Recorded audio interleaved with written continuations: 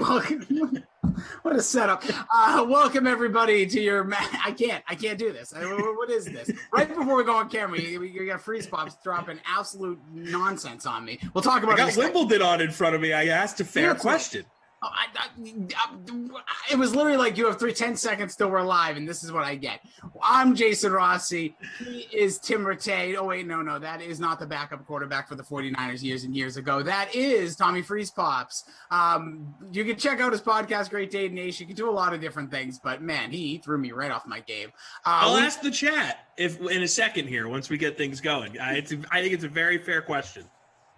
It definitely is. Why do they screech so much when they hit the ball? But honestly, we have ourselves a hell of a matchup here. We're in the latter stages of the 2021, I guess technically 2022 as well, season in the NFL, as we do playthrough here on Madden as part of your dream stream on DraftKings, YouTube, Twitch, Game Center. Love seeing everybody here on a Saturday. Hope you're all having a relaxing day, a calm day, whatever it is. Hopefully we're able to just add to it and maybe even add a couple of shekels in your pockets. Freeze Pops, what's going on in your life over there?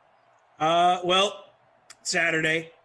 Yes. Going to a wedding in a few hours. So I'm going to shower in between sims. I might do the next sim partially dressed in a suit. How about that?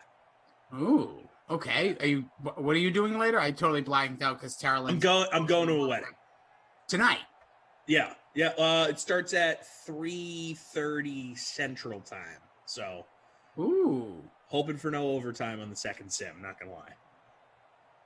Yeah. Well, we'll just. Yeah. You know that's gonna happen now because I said this. I'm actually. Yeah, I know. We got the Broncos at the Chargers, which.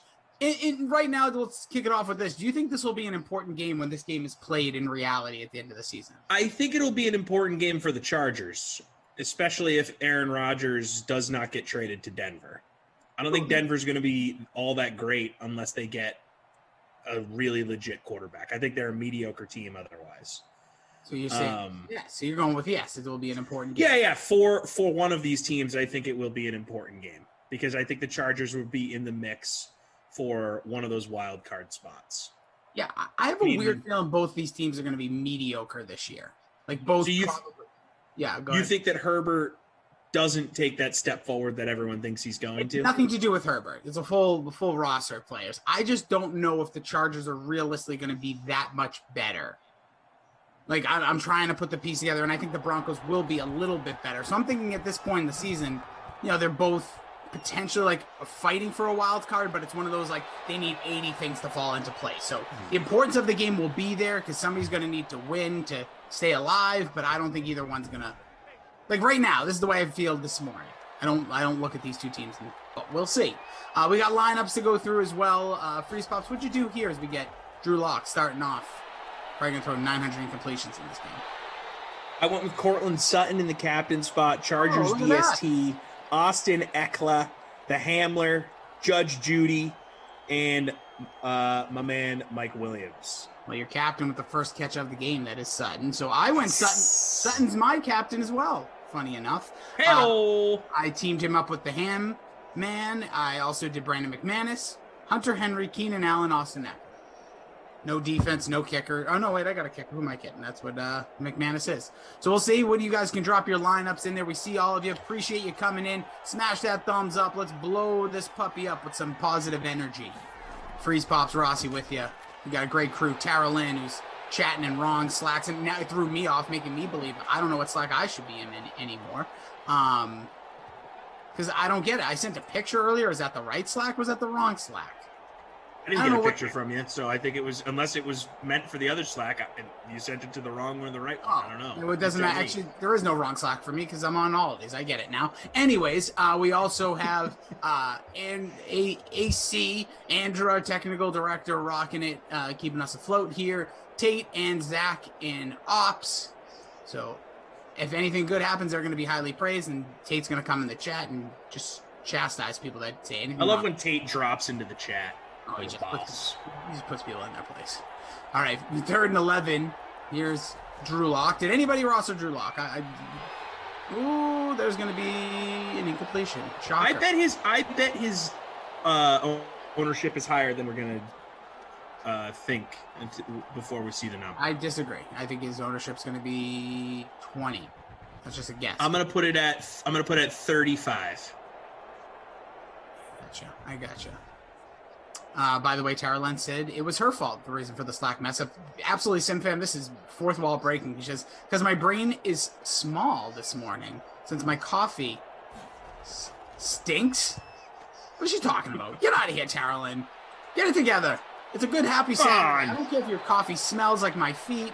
I don't care if your coffee isn't done yet. Let's get it going. Don't worry about who wrong slacks, right slacks. Who gives a crap? Let's just have some fun. I'm worried. About what?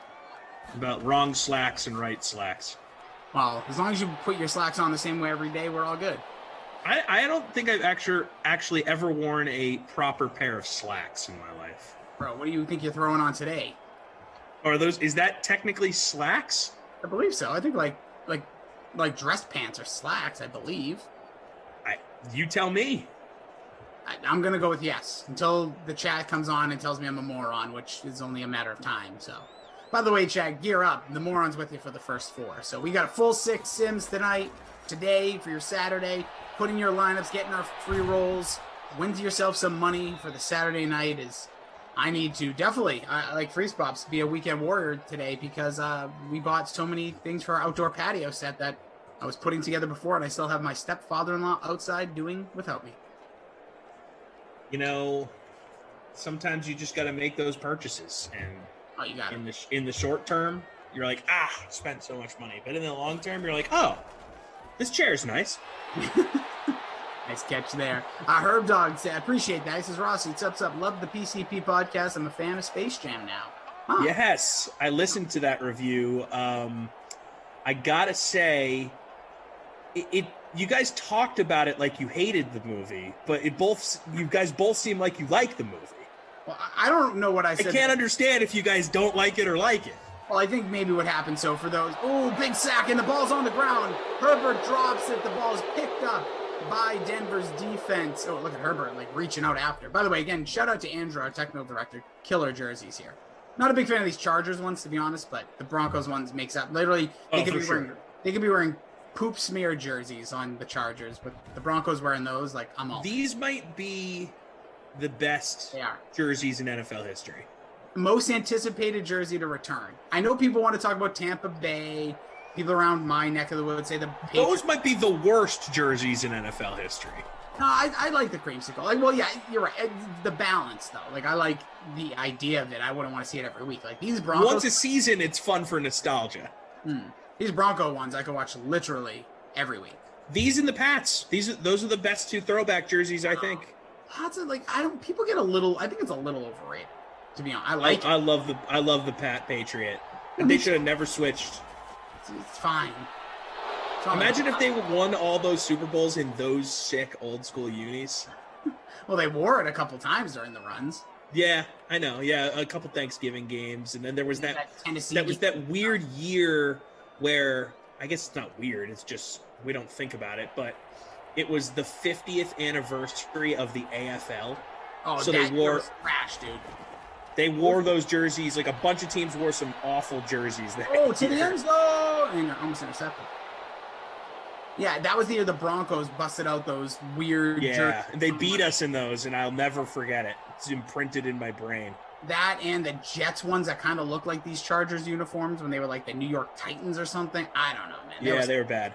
Wild stuff. Tate says Seahawks for the throwback. That is a good call.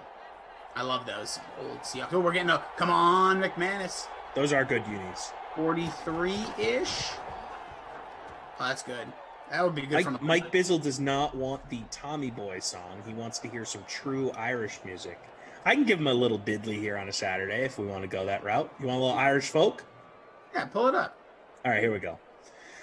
Hi da diddly da dum da doo da da dum da doo da diddly da day. Hi da dee da dum da doo da dum da doo da diddly da day. That's all you get. It's from Mountain Dew by the Chieftains. Actually, no, that's by the Clancy brothers, I believe. I thought you were gonna go with Johnny I Hardly Knew Ye or something like that. Let's see. No. Mountain Dew's my jam. Yeah, the Clancy brothers.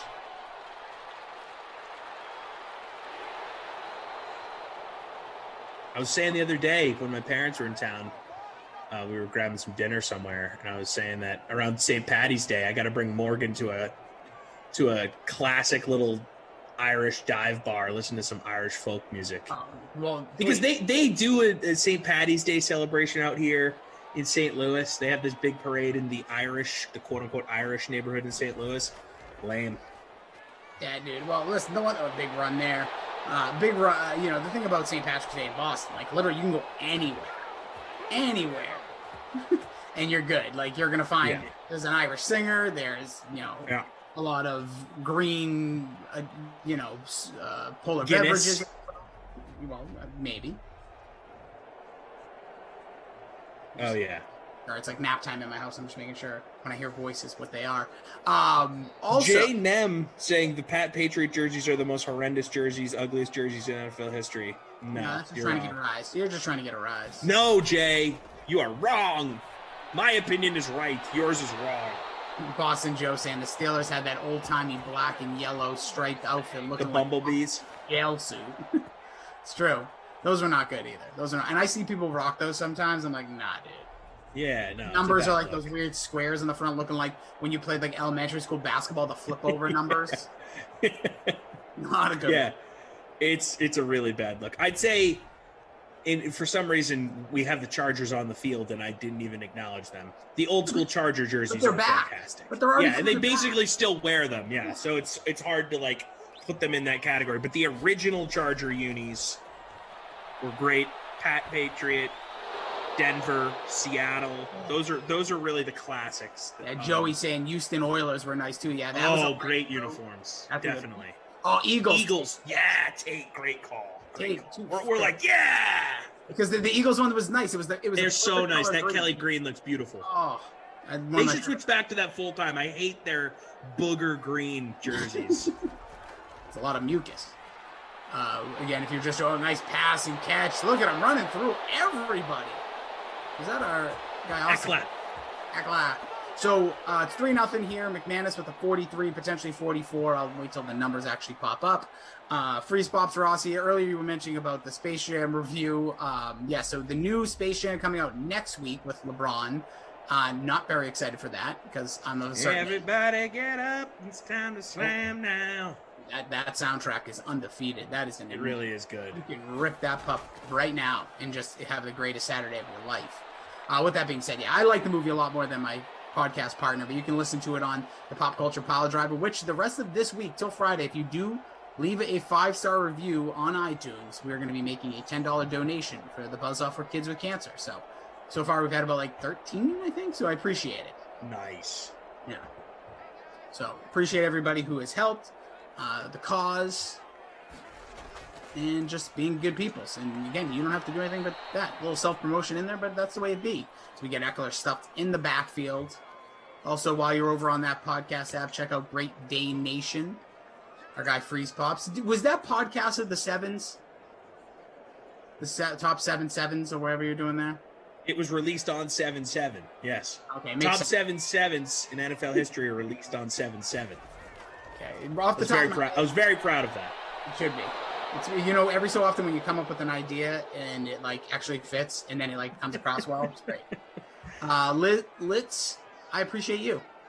I've been getting some pushback on the list though. And look, I've fully admitted that there's personal bias in the list. If one person doesn't do a list and only one person from a podcast does a list, like then that's all right, let's not take too many shots at Orton here. I'll take all the shots. He's a Hall of Fame kicker. He knows I love him. I have an affinity for him as we're going to try to tie the game here.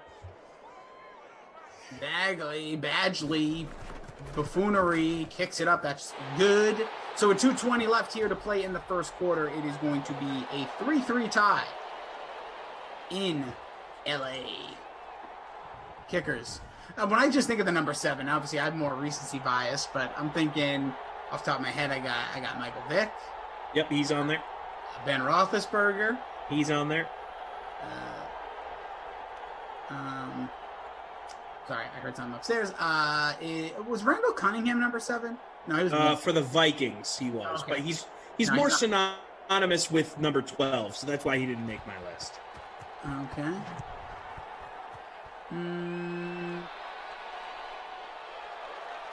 trying to think off the top of my head. I'm trying to think of other quarterbacks. The number one guy is synonymous with one of these two teams in front of us. Oh, John Elway. Stop. The very obvious number one. Yes, John Elway. My bad. That's foolish. I was thinking about Doug Flutie was 7 for a little bit. Yes, he's on my list. Okay, good. I got pushback for that because he should. That one's tough. I've only named 5. Because we have Drew Lock. Yep. I'm trying to think of the number 7s. Intercepted. Going the other way now.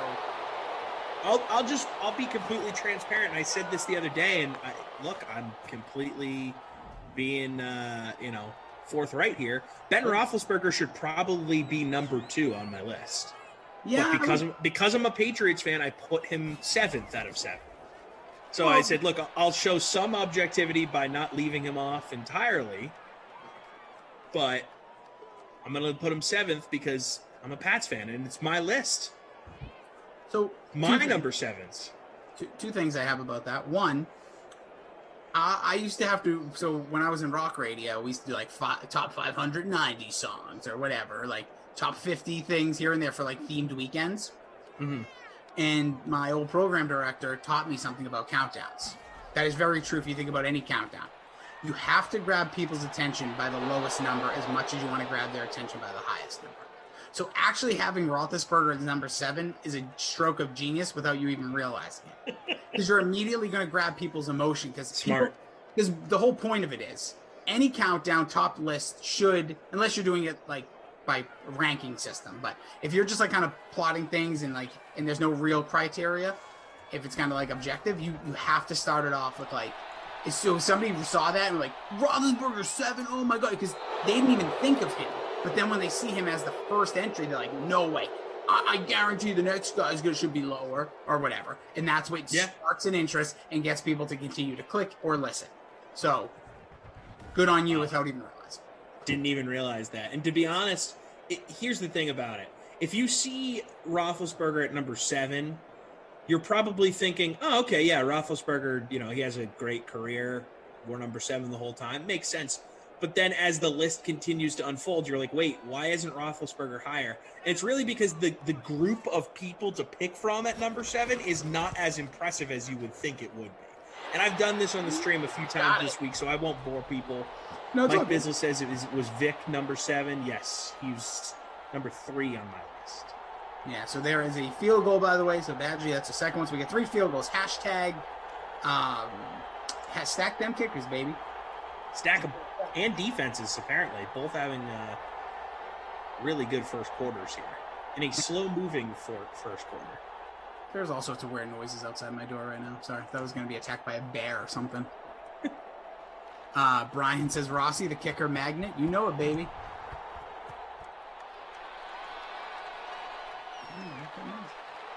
Hold on, I got to see something. Rossi's going to investigate what is happening in his backyard. Now, as some of you may or may not know, he does his Sims with the door open to his backyard.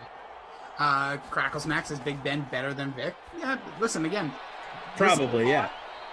Tweet at Freeze Pops, bury them, and then there you go. Get in, baby. Great Day Nation. I'm going to probably put a lot of people in Andrew, if you want in, Tara Lynn, if you want into this week for the Pop Culture Pile Driver, it is All-Star break for baseball. So we are counting down the top 11 baseball movies. My tag team partner, my podcast pal, Babysitter Billy, as he's known here, is a word named after him. Absolutely hates the idea.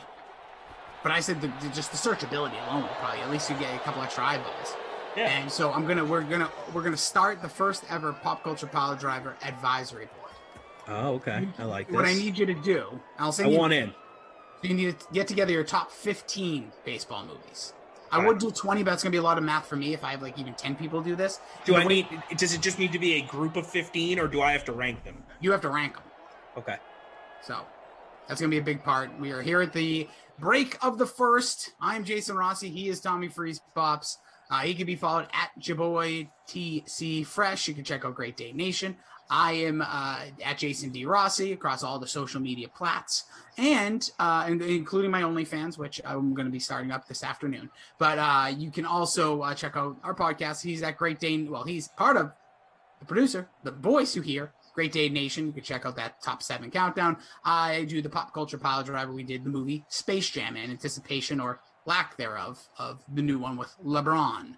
We went with 1996's Space Jam, which, what a story. What a wild story. Honestly, check out the pod. There's some weird little factoids you may not know about the movie Space Jam and why it happened, when it happened, or like why it happened in the first place, and then why it happened when it happened. And actually, not to continue to plug both of our pods here, but if you want to go back and check out our interview with Bill Murray, he has some hilarious stories about his time on the Space Jam set. So I don't want to spoil it. I'm going to make you guys go listen to it, but Bill Murray had some funny insight on that. Great Dane Nation, go look for the Bill Murray episode. It was a few weeks ago. Check it out. We see all you sweet peeps over on YouTube, our Twitch homies. What's up? Who is that? I don't know this name. Cart. I'm just going to go there because I can't read the rest of it because I don't know if it's appropriate or not. See you over there. Love it. Yeah, and the kickers. That's all I saw, and I love them. Lee, first time, says OnlyFans does allow gnomes to join. Bro, there's a shape and size for all of us. I'm just going to say. Everyone has their weird. Yep, and I am plenty weird. 2nd and 9 here. Broncos, they had the opening drive ending in a field. Oh, no, they punted. Then they got the field goal. Then there was an interception. So Drew Lock doing Drew Lock things, throwing 1-yard passes out of bounds just to keep the misery alive. What else we got here? Yeah, mother loving Bill Murray. Yeah, and we reenact in part of the pod. So where you were saying like I may have been negative and stuff, it's like all the different aspects. So we kind of break down by category. I personally think the movie's great. Like it has so much. It's a crappy movie, but it's a nostalgic movie. If that makes sense. Like it's not a good plot. It's not a good idea. It's just a moneymaker. It's Bugs Bunny and Michael Jordan in the 90s. Like you weren't walking, you're not walking down the street in the 90s without seeing a number 23 Bulls jersey, the Bulls logo, or some form of, Looney Tune cartoon on a shirt. So right, it was just such a genius move at the time. Now it's just kind of like, oh, okay, I guess we're doing this.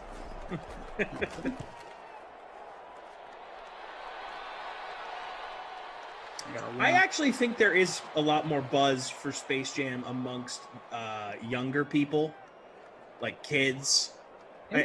Kids like LeBron.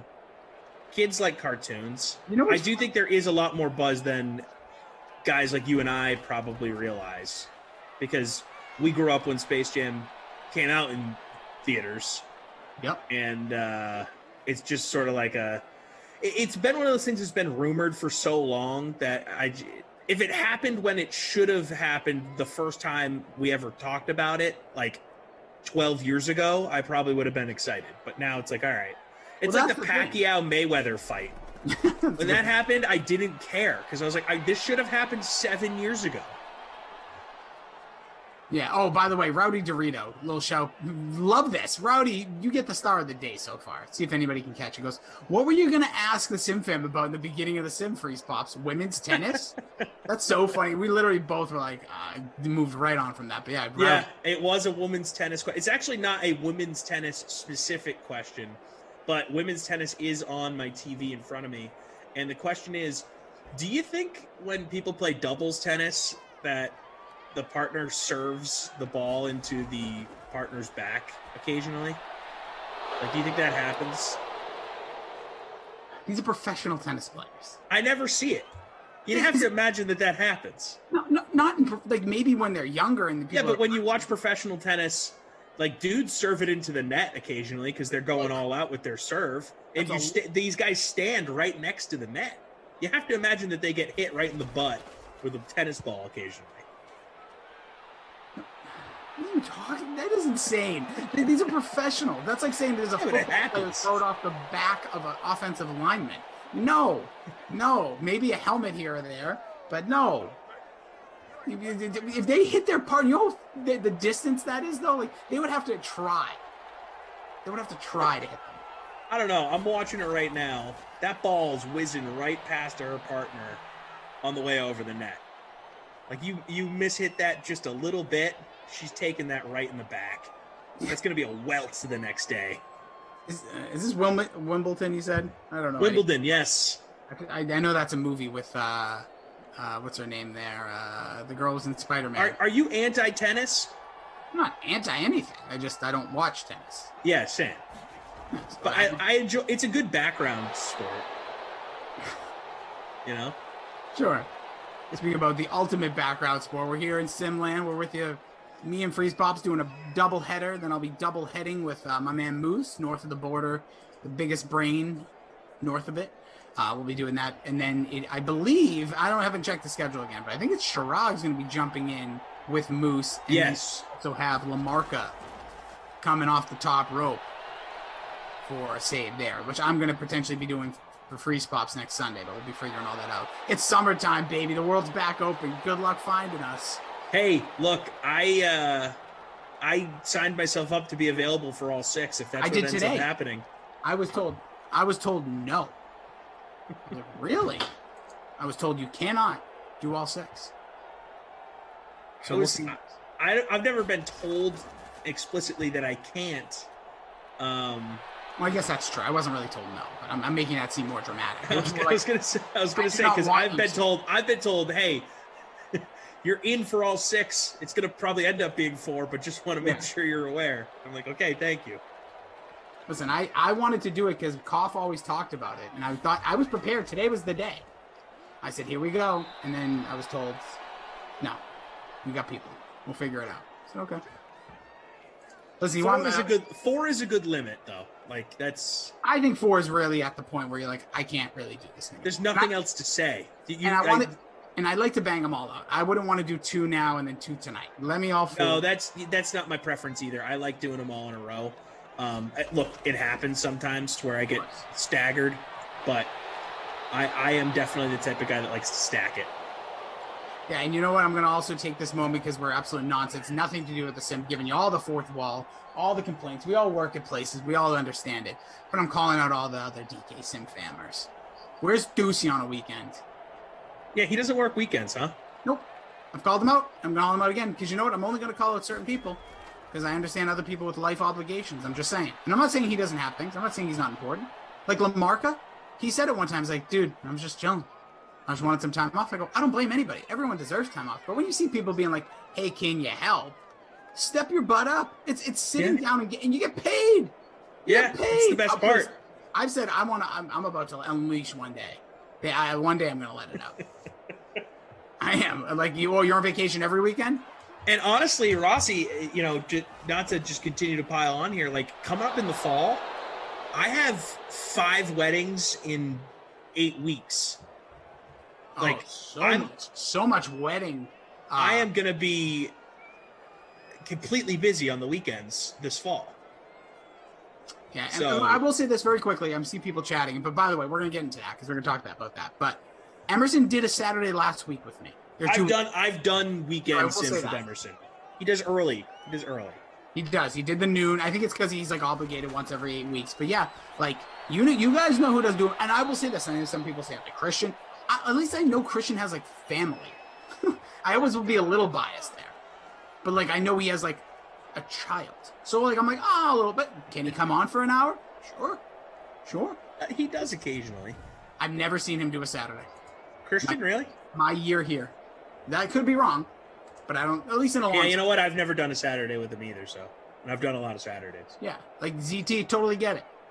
Saturday. Hey, listen, Saturday. More opportunity for me. You know Saturday. what I'm saying? Mr. Jeffrey saying Ducey did step up the other day when Tara Lynn lost connection. Not a huge Ducey fan, but he does deserve some credit. No.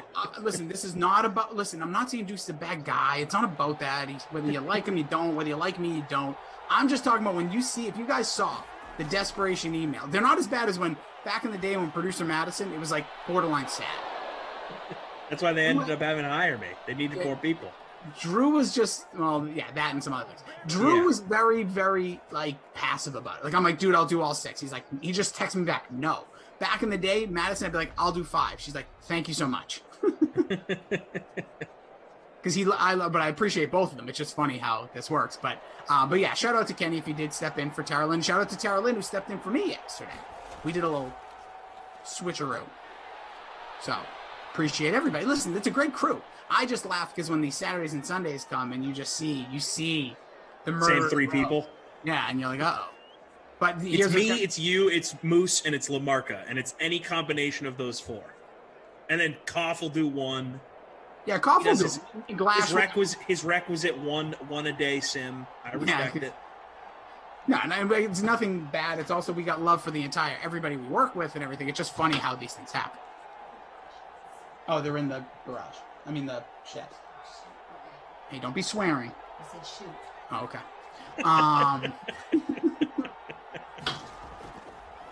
We're setting up some stuff, and oh, that was good. Some people don't. She didn't swear, but I always laugh. I say it to her all the time. So like when I used to be on when the few radio hits I've done in this being from home, I'd be like, "Don't swear, I'm alive." Anyways, I hope everyone's doing well. Oh, here we go. Ty the Raider says, "Love all you guys except when you talk down on Raiders." Yeah, we're not really positive about the Raiders on here. I find myself talking negatively about them quite a bit. I just think it's going to get very interesting when we make the official picks, for DraftKings here. We're not going to be doing it, but I mean, at least even on here. I'm not ready to settle in on anything. Because I'll specifically talk about this. We can talk about it more in the second half as we get the winding moments here, free spots. But the AFC West, this division, I don't, obviously Kansas City, right? Until some team proves, if Aaron Rodgers comes over, if Drew Lock makes a big step, I think that's the closest another team will come. I like the Chargers. I put the Chargers, the Broncos, and the Raiders, though, all in this, middling category. I could see them all being 9 and 8, or 8 and 9, somewhere in that mix. I am higher on the Chargers taking a step forward. That is a step forward, though. How far forward do you think? I think they're going to be a legit playoff team. Okay, I feel you. You know what I'm saying? I like your style. I like the way you smell. What is it that you think? Is it the coaching? Is it? I think it's getting a guy in there that's not going to hurt them as a coach, as we saw Anthony Lynn do a few times last season. Yeah. Shots fired. And I think Justin Herbert takes another step forward. He's got the full off season to be the CEO of the organization. I think it's great. Very quick, Mr. Nick, because you raised your hand and you know I love you, says, can y'all talk some offense into existence for the Chargers, please? Don't need any from Denver. All right, let's go. Let's get, who do I have? I have Keenan Allen. Come on, Keenan. Okay, sorry, we tried. Thanks. But yeah, this division, is there any, okay, even with the Chargers taking a step up, how close do you think they'll get to Kansas City? Oh, that's a good question. I think they're still a tier down. I do. I think Kansas City is going to be in the 13-14 win conversation. I think the Chargers are going to be around 10. Okay, that's pretty good, though. My theory is that the one thing about Kansas City that might be a little bit, I don't know if it's going to be the beginning of the year or the end of the year. This team has played a lot of football the last 2 years. To go to 2 straight Super Bowls, it's hard, no doubt. And you had you have a transition in your offensive line, which, they got a Pro Bowler, by the way, and they have a returning Pro Bowler off retirement who is injured. But I don't know. I just feel I don't think they're going to come down to earth they're going to be this bad. I think they're going to remind us, a lot of the Indianapolis Colts with Peyton Manning. I don't know if they're going to win a lot any more titles. I know it sounds really weird. I just feel for them to be how young, they are, even overall, there's really not a real old offensive weapon right now, right? I think Kelsey's the oldest. Kelsey's up there. Yeah. Is he 28? He's not. I think he's 31. Oh, is he? Okay. Well, let's just use that. Even still, they have so much. I feel other teams have more. He's 31. The desperation might not be within them. Where if you go with some teams, realize this is it. I think the Buccaneers are more dangerous to me than Kansas City, just for the fact that they all know we have maybe 2 more years of this. So let's get as many wins and try to win another Super Bowl. Where I think Kansas City is more think about their coach too. For Tampa Bay, I look at teams like that sometimes when they realize it and they're that good, they're not going to let the little things get to them. Where maybe Kansas City, again, but you could also say, well, if Kansas City had a healthy offensive line last year, that would have probably been a whole different ballgame in that Super Bowl. No doubt. They probably would have smoked them, let's be honest, because the game was relatively close. Well, it was like 31-9, wasn't it? No, yeah, I'm sorry.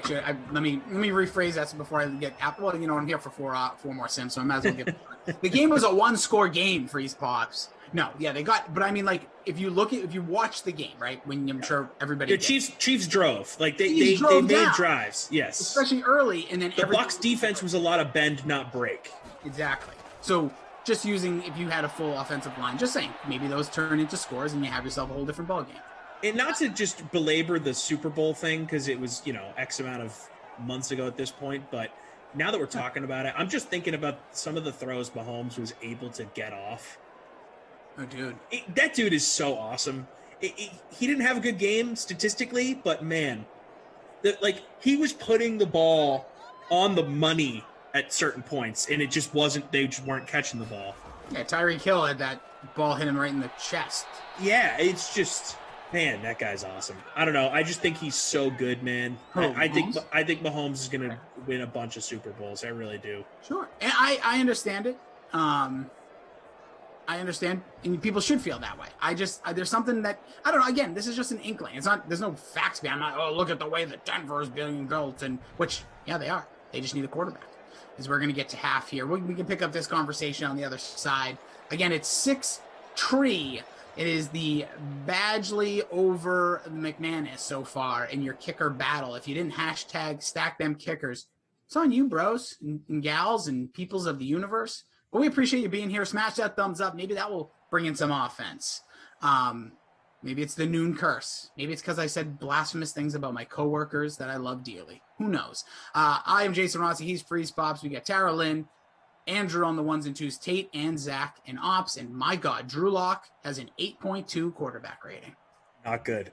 Everybody get up. It's time to slam now. We got a real jam going down. Welcome to the Space Jam.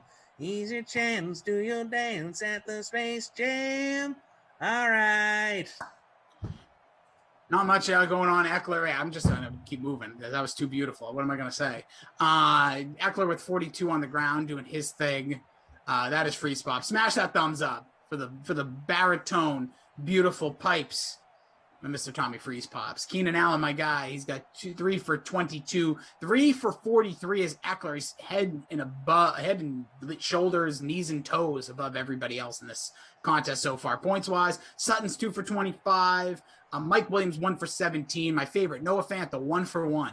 Gotta love that. Thanks, Drew Lock. Thanks, Bud. Wave your hands in the air if you're feeling fine. We're gonna take it into overtime. Welcome to the Space Jam. Here's your chance. Do your dance at the Space Jam. All right. Please don't use that term while we're on a sim. Jerry Judy's got Zippo. Hamler, 1 for 9. Hope everyone is doing well. What's up, babe? Oh, look at this. Boston Joe. Patrick Mahomes makes $45 million. So the Chiefs will always be underfunded compared to the next up-and-coming team with a young QB still on the rookie contract. Careful, Boston Joe. We know how it works in the NFL. You think, oh no. I don't think he actually makes $45 million, by the way. I don't think that's his cap hit. But either way, they'll make it all work. They already are. I don't know how Tampa Bay has the players they have. I have no idea how Kansas City has the players they have. And they both do. Yeah, people find a way to make it work in the NFL with the cap. It's not even worth worrying about, to be honest. Oh, Jared says that's going to be his new ringtone. Your little sing-along. Like that. Hey, people liked it. There you go. The ball's in your court, Lamarca. Oh, tonight at 10, challenge has been laid. Let's go. Twitch, clip that. Make sure Lamarca watches it. See if he can do better. Then you guys decide. And he can even bring up some more if he wants later. So we're going to get here to the second half. Trying to just see anything else here. Jason Page saying I should have been in a boy band. I know a guy in a boy band. Yeah, where is he? Where's Bad Boys? Let's get him in here. Could get him singing.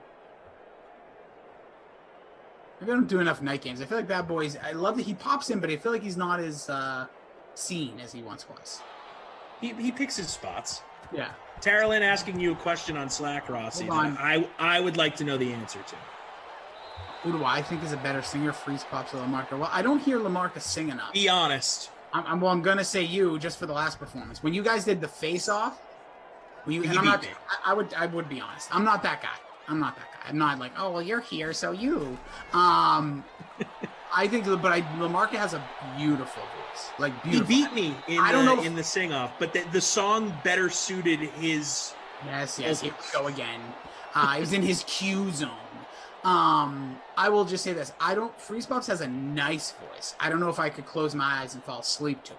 Lamarca, but that's just maybe a Lamarca thing, his aura. Where me and Freeze Pops, I feel like, are like the two dudes that would like stay out till 4 o'clock in the morning. And I think me and Lamarca getting together would just be like such like a pleasant hang. And I'm not saying he don't get wild. I know that ponytail when he busted out, but the interactions I've had with him are much more like, this guy just puts me in such a calm, chill mood. Yeah, subdued. Yeah, it's just, but he's subdued, but not in like a bad way. Not that can be bad. Yeah, no, I totally understand what you're saying. Calming presence. Jeffrey Orris wants me to scat a little bit. Skeety boop bop, deety boop bop, bit boop, deady boop, boop, deady da bop, deady. I'm a scat man. Oh man, that's the second time that's come up recently. Me and Emerson went on a whole scat thing a couple weeks ago. Skeety boop bop, deety boop boop. Oh yeah, come on. There's Sean asking. It's just song request Saturday, I guess, because I got Sean over here looking for a little Lionel Richie. Tara Lone's. There's your new name. Tara Lynn's phone charger. There you go. Strike 2. Huge shout out to that name. That is hilarious. With the little plug in the emoji. Great stuff. Tara Lynn's phone charger. Yeah, well, Tara Lynn has issues. So, just saying. You got to get one of those blocks, Tara Lynn. You know what I mean? I thought about that. Yeah, Morgan has one sitting right in front of me. Does it work? You just put the phone. Yeah, we keep it plugged in at all times, and then whenever we think we're going to need it, take it with us, and throw it in our purse. There you go. Get the charger on deck. Intriguing. By the way, a little bit of news in the sports world. I know the NBA's tonight, right? It's Game 3 tonight. Sunday. I think it's Sunday. Well, that stinks. All right. Anyways, Mookie Betts and Michael Brantley not going to be at the All-Star game. They decided not to play. That makes sense. Mookie Betts hasn't had really that great of a year, so you might as well take some time off, get the body right. I don't begrudge any guy for skipping an All-Star game that's mid-season like that. My only issue is like I don't know. I feel like people really want to see you. Like now, and like this is such an interesting year, and I feel like baseball. I get it to a degree, but like ultimately their loyalty is to their contract and trying to win a championship. Yeah. Like those fans, yeah, they want to see their dude in the All-Star game, but they'd much rather see Mookie Betts healthy, playing well deep into October. Dude, Mookie Betts saw the jerseys and he's like, that ain't They're it. garbage, huh? I'm not wearing that. I will say one thing that I have a battle with a lot of people when they talk. Like we do our Mount Rushmores all of these times. We've done every single team now. All of them, even the Oilers. The Pro Bowl means so much more to me, even though you could be like the 5th quarterback because everybody else either going to the Super Bowl injured, doesn't want to go. But I will say this. It's the only game that like, you can put on a resume. All-Star games should not be on resumes for baseball, hockey, and basketball. It means you had half a good season. It makes no sense when people bring that up. I always get so mad about it. Like, well, this guy was a 16-time All-Star. And obviously, if you're making it 16 times, I know, maybe that was a bad. Sorry, Al Horford when he was here for a while, it was always he's a 5-time All-Star. I'm like, and I like Al Horford, but I'm just saying like that's just the first thing that comes to mind when you think of like a player. You're like, yeah, he's all right, but is he really that good? It's like, well, he's an All-Star. It's like that's like 38 games sometimes. Like, what would he do? Like, I'm great for half of most things in my life too. Just don't put me like. It's just in the second half, I kind of peter out, but nonetheless. It just makes me, I don't know, it bothers me when people like, it's like, oh, this guy for NHL, he's like a 6-time All-Star. It's like, my one gripe with this take, and I like the take, we can continue to workshop this take. We're in the take lab right now. Okay. But my one thing that I think hurts your take is that you're giving too much credit to the Pro Bowl. Because every year, like 150 dudes are selected to the Pro Bowl because so many guys turn it down.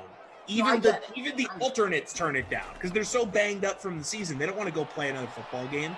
And it's not even in Hawaii anymore. They don't want to go. They're like, I'm not going to go to Orlando to play in a football game that's not a real football game when my leg is half broken.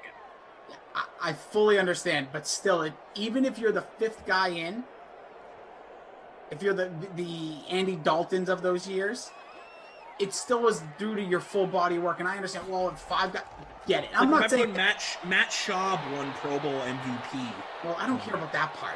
First of all, Matt Schaub was definitely a Pro Bowl quarterback for a year or two. And he was. When he was with the Texans, dude was like... I know, I agree with you. It's just a weird sentence to say in 2021. Oh, Matt Schaub was an all... Matt Schaub was definitely a Pro Bowl quarterback. So let me break it down this way. So Mookie Betts will not be an all-star, right? Michael Brantley, will he be they're going to fill those players. So if you're a half-season replacement, it's even worse. At least a full season of body of work. Oh, look at Herbert sneaking into the end zone, saying, I'm going to be a Pro Bowler. He might have been last year, actually. I don't even remember. But there he is, the Rookie of the Year for sure. It's going to be 13-3, just like that, with 2.5 left to play in the third. A guy on YouTube named TC, I like the name. Yeah. He says, the All-Star Game is for the fans. It's a player's thank you to the fans. And I agree with him. Totally. But if you can't get out there and physically perform at your best, then I don't think that you should exert yourself any more than you possibly can by traveling to another game to play an exhibition, even if it's just for a few innings. I just don't think that you should do that. It's irresponsible to your fan base. And I know it's a thank you to the fans, and maybe you can just go and make a cameo appearance and go run out on the field and wave your hand. Hey, everybody, I'm here. Hi, look at me. Go Dodgers. Yeah. But I don't think that, like, when Jaylen Brown went to the All-Star game this year, that bothered me as a Celtics fan. Yeah, He's banged up. Hurt. Celtics were pushing for a playoff spot, and I know, confidence and building confidence is a part of becoming a star in the NBA. But okay, take the All-Star nod and then go rehab for that week instead of going to the All-Star game. I get it. That's a whole different. I agree. It's easier said than done, right? I mean, this guy's dreamed about being an NBA All-Star. I understand that, but I always just say go and just don't put him in the game. That's what I say. Or that. As a coach, make the decision that you don't put the guy in the game. But people play. But I get it. My big picture of this whole situation, regardless of what you like, what you don't, I just think the way people attach themselves to half-season awards is ridiculous. Like, my senior year, I had a 4.0 at the halfway point. Then I just stopped caring, and I don't even know what I had at the end of the year. But I don't get rewarded. People don't go back and go, well, he had a hell of a first half of the senior year. I don't know. That's for me. But hey. But you should, because those are good grades. Well, I appreciate it. I was crushing it because I needed to get into college. So I was like, you should try this first half. And it really goes to show, people, moral of the story, if you put in effort, you're going to succeed. Amen. Good night, everybody. We're out of here. Drink your water. I got a bad case of senioritis like midway through my junior year of high school. That's not when you want to catch that. It's a little early. Yeah.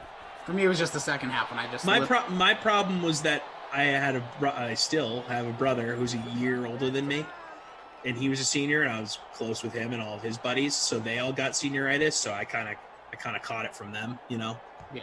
I was within 6 feet of them, so I caught senioritis. Love it.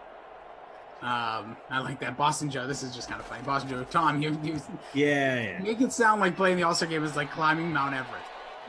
Well, don't use the word here. Big ups to Jesus. It's pitching 2 innings max or hitting once or twice. But yeah, he wasn't talking about the baseball All-Star game, but he was bringing it up. But here's the deal. At the end of the day, if you're a fan of the team, you never want your player there unless you're a team that's been like snake bitten and you finally have an All-Star that like you care about. Not like Robert Fick for like 10 years for the Detroit Tigers. That's another thing. Like that guy was like highly considered like as a good player. It's like, bro, you're just making it because you're the best player in Detroit who nobody cared about in the 90s. But shout out to everybody. Love TC on YouTube is clearly one of those old guys that's like, back in the day, it was way better. Don't you do that. Don't you call out the DK Sim fam like that. Well, look at Pete Rose taking out Ray Fosse, and Mookie Betts has a hangnail. Yeah, I think that's my dad. Actually, that's him hiding behind it. I thought about like one day if like we were stuck with a sim, I'd want to do it with my dad and just have him talk about all his like, you know, older generation, like especially in basketball, because he absolutely hates the NBA. And he loves it. He hates the NBA now, or he used to? Oh yeah, yeah. He thinks it's like the worst league. Like just everyone flops now. No, he doesn't care about. Never says anything all about how they shoot threes and there's no set. Nothing is set up. Everything is a 3-point shot. Guys just chuck threes, whether you're a 3-point shooter or you're not. I can see why that would bother the older crowd. But I'm like, hey, did you not realize like 6 years ago when everybody realized what's the point of taking a deep two? He's like, yeah, but you gotta work it inside. I'm like, all right, take it easy. I get it. But this is just the way it is. I'm not trying to change your mind. I enjoy the sport. And by the way, NBA, everyone should be loving what we're seeing right now. This is amazing. Oh, it's great. We're giving the push. It's like in wrestling terms, you're giving the younger talents some shine. No older veterans, only one player in the NBA Finals that's ever played in the NBA Finals before, and it's Jay freaking Crowder. So it's good stuff. I want to see the Bucks come back, regardless of who wins. I want to see it go like 6-7 games. Unless you're a Phoenix, like a legit Phoenix fan, not all these people that just like the colors and wearing their jerseys. Carolyn, you know, everybody that like you should want to see a nice long series. Yeah, I've sort of conceded that I think the Suns are going to probably close this thing out in 4 or 5. Like, what more can Giannis do? Andrew, hold on very quickly. I didn't read it till now. He goes, my dad says to get rid of the 3-point line. My dad has said that before. My dad has said that. That's funny. Dads, man. Them dads. Also, Tara Lynn says, I adopted the Suns, so screw you. Oh, well, wow. Tara Lynn, bringing that positive energy. Okay. I didn't know Tara Lynn, your Boston is showing. No, how about like, I like how people adopt teams and then just like, well, screw you. Well, what do you mean? You adopted a team. I know. When did you adopt them? I need to know the date of adoption. All right. I've gone to Build-A-Bear and do a date. I need to see the paperwork on this. I need to know the date of adoption. All right. Date of adoption, or it doesn't count. If it was before the season, okay. Then you know what? I'll shut up and I'll walk away. But I'm not going to believe you if you're right. I need to see the date. We are through 3. It is 13-3. The Chargers ahead of the Broncos. The Broncos offense has been absolutely miserable. We have Austin Eckler with most catches in the game with 4. He's tied with Henry and Allen. He's got the most yards at 49. I don't think we're getting any bonuses in this one. So we'll try to bring this old pup behind the shed and shoot it as we get to the 4th. But you never know. Could have a wild one as well. Smash that thumbs up. Let's see where we go. Blew up, true up. Don't know what that means, but I like it. The artist formerly known as Brother Phil saying, yes, Tom, but this is a fairly new development surrounding the Pro Bowl back when it was after the Super Bowl. Not that long ago, almost everybody that was selected went and played. It was considered an honor. I would say that it was, well, I guess it just depends on what you consider not that long ago. I feel like for the better part of the last decade or so, the Pro Bowl has become completely undervalued. Yeah, it's just not. Nobody cares. Nobody cares. But no, we say nobody cares, but it always gets the highest ratings. Well, like the Pro Bowl outrates World Series and NBA Finals. Yeah, but that's just football. It has nothing to do with the product. Well, that's what I'm saying. I'm saying no. We say no one cares, but everyone still watches it. Yeah, because it's on. I don't think it's literally like people don't talk about it. It's only, oh man, hey. Like, I got to throw on the Pro Bowl. Yeah. Oh, hey, we coming over for the Pro Bowl later? Also, Tara Lynn very politely says, I don't need to tell you diddly squat. You don't have to tell me anything, Tara Lynn, but I don't have to listen to your fandom of the Suns because I think it's funny. Just like Koff and everybody else who just decided. Like, is Koff on the Suns bandwagon now? Oh, yeah. They all got their shirts. The shirts are fire. Like, it's great colors, but guess what? It's been great colors for 30 years. It is a great color scheme. I have said for a while that my favorite throwback NBA jersey is the black Suns Barkley jersey. Oh, the early 90s? Yeah. I didn't like the black ones much. I called them the Kevin Johnson ones, but hey, who am I? We get a run here, Eckler. Yeah, Isn't Kevin Johnson like the mayor of Sacramento now or something crazy?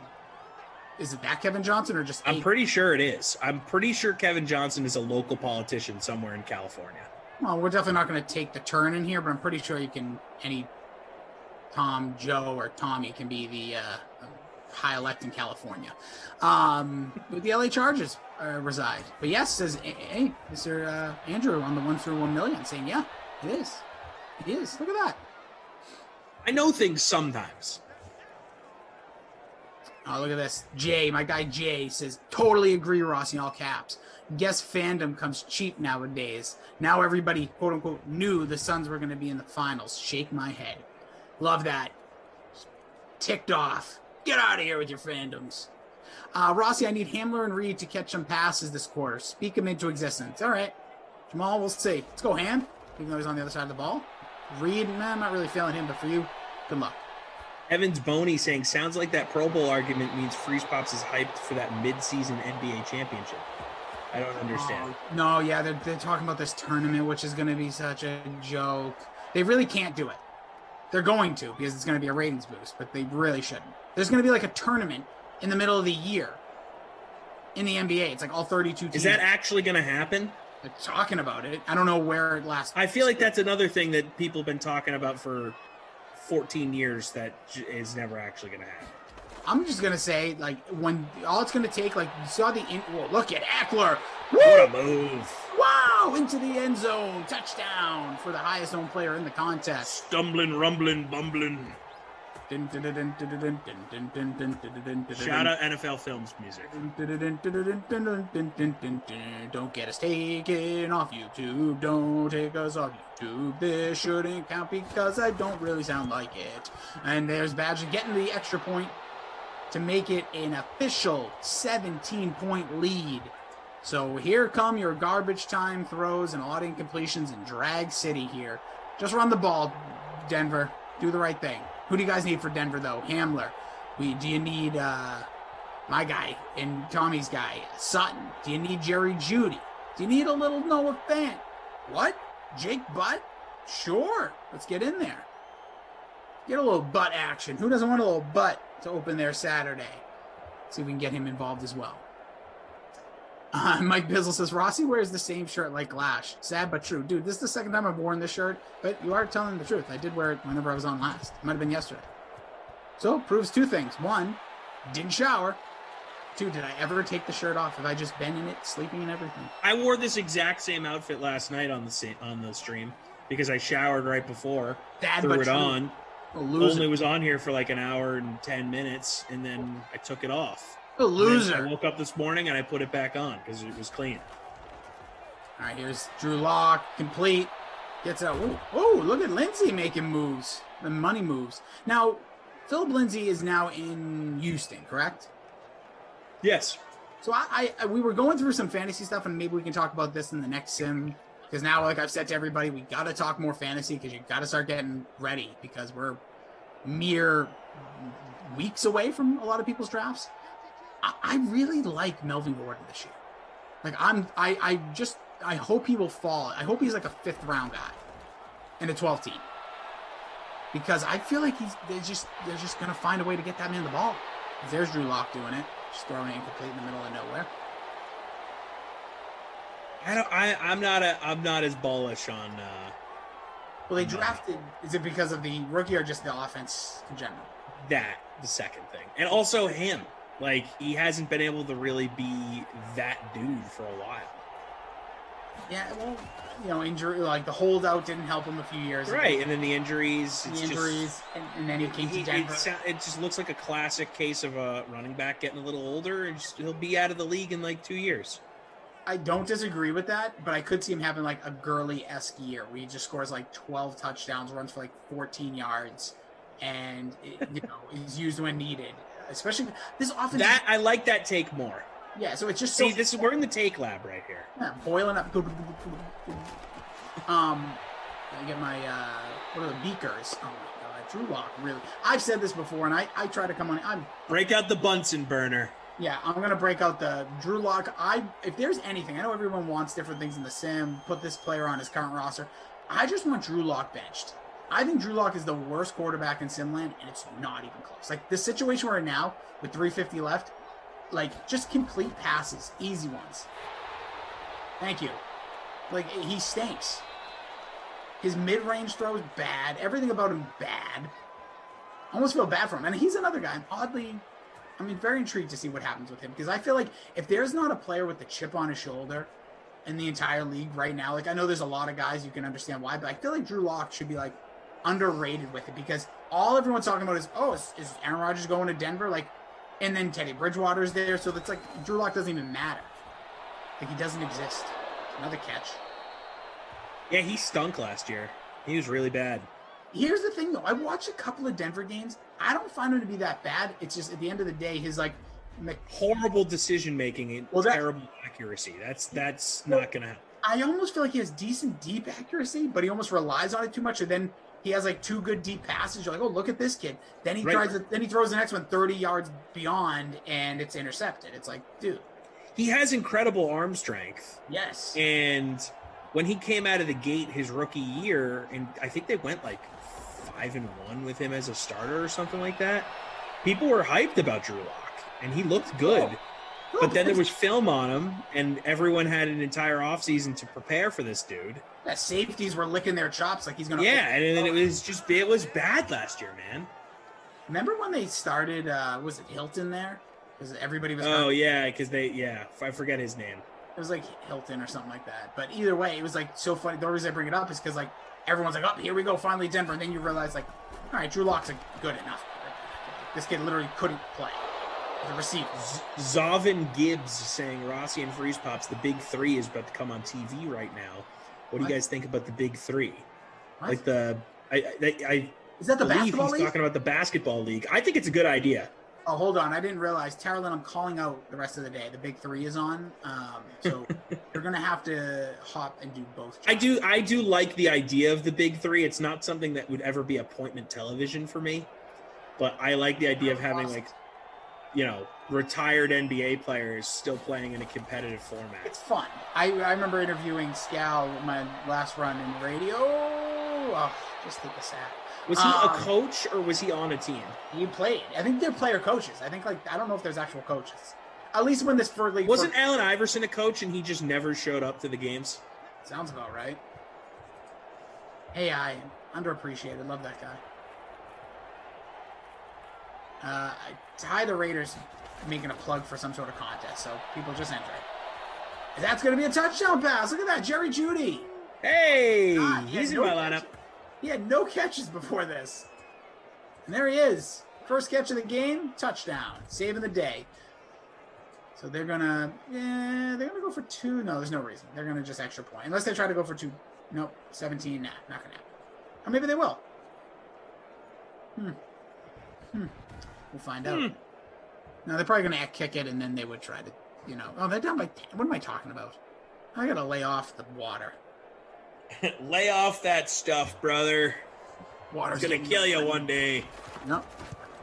By the way, one of my goals, so I have 2 things I need to do in between my Sims. One is going to be I have to send this email about the top baseball movies to people. And the other one is going to be I'm going to get a run in. But I have to really time it out right. In between Sims, you're going to get a run in and send out an aggressive email? Yeah, but I have 3 in betweens. So this next one's probably going to be the eat one. The next one. Oh, okay. You're saying throughout the day. I just texted you my email address in case. Appreciate that. I was just going to look for it on. Oh, you texted. Yeah, I just made it easier for you. Oh my god, I can't believe that's your personal email. BigHunk22 at AOL.com. Dude, that's awesome. You kept it. One time when I was doing radio here in St. Louis, we were in the midst of some sort of segment, and I was running hot about something. And I was like, you can hit me right at my personal email if you got a problem with it. And I gave my my email out on the radio in St. Louis. And immediately on air, the host of my show was like, you realize you just gave out your personal email? Why would you give out your work email? That's what he said. He immediately said, he's like, why didn't you just give out your work email? You were all fired. It's like, you know what, Bernie? It's a good point. I shouldn't have done that. And I actually received quite a few funny emails. I'm sure no one spammed me or signed me up for anything weird, but anything inappropriate? I probably got a dozen funny emails from listeners. Anything inappropriate? Or Yeah. anything, a good... Probably half of them I can't read on the air. Yeah, okay. Anything, any pictures? No pics. All text. Sean Preston, I know all about it, my man. But I appreciate it. He says, Rossi, research water poisoning. It's a thing. Watch it. I know. I gotta be careful. Yeah, my mom has warned me about that in the past. She's like, you're gonna ruin your sodium levels. Oh, no. That's why I salt my foods. Listen, I have this thing under control. This temple over here that you all get to witness in a very small screen. Don't worry. I treat it right. Well, sometimes. Until I had that McRib that time. Whew. That was Christmas, right? That was Christmas time. Yeah, I think it was December-ish. Because I was having my family over for Christmas. I think I'm still cleaning sauce off of my face from that day. I'm cleaning it from elsewhere. That's going to be a run. 3rd and 4, not going to get it. So that's the end of the timeouts for Denver. We'll see what they can do here in garbage time, down 10. They may try to kick a field goal if they get in range early, but we shall see. I'm in 97th. It's awful. I'm not even going to look. I know I didn't. I'm not good. Cortland Sutton is going to get my babysitter Billy. So just give it away. I don't even care if there's any bagels anywhere else. Look at this. Put the game away. Oh, kiss all the Chargers. All of them will win. Whoever, if they get this first down, they win the player. Oh! What a stop! F you. I don't even care what Cortland Sutton does on this drive. He's getting it. Yep. 6.75 points in my captain spot. Sorry. Jeez. Didn't have time to mute myself there. Okay, you need a hug? Wow. I'm going to need a lap. I'll be right back. By the way, CJ says, I have low sodium, so if I drank water like Rossi, I would be dead by now. So, well, CJ, I'm sorry to hear that. Make sure there is sodium, like, waters out there, you know. I'm sure you do, obviously. I'm sure. Yeah, you go to the beach, you stick your cup in the ocean, and you just drink some salt water. Tara Lynn's super spicy right now. Super spicy. She has got a wet. Because she's like, it's Saturday. Actually, the weather's not that good, so it's not. Well, I'm sure she ain't gonna be shy, but you know, she's gonna get out there. Tara Lynn, don't worry about it. We'll get you through. TL, I usually am good about the mute on the cough. I just caught mid sentence and I didn't know what to do. I'm sorry. Sometimes you can't be perfect. It's hard to be perfect. Write her an email. Sean Preston, where's my cat ear? Dude, it's coming sooner or later. I'm gonna cut that thing up. I'm gonna give you my real cat's ear. Wait, he's been acting. Here's looking around. Drew Lock with all day. Finds a man and does what he normally does. Throws an incompletion. Yeah, there's sodium-filled waters. I've actually had them. Because obviously my whole thing was drink more water one time, so now I take it like a badge of honor the way I chug this pup. I've been having a lot more water recently with the heat, even though for us locally it's been crappy. I sweat so much. I have to replenish. Austin Eckler, by the way, going to be my wooden nickel winner. Crusty cough player of the game. Give it up for the man. Highest own, paid off for it though. What Eckler. Eccles. Let's see here. Hold on. I'm gonna look at my lineup. I hear the Office music playing in the background from our bedroom. Morgan, what episode of The Office are you watching? This season we were rocking 9. Weight Loss Part 1. Oh, love that. Great start to that's a 4th season? What is that, season 4, Morgan? Yes. Oh man, see, I still got it for the first watch through. Season 5, episode 1. Damn it! Pass interference brings him to the 1-yard line. Too much time. I mean, just enough time left on the clock here. Let's see what Drew Lock does here. Wide open back to the end zone. Ooh, who got it? In the corner. I think that's Sutton. Wow, I'm still giving him the award. I don't care. It's not. It is KJ Hamler. Coming up big in the end of the game, helping my 103rd place lineup. Oh, just dropped down. I like watching it live when Tate and Zach are doing it. So I'm in 104. Let's see what happens. We're reviewing it, Rossi. Just skip it. It's a touchdown. These are never called back, everybody. I promise you. It's not going to get called back. There it is. Look at that. Told you. I'm just saying. I hate those reviews. Hate's a very strong word because I don't have hate in my heart, but I don't like those. Sounds like you do for those reviews, though. Yeah, there's more like a word, like I'm hanging out saying things. Rossi, we seen you chug it. Doesn't exist. Wait, Rossi, we seen you chug it. Doesn't exist. What are you talking about, Robes? You saying that? I know you misspelled something, but I can't tell which one you misspelled. Are you trying to say until I chug it, it doesn't exist? Or you've seen me chug it, so you know I drink a lot of water. I'm definitely not chugging today. I got way too much going on with this vocal cords the rest of the way, so. I have a few friends coming over tonight who are going to have a joy because I'm probably not going to talk much. You're going to be just out of words. No. Out of voice. Just kidding. Great episode. I gotta admit, I'm excited to go. This is my first wedding? Post-pandemic wedding. I mean, there was I went to like two small ceremonies last year, like the mini, like COVID-friendly weddings. This is like my first legit real wedding after the pandemic. Dude, I performed a wedding in the height of the pandemic, and I was absolutely uncomfortable the whole time. And what were you, DJing? No. I performed the wedding itself. You were ordained minister. Yeah, I'm a minister, dude. I got a wedding in 2 weeks.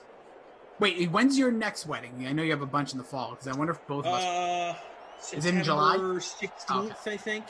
But see, that's the point where all those guys. So here's the thing: I start off by poo-pooing on the whole staff, basically. But once that rolls around, people like me and Freeze Pops will do Saturdays because Sunday they do the whole, unless they open up to everybody. But usually there's like a certain crew that they use to do the, I don't even know what the heck. Yeah. The Sunday stuff. Yeah, because they'll use like the people that they, writers and stuff like that. So we shall see, everybody. That's it for us. We're going to wrap it up here. Shout out to Andrew, to Tate, to Zach, and to the Suns' #1 bandwagon jumper, Tara Lynn, who is right now probably just doing crunches because once it hits whatever time we finish up, she's going to get her butt outside. Again, we gave you the awards. He's at your boy TC Fresh. I'm at Jason D. Rossi. His name doesn't really sound anything like mine, but my brother from another mother, Ross Taka. Here he is. Take it away, Mr. Taka.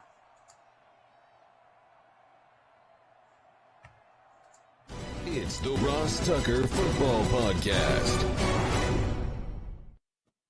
Oh, yeah, it is. But it's not just any Ross Tucker Football Podcast. It is a teaching tutorial Thursday, a Greg Cosell day. Get excited.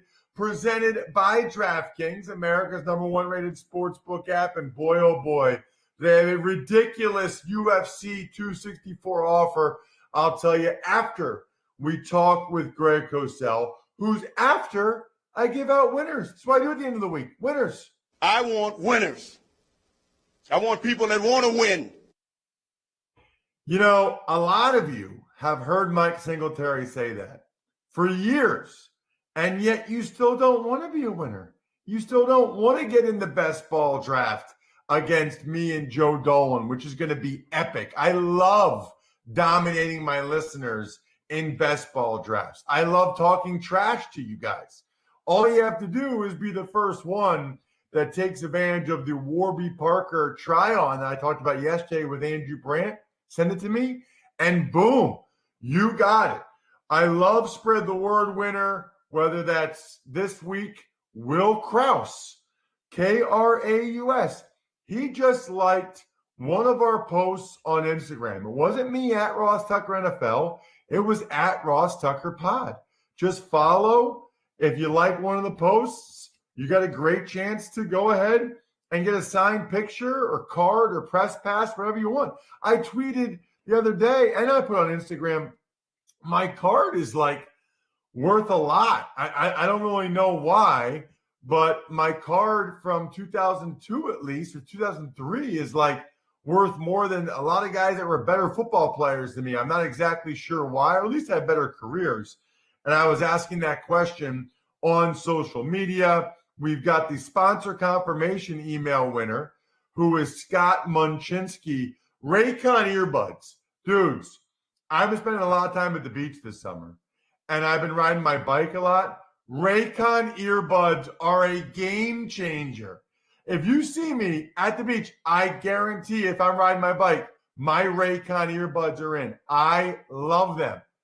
Man, I had no idea how much better they could be. I was using some junk earbuds before. Now I got the Raycons. Woo, they're awesome. Scott, you will love them. The YouTube shout out goes to Coleman Friend. Coleman is a friend of mine. Rip, rip, rip. He can hit it anytime. Rip, rip, rip.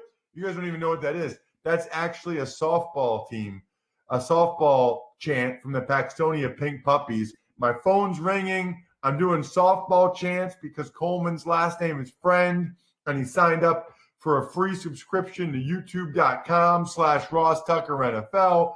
I'm shouting him out. He's going to get a cameo-style shout-out that people pay $25 for. You get it for free, Coleman. Just email me, ross@rosstucker.com. I'll give a shout-out via YouTube to whoever you want me to. We're rolling on a Teaching Tutorial Thursday. It's Big Show time. The Big Show. All right, Greg, let's start with N'Keal Harry. Before we get into the AFC South, I did want to get your thoughts on the first-round pick for the Patriots a couple years ago, who has formally requested a trade. What did you see from him coming out, and what have you seen from him so far in the NFL? Yeah, Harry's one of those guys that my guess was polarizing, Ross, because you look at a receiver like that. He's big, he's physical, he had some good run after catch, he showed some body control, some contested catch ability, and you start to think, okay, could he be a Michael Thomas type of receiver? Because he's not a vertical dimension, but people knew that. But then on the flip side, some people might look at him and say, you know what? He does not have great quickness in and out of breaks. He doesn't play quick or fast. He tends to round off his breaks. He was not particularly efficient at the top of his route stem. So he's one of those guys I think you go back and forth on when he came out because he certainly was productive in college, and he did have some plays, run after catch plays. But clearly in the NFL, the negatives have shown up more than the positives. And at this point in time, he's not the receiver that the positives might suggest he could become. So I can't speak to anything about professionalism, work ethic, anything along those lines. But the tape showed positives and negatives, and it's clear that the negatives at this point have outweighed the positives. It feels like, Greg, when people are missing recently on receivers, it feels like it's the contested catch guys that, and I'm generalizing here because right. There's guys like John Ross, who was a deep threat or whatever. So I'm generalizing. I guess all shapes and sizes of receivers haven't necessarily translated. But it seems like the guys with the speed or the route running, the McLaurins, the Metcalfs, some of these guys, that they've had more success than the N'Keal Harrys, the Arcega-Whitesides, and that, these contested catch guys aren't quite as able to do that at the NFL level. Yeah, which is an interesting point because there's a lot of people who believe that at the NFL level, contested catch ability is important. But I think separation at the top of your route stem, and separation is a relative term, obviously, but separation at the top of your route stem is critical. And sometimes these bigger receivers who do not have that kind of quickness, short area separation quickness, they can struggle. And I think that's been one of Harry's issues. You can find, the thing is you can always find examples, Ross, of big guys who are good. You can find examples of smaller, fast guys who are good. You can always find examples if you want to and say, can he be like that guy? DeAndre Hopkins, and I'm not comparing N'Keal Harry to DeAndre Hopkins, but DeAndre Hopkins, I believe, ran a 4.57 or 4.58 40. There were concerns about his speed, and now we know what DeAndre Hopkins is. He's great. So these things are difficult, and that's why I said he's polarizing, because you can see positives and you can see negatives. And then it gets down to other factors, which you and I may not be aware of when it comes to other things. But certainly the negatives on tape have shown up far more than the positives. Yeah, we'll have to see what happens with Harry. It's interesting because I want to get into the AFC South with you. And thinking of bigger-bodied receivers, let's start with the Tennessee Titans. Although I guess, and I know they can, Greg. I know Julio Jones and A.J. Brown can make contested catches.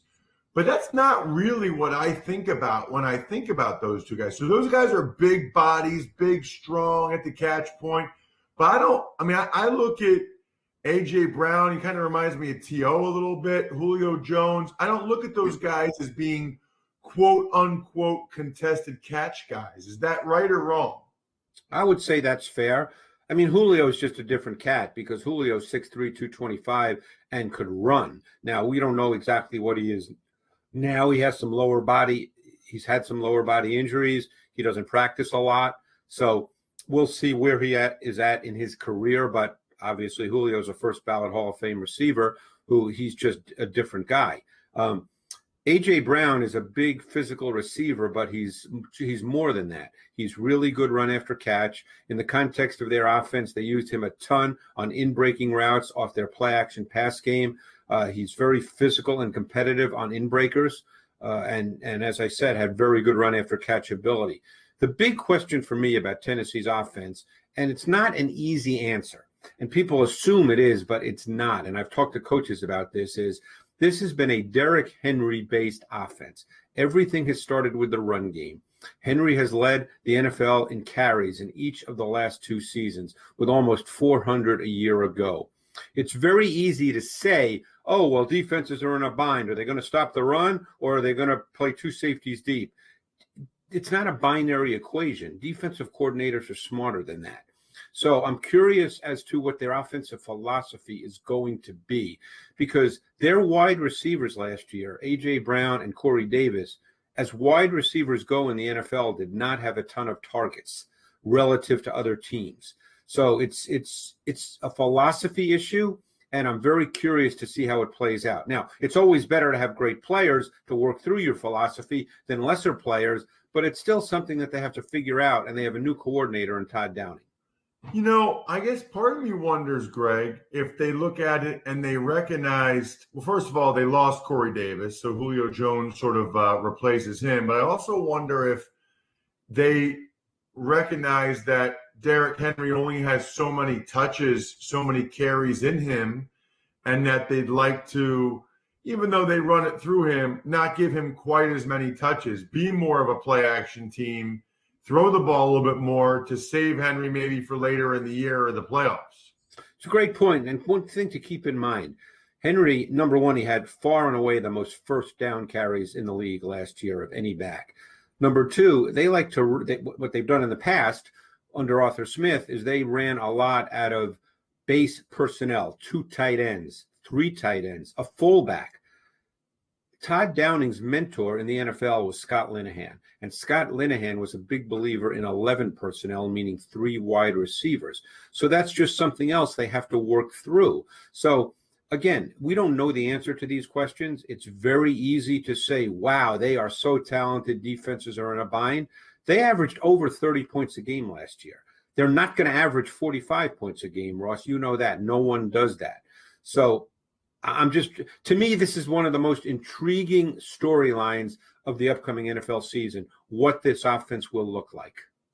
What about the Titans defensively? Because I thought they were disappointing there a year ago. They draft Caleb Farley. They bring in Bud Dupree. They're taking some big swings at some guys with recent injuries. Yeah, and they were poor on defense last year because they couldn't do 2 things. They couldn't rush the quarterback and they couldn't cover. And they've tried to address that. They brought in a player as well you didn't mention who's a very good, versatile D lineman in Nico Autry. But drafting Farley in the first round, bringing in Janoris Jenkins, my sense is since those 2 players to me are best when they play press man, I would think you're going to see them play more press man coverage on the perimeter because the players can do that. So they need to be better than they were a year ago. They scored a ton. History sometimes tells us that teams don't score like that every single year. So we'll see. Defense is their number one concern right now. Let's move on to the Jacksonville Jaguars. And obviously, much of the conversation will surround Trevor Lawrence. What are you expecting from him in this offense in year 1? Yeah, I'm fascinated to see what they do and what their approach is. You know, they drafted Travis Etienne in the first round, and we know what James Robinson did a year ago, but Travis Etienne is a more talented player, than James Robinson. More explosive athlete, can give you more big plays. I know they spent a lot of the offseason with Travis Etienne working outside, but he's a running back. So I'm really curious to see how this plays out because Etienne gives you that explosiveness, that dynamic element to your offense. As far as Trevor Lawrence, he'll start. They can say whatever they want right now. He'll be the starting quarterback. This O-line has been together for about 3 years now, Ross. This is not a patchwork O-line. This is a group. I think it's been 2 years or 3 years. I can't remember when Andrew Norwell came from Carolina, but it should be an improving O-line. Obviously, it's a new coaching staff. Urban Meyer brought in Darrell Bevell. He brought in, I think, Brian Schottenheimer. So we'll see what the approach is offensively. Look, their defense was poor a year ago. The last thing you want to have happen is to ask Trevor Lawrence to have to drop back 35 or 40 times a game because he feels like he has to put up 30 points every week just to compete. So even though the focus will be on Trevor Lawrence, it would not surprise me to see this team really try to run the ball and shorten games. Try to control the pace and tempo of games. They have 2 good backs in Robinson and actually 3 in Carlos Hyde, and we'll see how all that plays out. But obviously the focus will be on Lawrence, but I don't think they're going to ask him to be the driving force of this offense and this team early on. It's a great point, Greg, because they got the last 2 Seahawks offensive coordinators, and I don't know if it was their philosophy or Pete Carroll's philosophy, but they like to run the ball in Seattle, and that was what people always complain about with the let Russ cook stuff. No, and you're right. And, the thing is everybody points to the quarterback, and obviously the quarterback's important, but you've got a whole team. Their defense was really poor last year. They've tried to address it in some ways. Obviously, they drafted a corner in the second round in Tyson Campbell, a safety from Syracuse, who I really liked his college tape, Andre Sisco, in the third round. But it's essentially the same group up front. They really, they're counting on guys to play better. So we'll see, because like I said, it's easy to look at Trevor Lawrence and it's easy to look at this offense, but you can't put a young quarterback in a position where he has to feel that he's got to score 30 every week just to compete. Let's move on then and get to the Indianapolis Colts, who, look, I don't know that any of us know what happened to Carson Wentz last year, and I don't know that any of us know what he's going to be this year. I mean, let's start with that, Greg. Yeah. First of all, do you know what happened to him? Like, I don't know I've ever seen – like I said before, last week, I think, I've never seen a quarterback improve, maybe 2 weeks ago, improve as much as Josh Allen. Greg, I swear, I don't think I've ever seen a quarterback deteriorate as much as Carson Wentz did last year. I know there was other factors, but I just don't remember seeing a guy who I thought was one thing be that much worse like he was last year. Yeah, and I can only speak to the tape. I can't speak to the other factors. Look, no question, the O-line was an issue. The Eagles, I believe, had more offensive line combinations than any team in the league, and playing with guys, as you know, who were street guys. So that you can certainly speak to that. But the tape tells you that Carson Wentz was poor a year ago, and that's all you can say. So the question is, can he revitalize his career under Frank Reich, who was there in 2016 and 2017, and when it appeared that Wentz was on his way to being a top 3 quarterback in this league? Unanswerable. So all we can do is look at what they are offensively. They do have weapons. Jonathan Taylor became a foundation back over the last 7-8 weeks of last season, getting 20-plus carries numerous times. I assume they'll do the same thing. They have great depth in their backfield with Taylor, Naheem Hines, Marlon Mack is back. I think that their receiving core is an interesting group. I think Pittman will take a big step up, and I don't know what that means in terms of number of receptions, but Michael Pittman is big and extremely talented. T.Y. Hilton still looked very good a year ago at times. I think Paris Campbell's the wild card here, because Paris Campbell was a second-round pick in 2019. He's big and he can run. And we know their offensive line is strong. So they have Eric Fisher to replace Costanzo. So it really does fall on Wentz And we just don't know the answer to that, Ross. We just don't know. If he plays well, this could be a really good offense.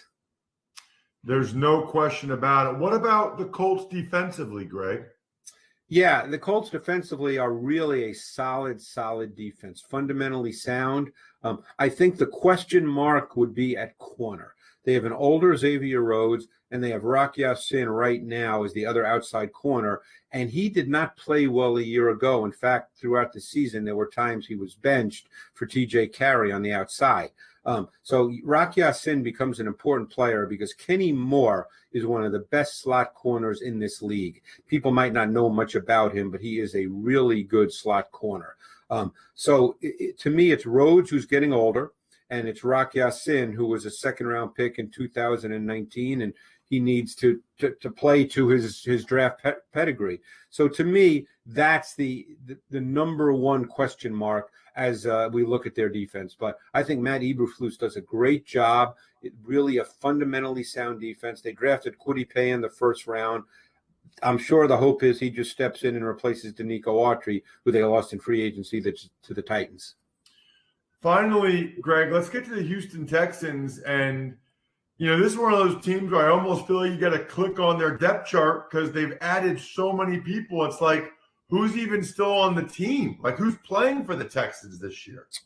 Yeah, and I don't know, I don't know how we address Deshaun Watson. And obviously no decision has been made by the league. So I don't know if he plays or not. But if he does play, they're pretty deep at running back with a good core of running backs with David Johnson. Mark Ingram is there. Phillip Lindsay's there. Rex Burkhead is there. The receiving position is interesting as well. Brandon Cooks, Randall Cobb. They drafted Nico Collins from Michigan in the third round. Big, long, and can run. Whether he's ready to play, who knows? The O-line got better. The O-line was a laughingstock there for a number of years.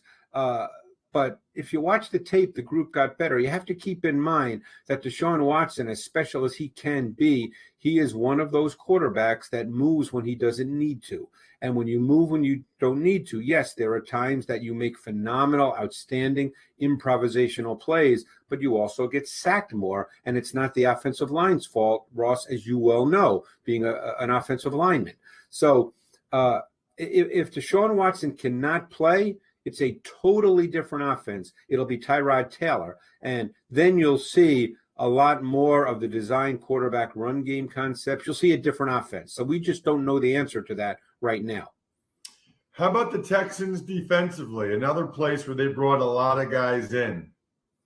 Yeah, and I think they still have some pretty good players. Obviously, they lost J.J. Watt.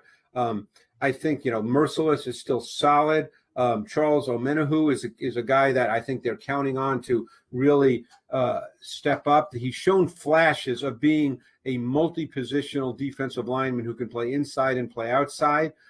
They now have Malik Collins, who's been a solid 3 technique throughout his career. The secondary is, the corner opposite Bradley Roby has been a little bit of a concern. It's I guess still Vernon Hargreaves, but he's been very up and down in his career, and I think he would be someone you'd be a little worried about heading into the season.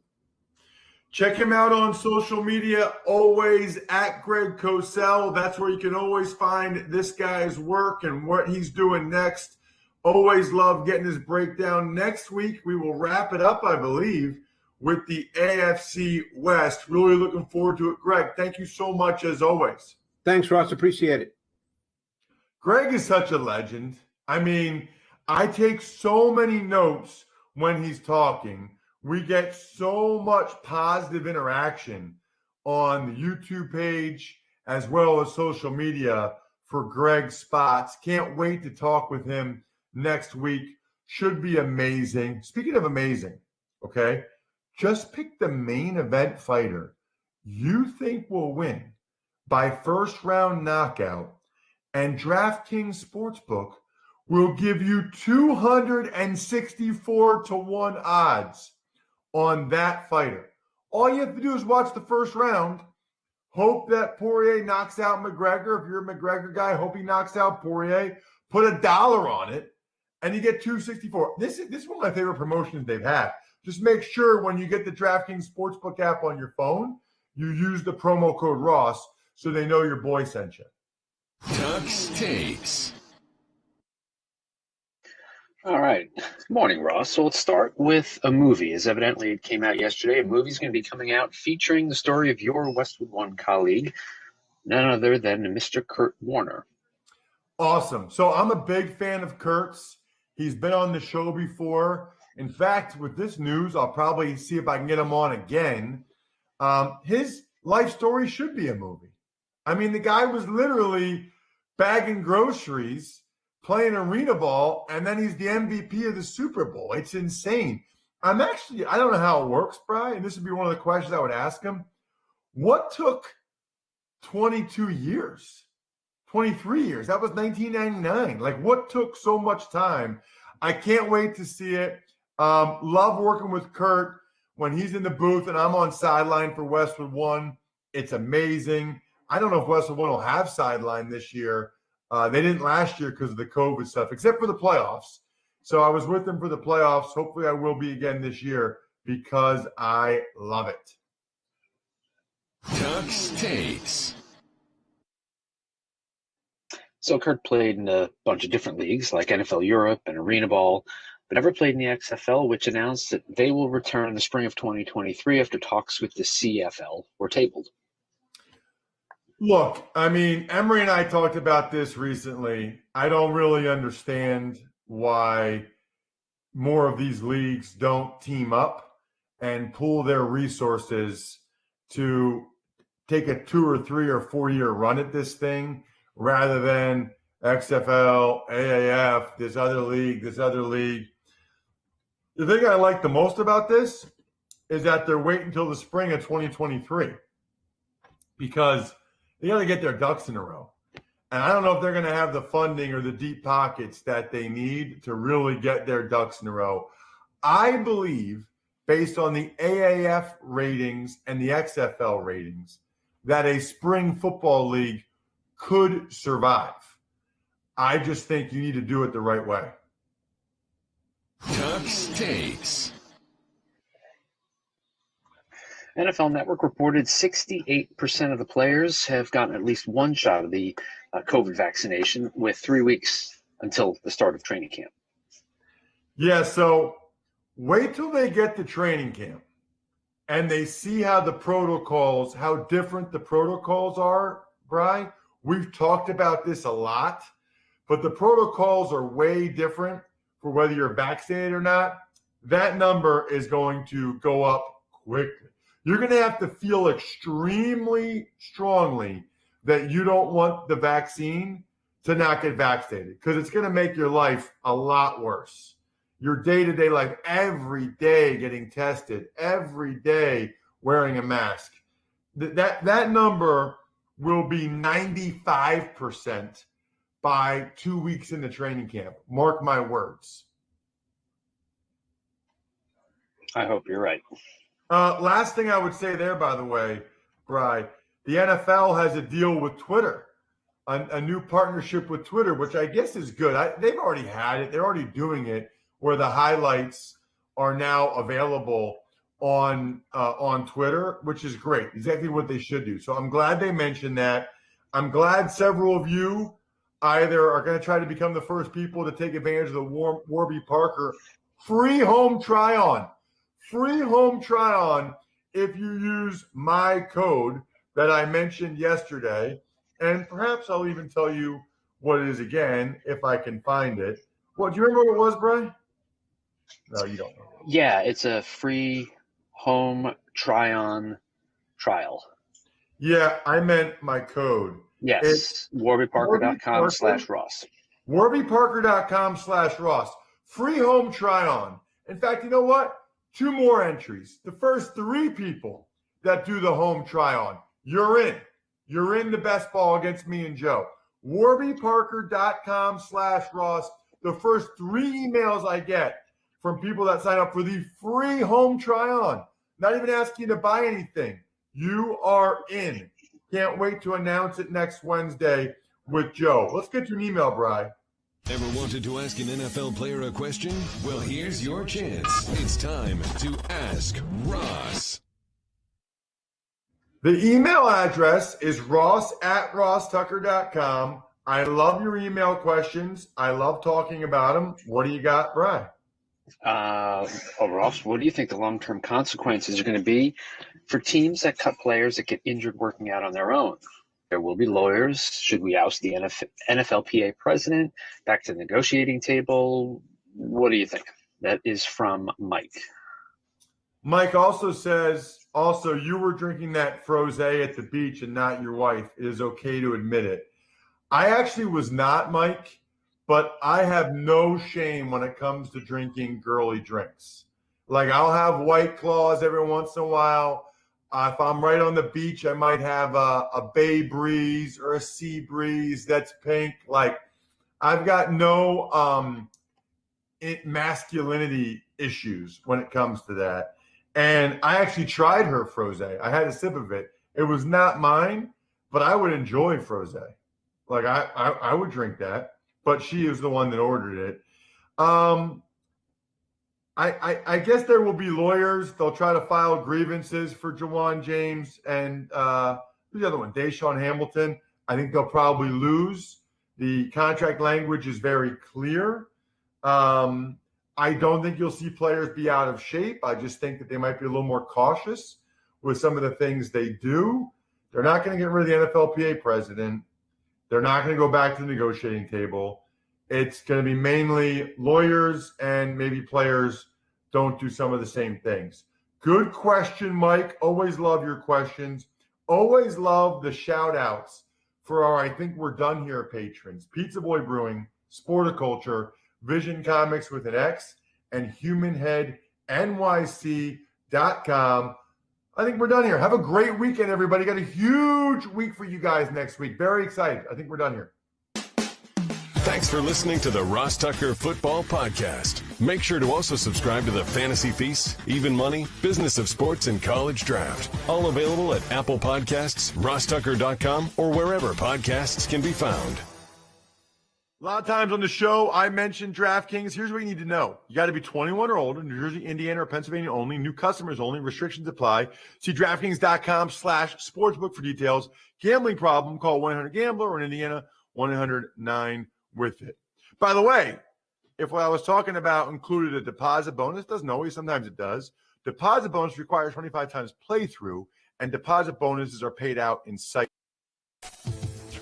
How festive is this? How good is this? A good day to you from Las Vegas, Nevada. I'm John Anik. Welcome to the UFC 264 betting preview presented by DraftKings Sportsbook. And man, have we got all hands on deck today as I am joined by the veteran mixed martial arts journalist from The Ringer, Chuck Mindenhall, and a man who really needs no introduction around these parts or any other from the 305, Jorge Gamebred Masvidal.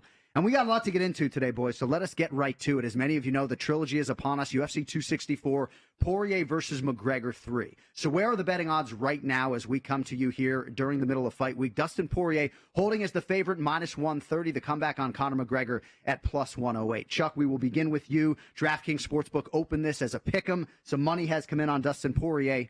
Why do you think he's the betting favorite, at least right now? I think that it's just that he, we saw in January, the last fight, we saw what he was able to do. I think a lot of that has to do with an esoteric stake. So when he fought in 2014, when they first met, right, it was the Conor McGregor show. It was all downhill momentum for that guy. I felt like everything was a part of the Conor McGregor bubble. This was kind of the perfect setup for him, for Dustin Poirier to go into a situation where there's a couple thousand fans at Fight Island to really focus in, put all that aside, and do what he did. And I felt like, I'm sure you guys will agree to an extent, I felt like he had a lot of options to him on how he might want to take that fight. And right, he had McGregor kind of dancing to his tune a little bit. It really comes down to the adjustments that McGregor's going to make. But I think the line is actually just about there. To me, it feels like a coin flip. So, well, Jorge, Dustin Poirier is your longtime teammate and friend. What can you tell us about his training camp and ultimately the position that he comes in to this trilogy? I can tell he's in phenomenal shape, man. I've been in there since the start of the camp, and he came in shape, He wasn't messing around. He knew that third fight was going to happen at some point, so it's not like he went home and gave himself any slack. He came back full six-packed out, in shape. Right. He was doing 5 rounds since he got back. I usually see him progress, and he gets in better shape every week. I mean, he came in fight shape already on week 1, and it's just he's looking phenomenal, man. He's going to hurt somebody. All right, well, the series is 1-1, and the trilogy, of course, is going to be completed here in a matter of days, and we want to welcome in the 4th member of our broadcast team. He is the Director of Race and Sportsbook Operations for DraftKings, Johnny Avello, certainly a legend around these parts, and I know for me and Chuck, it's been great to get to know you and chop it up with you a little bit. What can you tell us about the handle and the action that has come in on this main event thus far? Well, first of all, guys, I love the element I'm in. I'm in a sports book where people bet money and win money. Couldn't feel any better. The money that's being bet on this so far is actually coming on McGregor. Although the line move has gone from a pick to -30, that's because most of the money has come in as of late. But as far as bets are concerned, about 55% of the bets are on McGregor, 45% on Poirier. Now, this is one interesting fact, guy, is will the fight end in the first 60 seconds of the first round? I have never seen this since I've been bookmaking. 100% on the money says yes. Yeah, I believe that. So, Johnny, when you're setting a line for this trilogy fight, obviously Conor McGregor was a much more prohibitive favorite for that second meeting. You opened this a pick'em. Any insight as to why you opened at that number? Well, let's go back to the first fight back in 2014. We opened McGregor -280. He wins that fight easily. Now we go to the 6 months ago. We open him up, I think it was 280, went up to 330 at close. He loses that fight. So bookmakers have to make adjustments. So we thought a pick'em was the right adjustment for this one. The bettors have told us that the adjustment wasn't enough. So pick him up to 130 so far, Poirier. But I think there's going to be plenty of McGregor money. This fight may even come back. In my next lifetime, I want to come back as Johnny Avello, but I just got to be John Anik for today. Game Bread, I want to go to you on Dustin Poirier here. What do you think he needs to do to win this fight? I know you have a healthy amount of respect for Conor McGregor, especially early in the fight. What does Dustin have to do to make sure he gets the job done? I think Conor gets his timing better than anybody, faster than anybody. So if he can't get his timing on the feet right away, he has to do things, move, chop his legs, grapple, wrestle with him. Just take Conor away from that because he's one of the best sprinters. When we're coming off the blocks, man, this guy's a 100-yard sprinter right away. He's in your face right away, landing big shots. I think Dustin's going to be more than ready for it, though. He's faced him twice. They got a lot of strategies going into it. And I think stand-up anyways, since he's dealt with it on those 2 occasions, he knows how quickly he can find his timing. I don't think he's going to catch him by surprise, even on the feet. But I think that is Conor's best strength, is how quickly he can get to where he's good at and stay there. There is no overstating Poirier's confidence based upon everything he's done in his UFC career with 19 wins, but also the win over Conor McGregor about 6 months or so ago. A lot of people have talked about Conor McGregor in terms of the adjustments. A lot of people feel like he's got to get it done early. What are your thoughts on Conor and ultimately how he chooses to attack in this one? It's kind of funny how this has happened because it's almost a juxtaposition from the first fight 6 years ago in terms of the psychology here. Conor controlled the narrative. Conor had the psychology behind him, the collective rooting interest, I think. This has gotten strange because I think of the way Poirier showed himself in this last fight. I feel like now the mental side falls to Conor McGregor to react, right? Because he has more to think about. Those calf kicks that were landing and taking his legs out of the action. He also got taken down pretty immediately in that last fight. There's more things for him to do. You can even see it in the gamesmanship going on Twitter a little bit with the first to shoot. Yeah, that whole thing. I feel like there's some mental play, but this time I feel like the mental edge actually goes to Poirier. That stuff fascinates me. And and then you look at a trilogy fight and it becomes the broader picture, right? It becomes maybe Poirier's story the whole way. Like it's one of those type of things. So the stakes are pretty crazy in this one. I feel like the legacies, there's going to be a fork in the road one way or another. I think that Poirier has probably established himself somewhere pretty high anyway, but this would just make him, I know you were talking about him being a Hall of Famer at some point. I think that this would just solidify something like that. All right, so there's only one member of the panel who's required to make a pick today. Game Bread, it's not you, so that's a good thing. Chuck, who do you have in this main event? Going. I was going to pick. I think it goes without saying. We confer. I went back and forth on this. This is a tough one, but I think that ultimately, when I look at it, you look at the evidence from 2014 and you look at it in 2020 in January. I see such a difference. And realistically, Conor McGregor's had what? He's had a couple of fights at lightweight. He's had one victory. Right. I think these things really matter. Dustin Poirier has been at it. He's been doing this for so long. You can tell that the aura of this fight doesn't affect him in the way that it might have when he was younger. I just can't pick against him. I'm going Dustin Poirier with this one. All right, looks like Dustin Poirier is the pick to click for Chuck Mendenhall. All right, co-main event. a healthy appetizer for McGregor and Poirier, of course. Stephen Wonderboy Thompson, the 4th-ranked welterweight contender, taking on 2nd-ranked Gilbert Durinho Burns. Johnny Avello, I want to open with you here, at least as we look at the number on DraftKings right now. Stephen Wonderboy Thompson, -155. Gilbert Durinho Burns, +125. What can you tell us about those numbers relative to the opening number and where some of the early action is on the co-main event? A little bit of movement here. We opened the fight a little bit higher. We had this fight at 165 down to 155. 51% of the handle right now on Burns, 49% of the handle on Thompson. So it's my kind of fight. I love it. I love equal action like that, guys. You know, it's a great fight. We got a jiu-jitsu guy against an outstanding striker. Don't sell this one short either. This looks like it could be a main event any other day. Bookmakers love that two-way action. Jorge, you have shared the octagon with Stephen Wonderboy Thompson. I'd imagine he's a difficult guy to fight, to prepare for. You had some success in that fight, obviously, but what makes him such a significant challenge? He's amazing at keeping it in his distance, where not everybody is used to competing in that distance. And he's not fighting the outside. He's fighting like an outside.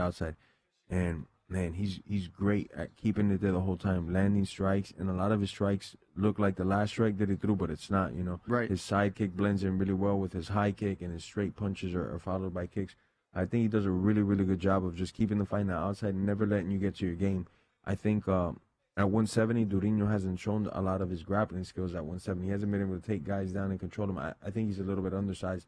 I don't see him having success after the first round. If he was to catch Thompson in the first round and submit him, right, I think he could win it. But that's the only way I give him. I'm leaning towards Thompson, heavy landslide, just outworking him every round, stuffing takedowns, and keeping him on their feet and just lighting him up. Yeah, I mean, Burns definitely has knockout power. You think he needs a floor fight, though, to win? Or I think on the feet they're, and, you know, crazier things have happened, but I think on the feet they're worlds apart. Yeah. As in Thompson understands striking.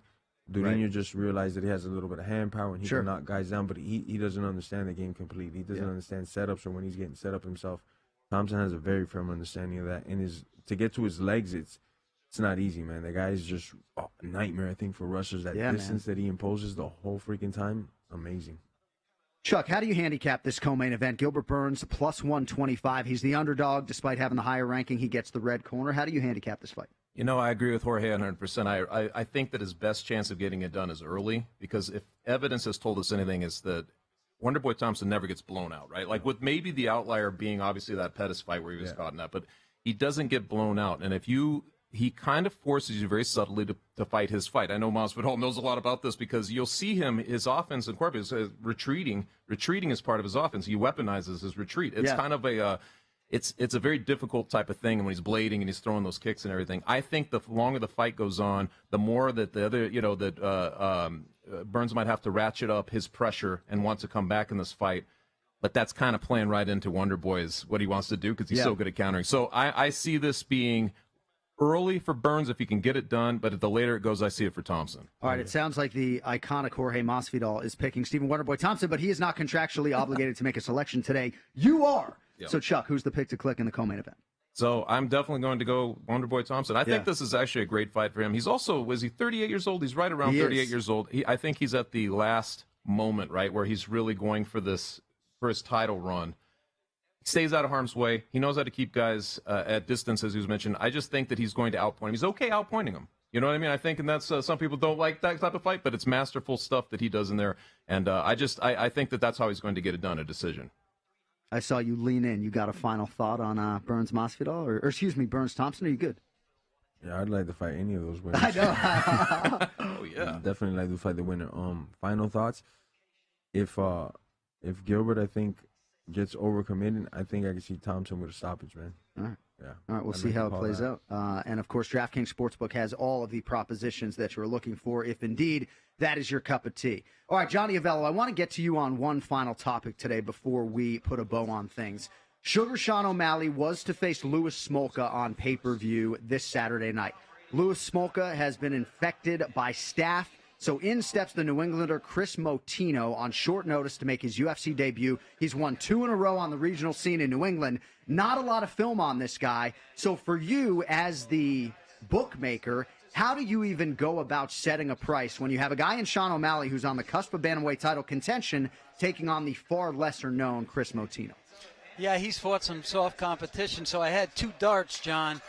One of the darts was minus 835, and the other one was minus 1100. So I threw the one, it landed 835. That's the price we landed on. I don't think anybody wants to lay 835, but it sure looks like an easy price for easy money, doesn't it? So, yeah, I mean, if you don't know, $835 on a straight wager on Sean O'Malley returns you $100. So risk-reward, not a great situation there. What are your thoughts, Chuck, on O'Malley and Motino here in a few days? If there's a moment of hesitation to take that type of bet, it would obviously be the durability, right, of O'Malley, because we've seen him hurt to the point where on one fight he was able to finish it. He does his post-fight interview on the ground, but he's hurt. And the next one against Chito Vera, he couldn't continue, and it hurt him, and he loses the fight. The durability thing is what always makes you a little bit hesitant on that sort of thing. But take that side of it away. I just think that O'Malley's at a place right now. I don't know a ton about his opponent. Like you said, it's not easy to him. But I think that O'Malley's at a place right now, especially off that last fight, getting his confidence back, everything. He looks really good to me. So I feel like that should be easy money. Jorge, Sean O'Malley feels like right now his mindset and his skill set are good enough to challenge for the Bantamweight Championship. I don't know where you fall on O'Malley and how high you think his ceiling is, but he's putting a lot on the line here, fighting a newcomer that could take a lot of what he has worked for away. What are your thoughts on what we might see this week? Athletically, I think the kid is beyond gifted. You know, his timing, his distance, reflexes, his technique, and the little bit of time that he's been in the sport and how he's put it together, I think he's phenomenal there. Like you say, though, durability and dogness on a fighter is like, man, everything, though, especially in longevity and especially in the UFC where, you know, maybe you might fight a newcomer now, but then after that, you're going to be in the gauntlet. You're going to fight number 4, number 3, number 2, and you have to be durable. But I don't think he's going to have to be too durable against this guy. You know, I think, you know, I don't know anything about the other guy. I'm guessing O'Malley walks over him. You're right, though. You're right, though, in terms of O'Malley's durability. It's been called into question, and obviously there are a lot of examples of it failing him in the past. And Motino is a dog, right? If you're looking for the dog, I mean, he is a dog, but he is a decided underdog. And me usually, because I don't believe that nobody's in a fight, that nobody's 10-1 over a guy or something like that. Right. So I usually will bet on the underdog for these, even if it's like $100 I'm throwing away. Just, you know. Yeah. Why not? All right, good stuff. Well, McGregor versus Poirier 3, of course, is coming up this weekend, and we want to get you in on the action at DraftKings Sportsbook, the official sports betting partner of UFC. And how about this knockout offer for this weekend? 264 to 1 odds on a knockout in the first round during Saturday's main event. If this rubber match ends in a first round knockout, one way or the other, and you're on the right side, your $1 bet will pay you $264. You get the same odds if you back Dustin Poirier or Conor McGregor, but the rub, of course, is you got to get that right. You also have to be a new customer on DraftKings Sportsbook. I can assure you, though, DraftKings safe, secure, and reliable, so you can deposit and withdraw your funds at your convenience. And, of course, if mixed martial arts betting is not for you, why? But, of course, we have other options as well. Great odds and promotions on basketball, hockey, baseball, and so much more. So download the top-rated DraftKings Sportsbook app now and use promo code VEGAS when you sign up to turn $1 into $264 when you bet on a main event fighter to win by first-round knockout. Place your bet and watch the fist fly this weekend. That's code VEGAS to turn $1 into $264 large only at DraftKings Sportsbook. All right, thank you all for indulging us for this UFC 264 betting preview presented by DraftKings Sportsbook. For Chuck Mindenhall, Jorge Gamebred Masvidal, and Johnny Avello, John Anik saying so long for now. We'll see you next month in advance of UFC 265.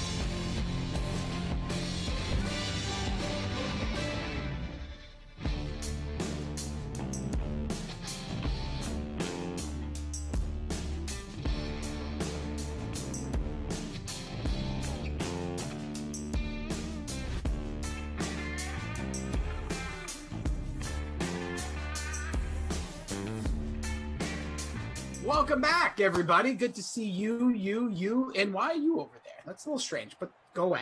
But hope everyone's doing well. It's your 2 o'clock Madden simulated football game here on the DraftKings Dream Stream. We're going to have ourselves an amazing time with the Texans at the 49ers. We are going to have ourselves a good time because it's me, Jason Rossi, this guy, my tag team partner for the next hour. He's looking all snazzy. He does change his shirt, unlike myself. He is at your boy TC Fresh. Check him out at the Great Dane Nation. Great Dane Nation is the podcast. Go subscribe, hit the bells, do all the things to get notified when the new episodes come across. It's Tommy Freeze Pops. What's up, my man? What is going on? I'm actually really excited for this specific matchup. Even though the Texans aren't maybe the greatest team, we'll say. They actually might be the worst team. Colts. Simland, I like this as sort of a complimentary team to the Niners, who have dudes I want in my lineup. I don't know. I really like my lineup for this one. I feel like I have a shot. Oh, you definitely got a shot with a shirt like that, tie like that, and a face like that. We are going to have some fun here tonight. Drop your lineups in there. We see on the YouTube. We see over there on Twitch. You know what's really – I'm starting to realize – I'm going to critique myself for a second because now that I see things like around – one, I know I'm blind, so I squint. But when I'm reading something or looking at something, I just look like an evil little troll. I'm just like – like my face, it's just very unappealing. Anywho, but we're gonna peel back. Look, I like your face no matter what, but I understand what you're saying. Appreciate it. Needed that. We got the same crew that was with us for noon. If you're just joining us, appreciate you coming along. Hope you're having a great Saturday. Chill, relaxed. Hopefully, have some nice plans. Maybe ordering Black Widow on the old Disney Plus. Maybe it's maybe watching the UFC fight tonight because I thought NBA was tonight, but it's not. Maybe you're gearing up for World Cup tomorrow. I don't know. Maybe you're watching some of the John Deere Classic, the Euros, the what was the other thing that we were tennis, Wimbledon. Whatever you're doing, enjoy it because doubles tennis as I'm watching. I'm waiting for someone to get served right in the back. This isn't Mario Tennis, bro. All right? It's not. These are professionals. But what is your lineup look like here for the 2 o'clock, again, Texans at Niners? I went with Mostert in the captain spot because I'm not an idiot. No, I mean, look, I don't want to be the guy that doesn't have Mostert in his captain spot when he goes off. So went there, built around it. Had to get Deshaun Watson in my lineup as well. So those are my 2 big money guys. Then I went with Will Fuller, David Johnson, Niners DST, and Dante Pettis, who's becoming a must-roster guy here in Simland. Yeah, did I keep Pettis in? I did. Okay, so I also have Mostert in there. I got Akins in there as my caca. I got Kendrick Bourne, Fells, Dante Pettis, and Deshaun Watson. We got some crossover. Cry 2 tears in a bucket saying, Tommy Freeze Pops, you look like you're doing an Office Space cosplay. It's called wearing a shirt and tie. I guess it's easy. I also like our guy. What happened? Poppy Herb saying, "Whoa, TC looking fresh." Hey, there you go, TC Fresh at your boy. Check it out, Twitter at your boy TC Fresh. Mark Mantelli saying, "Lol, K at Freeze Pops looking like a pimp." Also, then you get the Lindenbaum, the classic. There's one in every group. Who died? What if somebody celebrating love here today? What if somebody did die? Here we go. Jeffrey asks, at what week on the player logs is DK? Wait, in DK does the current season we start on? Not necessarily written the way I think you're trying to get it across, and I don't know. What season? What week is it? I think he's trying to say. No, I think he talks about in the player logs, though, because I don't know. I'm going to be honest. I'll break it down. Being honest, those things are literally from the day we started it. So this is the 165th week, allegedly, of like the Madden Sims. So don't overthink those. I really don't know how to explain it. Andrew, if you know, you can drop it in, but I have no idea. In this game, Freeze Pops. I think you mean Fresh Pops. Did I say Freeze Pops? No. Brian C saying Freeze Pops. I think you mean Fresh Pops. Oh, you read. Sorry. Houston 8-7, San Francisco 9-6. Major game here for standing purposes. San Francisco should be a playoff team here, and the AFC outside of the division winners, it's all kind of bunched up. So still have a chance there for Houston. There's a catch. TX Tidy Twister saying, even Fred Flintstone wears a shirt and tie. You know it. I did not know that I've been called Fred Flintstone on here, but I like that. Shout out John Goodman. Yeah, Fred Flintstone, stud. Byron and Kendra says, hashtag stack them kickers. They're feeling the kicker stack to start. Look at this offensive set. No receivers in.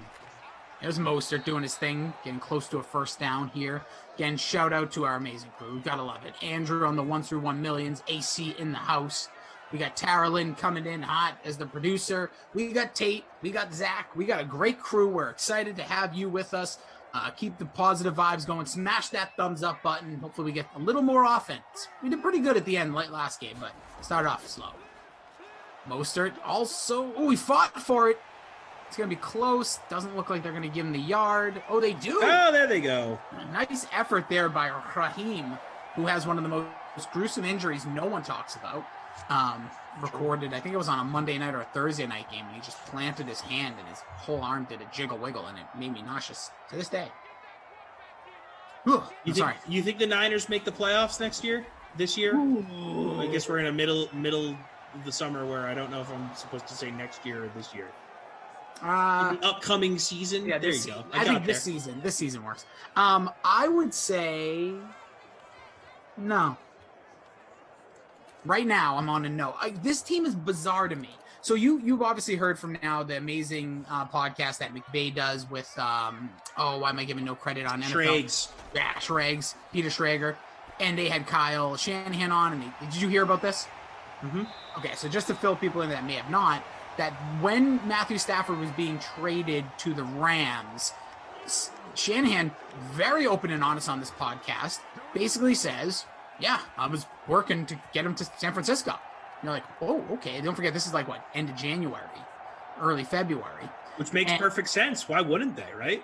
Every team should have been making these calls. And they were both in the same, like the agent, McVay, Shanahan were all in the same, I think they were in Cabo or something like that. They were in some... Yeah, they were in Mexico. Yep. Mexico, yep.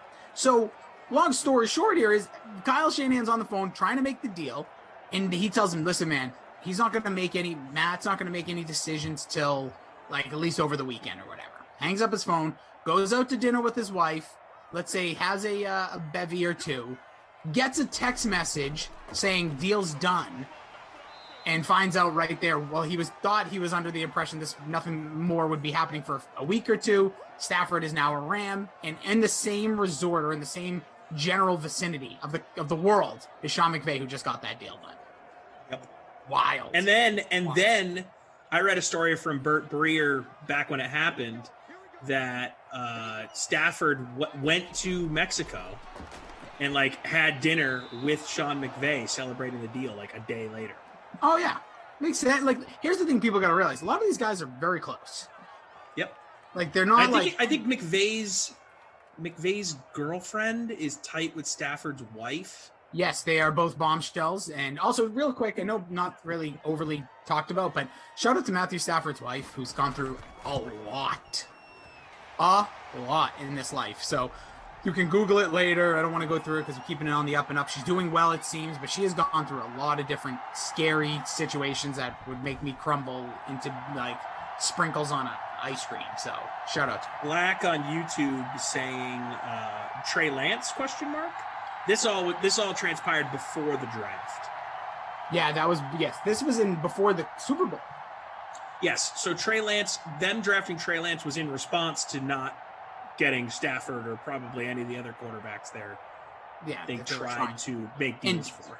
It also comes into play to keep this San Francisco conversation going that Kyle Shanahan has said he's very honest with Jimmy Garoppolo, and he was then. He says in this podcast, like, I told Jimmy, we're in the hunt for Matthew Stafford. Like, the thing I really respect about what I'm learning about Kyle Shanahan is that he's very open with players, it seems. Like, even if you're not going to like the news, and even if the news is kind of hypothetical, like, you're going to hear it from him most of the time before you get, like, the Burt Breers, as you mentioned, the Ian Rappaport saying, oh, I'm hearing that these guys are talking to these guys. So, and honestly, I respect the hell out of that, because in any job, you want to hear it right from your boss anytime anything has to do with your employment or something having to do with your job. Yeah, Hearing things through the grapevine or after a decision has been made sucks. Yeah. And this goes back in the last game, I said, Drew Lock is a guy who I think is going to have a lot of fire underneath that tuchus to, like, be a player. Jimmy Garoppolo is my number 2. Same. Jimmy Garoppolo is my number 2. This could be a spite season. Like, they drafted a guy number 3. They tried to trade for a guy that literally would replace you. Like, you would not be the quarterback there if they got Matthew Stafford. So, and don't forget, the last time you played a full season, which isn't often, you went to the Super Bowl. A score away from winning the Super Bowl as the quarterback. And people talk about you. The theory of Jimmy Garoppolo is that he's not even good.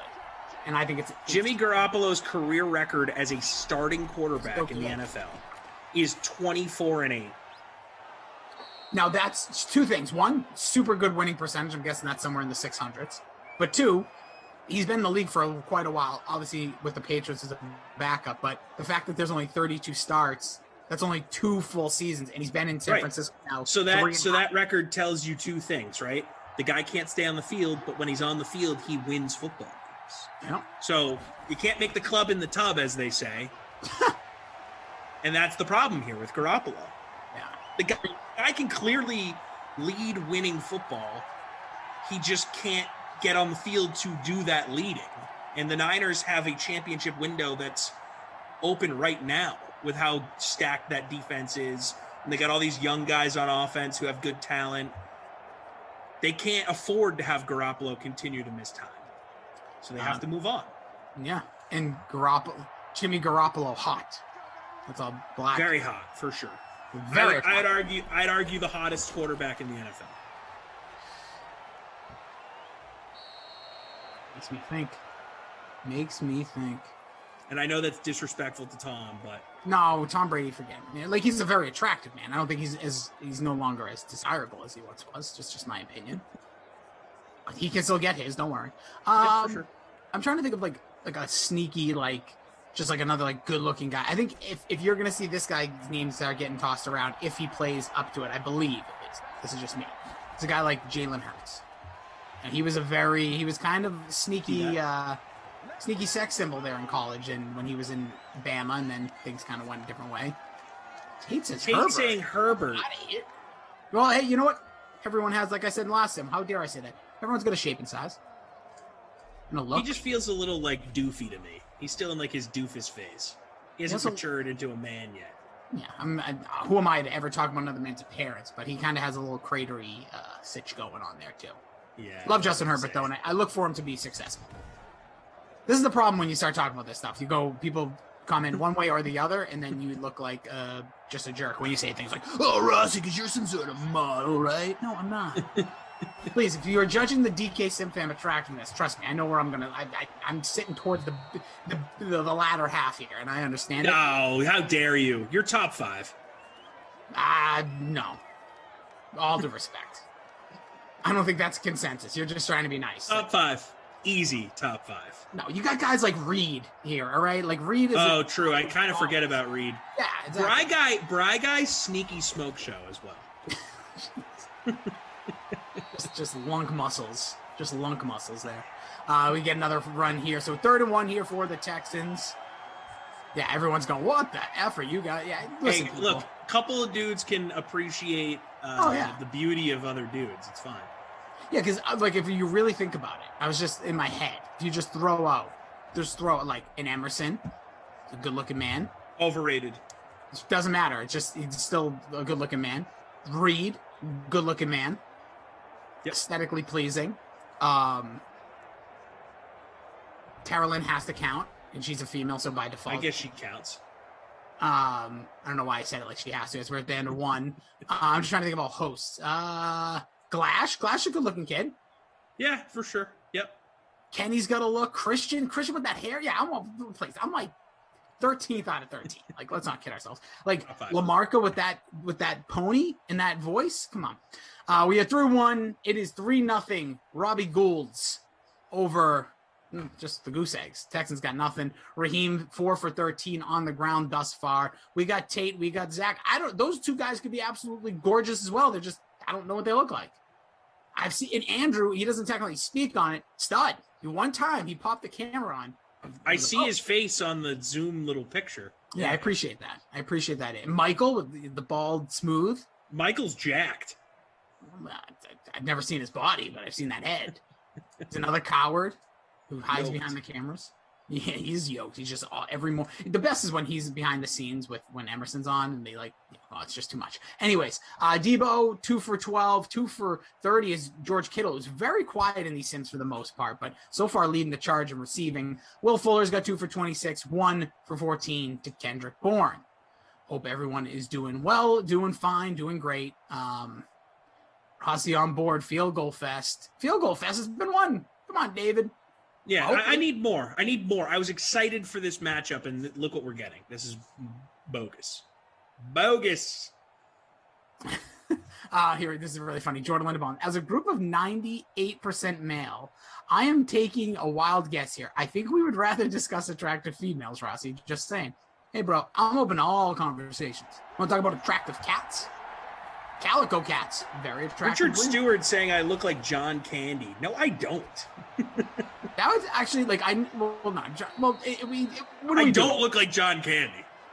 Kind of look like John Candy. You look like a snack. Maybe that's what he meant. He's like John. Looking like a snack. Yeah, I'm not a big sweets guy though. Give me Doritos over candy or Cheetos. Rowdy Dorito? I'll give you a rowdy Dorito.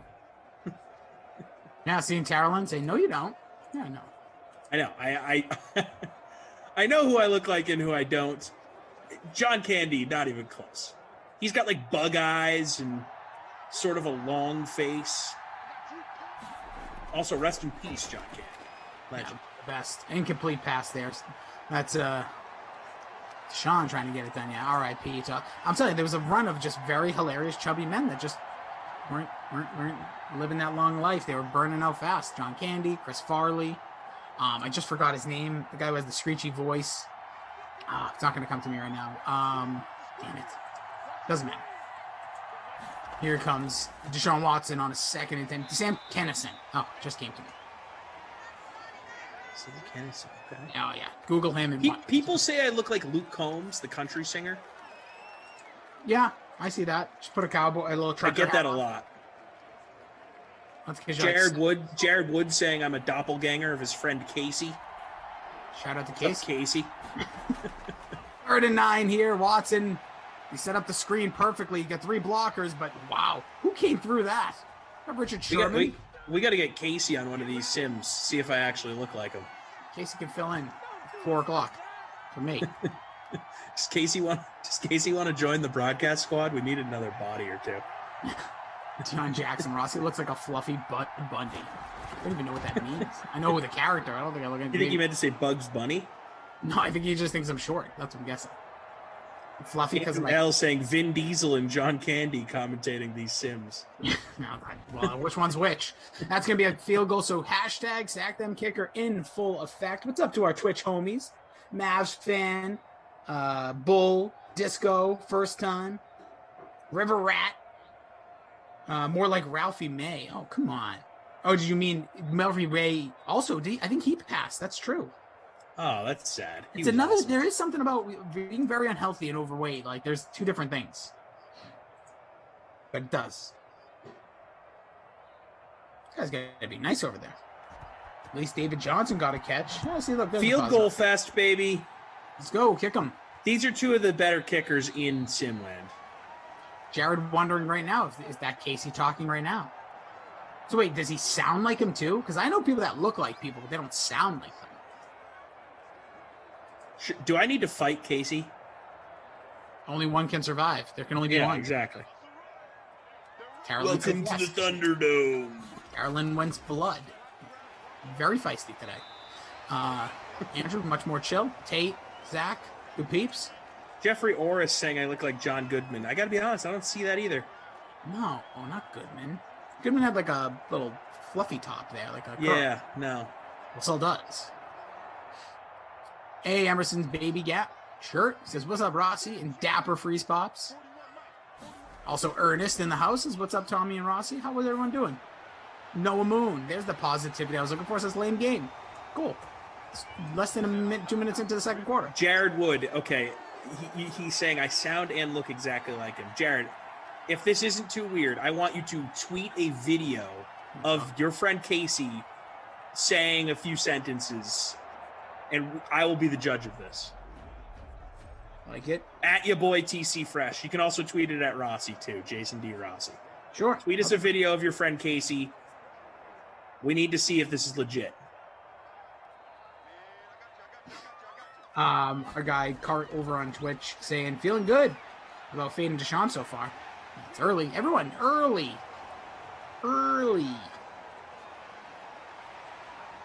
So let's see here. What else we got? Tommy Boy looks like Freeze Pops. Guy I know. That's me. Looks like a Freeze Pops guy. Okay, wait, I'm putting my head in a pretzel with some of these sentences today. Cry 2 tears in a bucket. You're spot on, dude. I just think it's hilarious with Ernest. Tommy looks like Tommy to me. Ain't that the truth? We're all uniquely us. Perfect. Let's see what we get here. So, yeah, now we have a 3rd and 1 at the 39-yard line for the 49ers. Garoppolo under center's got the juice in the backfield. I've never seen him score. Of all the vultures, don't see a lot of juice. Oh, wow. Where are we going here? Going nowhere. Is that Merciless coming through and saying, not on my time. So we're going to get a punt here. As we speak right now, my wife is cleaning cat crap. Oh, geez. In the basement? Yeah, well, it's like a down. So we have yes, I'll just make it easier. Yes, it's a basement. Split level houses. I don't know what this is. I just call it downstairs. Yeah, okay. You technically don't have. So it's like a living room, but it's like also not. It's like, yeah, it's like you probably have multiple areas that could be considered the living room. Yeah. Anyways, as we get a punt here, but yeah, because we might potentially have some people over later, so gotta love that. Like, hey, people are coming over, clean the house. It's also a good excuse to clean the house. As I sit here and talk nonsense, the Chief does the clean. Hey, someone's got to pay for it. Here we go. All right, here we go. Yeah, that accuracy, not so good there. Black, I see you. Going nowhere there on the read option. Sean Watson kept it, so it's not a sack because it was a read option, which that always confuses me in the NFL. Like, I think that should be a sack, but that's just me. If you tackle a quarterback, I agree with you. If you tackle a quarterback behind the line of scrimmage, regardless of intent, should be a sack. I agree with you. I just don't. I've never understood that. Because then, what if he stopped right there and there was a receiver and he threw it? You know what I mean? Like, still a pass. Jeffrey Orris, I look nothing like Artie Lang. Artie Lang has. No, I'm just not even going to get into it. I look nothing like Artie Lang. Or Artie Lang. That's a sad story. I feel awful for that guy. Here's a guy, but survived. Like, kept himself alive, which is very impressive for all the dark things, demons he's had to battle. That's a big catch and run. Wow! Going down the sideline. Almost taken to the house. Will Fuller breaks. That would have been big for me. That might have been the best downfield blocking I've ever seen in Madden. Like in Simland here, because games when you play a little different at times. But that was amazing. Just that downfield block that sprung him loose. Whoop, because it's been such a weird game, I'm in 5th because I have the Niners defense in my lineup. But like the rest of my lineup is doing nothing. Nobody. Hero from Pettis. It's just, I'm just surprised that there's not more people in front of me because I'm sure there's people that have both defenses or have any of the kickers. I have no kickers, 1 defense, no one else doing anything, and I'm in 6th. It's kind of crazy. What'd you find? I need to know. My wife said, "Oh, gross," and I need to know. What is it? Is it just a gross cat poop? It's not poo. What is it? We need to know. Everyone now needs to know. I would argue that poop is grosser than throw up. She says it's not that either. Is it a dead animal? No, not a dead animal. I think it's like a stain, so she thinks it might be urine. So we'll see. Cry 2 tears in a bucket asking if I have siblings. I have an older brother who's 13 months older than me and a younger sister who's 3 years younger. Whoa, 13 months? Yeah, yep. He was born in May of 91. I was born in June of 92. Oh, going down to the 2. Dude, your parents are not messing around. Some might say that I was a mistake. I don't know. Can I be honest? With all due respect, I don't think you're having a mistake that soon. That's intention. That's intention. You think they were trying to stack them babies? I think so. It's a move. Hey, if we're going to have one, let's get two. Let's just, if anything, maybe your sister, with all due respect to your sister. Glad she's here on Earth, but I don't think parents are, listen, well, either that or the Carrolls don't mess around. They got that libido going. Whoa, whoa. All right, so let's see. We're at the 1 yard line here. A lot of different options down here. The pitch out to David Johnson, who just walked it in. Looking like the opening week of football 2020 when David Johnson had a nice day against Kansas City. Here he is. Scoring the lone touchdown so far in this one. David Johnson. In my lineup, what's up? Boston Joe saying Irish twins almost, Tom. Yeah, almost. Well, that is Irish. What do you mean almost? Isn't that? I thought I think it's got to be. I think it's got to be within 12 months. Dude, they missed it by a month. If people are pulling that off, I gotta impressive. Know. I have so many questions from going through it. I got so many questions. Just the timing of it is hard, It's more the action. I need to know I got a lot of questions.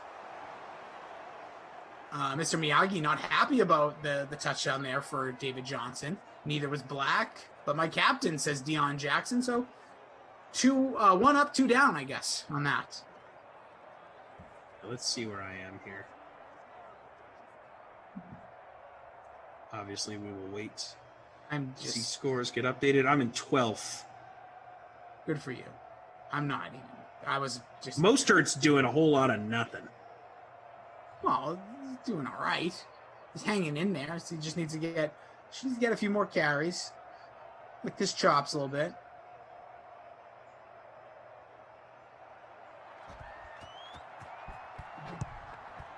Let's see as we get. Ooh. Just reading here. Looks like we get a good convo going over on the Twitch. I always like to catch up with the Twitch homies. What's up, Twitch fan? Mr. Miyagi's leaving. Bye. We'll see you at 4. Appreciate you. Thanks for letting everybody know. I sometimes like when the SimFam tells people they're leaving, because you'll see somebody all hot and bothered, chatting it up like a maniac, and then they're just gone. And I wonder if they're just stopped chatting. Was he mad, or was it he had something to do? I don't know. Reggie Love asking who just scored. David Johnson from the Texans. Just put 6 on the board. David Johnson's still there, by the way, in Houston. Boston Joe saying, I think I speak for a whole lot of us, saying that David Johnson touchdown was wasted. What? It helped me. Well, I thought it would help me, but I dropped after the David Johnson score. It must be that the people in front of me have him in their captain spot. Wait a second. How can a touchdown be wasted? What do you mean, Boston Joe? He's trying to say, not a lot of people have David Johnson. Yeah, but that could also be a good thing. If you think about it, because think about it, Boston Joe, what if it was someone else that's more popular or more played higher, but you don't have them in your lineup? I like when the Vultures score. Oh, there you go. Tate saying he scored on the 49ers. That's why it hurt me. Good call, Tate. Hey, just there it is. Litzau saying Funkhauser is looking pretty bad thus far. Not positive who he means by Funkhauser, but Marty Funkhauser from Curb Your Enthusiasm. First of all, rest in peace. Second of all, maybe my favorite character on the show. Wow. His hit rate was close to 1,000. Hold on, I gotta just ask a question. I think my wife may have just turned on the air. It's 69 degrees out right now, and all the windows are open in the house. What is this chick doing? Hey, did you just turn on the air? This is what happens. She's all hot and bothered. Darling, can you call my wife? I'm sure you. She was just cleaning some sort of excrement off the ground. I mean, she's probably overheated. Yeah, I get it, but man, it's literally it's 68 degrees right now. I'm the type of guy that likes to leave the AC on no matter what the temperature is outside. For a certain period of the year, you just roll with AC. No, I'm not against it. Trust me, I'm a guy who I do heat windows. You're just saying it's a little too cold right now to have AC. I'm just saying we don't need it. We don't need it. I got every window in this house open. You got screens? She just yelled, "It's disgusting in this house." Yeah, I got screens. She's not happy. This is what happens when she's cleaning, so she's out. She's like everything. She's all fired up. Well, you got to keep that temp low when you're cleaning. No, I get it. Going to get a punt here from the 49ers, less than a minute and a half left to play in the Jeffrey Orris with, I believe, is a hot take, and I'll explain why. He says Arrested Development is greater than Curb Your Enthusiasm. I think that if Arrested Development had not made any of the new seasons, you could make that argument because the 3 original seasons of Arrested were amazing. All of the new stuff they made for Netflix, it's funny, but it's kind of cringy. It's just not that good. Well, because the whole thing where they weren't filming together. By the way, Will Fuller. Right, and then they recut it because everyone hated that so much. Yeah, it was like it's a weird watch now. Yeah, I would just say this. I agree with what you're saying. Like, I like the idea because sometimes having a short amount of something, so 3 seasons of Arrested Development, could be greater than what will eventually probably be 12 or 13 seasons of Curb over what seems like 20 years because they take so long to get to it, which I kind of like sometimes. Don't rush it. But with that being said, I still think Curb Your Enthusiasm is one of the greatest comedies. People don't do. Yeah, I mean, its body of work is stronger than Arrested Development because the new stuff is just nah. Curb's one of my favorite shows ever, though. Might be my favorite comedy. I think a highly underrated shows because I think I don't know if people stop watching or stop talking about it the same way. Curb and Always Sunny. Just two Always Sunny's great. That's a show I need to watch from start to finish. Well, I know it's still airing, but this most recent season of Curb with the Mocha Joe stuff in the Spite store was incredible. The season before that, like the comeback season, wasn't my favorite. This season was awesome. And they just finished filming a new one. It's in my top 3 of seasons. It was It's so good. No misses. Not one story, not one anything. I thought everything was good. And his whole thing about like creating the new toilet, like the box that opens. It's just it's great. It's incredible. We got Noah Moon asking to restart the game. CEH asking to restart Noah. Boston Joe's looking for Cooks and Mostert. My guy Kevin says, do some push-ups, Rossi, you sim slog. Whoa. Wow. Bro, I do a good amount of push-ups. I was feeling really good. How many push-ups can you do right now? Like if you were to drop on the floor and do as many push-ups as you can without stopping, how many could you do? Oh, without stopping? Well, the how deep I go into the push-ups is definitely going to lack, but I could probably bust out like really good ones, like 20, like solid. And then after that, I know I'll get a little like up it. Like I could say 100 to get free spots. You could do 20 like perfect push-ups in a row right now. I could like do like feet elevated for 20, and then after that, like even if I went back normal, like your shoulders, like I don't. Yeah, exactly. Yep. But I'd say I'm probably right around there too, 16 to 20. Yeah. Listen, as long I'm as not going to oversell it. No, because I'm not a bro. I'm not worried about my how many reps of things I can do, as long as I can do anything. Just do anything physical. Kevin says 5, LOL to me. Bro, I could do 5, no problem. 5 is easy. All right. Dude, bang out a couple push-ups before you go out and hit the town. Look a little swole. That's what activate the biceps. That's the way to do it. Sorry, I didn't even see what Andrew wrote a few minutes ago. Waiting for the shoe to get thrown at Rossi if he makes one more comment. No, like I'm in a good position. I'm in like right on the spot, Andrew. Like a few more, yeah. Should probably be like, all right, shut up. 50-yard attempt here for the half. That looks good. He gets it. A 50-yard field goal, baby. Kai Fairbairn. Get some. So hashtag stack them kickers still in play. Boston Joe says you can't be on your knees for those, Rossi. Listen, again, I'm not here. The question was asked to me. I'm just telling you. Trust me, I can do 20, no problem. After that, it's not that I can't do a bunch, but I just know, like, I try to always be appropriate with things. Like if someone said, how long can you run for? I could run right now, probably go 3 miles. I know I could do it. After that, it's going to get real ugly. Just keep moving. Just keep moving. Just keep moving. Have you ever done a half marathon or anything like that? No, never run that much. Are you the guy that's going to do like a 5K the morning of Thanksgiving? I would love to. I haven't done any of that stuff since all the turkey trot. I like having things to look forward to physically, so that I can like. It almost makes my workouts or training. I'm not hating on people that run 5Ks, but I don't want to run a 5K on a holiday. I want to wake up late, throw on some sweatpants, and just stuff my face with turkey. Yeah, but think about you earning that turkey even more after running. Yeah, but earn it. Do it the day before, the day after. That's fine. No, you're not running a 5K the day after Thanksgiving, you sociopath. Burn it off. Oh, burn it off. No way. That's the last day I would want to run. I'd run after Christmas. I'd run after Halloween. I'd run after Freeze Pop's birthdays, all the important days of the year. But I would not run after Thanksgiving. Like on a purposeful run. Like maybe I'd do my own little workout. But anywho, we are here. Love to see you guys here on a Saturday. Freeze Pop's getting ready for the big wedding tonight. He's going to get some. It is 8 of 11 for Deshaun Watson. No touchdown passes thus far. It's David Johnson running one in. Garoppolo's got 94 on the ground through the air. 164 for our guy, Deshaun Watson. David Johnson, I said the lone rushing touchdown. How about these numbers? 6 carries, 5 yards, and a touchdown. Hello, Jerome Bettis. Deshaun Watson's got 4 for 33 leading the way. Raheem, 8 for 31. Yeesh.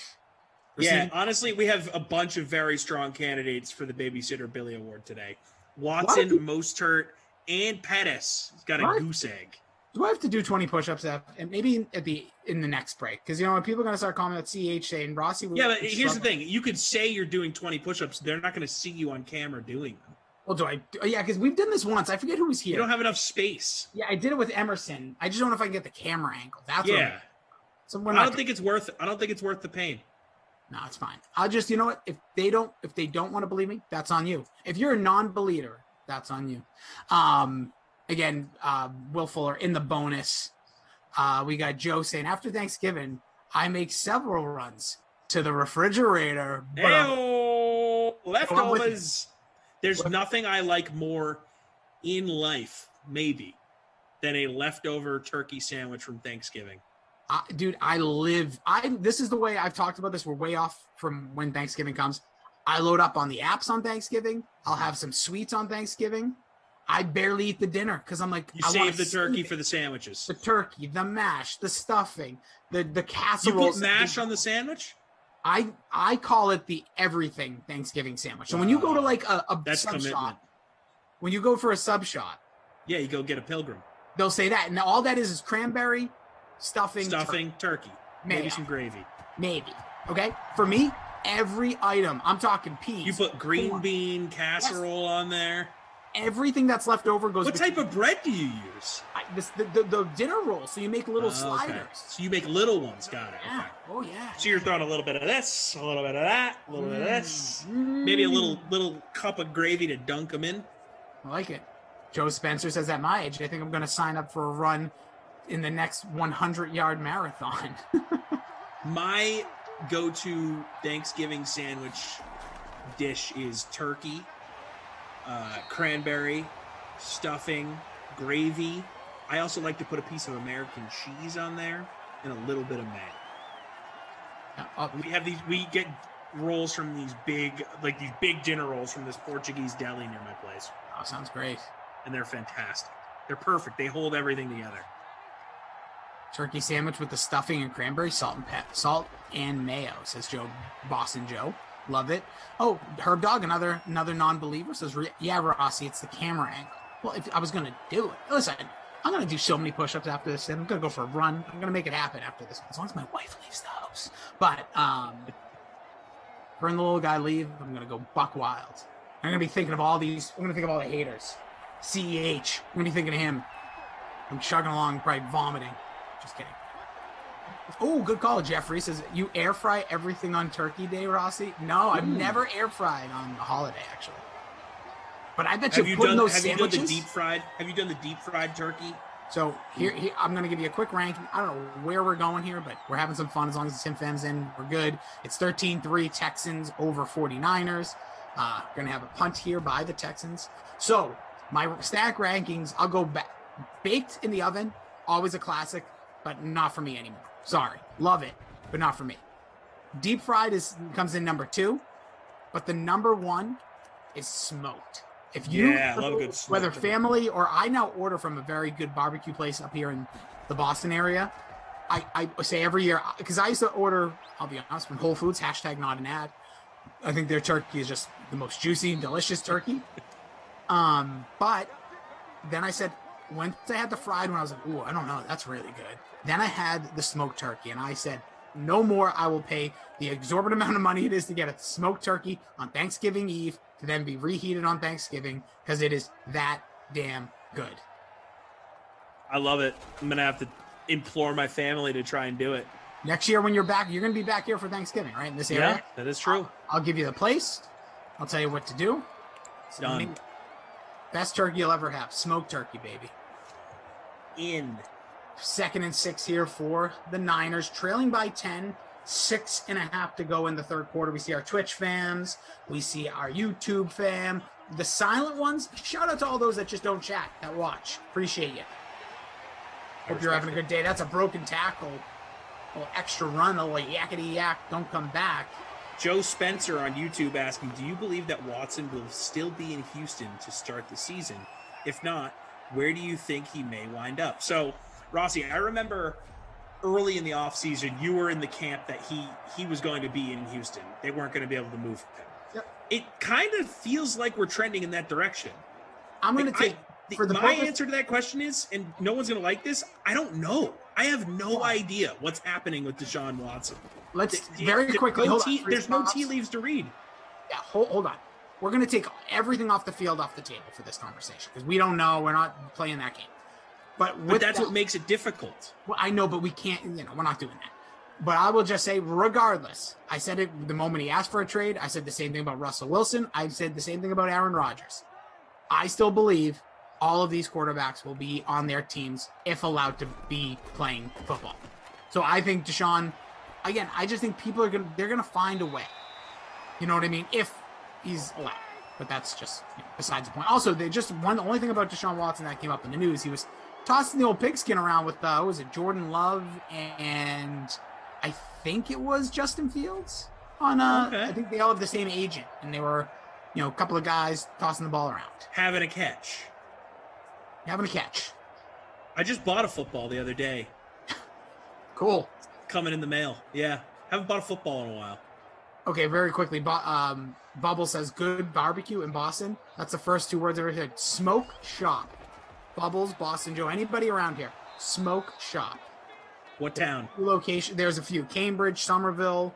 He's grown exponentially. This is a world-renowned barbecuer, pit master. Andy Husband's an amazing, amazing guy. Known personally, actually, but that's beside the point. But literally, forget about me. Written books, all that stuff. He is unbelievable. Check it out. Even Google it right now. It's Smoke shop. Holds up. It could be in anywhere USA. That's how good it is. It should be in. If he lived in, Missouri, I'm sure he'd be great there. Yeah, I mean, so I live in the barbecue belt here. Yeah, you are in Missouri. The Haymakers area. It's nuts. So I thought I knew barbecue, and even still moving here, I still can respect some of the places in New England, but I now have the lens of knowing what barbecue tastes like out here. And some of the places up there, it is kind of a joke, but I will say, and I don't think it exists anymore, but you'll remember this place, and I'm blanking on the name. It was the place in Alston that EEI used to get catered all the time. What was that barbecue place next to the McDonald's in Alston? Barbecue? Oh, not Blue Ribbon. Not Firefly. Yeah. I know what you're talking about. Oh, it's not that place was awesome. And it doesn't exist anymore, I don't think. That was the best barbecue in Boston. It's now gone. There's a place near Fenway that people like to go that does the trays, kind of like you get out here. Garbage. Sweet Cheeks, I think it's called. Oh, yeah. See, I don't mind Sweet Cheeks. I actually like Sweet Cheeks, but if you don't, I can understand. So you might not like the place I'm talking. It's like I once said to somebody. I'm spoiled. Yes, it's I love Chinese food, right? But then I have people within my family that are from China, and they laugh. And this is not Chinese food. This is fast food. And that's going to be a touchdown to George Kittle. What a performance here from Kittle putting in on a Saturday afternoon. A guy usually fadeable, pretty quiet, but having himself a day thus far. Opening touchdown. Only took almost to the fourth quarter here, but there's your guy. Look at that highly contested ball, too, and that's what George Kittle can do. He's a difference maker. Gets up there. Yeah. Roby, get off me. Bubbles and Solomon saying Texas has the best barbecue. Solomon saying he's never been to Kansas City. I put St. Louis right up there, man. The best ribs in the country are at Pappy's here in St. Louis. And I go back and forth on it because Oklahoma Joe's in Kansas City also incredible. Is this going to be blasphemous when I say I've been to a lot of these? I've not been to Kansas City personally. I've not been, so I'm not going to. But like I've had food from the area, as they say. So take that for what it's worth. New Orleans, very underrated for their barbecue. Oh, New Orleans I don't think it's crazy at all to say that. Mother's, there's a place called Mother's, is amazing. Yes, that place is incredible. Oh my God, the barbecue! I went there. The line was down the road, and I was like, "We're staying in line." So I went for WrestleMania a few years ago to New Orleans. All I heard about was Mother's. So we got up, did our like morning walk, whatever. I like to do a lot of walking when you go to a new town. City. Yeah. So we got up at 8 or whatever at the morning, and we said, okay, we walked by. This is the first day. We weren't planning on going that day. And dude, there was a line around the corner at 8 a.m. and the place didn't open till 11. It's crazy. Wow. Oh, Brian Anderson saying burnt ends, dude. Anybody up here in Boston, yeah, you gotta check out Smoke Shop. You'll love it. Best smoked wings. I told Tara Lynn. I'm sure she's probably had them. Tara Lynn, you a wing person? You don't seem like a messy person, but you seem like you would eat wings. No, like my wife loves wings, but she doesn't like. She's not a mess. No, okay, all right. She's more of a finger. I love wings. Obviously, people know about my wing affinity. Yeah, my wife, big wing fan. Which I'm very surprised. You know what? Actually, I'm going to say it. Surprisingly, some of my favorite wings, if I had to pick a place, Hooters, but the they do smoked wings there now. I just really love smoked food. It seems like you're just big into the smoky. Really good though. They do that, and because that's one thing about I love me Buffalo Wild Wings at times. They don't have a smoked section of their menu, and I just want a little smoke. Tara Lynn saying she does not like how wings mess up her makeup. They're too messy. Yeah, if you're like done up, when Tara Lynn's married, maybe it'll be a little different. But when you're all ready to go, I can understand. That's a tough one. I noticed my wife didn't like it then. But back to your New Orleans point, I think New Orleans is the best food city in America. Ooh. See, I would put Chicago, but I like that. I like where you're going. Because you know what it's about? There's so much variety in New Orleans because it's really a hodgepodge, kind of like a Boston in that sense. A lot of different, you can get Creole food, you can get barbecue, you can get Chinese, you can get all sorts of stuff. Tate throwing out Austin. It's a city I have to go to. Tate. I've also never been to Austin. I was looking for the WWE to run some Austin shows. They're doing some stuff in Texas because I'm looking for a reason to fly somewhere. Was this close, for all those that are wondering, imagine, when everyone ever says this close, that close, to pulling the trigger of going to Vegas with Babysitter Billy. But due to some DraftKings things he needs to be filming, I guess there's a fantasy golf thing going on the weekend of SummerSlam, August 21st. He will not be going. Tara Lynn throws out, get me a husband, please, for the love of God. Tara Lynn, if that's how badly you want one, you can get one, but you don't want that. I don't think you need a husband. You enjoy your life. You got time. Everything fits into their own category. We already decided this. Tara Lynn is going on The Bachelor. Oh. We got to make this happen. You know what? I don't watch The Bachelor, Bachelorette, whatever. Or did you want her to be the Bachelorette, or you wanted to go on The Bachelor, lose, then become the Bachelorette? Well, I think you have to. Well, I don't know if you have to per se, but I think the way the show works is you have to be a contestant on either The Bachelor or Bachelorette to then have the chance to be the next Bachelor or Bachelor. Okay. I don't know. You're talking That's how they pull. That's how they pull, like, the who talent decides who, yeah. So I will just say this, not knowing the show well, I know it's all about having characters and all that. Like, Tara Lynn's sneaky character. Like, you already know her on here as, like, she has quirks, she's a certain way, she has a look, she has all these things. I think she would be so good on that show without ever watching it, just knowing her personality. She'd give great interviews. I just think she'd be hilarious. She'd be, like, funny to watch. She'd let it fly. Yeah, she'd be so, like, Boston-y at times, too, so people kind of have a love-hate with that. She'd be all over People magazine, like, scandals everywhere, holding hands with some random guy in live time that wasn't on the show. That's all I know about it, is, like, every so often I'll be checking out, and it's like, Bachelorette Cammie holding hands with a new beau? What about the two men that she's visiting hometowns next Monday? I'm like, isn't this fake? It's hard to keep up. Yeah, I think it's a work. I don't know for sure, but I feel like it's a work. Solomon Grundy giving great advice here. Saying, Tara Lynn, you want a good husband, find someone who you can be your best friend.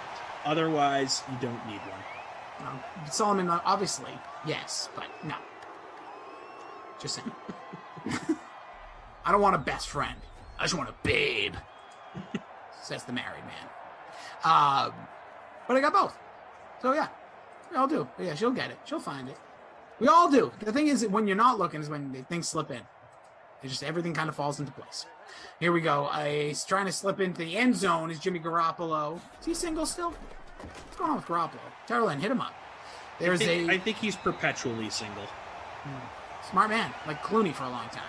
You don't waste those looks. Jeter, another one. Did he finally settle down too, right? Yeah. Famously, Hannah Jeter. You have to.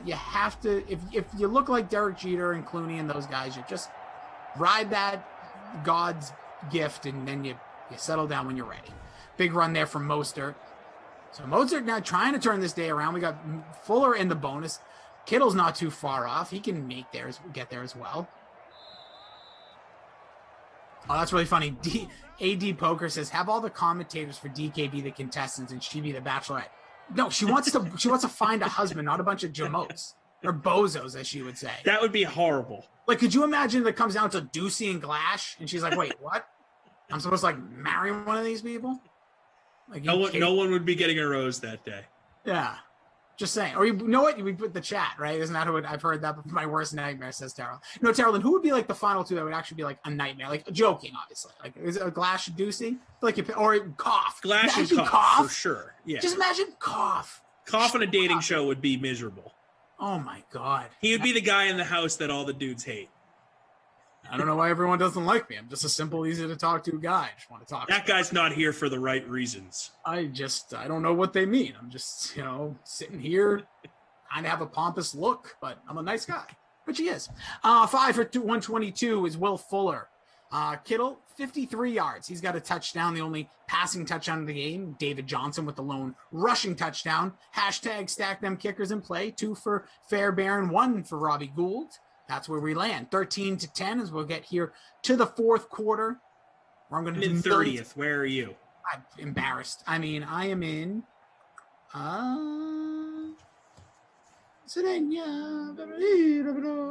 on. I am in 107, baby. Wow. That's not good. Crackle Smack saying, Tom wearing a tie for the sim call. Keeping it classy, Carol. That's right. We've got a wedding to go to here, folks. Yeah, you got it. So as we'll get here to the fourth, shout out again to our ops crew, Tate and Zach, keeping things updated. Tarolyn in the house, Andrew on the Once or One Millions. And I appreciate all of you being here. Those on YouTube, the Twitchers, those watching worldwide, and the millions and millions watching throughout the universe in time that has yet to be discovered. Well, that's going to be a sack. Is that JJ Watt just destroying everybody? Kicking butt, taking names. He could be doing that to Garoppolo this year, now being in Arizona. That's right. Tyrone Rogers saying, Tom, you just getting out of school? Yeah, it's got a little bit of a schoolboy look to it. I think this tie's a little too floral for the schoolboy look. What's doing, Sam? How you doing, Sam? Oh, Jim, appreciate you popping in and being so positive. Love it. Oh, I like this. Y'all have a crush. I think he's talking about Tarolyn. Maybe I missed something. Have a crush on her. Only female out there. But honestly, if anybody finds somebody to have things in common. Have things in common. You turned that, Travis, on me. I thought you were just trying to hammer us. Listen, the only person I got a crush on is nobody. I'm way past crush stage. I got a crush on the chat. That's who I got a crush. I got a crush on Jim. Slides in. Now he's doing a little haha. What's up, my man? Hope everyone's doing well, though, in all honesty, aside from our nonsense here. Freeze Bob's done for the day. After this one, he's going to go to a wedding, start getting all lubed up, get ready. Is this the final one? Wait, when do you get married? Next year? Next year, yeah. I got a million before then. All right, so enjoy it. Enjoy those engagement weddings, because you're going to steal the show for like a minute. So you guys like, hello, when's the day? Oh. I think and I'm not exaggerating, I believe I have like 9 weddings before now in my life. Jesus. Everyone decided to get married at the same time. Well, and then obviously COVID pushed stuff back. So yeah. That's a big problem. Yeah, we got a few the rest of this year. I'm performing 2 I think, too. Solomon Grande said, no, do not think Jimmy Uso will get released. They just used him on television last night in a prominent role. I will be officiating my second wedding next summer. I did my first one this past fall. Holla. I like this. Joe Boston, I have a crush on Rachel Welch from 1 Million BC with her fur bikini. Well, that's a little different. I don't think that's an actual... Like, when people say crush, I think it's actual emotion, like a feeling. Like, yeah, you have the hots for these people, sure. Like, I find people attractive. When you say you have a crush on somebody, come on. Oh, Jim, try a wedding sober. It hits different. Yeah, it's called that's when you get married. I'll let you know, Jim. I'll let you know. Yeah, when you get married, I feel like that's the day. Travis Morgan saying, you would make a perfect husband for her out of all the DraftKings. Are you talking to me or Tom? I don't know who you're talking to, but it says probably the most outgoing and bubbly and great charm about you, but you never know what's in the future. It's gotta be. It's gotta First be. of all, Rossi is married. I'm engaged. So. Oh yeah, don't worry. I'm gonna marry other people. I'm gonna listen. I'll work at it. Again, Carolyn ain't picking us. Listen, we've said it. She wants nothing to do with this thing, fan. We got to get her, unless it's Ducey. I still think Ducey would be funny as well. I know Koff is like her arch nemesis, but I still think it'll be funny. Yeah, love a good hypothetical couple. Raquel Welch. I just wrote what the guy said. Or person said. I don't want to assume anybody's check. But either way, I'll have to Google it later. Trust me, anytime somebody says anything about a fur bikini, how am I not supposed to Google that? So we get a catch there. There's Darren Fells back in the action. The Texans trying to put this one away with 5.5 to go. Freeze pops, Rossi. I'll be joined by Moose for the next 2. Moose and I are doing the 4 packs today. So I got the first half, he's got the second half, and we are the peanut butter and jelly of the sandwich together for the 4 and the 6. And then I'm figuring out if I'm going to be having some peeps over tonight. Are you a chunky or smooth peanut butter guy? Oh, smooth. Wow. Morgan's saying smooth from the other room. Yeah, because Morgan's smart. I don't mind. Chunky all the way, baby. But it's not for every purpose. I don't find, like, I can use smooth peanut butter in all. This is actually the most sound argument I've heard for smooth. Like, if you say, like, you know what I'm a big fan of these days? Because I'm trying to have a lot of peanut butter in my life. But I heat just a little bit up in the microwave and I pour it over something. So you only have like a peanut butter sauce. Yeah. But like then if you give it a few moments, it kind of hardens. So let's say you have like a rice cake. Instead of putting that big glob of peanut butter on it, heat it up a little, pour it over, and then let it sit. Yeah, you just drizzle it. Yeah, and then let it sit for a second. Wow. This is innovative. I've never thought to do this. Yeah, another thing, another little hack.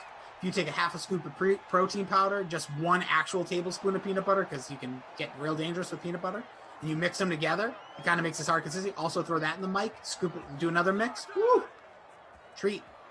It's a treat. Rossi is very innovative with his snacks. I try to be very, very concentrated in the kitchen. Everywhere else in life, no. I'm talking about fur bikinis here in the middle of a sim. You know what I'm saying? Like before this, I made a little snack with rice. I'm back into rice cakes. I'm back into respecting carbs. I was disrespectful to carbs and then realized my body didn't change any, so I'm like, I gotta be better. Solomon Grundy says chunky peanut butter. The worst. Whoa. No, it's so good. You gotta add that texture in there, baby. I do like it. I used to be obsessed with it. Then when I started using peanut butter differently, I've realized the use for chunky peanut butter is really for like a sandwich. Or like that's a great snack. What I mean. Peanut butter pie. Ooh, John. Yum, yum. Crackle smack. Creamy peanut butter is just for cooking. Chunky peanut butter for everything else. Fair. I can see that. People are calling it crunchy. Well, I say chunky. Same. Is it called crunchy? I believe. Don't ask. I always say chunky. That's usually what people just call me when I'm walking down that aisle. Tim Green asking if I'm crashing the wedding or if I was invited. It is one of Morgan's best friends from work, transitive property, one of her best friends in life. Are you going to let loose? He is getting married, and we're going to the wedding. Are you going to let loose? Is this going to be one of those, like, you're going to be wild? Or are you going to be like... I don't know a ton of people at the wedding, so I'll probably be a little bit more reserved than I would be at, say, a closer friend's wedding. Okay. I'll keep it under control. Holy crap, look at this, man. Brian C., this is kind of what I was talking about. It says, Rossi, if you do the whey protein powder, smooth peanut butter, and some water to mix, put in the freezer for 10 minutes, you'll die happy. Oh, okay. It's similar to what I was talking about, but yeah, I did the microwave instead of the freezer. I have an unhappy camper upstairs. Yeah, I hear that. Yeah. Weird nap day. Emerson lives in peanut butter.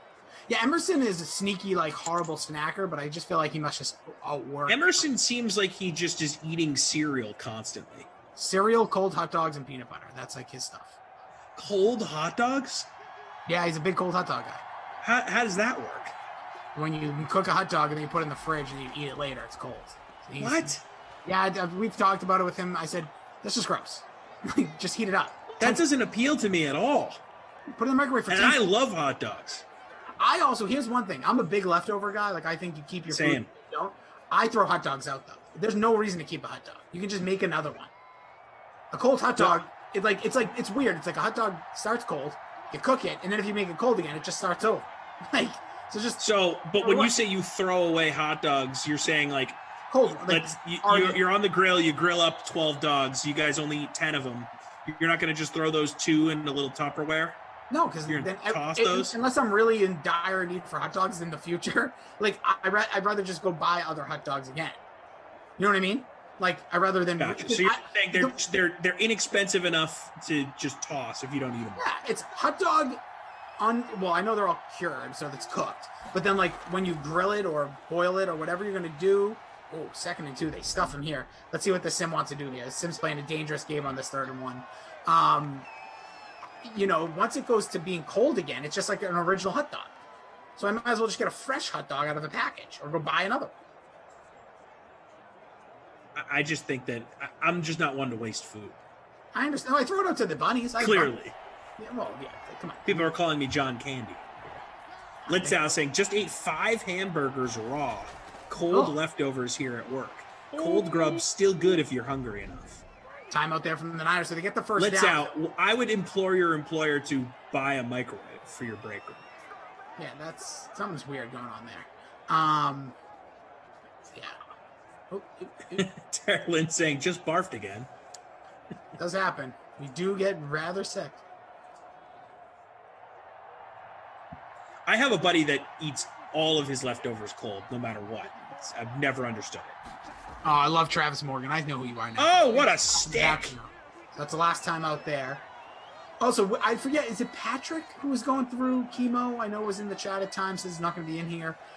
Brian C., I know you had the cat was put down. So shout out to everybody that's going through stuff or has been through stuff or anything recently. Appreciate y'all being here, bringing the positive, having some fun here, hopefully making some money, betting on some of the other stuff out there in the app. Maybe some baseball. So shout out to everybody. Aside from the ones that like cold hot dogs. Not a shout out to you. Jordan Lindenbaum saying cold lo mein isn't bad. I agree with you. Oh, cold Chinese food is top notch because it depends. It depends on the food. Sure, I just think the juices of like when you have hot Chinese food, there's so much sauce and stuff around, like flying all over the place. That stuff settles. Bomb. I agree with you, Lindenbaum. Must be with a very, very unpopular take here. You should never eat hot dogs under any circumstances. Dude, I love hot dogs. That's un-American. I may report you for treason. I don't even care about that part. You can be American, non-American. Oh, wow, wide open corner of the end zone. Did he step out? He's in. Touchdown. That should be it. That's Will Fuller. So he's going to get the wooden nickel, by the way. Smash that nickel. No, come on, hot dogs. Baseball, hot dogs, apple pie, herd Chevrolet. Do you remember that commercial? I don't, but I'm going to now Google it until it's done. Baseball, hot dogs, Crackles. apple pie, herd Chevrolet. Have I ever been to Herd Chevrolet? No, but if I was in the market for buying a Chevrolet when that commercial was running, probably would have gone there. Crackles Max says cold pizza, only good cold leftovers. Not a cold pizza fan, dude. I don't disagree. It depends on the pizza place.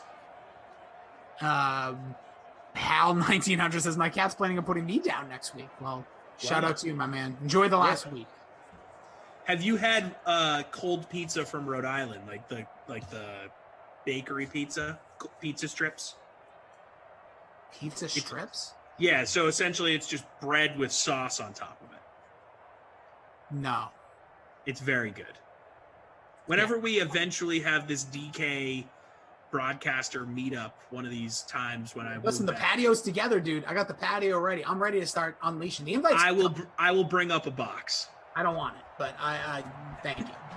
That's the one thing I've realized when you have like a really solid barbecue or a bunch of friends over, you get so much crap you don't want to eat in your like donuts. I don't eat donuts, but like people somehow bring that to like a gathering. Because that's an easy thing to grab on the way. That's why. I know, but like, what are we doing? Like, just bring ice or something. Like, who's bringing donuts? Because now I'm gonna tell you, you're gonna want me to bring this pizza.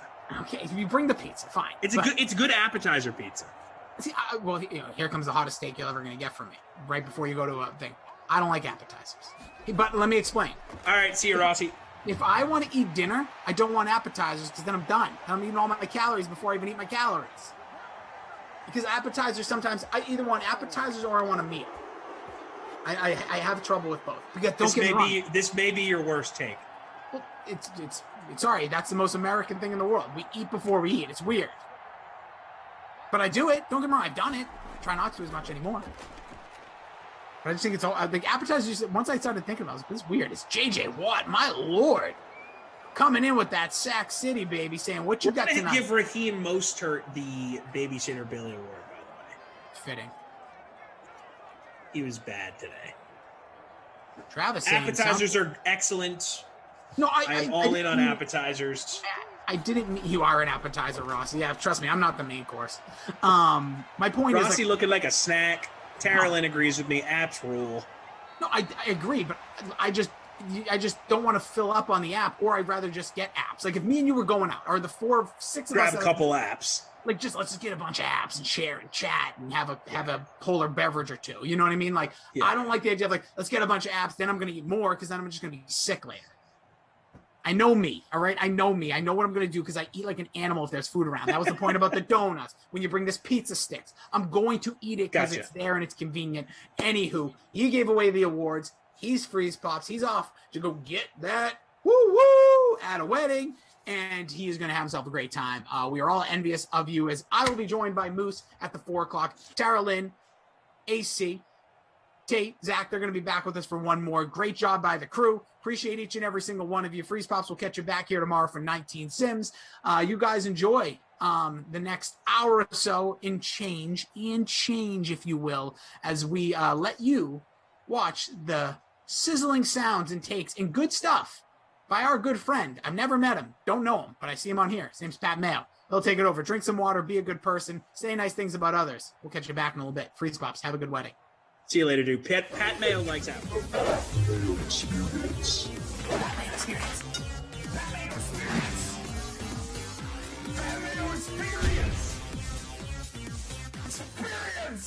Welcome to the Pat Mayo Experience presented by DraftKings 2021 Fantasy Football Rankings. Top 150 overall half-point PPR. You want to find the rankings in list form, chronological list form too, like 1 through 150. You go to DraftKingsPlaybook.com or hit the description where the rankings will be updated every single week with breaking news or a change of opinion. That's just how we're going to do this. Remember to smash the like button for the video. In the comment section, give me your top 5 players overall in half-point PPR entering the 2021 fantasy football season, and subscribe to Mayo Media Network. Why wouldn't you subscribe to Mayo Media Network at this point? Because we're going to have a ton of fantasy football content, including a brand new fantasy football show, which will be launching very soon. And one of you might end up being the host of that, or at least a host of a few of the days, because I'm doing a huge contest to find the next fantasy football host out there in the world. I don't care how much experience you have. If you hit the description of this video, you'll see a link to my Twitter profile, and the pinned tweet that's up there right now shows you how you can enter that contest. It's a paid gig. You're going to get plenty of exposure, and if you've ever wanted to get into the fantasy football realm, talking about it on camera, this is the opportunity you've been waiting for. So submissions are due July 10th. So if you want to get in, you got to submit yours before that. And then, if you submit them on like the 11th, I hate to tell you, then you're probably not going to get it because I'm not going to look after the 10th. Other than that, there is the biggest news possible Everyone knows that I've been associated and helped co-found FantasyNational.com, which is a tools and stats golf site, which people have won millions and millions of dollars from by becoming a member. It's a customizable stat site. There's no content. I had so much success with that, I wanted to make that translate over into the NFL. And as of today, I want you all to go to runthesims.com because a brand new tools and content product is up there right now. So you can go ahead and pre-order your package by the end of July, and you'll get our Founders Club pricing. It'll never be this low again. $249 for the year, but if you use code MAYO, you get $50 off. So that's $199, well, $199 for the entire NFL year by using code MAYO. And the best part is that you'll lock in that annual rate for life. So if you get it right now, when the price goes up to like $400 next year, because it's so popular and so amazing and so easy to use, you're going to lock in that $199 for life. So again, code MAYO at runthesims.com. So just hustle up and go get it. We have some unbelievable tools for you up there right now. It's going to cover season long, daily fantasy, and the betting market. And the best part is that there's no one on the site telling you, oh, you need to play this guy. You need to play this guy. It's all going to be projections and simulations that spit out, and you can personally go adjust those. You don't agree with the projections that are up there? There are easy slots where you can be like, no, I don't think that Aaron Rodgers is going to have a 64% completion percentage. I think that he's going to have a 69% completion percentage, if he stays with the Packers, mind you. And then that will trickle effect into every other Green Bay Packer on the team, and you can adjust run rates for teams, pass rates for teams, touchdown rates for teams, and actually optimize the projections to how you actually want them. Again, it's not me up there telling you to play this guy or this guy. It's a set of tools that you can customize so easily and have all of the numbers at your disposal as you want. And it's so easy to use. There's going to be an optimizer for daily fantasy, and you can go check this all out right now for free at runthesims.com. Now, that offer ends at the end of July, but the site will remain free for the end of the month. You just go in, sign up, and you can go check it out and see if you actually like it. I promise you, once you see how customizable and easy to use all of the tools are, and again, whether you're playing season long, you're playing best ball, you're waiting for daily fantasy, you want to make some bets on NFL futures, you just love props in season, it's going to be the perfect product for you. So go to runthesims.com right now. It is live, and a lot of my rankings are off those projections as well. I always my customizable projections, and use code MAYO. You get that founder's discount if you do it by the end of July. Jake Seeley from theathletic.com is on the line. Jake, I have made my rankings for each position. Shows I'll go into, at a later date, but I wanted to get through the top 150 with you, so you're going to help me build my rankings. How do you feel? I feel good. Hey, my projections and rankings have been a thing for years, so it's about fixing yours. Well, I mean, listen, you don't even need to fix mine. You can go on and listen. You've been using Run the Sims. It's pretty easy, right? I will say it's a terrific site. It's a lot of fun to play around with that and see how things move. But it was more for the fact of just what does this do? Like you mentioned, like the completion percentage, the touchdown percent, like all that type of stuff. Just seeing how it does it on the site, where I had to do that all manually, and now I can just do it on your site for a lot of fun. Yeah, like once you have your profile, you can save everything to it. So, like I said, if you think that all of a sudden, like we have the Bengals, for example, to pass an awful lot this year. If you think that they're going to be a little bit better, the defense is going to be a little bit better, and they run a little bit more, that would help Joe Mixon's projection, mind you. But it would just take away. You could be like, no, I don't think they pass at a 61% clip. I think they pass at a 55% clip. You just go type in 55 where 61 is, and boom, brand new projections instantaneously. The biggest thing is going to be, though, when the games actually start to occur, you're going to have the ability to customize your run rates and everything like that, and then simulate the games up to 10,000 times to see what your median projections, or if you want ceiling projections. That's Justin Freeman is the co-founder of the site with me. He is the Showdown master. He's won like millions playing Showdown, and that's how he does it. Like he just runs these simulations. When you play in giant GPPs, you want to take some of these ceiling performances from guys, and that's how you go about both differentiating your team and shooting for the highest upside. And I think some of that can be applied to season long too, because as you always know, listen, I'm not in the business of trying to win my fantasy league every year. I think that if you are, listen, I would love to, mind you, and that my rankings are going to reflect that, but I think you're diluting yourself if you think that you're going to win your fantasy football league every single year. If you play in a league that you do win every single year, you better league is all I'm going to tell you right now. It should be more competitive than that. Like if you can win once out of 3 years, in your fantasy football league, you're doing fantastic. That is such a high rate of winning. And that's what my rankings are really geared towards. What is going to be your highest upside lineup? Does that mean you're going to flame out and burn like half the years? Yes, absolutely. That's the way I like to play it, Jake. That's certainly that goes into your rankings. We talk about it all the time. We've talked about it on a couple of your shows already. You want first place or nothing, and that's how you should play. And I don't disagree with that at all. I thought you said Sealy rankings at first. I was like, yeah, that's what we're doing, Sealy rankings. But I'm a little bit more conservative than you are because I want to basically finish top 3 every single week, as in like the points scored. So like I'm one of the 3 or 4 best teams any given week. So by the end of the season, I should be the first place team. But to like go boom or complete bust, I think that comes down to just like your taste. And like you said, that's why it goes down to your adjusting the projections yourself as well. Like you mentioned the Bengals, like, well, okay, boom would be like, hey, I think they're going to pass 68% of the time. And I'm just going to ride that to the death. And, that's why it's fun to go through these things. Well, let's get to the rankings then. Number 1. Yeah, let's do it. Through 10, half point PPR rankings. No big shocker. I'm going to have Christian McCaffrey, number 1 overall. I'm going to have Delvin Cook, number 2 overall. And then I think that it's a real thing where you can start making arguments all the way down the board. So my tentative running back rankings right now go McCaffrey, Cook, Derrick Henry, Zeke, Saquon Barkley. That is my top 5. You almost had the exact same top. I chuckled when you said Derrick Henry at number 3. I've already made the case that I would never do it for Christian McCaffrey's use last year. We've talked about it on your show. That one game was 97% of the time he was on the field. I'm still taking Christian McCaffrey, but you could make the case that the safest is Derrick Henry at number 1. But I wouldn't do it. I have McCaffrey, Cook, Henry. I just flip Kamara and Zeke. I have Zeke at 6. I have Kamara at 4, Barkley at 5. So I'm just a little bit different than you. All right. So the rest of my top 10 in terms of running back rankings are Kamara at number 6, Cam Akers, number 7, Eckler, Najee Harris, and Jonathan Taylor. I felt you and I did not get to discuss Jonathan Taylor. That was Mike Leone and I. If you missed any of the division preview shows, hit the description. They're down there right now. I just worry about his overall upside because, and people laugh at me when I say it, but I think that Marlon Mack comes back and steals a few carries a game.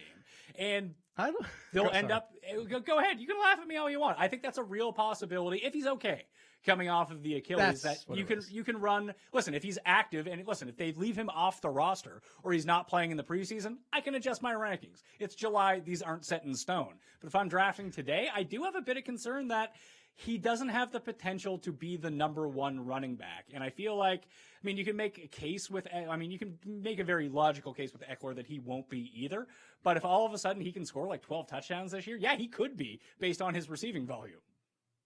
Yeah, what it really goes down to is I was chuckling because I don't expect him to possibly be on the roster. We're coming back from career-ending injury. This, nobody, I don't say nobody, but 90% of the people don't come back from this injury. And I say even come back, it's they come back and play, but they end up not making rosters. They end up being a shell of their former selves. So that, now if he does stay on the team, I really don't think he's getting that many touches per week. We talked about it on another show. It wasn't that division because I know you and I already had this conversation because I saw the same comment where people were like, you're so stupid. He's coming off Achilles, you dummy. But at the same time, when we talked about it, I just think it's a talent disparity. I think Jonathan Taylor is worlds better than Marlon Mack. And I do have Marlon Mack for 63 carries. I have him for 10 receptions, but that's it. That's not even 100 touches over the season. I don't think he's involved enough to downplay Jonathan Taylor. And for my projections, I still have Jonathan Taylor for 268 carries and 35 receptions. So he's over 300 touches. I have him for 12 combined touchdowns. And that alone, where I'll agree with you, doesn't get him to number 1. I think the biggest factor of why we have Taylor a little further down is because he doesn't finish number 1 because even if Mack is out of the picture, even if he's not on the roster, Nyheim Hines is not going to go away. He's still going to get 40, 50 receptions of his own. And we have to live with the possibility that Carson Wentz is just the Carson Wentz that we saw each of the last 2 years. For the Eagles. And just isn't all that good. Yeah, certainly. I think Carson Wentz is a great bounce-back candidate, but he's a candidate. He's not a guarantee. And even if you go back to the season that everybody thought he was going to come off of, and everybody's like, look at how good he's going to be one of the next top 5 quarterbacks. That season was pretty darn good, but it wasn't like he was coming off 35 touchdowns and 4,800 yards. He was trending up. He's looking pretty dang good. He's had questionable talent with him at the Eagles for most of his career, especially the offensive line, which was down to the third string last year. We can make all the apologies, but he's, to your point, is far from a guarantee of being a bounce back, like a guaranteed bounce back.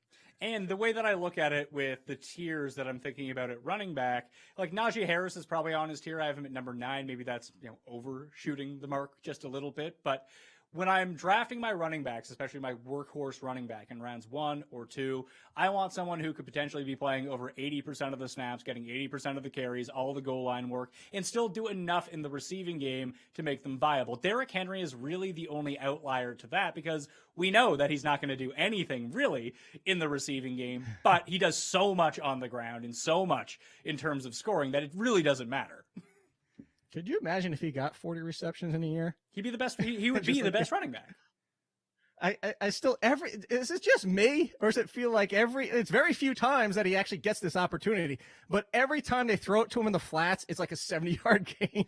I think that just sticks out in our minds because it happens like once every 8 weeks that they finally call the play, and the defense is just like, whoa.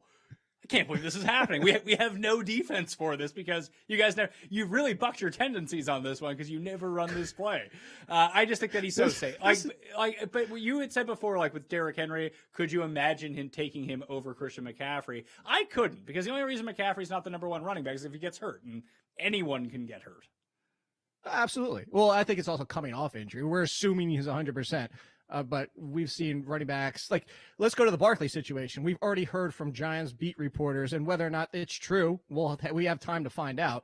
But we've heard from the Giants that Barkley might not get his 100% share, which obviously isn't 100% of the snaps, but not get his 100% share until weeks 3 or 4. Christian McCaffrey could be the same thing. So does that knock him out from number 1? No, because now we also go back to the argument that even if he was out for the first 3 weeks, it's the argument you and I had years ago where we both agreed when we were on an island. I remember at the time, and I will victory lap this because you should too. We were on an island talking about Le'Veon Bell's suspension that year and saying, no, he's still a first rounder because you take him in the first round, you get a replacement guy for 4 weeks, and you combine the two, and that's still a top 5 player. And that's what happened that year. That's the same thing with Christian McCaffrey. So, yeah, I'm still taking McCaffrey every single time.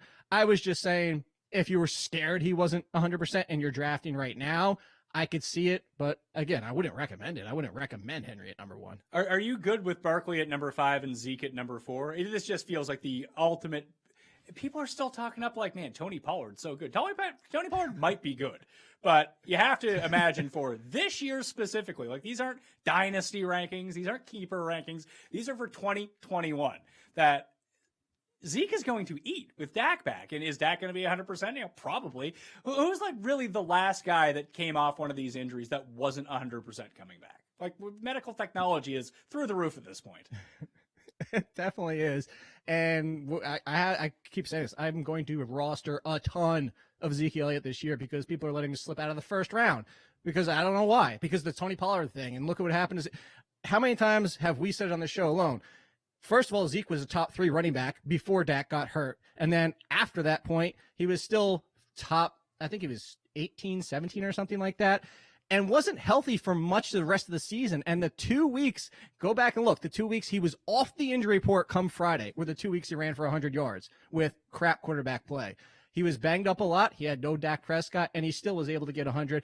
And he still had a decent season for what he was dealing with at quarterback and with how that team went. So I would still go Barkley, but I don't mind Zeke there, again, because I'm on the Zeke bandwagon 100%. The only thing the injury might lead me to believe with the Cowboys that maybe Dak stops calling his numbers so much around the goal line and hands it off to Zeke, and maybe you see a spike in touchdowns for him this year. Yeah, I could. I'm looking. I was trying to find where I got Zeke for touchdowns. I got Zeke for 10 rushing touchdowns, and that even feels conservative. I mean, even at that though, he still rates out to being a top 5 running back, doesn't he? Yeah, well, for mine, no, he's 6 at mine. That's because I have Kamara higher than you do. I have Kamara still right in front of Barkley. Yeah, I have Kamara at 6, and I think that I just don't feel great about him going into the year as an elite running back. I think he is the best of the next tier down behind those guys Because like even when I think about the rushing share on this team, like we have them projected at 45% right now, and that means Taysom Hill is going to get his rushes, Latavius is going to get his rushes, and maybe that is too conservative. But I don't know how this offense is exactly going to look. That if they do play Taysom Hill a lot of the time, and it's not. When we spoke about the NFC South, that if Jameis is the primary quarterback of this team, and he takes 95% of the quarterback snaps, then maybe I'm probably too low at number 6 at running back on Alvin Kamara. But I think that's enough to ding him, that unknown part of it. Like that's all you have to do with the top end here. Like I've been trying to make a case against Jonathan Taylor, who I have at number 10. I have him at number 10 at running back. I think he's going to awesome. But when you get to this very high level, you need to nitpick somewhere who has the fewest amount of drawbacks to them. And at least in my crazy mind, I do see a potential downside to Kamara that maybe hasn't been there in other years. Like you make Drew Brees the quarterback of this team, even decrepit Drew Brees at this point, he's like number 2 or number 3.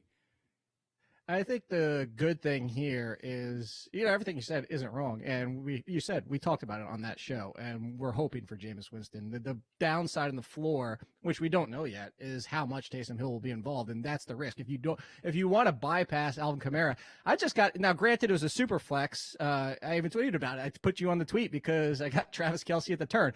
It was a super flex, but my picks were Kelce and Kamara. Kamara fell all the way to the 12th pick in the first round. There was only 5 quarterbacks gone at that point. So you have the 5 quarterbacks, you have the big 4 running backs, 5, depending on how you're talking here. And then Tyreek Hill went, and Kamara was sitting there. I think a lot of people are concerned. They say the same as you with the Kamara situation. And I'm looking at my projections in the receiving department. What it comes down to is maybe the 77 receptions, because he basically gets that almost every single year, is a little aggressive.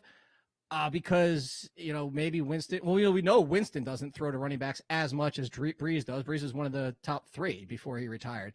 So maybe that's a little bit aggressive, but it's more of the target shares. Like the target share is still really high for me because they don't have a clear number 2. We're assuming it's Traquan Smith. That's not a guarantee. We talked about on that show. Is Troutman really going to step forward as much as I like him? It's still a big question. It's a second-year tight end. Marquez Callaway, Deontay Harris, Lil Jordan Humphrey. I think the benefit here is that where the target's going to go. It's going to be Thomas and Kamara. I agree with you. Like in the projections that we see right now, I have them projected as the highest target share in terms of running backs with 123 targets, which feels like a lot of targets for him. But now it's 17 games now too. When we think about it, I only have 3 for over 100 though. It's Kamara, it's McCaffrey, and it's Eckler. I have Barkley at number 4, by the way.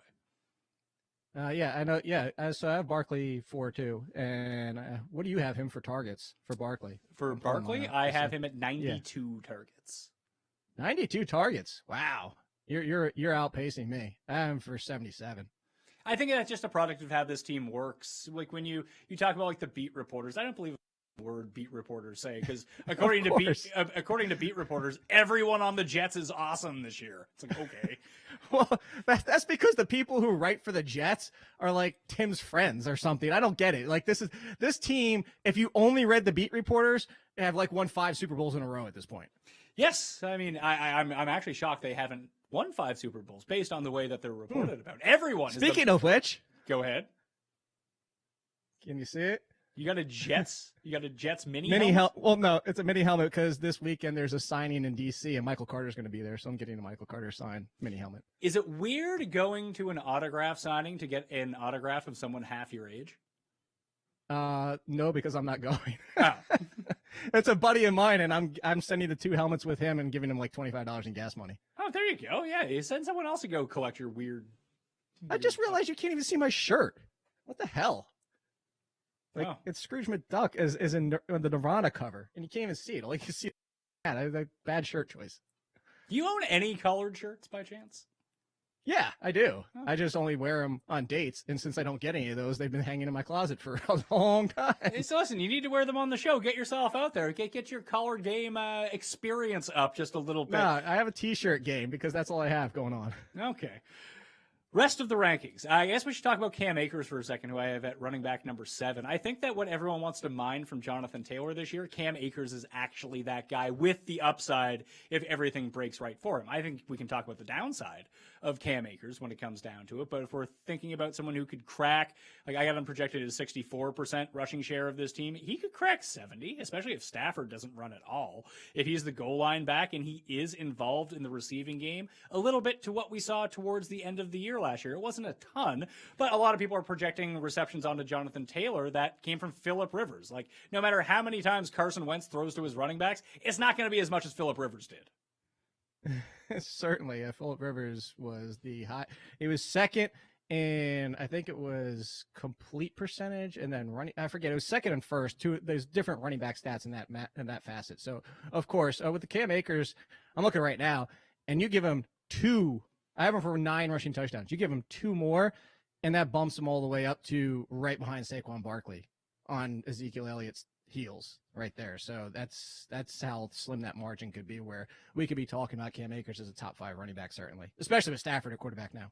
I think my ranking reflects that. It's a little bit, at running back number 7, he's going to end up being a first-round pick once we insert these wide receivers and Travis Kelce into the first-round mix here. But do you think that Najee Harris deserves to be a top 10 running back? Not top 10. We talked about it on this show, and I love Najee Harris. You know that. We've been talking about this. It doesn't sound like you love him as much as me. Yeah, of course. Yeah. It doesn't sound like I don't have him inside my top 5. I hate the guy. But it really comes down to, we've talked about the offensive line and how people overrate that when we're talking about run blocking. You could have, we have every single year, we have 1 or 2 running backs finish as RB1s on bottom 10 run blocking offensive lines. And we have the verse side is like the top 10 offensive lines don't produce it because they share too much. We want volume in fantasy. We want it. Najee Harris is going to get it. The concern here is it going to be as much as it used to be with the Steelers like 3, 4, 5 years ago, especially with Le'Veon Bell? Probably not. And mostly because they have 3 great wide receivers. They are passing a little bit more. I don't know if everybody's seen the numbers out there, but how much better Juju and Ben both are with play action, which Najee Harris is going to help. But I say all that to say, I still only have Najee Harris for about 40 receptions. And that alone, when you're still not at 50, 60 and stuff like that, it's just going to keep you on that tier right below. Najee Harris is in the same group with the Nick Chubb, Jonathan Taylor, Cam Akers. He's in that group for me. Okay, I think the Cam Akers is above that group, but I see where you're coming from. I think it really depends on how you think that the carries are allocated in the Steelers offense. I just don't think that you go up and get a running back to say, you know what, you're also splitting time with Kalen Ballage and Anthony McFarland and Benny Snell. Like our rushing projection for him, like the baseline is going to be like 52%, I think that it is, from runthesims.com. I manually adjusted that up to 70% just to see what it would spit out. And all of a sudden he's a fringe top 10 guy. And I think that talent-wise that he can really get behind that as well. Because when you talk about like bad run blocking offensive lines, I think that is a narrative that's a bit too played up, only because, listen, we're bad at projecting football as it is anyway. People make mistakes all the time. When it comes to talent evaluation, how players are going to perform on a team, the timeshares that they're going to see on the field, but now everyone's offensive line expert and how that can change year to year. It's like when people go into fantasy drafts and be like, well, they were the number 1 fantasy defense last year, obviously the number 1 fantasy defense again this year. Like, defense doesn't work that way. And although you can see good cohesion on an offensive line, and the best ones tend to stay really good until the moment that they're not, bad ones with a new piece and some health can get good really quickly. Absolutely, no question about it. And go back to last year's, a couple sites rated, and just going to go to the usage standpoint is, my feelings. We've talked about David Montgomery. David Montgomery, I think, is above average running back. I don't think he deserves to be in this talent conversation. And last year, the Bears on many sites were rated as a bottom 10 run blocking offensive line. And you look at David Montgomery, the volume, he was inside the top 10. So look at that factor right there. Yes, you could tie break. If you want to say, I like this offensive line 10 times better than this offensive line, and you're saying, all right, do I take Nick Chubb or Najee Harris? And because I trust the Browns offense and I trust the offensive line, that's going to be my tiebreaker, and that's fine. But if you said, I'm not putting Najee Harris inside the top 20 because the offensive line is trash, that's just, you're overthinking it. Yeah, I think so too. And trying to embrace some of the stuff that we don't know for positive variance is something that I want to do in this spot. So if you have a bad offensive line, let's say it marginally improves and it's like the 20th best instead of 31st best in the league. So obviously that's going to help you a little bit. You know this team is going to be pretty pass happy, but that didn't really work out for them too well towards the end of the season, that maybe they do take a lean on the running game a little bit more. We do project their defense to be pretty good. That Najee Harris is in a really particular spot right now, and I do have him in that group that you talked about, along with Chubb and Aaron Jones and Jonathan Taylor. Like, he's a part of that grouping to me. And I think the Cam Akers is one above him, where if things really break poorly for him, he's running back 18. If things break really right for him, he's like running back 5. So I think at number 9, it might be an over projection and over ranking, but I'm good with going down with that shit. Maybe I'll move him back. Like, would you take Nick Chubb or would you take Najee Harris in a draft? I would take Nick Chubb barely. And I was looking right as you were talking about that too. I have Najee Harris for the 10th most rushing attempts in the league this year. So there's the usage right there. But I just have Nick Chubb edging him out by a slim margin. It also comes down to the rushing touchdowns. You could talk about that being the offensive line, despite the fact I believe in Najee Harris. That's an area where you could say they could struggle a little bit, similar to Nick Chubb did back when Nick Chubb was having the issues of 3 straight rushes and not getting in the end zone. So, that could be a factor with the Steelers. But if you want to take Najee Harris over Nick Chubb, I actually wouldn't mind at all. But I would take Nick Chubb. He's one spot in front of Najee Harris for me. Joe Mixon's one spot in front of Chubb. It's Mixon, Chubb, Harris for me, just so you know. Okay, so that's interesting. Where's Aaron Jones fall in that for you?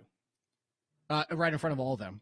He was the one. He's in between that group right before and then this group that we're talking about now. Do you have, when you're drafting right now, and obviously this should be settled by the time the end of August comes around and people are actually doing their drafts, but how much of the Aaron Rodgers factor are you playing into Aaron Jones right now? Like, does it hurt him or help him if Aaron Rodgers isn't there? Oh, it absolutely hurts him if he's not there, but I'm factoring at 0. I think at this point, first of all, I've been on I think Aaron Rodgers is staying in Green Bay situation the entire time. I could absolutely be wrong, but at this point, I don't see where the move is left. Unless he just sits out football, I don't see where we're going from here.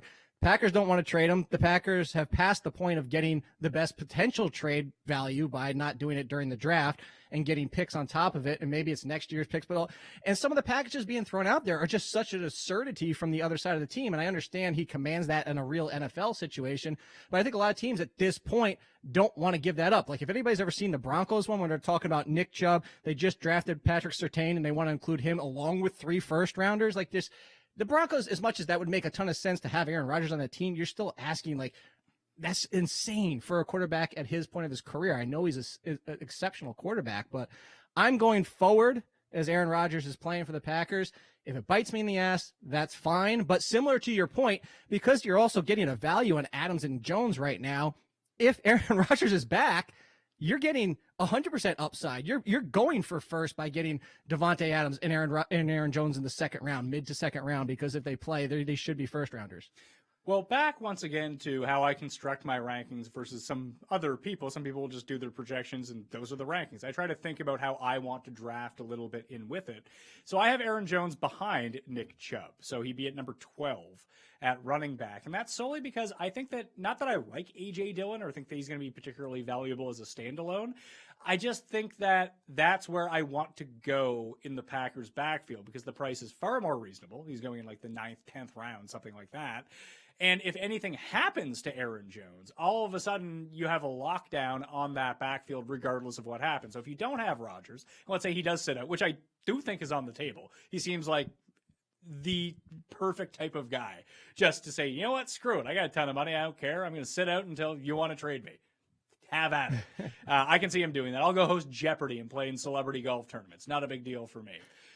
And then Aaron Jones and his overall value is diminished anyway if he's not there. Plus, there is consistency issues with Aaron Jones, not necessarily on the overall scope of the season, but week to week, you can see some ups and see some downs. And then if he ended up getting hurt, all of a sudden, A.J. Dillon's like the last man standing back there, that he would be in a fantastic position. I think that's how I would want to attack the Packers backfield and just hope that that happens. If it comes down to A.J. Dillon, I never have to play him all year long. Well, then I made a bad pick, but it didn't cost me much, where at the very top of the board, I can make some different decisions with guys that I like better. Yeah, and you could honestly go the route of getting Aaron Jones and then arguing that Dillon is one of the top 5 handcuffs right now, because I agree with you. I think A.J. Dillon, I said in the draft, for people that don't know, I was saying A.J. Dillon's kind of a lesser version of Derrick Henry. 80%, 85% Derrick Henry, that's kind of like how you have to think about A.J. Dillon. Is he's going to bowl people over. He's not going to be a huge factor in the passing game, but that's, he's stepping into Jamal Williams' role, probably without, again, the passing game upside that Jamal Williams had. But if, like you mentioned it, if something happens to Aaron Jones, it's not like he's going to all of a sudden go only from a 30% share up to 40%, and they're going to play Kylan Hill or Dexter Williams, who might not even be on the roster. It's going to be an A.J. Dillon kind of bell cow situation. So I'm with you. And I think the cost of Dillon being as low as it is just makes a lot of sense. So the top 15. So Nick Chubb I had at number 11. Aaron Jones, Joe Mixon, Antonio Gibson, and Clyde Edwards-Helaire would be the top 15 at running back for me. Let's insert some wide receivers into this mix, though. So I'm going to list the names of the running backs, and you tell me where to stop for the wide receivers to start coming into play, okay? Okay. Christian McCaffrey, Dalvin Cook, Derrick Henry, Ezekiel Elliott, Saquon Barkley, Alvin Kamara, Cam Akers. Oh, stop. I don't remember where I was waiting for Austin Eckler. I didn't remember if you had Eckler in front of Akers or not. I was going to stop after Eckler, but I would take Tyreek before Akers. So you have Tyreek at number 1 over Devontae Adams. Yeah, because everything I just said about Aaron Rodgers, because Tyreek Hill and Devontae Adams are so close, that's a tiebreaker where it's like, I will, with how close most projections spit out, including mine, I'll give the edge to Tyreek Hill because you have Patrick Mahomes, definitively. So I look at it right now, and I have a top 4. I actually have Hill at number 1 as well. So it's Hill, Devontae Adams, Stefon Diggs, and Calvin Ridley are my 1 through 4. And I think that they are the tier 1 of wide receiver. I'd be happy with any of those guys. I think those are the 4 guys who are most likely, obviously, they're my rankings, to finish as wide receiver 1. They're not the only candidates, mind you, but if we just ran the season, like again, if you go to runthesims.com, run the season 10,000 times, I think you would see that those 4 guys at the top of the plotting would be the ones who finish as wide receiver 1 most often. Yeah, and we talked about it on that show, is I flip Ridley and Diggs. I have Ridley at 3 and Diggs at 4, but what's my difference? 3.5 points for the entire season. Yeah, so it's all within the margin of error of these guys. So then you have, for me, at wide receiver, Michael Thomas at number 5, because I love me some Michael Thomas this year. I don't care who's playing quarterback. Yes. Keenan Allen, DeAndre Hopkins, Allen Robinson, and DK Metcalf. And then Justin Jefferson, followed by A.J. Brown, would be my top 10 at the wide receiver position this year. But I think that there's a distinct tier between those top 4s and the rest of the guys. So would you do something as simple as McCaffrey, Cook, Henry, Elliott, Barkley, Kamara, and then the 4 wide receivers, then into Cam Akers, or would you change that up a bit? No, so for mine, again, I have Eckler with Akers, so I would go both of them, and then Taylor, and after Taylor, before we got into now we're talking Joe Mixon's situation. It's all positive, but it's always a question. He's lacking in the touchdown department, and that could change too, but he's just lacked in years in the touchdown department. But the Chubb situation, I just mentioned Mixon, and then the other running backs, that's where I'd probably take the next 3 wide receivers before I jumped into that tier. So, okay, so that would leave the rankings now that it would go Kamara, Akers, Eckler, Tyreek, Devontae, Calvin Ridley, Stefon Diggs, Calvin Ridley, then Najee Harris or Jonathan Taylor and Najee Harris would be next for me. So would you continue to put the receivers in at those next spots, or would you said you would go Taylor, Harris, Chubb, and Jones and Mixon, then the receivers? No, I would go Taylor, then the receivers. So Taylor on like sort of an island by himself. You have Taylor higher up than me. I think that he's closer to this Harris, Chubb, Jones tier and Mixon for me in the way that that's the argument a lot of people will have to decide on. So because that's the difference between taking the wide receiver or taking the running back. If they're more on your side of things and concerned about the workload, even if you're not concerned about Mac and you're laughing at you, Pat, and you're like, but I just mentioned it too. If you're more concerned about Hines than I am, you think that Nyheim Hines could potentially get 60 receptions. Then you put Taylor behind those 3 wide receivers. If you're like me, I go Taylor, then those 3. But we're just nitpicking one running back in this group.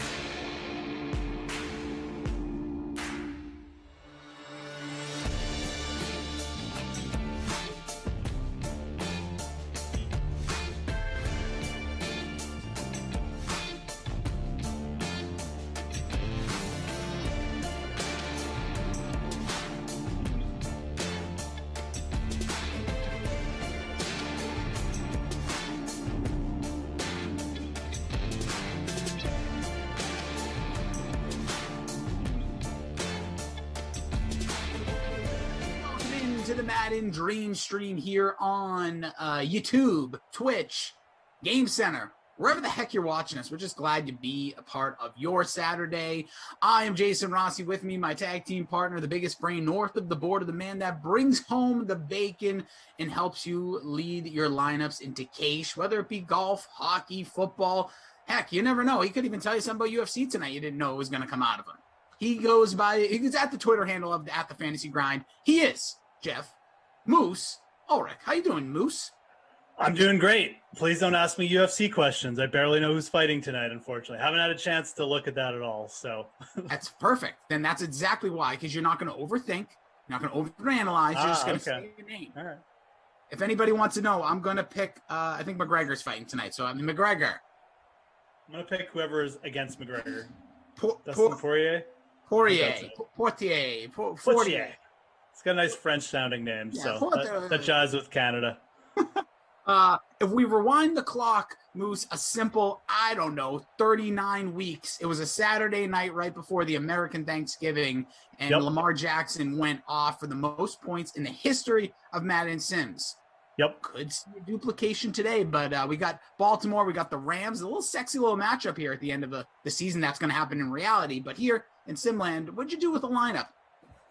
So I do remember that game that you're referring to. Lamar Jackson they basically just pants the Rams. I mean, I do I do remember that game. It was really boring, but I captained Cooper Kupp. I did roster Jared Goff. I didn't fade Lamar Jackson. I rostered him. Jackson and Tucker, my only Ravens, and I went Malcolm Brown as my cheap punt play, and I also rostered the Rams defense. So looking for those fumbles, always roster the defenses against those rushing QBs. That's the play I make. Great point. I like it. I went a little different. I went Bob Trees in the captain because I always switch between him and Cooper Kupp for whatever reason whenever they play. I have Devery Henderson. I have Tyler Higbee. And then for my Ravens, I went with Lamar, Willie Snead, and Nick Boyle for a little caca. We'll see if he can, snag one in there for a vulture. We've yet to have a vulture so far today, and appreciate everybody being here with us. The end of your early slate. Me and Moose will be one of two for us together, and then Moose gets you're basically part of like a jubilee, hodgepodge of hosts today, so it'll be fun. Different names and faces that'll be joining us on a Saturday. It's good times, but big shout out to Moose for being around, being available, and giving his family the stiff arm like I have. So here we go. We're going to see Jared Goff and the Rams come out here first, wearing their best show on turf unis here. Shout out to Andrew, our technical director, killing it today with the unis. Yeah, I mean, look, my kids know how to ride a bike, so they're good. Like, I've done my job, Like, I'm retired as dad. That's it. I taught you how to ride a bike. You can get yourself to the store now. You can get yourself to school now. You can even get a job delivering papers. You're done. I'm done. I've done my job. That's the end goal right now. That's right. The bike. Okay. As long as I know. Shane Hall saying that Lamar captained. It's got Andrews, Woods, Brown, Dobbins, and Baltimore's D. Solid lineup. We'll see if it plays out for you. Appreciate everybody being here with you. What's good? See you, Brian C. Appreciate it. Rossi and Big Jeffrey. A little differently. Is that like Jeffrey? Is that how the Toys R Us guy? Yeah. Is that how he spelled it? I think so. I don't know. I thought there was an O. Because I remember as a kid, I didn't understand that the name could be spelled any other way than just J-E-F-F, like Y or whatever, or R-E-Y. Yeah. It's amazing the number of people who just don't have that knowledge about the name Jeff, that there's like different ways to spell it, People still, to this day, I'm like, wow. They're like, wow, you spell it with the G. I'm like, really? Like you haven't met someone else? You haven't seen this name before? It's pretty common. Everybody studies Geoffrey Chaucer in high school and stuff. Like big third down pass. Yeah, I know. Listen, it's just naivete, if you will. I remember I first thought there was a player. It was a baseball player for the Milwaukee Brewers. I could Google it. Probably in like 2002. Yep. And I had him on my fantasy team, and I used to call him Geoff because I didn't know. Because I was just a moron from the Northeast and stubborn and just thought, well, clearly that can't be something I know, so it's got to be Geoff or whatever. It was right before high school, so. Yeah. Then I realized, I'm like, oh, it's Jeff. Oh, and that's normal. There's millions of people spell it that way. Actually, it might even look better that way because the sound of Jeff sometimes. Anyways, who cares? We can do this all day. That's your name, and we have a 2nd and 10 here after Henderson got the first down. Good to see everybody, though. I love a little Saturday. Always a little different vibe in the chat. A little more loose, if you will. Yeah, it's the weekend, man. We got people coming in and out, obviously. People dropping in, for a couple sims, obviously. I'm sure people are out and about in summer, midsummer here. And the world's kind of back in order. Still scorching weather everywhere, but...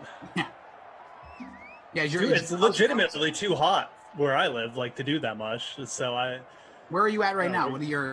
What's Celsius we cooking? It's at around 31, 32 today. It's been at that for the last 3 days. But then a week ago, we had a run of 4 days where it was 37 Celsius every day. So again, I'll let you do the math, but 37's around 98 if I. Yeah, we did this last time we were together. Yeah. we have cooled off. Oh, okay. Yeah. Northeast has cooled down big time. It's 68, 69 degrees here. I wish. I know it's weird how it's weird because we had 190-degree day this week, and then everything else has been crap. I wish it was 90, but then when you have straight 90s, you're I'll take a cool day. Yeah. Much easier to do stuff in this weather. But I feel you. But hopefully for all of our north of the border, anybody that's dealing with any extreme heats again, stay cool, stay chill, stay indoors, enjoy the Sims.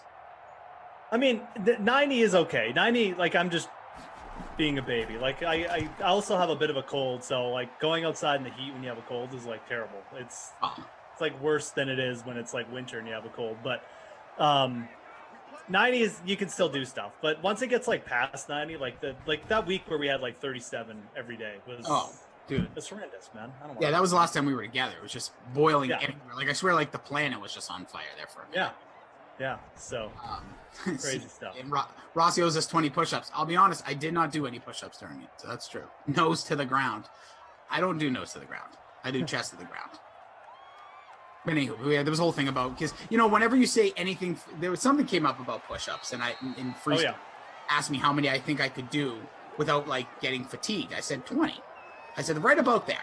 And then I could do 100, if I was Moose, I could do 100 push-ups. You could see me do 100 push-ups, but guess what? At one point, it's going to be my arms are barely moving.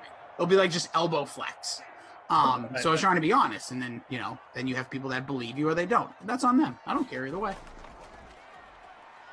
But, push-ups are such a, I don't know why people care about push-ups, right?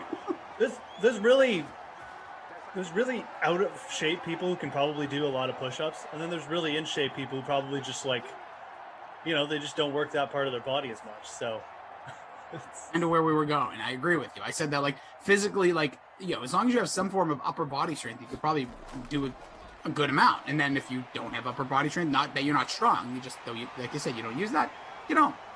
Yeah. But anyways, just always believe in people, folks. That's you get a catch there from Malcolm Brown.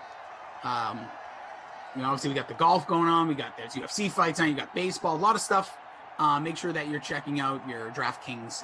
You can check out the sports book. You can check out some fantasy. There's a lot of good contests out there. So go try to find a way to weasel your way into some money on a Saturday night. If you're going to be hanging out, watching any sports, have some fun. Yeah, absolutely.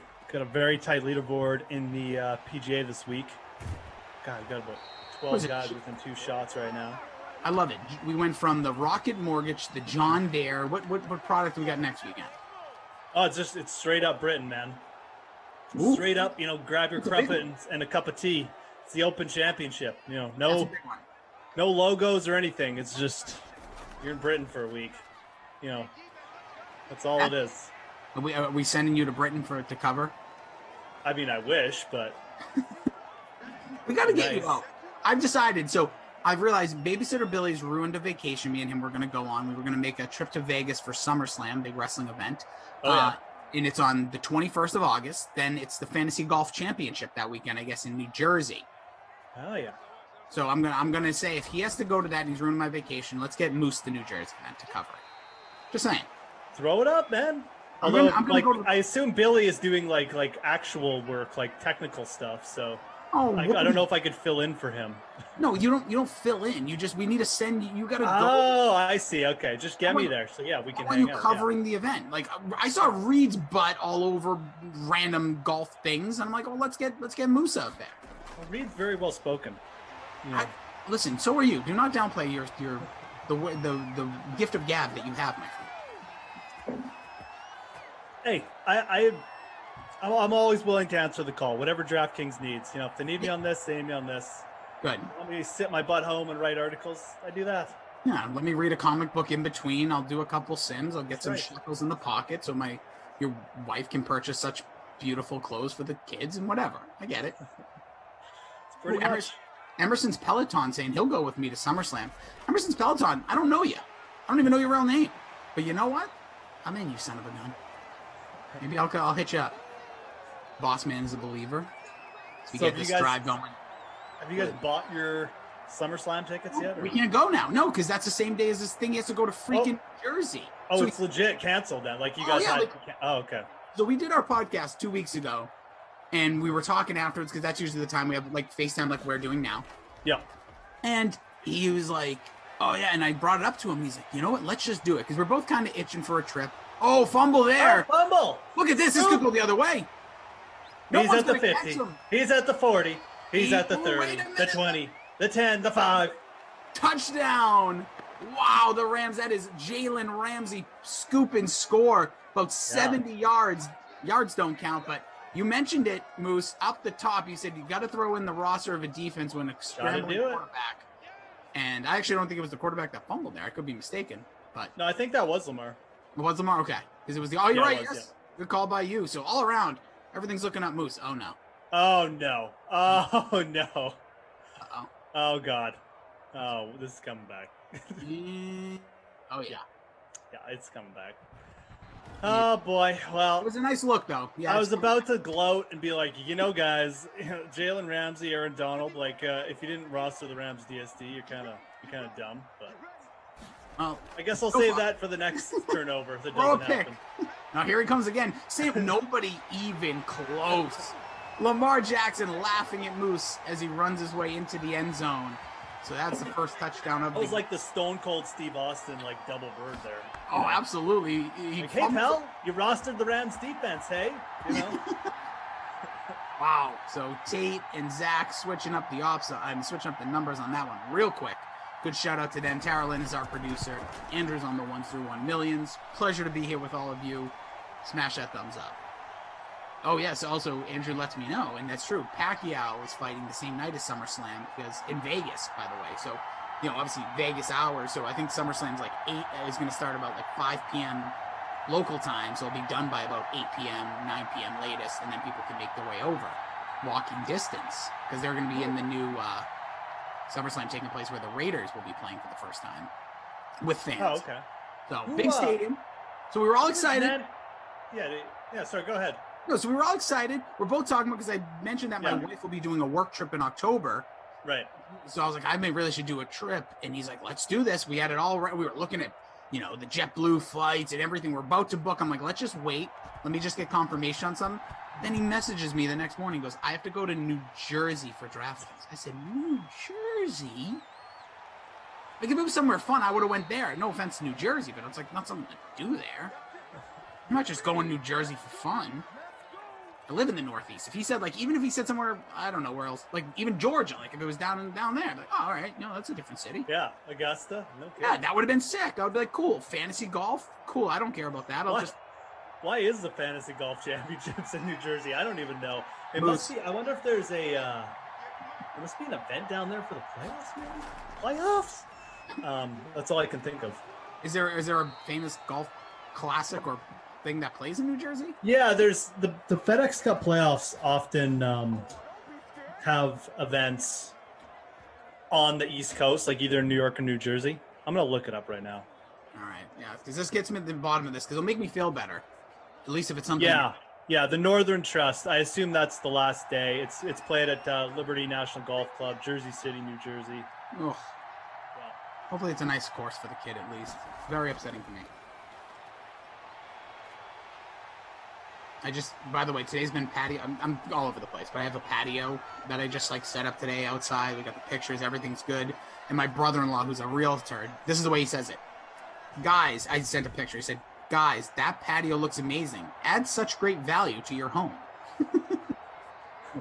I appreciate that, but just like, nice job, or like, oh, can't wait to come over. I don't care about the value. I do care about the value of my home, don't get me wrong, but at the end of the day, it's like, whatever. Did you have like concrete installed too and stuff? Like an actual, we did. So last summer I laid down, we like dug up all this dirt to make the outdoor patio. This year I finally like got the right furniture and stuff, and we just put it together. Oh, okay, nice. So yeah, but it's just funny, such a realtor's mind. But we are here in Simland. He's Moose. I'm Rossi. He can be found at the Fantasy Grind. Give him a follow for good information and laughs. Not laughing at him, laughing at his hysterical little jokes. He's a funny guy, quirky, and he's fun. He's Canadian. He's a Canadian. 2 for 2 is Lamar Jackson. That's not important. He's got a touchdown on the ground, your lone score in this one. The Rams just get going here in this second drive. So we shall see what comes out of there. So far, your guy, Malcolm Brown, 3 carries, 20 yards. Good dart throw so far. Melvin Ingram's got 3 for 19. Lamar, 2 for 27, and that touchdown. And Dobbins tossing in 2 for 14 as well. I have to shut off my air because my wife set air up, even though it's cool in this area for now, and she's not home. Gotta love these smart devices, man, today. Like, it's hilarious. So it just like turned on because maybe during the day at this time, usually during the week, like, I would turn it off. My son was out of the house and I have all the windows open. Right. Then it's just like, oh, it must be 4:16. Let's turn on the air. I didn't set it. Just smart thing. Just making its own decisions. Next thing you know, man, it's going to be like, Jason, time for bed. And, some arms are just going to come out of the wall and just like grab you, tuck you in. Oh, that actually sounds kind of good. I knew that does sound good. I wish someone would actually do that for me, but $1 million idea. There's a pass to the sideline caught. Emerson Speleton. There's only one thing to do in New Jersey. Leave.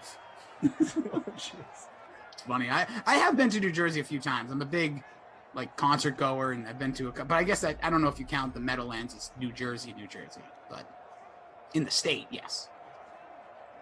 But I got to tell you this wild story. Right, you were hyping it up. I already forgotten it, but you're hyping up a wild story, and I would like to hear it. Carolyn says I need a robot to clean my cat's pee. Yeah, I do, because my wife almost lost it earlier. So anywho, the other day, Moose, you get like random calls. Like you wake up the next morning and you look at your phone. There's like a weird missed call or something. Does that happen to you at times? Sure. Yeah, absolutely. And then you like get anxiety. Like, oh, who did I miss? Who's calling me? Your mind like runs through like. Yeah, I always think like, what spam call is this? Spam's been crazy since the pandemic started. Like they're trying to get everybody. So I get a voicemail with it, and I'm like, oh, that's not usual. And usually it's either in like a different language. Yep. Or it's like a beeping noise. It's like beep. Yes, exactly. Beep. So this one, it's a woman's voice. She goes, hi, my name is, I won't say the name. My name is blank, not the full name, but she just gave me a first name. And I was a little hesitant to make this phone call. So I'm thinking right away, I'm like, is this spam to the next level? Like I've talked about on here, I get like, for lack of adult bots, we'll just call them, like that, like try to become my friend or slide in DMs. Like, hey, do you like to party? It's like, what is this? Why is this stuff coming my phone all the time? Like I get this, like on Facebook, I get these like random women with like chest pictures all day. I'm like, what is this? And everyone's like, oh, it's your search history. Come over my house. I promise you, the search history isn't what you think it would be. A lot of wrestling sites. Anywho. So I get this message, and as she goes through, she goes, we may be related. Okay. So can you please give me a call? I'm sorry I called so late, but give me a call back. So I'm like, this is fake. This is some spam, and I'm not calling the number. So it's a long con, right? Yep. I can tell you the call came from Florida. So I said, okay, I'm Googling the number. And I Googled everything, and nothing came back like as a spam call. Because then I started Googling, do spam calls related? Like people claiming to be related. Because if it's out there, it's been done before, and you'll find it. Like if that's a con out there, that's a good idea. It's a good thing to do. Google the con that they're doing, right? So I actually, because it recently happened to my mom, who's of a certain age bracket, where Walmart, there's a famous one going around about Walmart calling you, claiming they need some sort of personal information about something. It is not Walmart. It's not anybody. It's a spam call. So with that being said, I say, okay, I did enough research. So I have a work phone number. So I called that number back there and I leave a voicemail. It rang twice and went to voicemail. So I'm like, this seems fishy. So I didn't say my name. I just said, you called me last night. This is my work. I said, you called me from the number, like you called my cell phone. I would appreciate if you called this number. If that's going to be a touchdown, likely going to come back here. It's Tyler Higbee teasing you with a Zumo stance, but I'm assuming that's coming back from a hold, but we'll see. Oh, was it roughing the passer? Never mind. Au contraire. Going back into the end zone. So there it is. Tyler Higbee from Jared Goff, who is in your lineup, Mr. Goff. So touchdown. It's true. So we're going to get a tie ball game here with less than 6 to play in the second quarter. So, yeah, so I get this. So I call her back, this woman. Yeah. And I leave the voicemail there, and I said, okay, so this is clearly like whatever. I said, call this number. Because then I was like, if it's spam, they're not going to like listen to all this intelligently and then call a different number. Oh, 30 minutes later, Moose, the phone rings from my work phone. I said, uh-oh. So I answer it. I'm just like, let's see where this goes. Like, hi, is this Jason? Which, yes. I said, yep. And she's like, hi, this is whatever. Fill in the blank name. She goes, I'm really sorry that I called you late last night. And I'm like, okay, this is starting to get weird. Like, this is seeming like we're going down a bad road. And she goes, but I think we're related. And I say, let me stop you right there. Why do you think we're related? And then she says, she doesn't even let me finish my statement. She goes, because does this name, and I'll be honest, I'll just say the name. It was Bob Rossi. Sound familiar? Nope. I said, no, not in my lineage, at least. And she goes, did you ever live in Sarasota, Florida? Nope. Did you ever live in Seekonk, Massachusetts? I'm like, no, I have not. I've lived in 3 cities. And then she names the 3 cities. I'm like, wait a second. She goes, I go, how do you have, what's going on? So she ends up telling me this whole story that she has been doing like lineage of her family. Look at Lamar. Could he break it? No, he gets a nice run there. Almost 27 yards on the ground on that run from Lamar Jackson, already halfway to the bonus. Yeah, up to 54 yards rushing now with the touchdown. So she says, I've been doing some like family tree. She goes, my father left when I was a child. And I've come to find out that he wanted, he hasn't made any attempt to be in a relationship with me. And I'm okay with that. But I found out that he remarried. His wife had no idea about me or my mother, who he had a child with. So I'm like, okay, this is getting a little weird. And she's like, I came across, I believe I have a few stepbrothers and sisters, one being, and I'll be honest, so you guys all know my name. She's a Jason D. Rossi. And I said, well, that is my name. I will not reveal what the D stands for. And that's a running gag here in Simland. And so I said, there could be another Jason D. Rossi. She goes, it could be. She goes, I've had your number for 6 months. And she goes, I've been so hesitant to call because I know how weird this can be. So I'm like, well, check one. I'm like, it is weird, but how do you have my cell phone number? And then she goes through this whole situation, basically shows that Google is the scariest thing in the world. And anytime we're out there, right? Yeah, so long story short, she ends up sending me text message of all this information that she had gathered from her research. I'm like, did you do an ancestry? She said, no. So I'm like, how did you stumble upon me? How do you know there's a Jason D. Rossi in your family tree? And there's like this weird information out there because she, like I have said, she's like, she didn't do ancestry because she's worried about having her swab out there for people to have. But I'm like, what are we doing here? This is like already like 7 minutes into this call. So what it really boils down to, Moose, is she finds out. So I told her, I'm definitely not your brother. I go, I have 2 sisters. Did either of these 2, I didn't tell the names. I said, is there any female names associated? Yeah. And she says, yes. And neither one of them are my sister's names. And she said, what's your father's name? And I said, well, I'm not going to share that, but it's not Bob. And Moose, just to give you a little more in SimFam, my dad doesn't know his real dad. So that's why I thought for a second there could be something here. But then she told me how old her father was. He's similar age to my dad. So I'm like, and that Rossi name, like, there was a whole mess there for a few minutes. But I was like, if I can help you in any way, I will. I'll talk to my dad. Yeah, that's what I was gonna say. That was my next question. Was the next call to your dad? So it's like, funny, just to double check. I call my dad. I didn't want to breach it right away because it's probably a little bit of a sore subject, like the whole family behind it. So I'm just like, hey, hey, and he's like, I'm at a restaurant. I'm like, okay. It's like 4:30. It's like my classic daddy. Yeah. I'm like, that's okay. I'm like, just call me back later. We have not spoken, which would almost be 24 hours now. So I don't know. Usually in the weekends we'll get together. So I'm going to. Maybe he's avoiding you. Maybe he knows. He knows. He's like, oh, God. His real name is Bob. But yeah, it is crazy. I was just like, I was kind of blown away. But then I still felt like through probably a portion of this, we ended up ending it with me just saying, like, any information I can gather for you, let me know.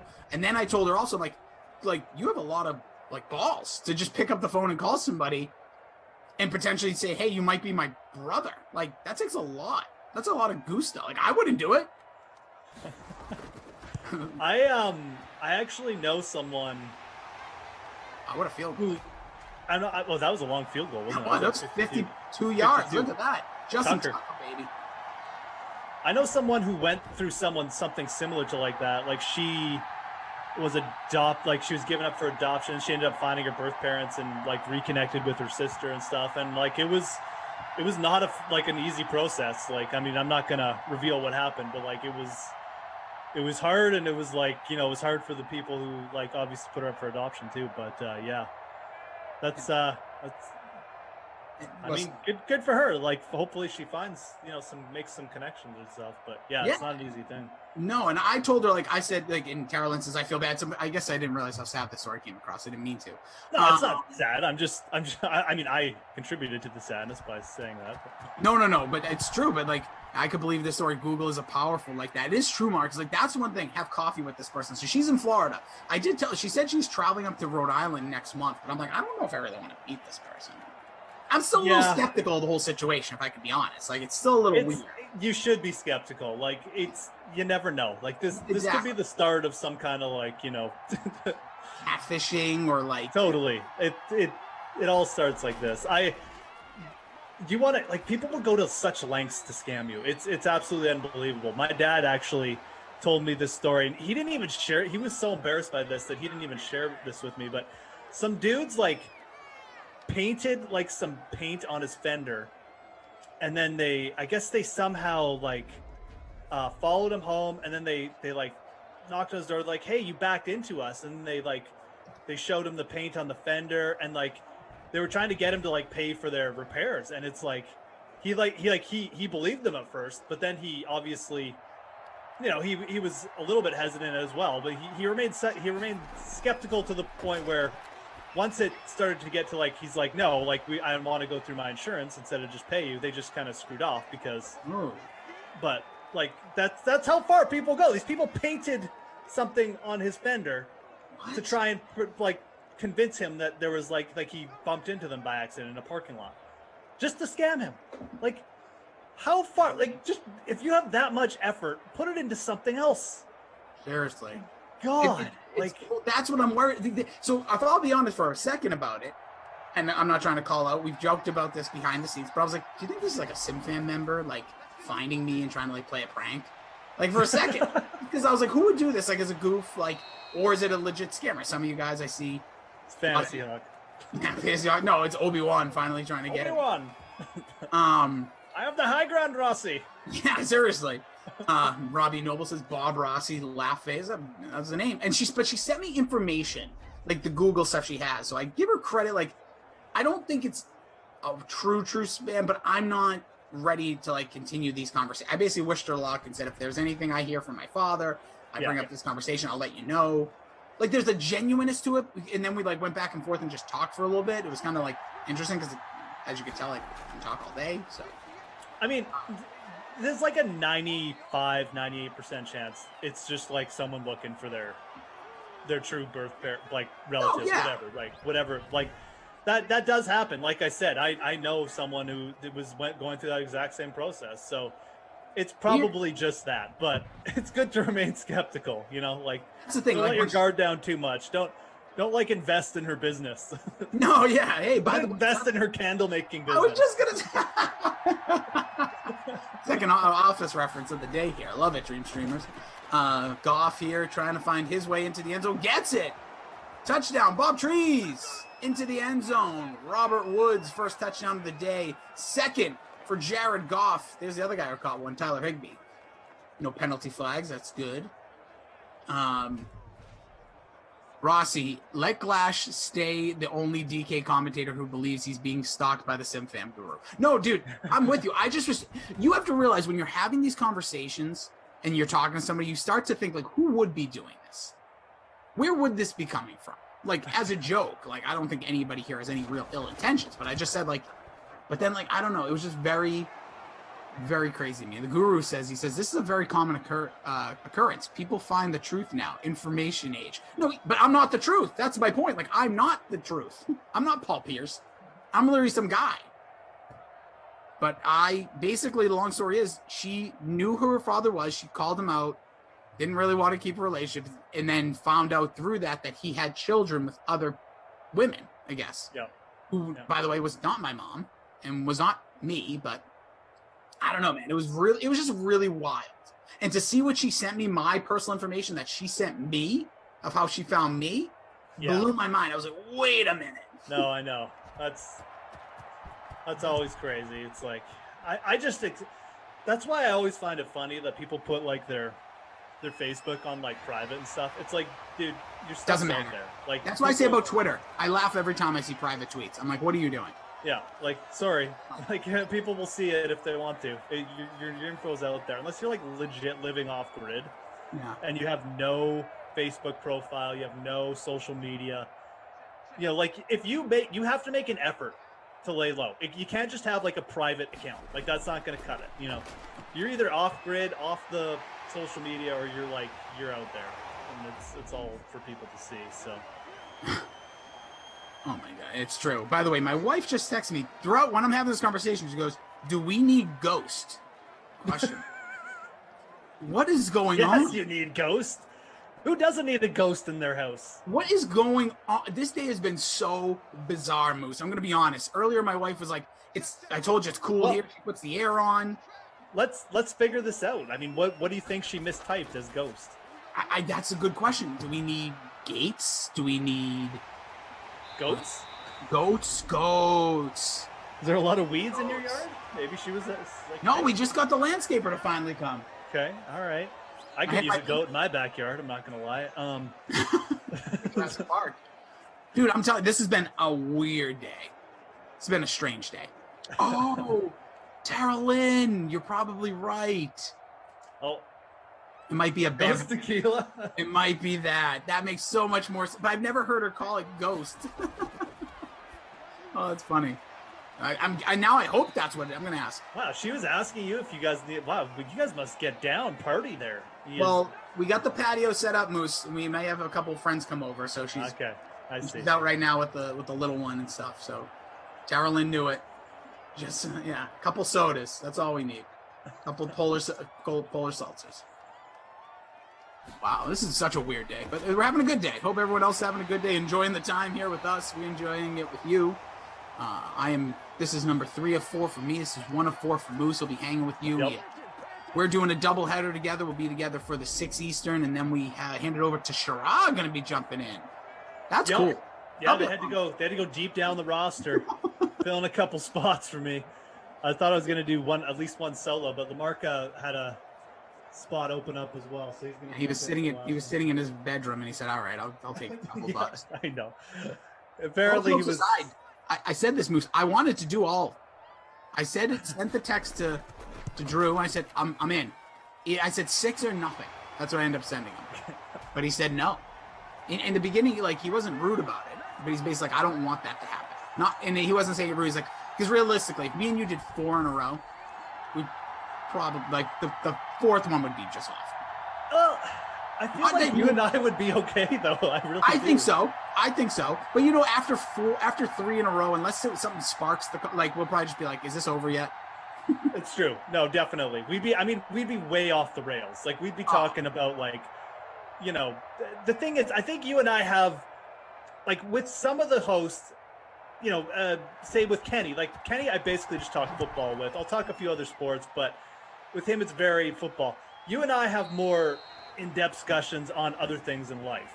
Yes. And I think maybe we both have kids. Maybe it's just a personal interest thing, but yeah, maybe we're just more into pop culture, whatever. But I think we could probably do that. But we would still be very off the rails on the fourth, like the last one. It would be, I don't even know what we'd be talking about. Oh, we'd be talking wrestlers from like the 1980s or something.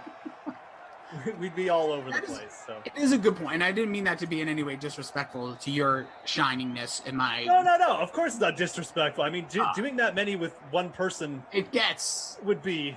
I'd rather do it. I know this sounds ridiculous, but if we were gonna do 4 in a row, I'd rather be like no break. Like just give me 4 hours of straight moose, and then we'll, obviously not the way things are built. But anywho, we got ourselves a pretty good one here. 14-13, 2 passing touchdowns from the galloping chicken himself, Mr. Jared Goff. That's a glass term. I can't take any credit. Yes. He's got the 2 touchdowns. I don't believe he's been sacked for 1,000 yards yet, but there is another half. 7 for 7 is Mr. Lamar Jackson, but the real damage he's done is on the ground. The lone touchdown for the Ravens. He's got 55 on the ground. Everybody else just a handful of yards here and there. Malcolm Brown hasn't touched the ball since the first quarter. So dart throw still in play, but not as dangerous. And the 2 touchdown pass catchers, the receivers here have been Robert Woods, Bob Trees, whatever you like to call him. And we also have Tyler Higbee. So hope everyone's doing well. And also for Ty to Raider, can someone just please join the man's damn contest? Is he asking for? Oh, he's all over this chat all day, and I love you, Ty. Don't get me wrong, but all right, we get it. Let it like 40 comments go by before you post it again. All right, put in the link in Twitch or something. Well, I mean, here we're giving him a shout out. Ty to Raider, get in his NBA contest, top 5. It's a nice top heavy. Get in. There you go. Get in, guys. Go. Here it is. Look at that. You know what, Ty? I'm in. Let's go. Oh! I'll get in it. Boost, baby. Love it. Oh, yeah. And also another thing that happened to me right before, somebody sent me like some weird request to enter our 6 p.m. contest. And then I went in my app to like follow through with where the link sent me, and it sent me into some weird place with a bunch of Jimmy B contests. I don't know what's going on. It's a weird day, like you said. It is a weird day. Someone invited me to another, I don't know what's going on. Trying to find it in my notifications, but it's not there. It was an email. I have an email here. Let's see. I'm going to actually look it up. I got knock bman65, whoever bman65, which I believe is in the chat usually. I know that name, or at least in the win, says, wants to join the Rossi Moose 6 p.m. Packers Vikings Wowza. I don't know. I really, my creative names went right out the gate. And then I clicked the link to respond, and then it brought me some weird page. Maybe he got in. I don't know. Anywho, but yeah, speaking of that, our contest here, appreciate everyone jumping in. I'm currently in 28th in the Rossi Moose. This could be the best late season matchup in the 2021 schedule, which really could be. It could be good. Absolutely could be, yeah. Like you imagine, this game feels like it's going to be super important once we get to that portion of the year. I mean, the Rams are going to be in like a kind of dogfight like the whole season, for that division. I feel like, I don't think they're going to go like 15-2 or something. And the Ravens, I feel like the same thing. I feel like you got 3 really quality teams there. Maybe Pittsburgh takes a step back, but maybe it's the Ravens that take a step back. The Ravens could be shooting for a playoff spot here. The Rams could be shooting for, the number 1 seed kind of thing. So I think the big thing for this game will be, like, do the Rams have something to play for? Like, have they clinched the division yet? If they haven't, then this could be a real tough game for the Ravens. But yeah, with 17 games now, this is the week 16. So this is scheduled to be a 4:25 on January 2nd. What an awesome! So just think about that weekend. So Saturday you're going to get the college football, which will have probably the playoffs, but you're also going to get the Winter Classic if everything continues to fall into place, which last I checked should be the case. Yeah. And then the next day you get the slate of, I'm sure there'll be no, the pros won't do that to college or to hockey, I would hope. By the way, do we know, is the Winter Classic now going to be played on ESPN? No, but they have college football. Ooh. Is it going to be TBS? The Winter Classic? Yeah, because usually that's an NBC, but now NBC not having the rights to hockey anymore. Oh, right. Okay. Maybe it'll be on Channel 5. It depends on what they do with college football. Sorry, this is going on a weird side plate, but I really don't like that college football took that day. I really loved that New Year's Day was like the one day that hockey got. Like everybody actually paid attention to an outdoor hockey game when it was like, yeah, got like crazy ratings. Now they go up again. Now they do, first of all, they do too many of them. They do the series and they do, yes. They go up against college football on that day, which Ooh, college football. Pick another day. It's true. Yeah, no, it was a good time for them to do it, like on the New Year's or whatever. Like they need to find another slot like that where people pay attention, sit down and watch. And you're right, they do too many of them now. It's watered down. Yeah, but we'll see. I gotta check that out. I don't think all the schedule, because hockey's in the weirdest position of all sports, still coming out of the pandemic, because you play the same like 6 teams 500 times. I'm crowning. I understand Tampa Bay. Congratulations, back-to-back City of Champions. Tom Brady effect has been activated, but I'm going to say it. I'm not taking away. I think Steven Stamkos is going to go down as the most underrated player of the generation, but kind of the worst 2 championships to win. Sorry. Like 2 years where it's just weird, right? Like just weird. Like the first, obviously in the bubble was one thing, and then this year was just the most bizarre. You played the same teams over and over. Nobody knew how to really compete against each other. The freaking Canadians making it against a conference team. It's weird. And then, the Kucherov thing. Like, yes, they were able to like circumvent the cap the whole year by keeping Kucherov out in the shortened season, and then they just brought him back to the playoffs. So you counted, yes, exactly. Yeah, like in a lot of ways, I feel like the bubble win is like more impressive than this year. But you're right. I mean, it's. You don't say asterisks. I mean, they still won. They won a playoff, like they won the bracket. Yeah. But it's 2 weird wins. You're right. So it's just been a weird situation. I think hockey, for those that are hockey fans or any sport, just take it like this year. I feel like people even in NFL, and I'm not taking it away from Tom Brady. I'm not taking away from the Dodgers who won in baseball. I'm not taking away from the Lakers, even though I want to. It just was weird. Like this year's feels more. Like we're getting there, but really next year or potentially the year after is when everything will actually settle. Because don't forget, it is July 11th will be Game 3 of the NBA Finals. The Stanley Cup was decided on July. What was the other day? Was that the 7th? Like that's usually like 3 weeks into the offseason. Usually Stanley Cup's wrapped up mid-June. Same thing with the NBA Finals. Like we don't get July playoffs, so like that backtracks a lot of the offseason. It's going to do it again next. So they have then this is going to be a shrunken offseason for some teams. So it's going to be bizarre. Yeah, I don't know how the NHL is going to counteract that. If are they going to shorten the season again, or are they going to just go full bore? I feel like they're going to go full bore, but I hope they do. To be honest, just for I'm a fan of the sport so much, and I'll be honest. Last year was very tiring. If I saw the New Jersey Devils one more time on my TV, or I loved watching some of the West Coast stuff because those are like dogfights, like some of the matchups you saw there. But in the Canadian division, like I said, was the weakest division in my opinion. No disrespect to my friends north of the border like yourself, but I want it. Hopefully we get back to it, and hopefully for safety, most important. Yeah, definitely would like to get back to it. It would be they need to get back on schedule. Like they need to get the fans back in too. The NHL does. They're bleeding money because like the Canadian fans couldn't even come back for the playoffs. But if they can do that, I feel like they'll be back in a good spot. But they're gonna have a shortened off season. Like if they want to get back on, they're gonna have a shortened off season. So we don't even have the schedule yet set up, and there's a new team, by the way, and that draft. When is that? Next week? Yeah, it's very soon. Which is another thing that's kind of crazy because again, go back when Vegas, who has been literally a contender since they came into the league, they had that draft in June. So they had like that extra month. So I think this Kraken team could be the worst team in NHL history potentially.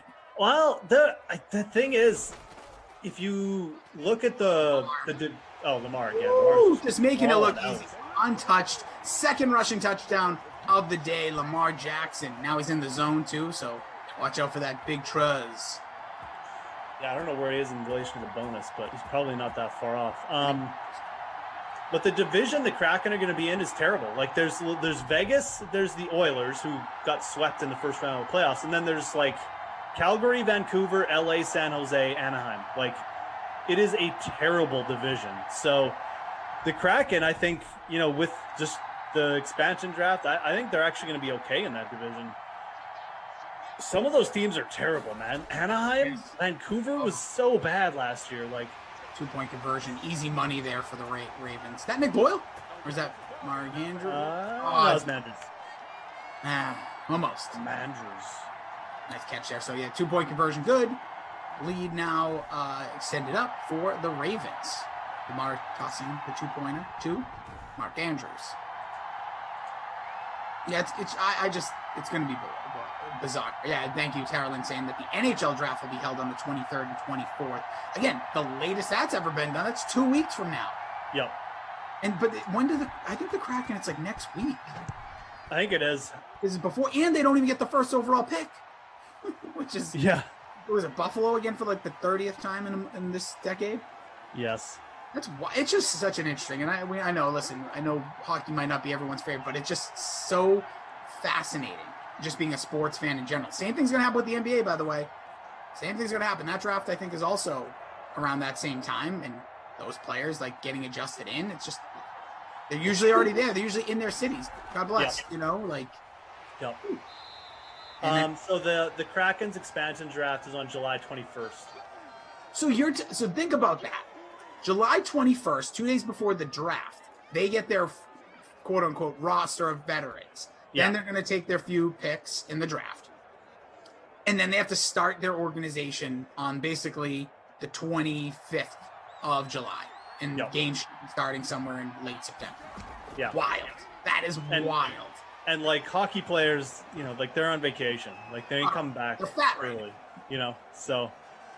Knowing some hockey players personally, I love, like when I was covering with the Bruins and stuff and some others that would text, like the famous story was Mark Recchi before the, I know he retired after the Stanley Cup, but he said every offseason for the last, like, because he was older, he was like 40. He was like, I just would get fat. Like, I'm like, no, like, haha, that's funny. He's like, no, I just didn't work out. Like a month after the season, because the beating that these hockey players get, and I'm sure a lot of sports, you see it in football at times, they just literally stop working out and just let their body, like, just ease. Yeah.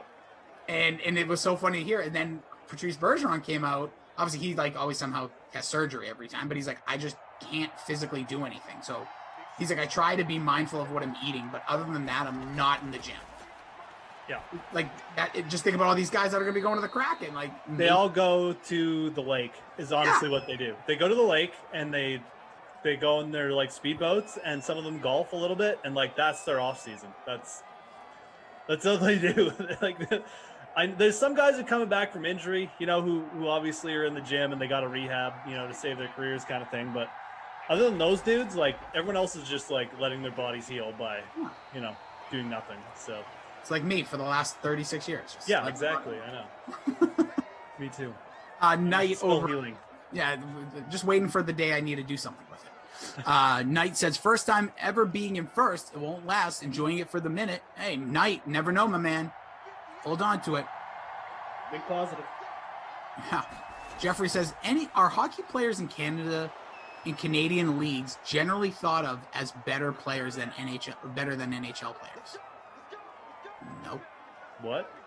That is the NHL. If you mean like in the minors or like growing up, yeah, Canadians. Usually, if you go across the league, you can see it. Sometimes they have the representation of flags on lines, and see a lot of Maple Leafs on those. I don't mean Toronto. I mean the flag. You see a lot of Canadian flags on lineups. But yeah, was he talking about junior players or? I'm guessing, but no one like anything. The pros are still the best. If anything, you could argue like Russian versus NHL, because some people, I don't believe it. I still think the NHL has the best talent in the world. But. Yeah, no, I mean. The NHL is still the cream of the crop. I mean, if you're a Canadian player and you're playing somewhere else, it's generally in like 99.9% of the cases because you're not good enough to play in the NHL. But maybe the odd guy over in Europe who just got a good deal and couldn't get what he want, or something. But yeah, or I like when they get a little bit older. Some of the players will be like, "Yeah, I just want to like have my family live here." Like that was who was it? Oh, I can't remember. And then he came to the Devils or was on the Devils. Who was it? Yeah. I know exactly. Kovalev, right? Yes. And he was like, "Yeah, I just want my family to live here. I don't want to live in." Oh, okay. See ya. Yeah. Yeah, the Russian guys will sometimes go back and forth. And there's still some really good Russians who like don't even play in the NHL. Like Kirill Kaprizov just came over this year, and he was lighting it up in the KHL and he lit it up in the NHL. So. There's still a few foreign guys like that kind of drifting around, maybe haven't quite made the jump over, but for the most part, the NHL there's really nothing that even compares to it. There's no, like, it's kind of like the NFL. Like, Yeah, I was just going to say, you don't hear a lot, like, what was it, Marcus Hunt? You get some of these guys that come from other countries, but they usually will still play college ball in America to, like, learn. You're not, like, plucking a rugby guy and plugging him into the NFL. No. I guess the NFL is kind of like its own thing because there's really no other like football league around the world. Like at least hockey, there's like the KHL. There's some Swedish elite leagues that are really good. Basketball, you got like the all over the place. Slovenia, China. There's like some pretty good leagues, but like the NFL, like there's no like Australian NFL going down or like like over in Asia or something. It's just like that's it. You're either in the NFL or I guess there's the CFL. I just forgot. Yeah, I keep forgetting about the CFL because they didn't play last year. But yeah, and by the way, news about the CFL that the XFL, CFL were working together, and that broke off this week. So both will have, I guess, best way to put it is competing leagues in 2023 or 22 when the XFL, whenever The Rock decides we're playing, The Rock, yes. And it will be very interesting. I was kind of looking forward to I don't know if you saw any of the talks there, but it was going to be like not a share. It was going to be like one big league, but like the XFL plays, CFL plays, and they meet kind of at the end. And they should really combine because those two leagues on their own, they're not going to make it. They need to combine, man. With all due respect to CFL, obviously some players that play in the NFL today, and some guys you may not know if fans of your team, like a fifth, linebacker or something like that wasn't drafted, like they go up there and then they try to fight their way back. But very fascinating, much bigger looking field as well. I always love the camera angles for the CFL, and they keep the goalposts in the front, which is still one of the most dangerous things in all of sports. But they will be how we roll up here. Yeah, if you can dodge a goalpost, you can dodge a wrench or whatever. You can make it through the winter. That's what they think. As we have the Rams currently trailing by a touchdown. Goff got the first down in the last play to Tyler Higbee, who will be, I think, a spotlight in fantasy this year with Jared Goff gone and Matthew Stafford in, Gerald Everett no longer there. So, I know tight end's one of those weird, weak positions that I think Higbee, go back, the end of 2 seasons ago, he was an absolute monster with Goff. So I think very similar, knowing the way Stafford likes to get the ball out as fast as possible and not get sacked for the 9,000th time, but I know it's a little different offensive line no longer in Detroit. Yeah, Higbee is definitely someone you can think about as a late, flyer. Definitely could see his receptions go up a little bit. I liked him last year and just never materialized. I really felt like that was he had that monster end to 2019 and just never really flipped over. He's not like super athletic, Higbee, but he is a pretty competent pass catcher. He's a pretty competent pass catcher in college. Yep.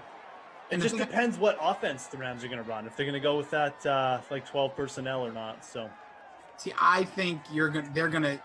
McVay likes the ball in the quarterback's hands, then quickly get it to your receivers. Like when Goff was good, quote unquote. Well, I shouldn't say it that way. When Goff was on, when he was at his best, it was quick passes. It wasn't sitting in the pocket for long. Cooper Kupp, Robert Woods, Cooks at the time, like just get the ball to these receivers as soon as possible. Let them do it. And I think with Stafford, you have a guy that can sit in there a little bit longer, likes to stay in the pocket, which I don't know if you saw, but their statistics came out this week about Stafford, like his rollout, like of course he does it, but it's very rare. Right. In a given game, if he drops back 30 times, like maybe 4 times does he, unless it's like without reason, but they don't, he's a strong pocket passer, which in the league in the NFL today, you do, like Tom Brady, of, but like very few quarterbacks are just standing back there. It's a good point. Like when you watch Matthew Stafford play, like he just hangs in there. He's got the arm to kind of flick it wherever he wants. Like Aaron Rodgers is the same kind of way. He definitely rolls out and uses his legs more than Stafford, but Stafford has that kind of arm talent. So I think McVay will definitely appreciate that. I think that's what he wanted Jared Goff to be, but I don't think quite frankly, he had the arm to do it. I don't know about the processing ability either. I'm not going to comment on that, but I don't know. I never really viewed Jared Goff as like having an elite arm, so kind of had like a little bit of a hitch in his throw, and he looks good. He's okay as a distributor, but I feel like McVay will very much enjoy like the increased arm talent and just increased like pocket presence that Stafford gives. So I'm pretty excited to see how that works out. I'm pretty excited for this whole season. Big play here on 4th down. Goff overthrown. So they went for it there. 6:16 left to play in the fourth. That's still Goff, not Stafford yet. So we'll see. Now Baltimore has a chance to bury the Rams, but we will find out. A couple things in the chat. Brian C says, I got myself Chinese, literally ate for 3.5 minutes and felt bloated. That could be any food, but yes, sometimes heavier is Chinese. CEH asking, will the Reds catch Milwaukee? You know, I'm a diehard Reds fan, CEH, but the answer is simply no. It's too big of a gap. Reds always play 500 baseball, and they will be decent at best. I hope they do, but I don't think it will. Hawk says Stafford is equivalent to Josh Allen and Mahomes. What? Like, do you mean, well, I'm confused by that. Do you think he's that talented? Or do you think, like, this year with stats? Because I could see his stats being as good as those guys this year. Because Stafford is a stat guy. But I don't know if he's... The raw talent for Stafford at this point is not Josh Allen and Mahomes, in my opinion. I don't know, Moose, do you feel differently about that? For Stafford? Yeah. No, I mean, look, there's really nobody to compare to Patrick Mahomes, so yeah. I don't think we should do that. But I do think Matt Stafford is a little bit more talented than people realize. I mean, from an arm talent perspective. But we're going to really see with Matthew Stafford here with the Rams. I mean, really what he's made of. I mean, like, is he just a fancy arm guy who's got the big arm, chuck it down to Megatron and make those big passes? Or can he, like, facilitate an offense? And does he have kind of like the savviness as well to go along with it, like a Patrick Mahomes? So I think Stafford's a very talented guy. I'm excited. Like I said, I'm excited to see him on a different team. He's just one of those players who just wasting away in Detroit, and he's still got some good years left. So, well, and that's the thing. I was listening to, it might have been Pat McAfee or somebody else this week. I try to keep my eyes and ears out for most things, and Stafford came up as a conversation. By the way, Hawk did say arm talent. There's no difference. I still think Mahomes may have a little bit on him, but I get it. He probably has a little bit on him, but it's a good point. Arm talent, Matt Stafford is up there in the top five. Like, there's no argument for me. I completely agree with that. Yeah. And this basically the take was, people are going to be very shocked how good Matthew Stafford is, because you haven't watched. Like, he was in 2 playoffs with against the Cowboys, and I forget the other team that they lost, the Seahawks, and that was like the spot. Like, obviously Thanksgiving games, but he was injured for some of those. And you get that one game middle of the season. And they said outside of that, like, people really, he hasn't been, for the time he entered the league, I think in 2008, he's not really been the most viewed quarterback for, like, a high pick and a guy like, he wasn't like a sexy pick, even like nowadays when you get a guy like Trevor Lawrence, who's going to probably get a lot of spotlight.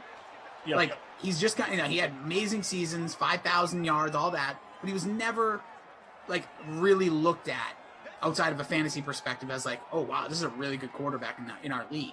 And they say this year, he knows that, and he knows he basically has, like, father times against him. He's in the back 9, and, like, if he can put together a solid 3 seasons, if he can sneak a Super Bowl, this was whoever, again, I apologize, it was Pat McAfee, Rich Eisen, somewhere in those. And they were basically saying, like, he could, like, a lot of quarterbacks are going to make the Hall of Fame, but, like, he can really make the case. If he has absolutely 3 deep playoff runs and a Super Bowl in the next 3 years, and that's the end of his career, let's say. Yep. No, absolutely. He, has basically, I think you put it perfectly. If Matt Stafford has like 3 really good years with the Rams and wins the Super Bowl, he probably gets into the Hall of Fame. And I mean, look, he's got enough arm talent. He could probably play till he's 40. I don't know if he'll want to, or his body will hold up, but certainly could play long enough to do it too. So, yeah, I would rather a guy like Matt Stafford gets in than a guy like Matt Ryan gets in. Matt Ryan is really interesting to see if he gets in. He is like the epitome of bubble guy for getting in the Hall of Fame, Matt Ryan. I'll just be honest. I think you may have heard me say this before. I just think it's too much of it's like a revolving door. Everyone gets in, and I don't like it. I think, like, if I really were to look at the last 20 years who gets in from quarterback, wow, Lamar Jackson, good Lord. Woo! Not even touched in that one, Moose. That is his third. Oh, hat-trick. Lamar always shows off for us, man. Remember when he went for like 300 yards? That's what I was talking about. That was that game that I was talking about that we bought. He's killing it today. Did he hit the bonus there?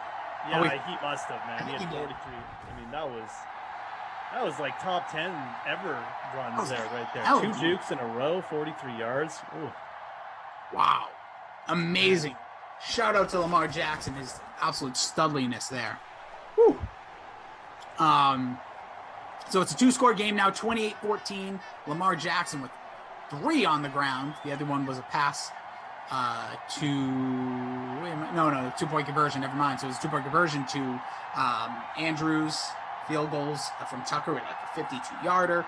You got Bob Trees and Higbee on the other side. We're chatting a little bit about Hall of Fame quarterbacks, but yeah, if I look at like the last 20 years, in my opinion, Brady, Manning,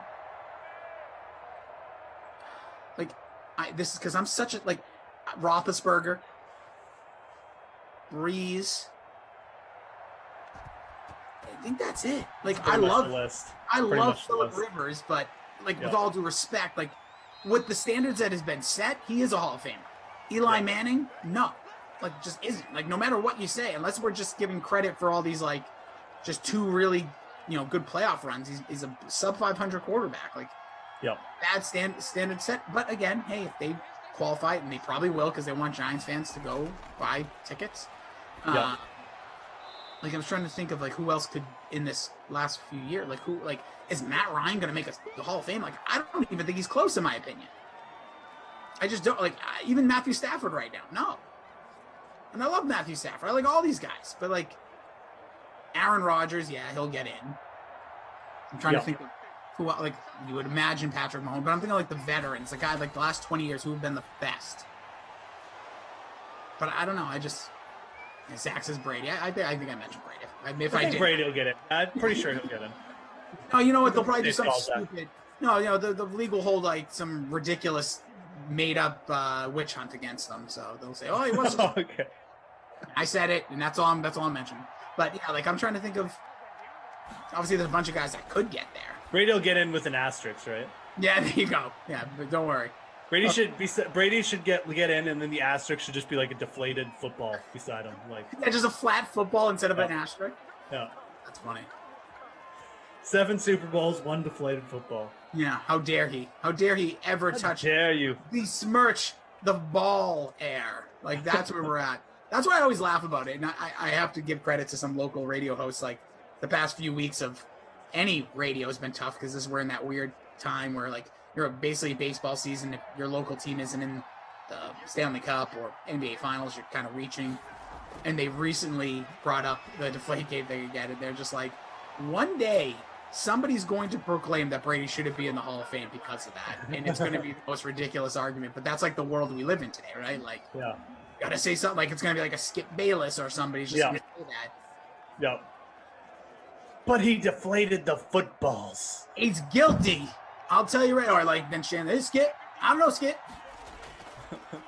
Bossman says Phillip Rivers good enough? ? Good enough, talented, yeah. His career numbers are really good, but he was this generation's Drew Bledsoe, in my opinion. Yeah, and let's be honest, really good shouldn't cut it, right? Yeah, he just shouldn't be in the Hall of Fame. Yeah.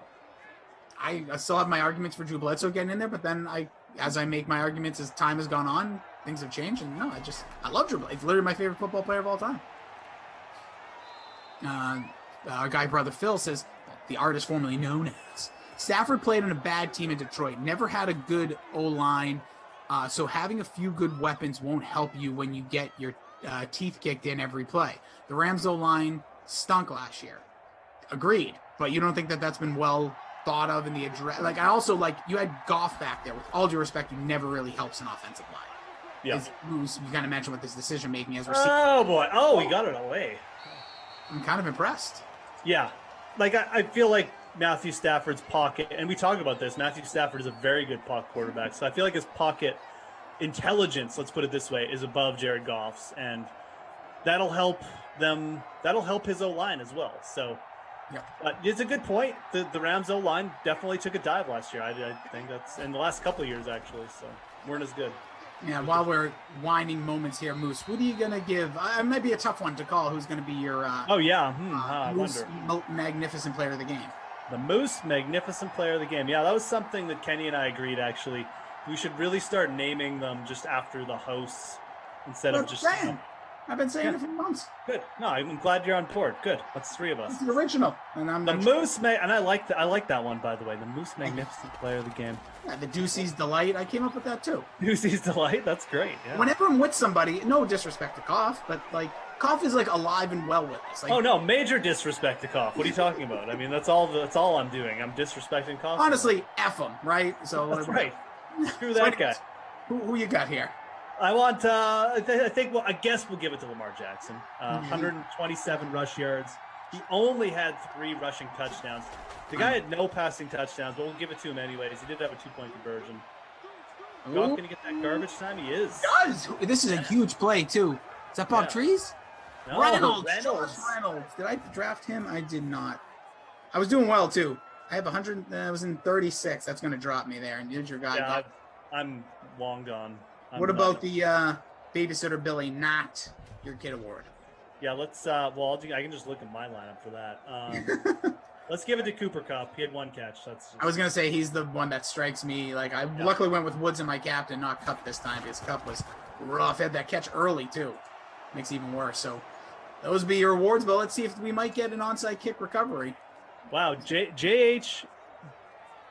Becerra is going to win the free roll with a 0 from Nick Boyle. That's impressive. Dude, we both got 0. That's alpha stuff there, J.H. Yeah, and shout out for him also because he has Tucker in his lineup with 11 points. Love it. Yes, good kicker roster. Absolutely. Tucker with the bomb from 50 plus at the end of half. Yep. Tara Lynn says that's next. Who we got for the next game, Rusty? Do you know? Me and you. No, I know it's you and me. I mean, what do you mean the teams? Yeah. Vikings Packers, which I think is going to be a massive game in Week 16. Yeah, absolutely, it could be. I think we'll have a whole breakdown. Vikings defense could be a little bit better this year. They still got Kirk Cousins, unfortunately, as quarterback though. So. A little tease, Moose. I'm starting to like the Vikings a little bit. Oh no! Yeah, I know. There's 2 teams I'm really liking. We'll talk about in the next sim, obviously. So big tease ahead. What's the team Ross who he believes will win? Tune in at 6 p.m. Eastern because man, why else would you? What else are you doing? All right, we're gonna get Lamar. Oh, don't call time. Oh, they're gonna call the time. This actually makes sense. Oh, just get the first. They won't. Get the first. Oh. I think he got it. Oh, they called it anyway. Oh, they still called the timeout. What a bunch of bums. All right, everybody, my ask from you, always smash the thumbs up. Follow Moose on Twitter at the Fantasy Grind. Make sure you subscribe to all the download all the DraftKings apps, the sportsbook, the fantasy, everything in between. Go over and subscribe to all the platforms at social media that DraftKings is there. And please, for the love of the Lord, enter Tie the Raiders $1 100-player NBA contest. Top 15 win. Okay, just do it. For me, definitely enter Tie the Raiders contest, but also make sure you check out the Pop Culture Pile Driver podcast. You guys know about that. Go do it if you haven't done it for real, man. I mean, you can listen to it in between the Sims. No, you don't even have to listen to it. Leave a 5-star review. Just let people know what's up. Okay. Algorithm. But yeah, this week we covered 1996 Space Jam in anticipation of me not watching. Space Jam, nice. Yeah. In anticipation of what? And I said in anticipation for not watching the new one because you're not going to watch it. It's going to take a lot for me to want to watch. Same thing that happened with The Lion King. I haven't seen that. I watched the new Aladdin because. The new one. Yeah. I just couldn't. I'm like, I don't know. I've watched those with my kids, but there's no way I was going to watch those. Yeah. I watched the Aladdin. I watched that. I thought that was good because it was like a different spin, right? Because it was actually. The Aladdin was actually a little bit better than I thought it was. I liked it. I agree. I didn't think it was. I thought it was going to be terrible, and it actually wasn't like the worst. So. There you go. That's all we're looking for. That's right. Pretty much. Ty the Radio, you don't have to give me a break. I'm just trying to help you, my friend.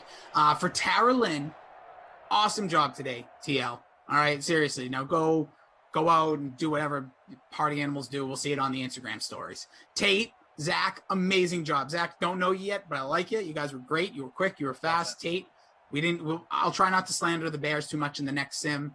And for our guy, Andrew, great jersey choices all day long. Great work by the whole crew.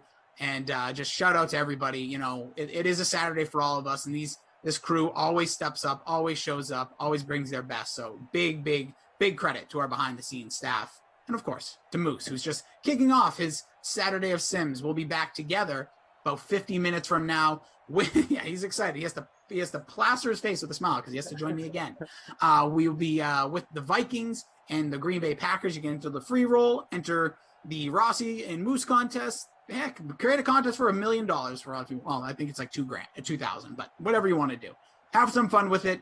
We will be back in just a wee little bit. But again, shout out to our crew. Rest of the night, like I said, Vikings, Packers, me and Moose. Then we got Lions, Seahawks. That should be interesting. Sharag and Moose. Lamarca comes off the couch for Browns, Steelers to join Moose. But this crew's done. We'll catch you all in a little bit. Here is Ross Tucker talking a little bit about the college draft. Drink your water. Be a good person. We'll see you soon. Bye-bye.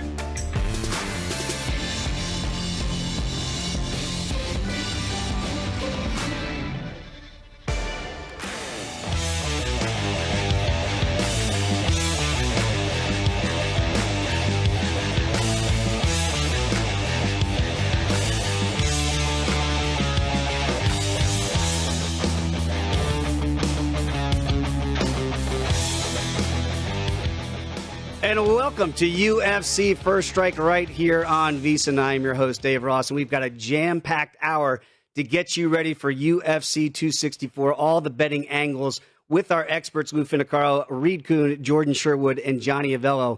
We'll be here to handicap everything that's going on in this massive card. And also we'll take a look with Johnny at the handle and what bets are coming in, not just the main event, which, of course, is Conor McGregor against the Diamond Dustin Poirier. And before we talk about that trilogy fight tonight, and right now, as we've seen on DraftKings all week, it's been a solid favorite here for the Diamond, and it really hasn't changed a whole lot here, plus money right now on the Irish challenger in Conor McGregor. Let's take a look back at how we got to this trilogy situation. You have to go all the way back to 2014 with the first time that these two guys got together. Now, again, they were featherweights at the time, just weighed 145 pounds. And a lot of people like to throw out that first fight and dismiss it, that it really doesn't have a bearing on your betting interest tonight. I think that would be fool's gold, because the first time around, the Notorious One walked through Dustin as the greatest featherweight of all time at that time. He had to wait, Dustin Poirier, 7 years to get his revenge, but he got it in January at Abu Dhabi, scoring a second-round knockout in that win.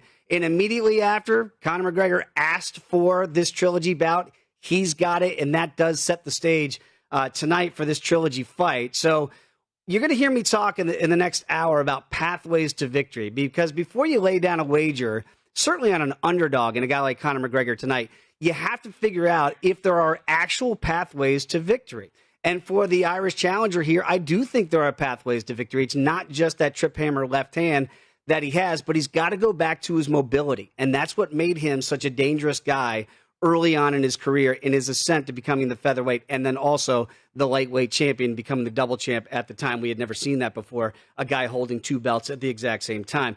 Poirier actually has more pathways to victory, and I think that's why you're seeing him established as the favorite in this one. And you can understand that. And most of the sharps, as we've seen, we're going to talk to our experts about it, have been on the side of the Diamond leading up to this fight tonight, because obviously if the fight goes down to the ground, the Diamond has a distinct advantage there. Again, if he does and is able to utilize those lead leg kicks like he did in Abu Dhabi, well, then that could also lead to the knockout, which he got in that second round. There are so many different ways that you can bet this fight tonight in this main event. We're going to go through those with our experts here to figure out which way is the best way for you to maximize your money. You see the over-under there right now. If you do think this fight can go deeper into the night, that's at plus 110.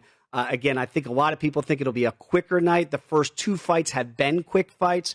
A 5-round non-title fight again tonight in that trilogy, and we'll break down this from every angle possible. But again, it's a really deep card as well, as you could expect here in Las Vegas. I flew in last night, and you could feel it. There's an electricity in the air in this crowd, and certainly going to be in the T-Mobile Arena tonight. On the co-main event, you've got the Wonder Boy Stephen Thompson taking on Dorino Gilbert Burns.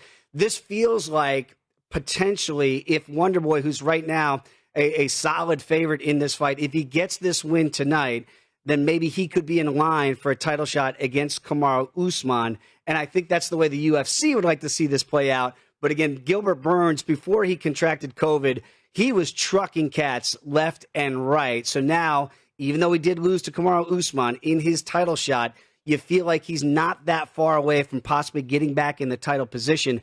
And a win tonight in upset fashion right now as the plus 135 dog would go a long way for Gilbert Burns to get right back in that title contention against Kamaru Usman. So those are two big fights of note. Obviously, Greg Hardy in the heavyweight bout, he's also on this card against Tai Tuivasa. A very intriguing matchup here when you look at it. And I know Greg Hardy has had a shady past before he got into the UFC, but when you look at what he's done inside that octagon, he's commanding respect right now in this heavyweight division.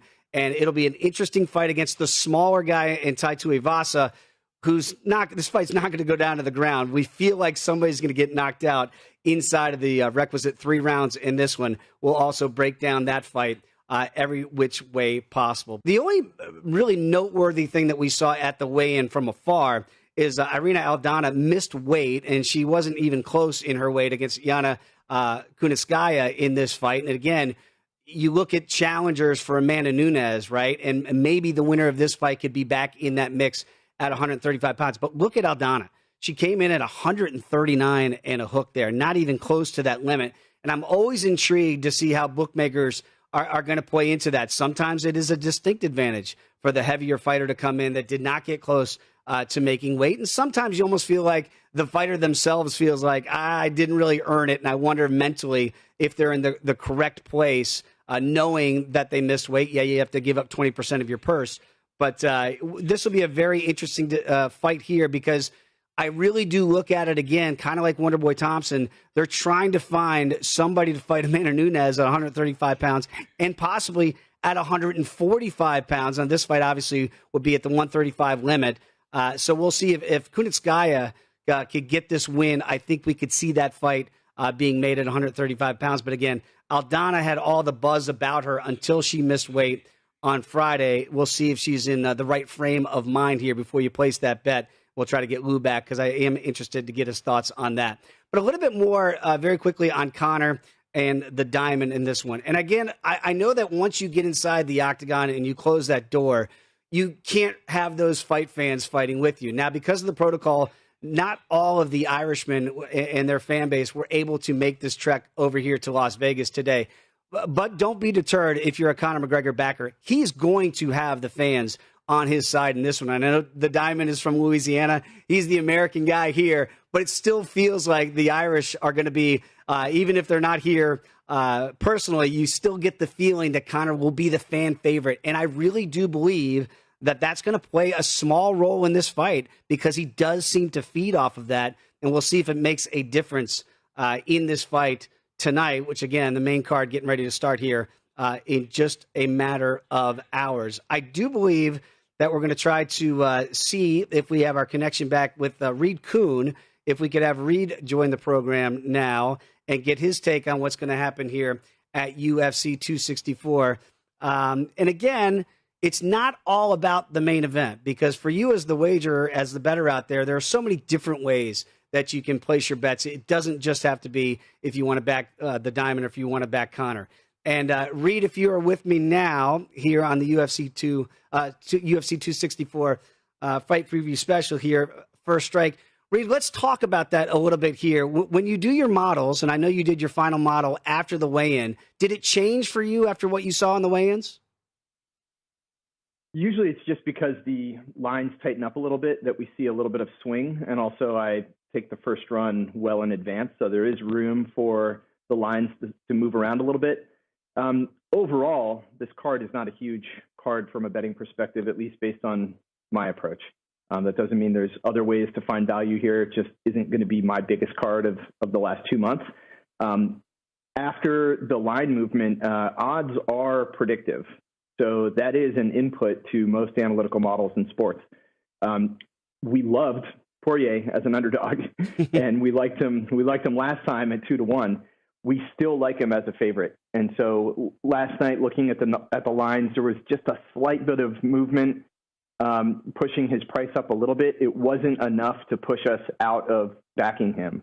So I'm not just picking Poirier. I'm still actually going to be betting on him.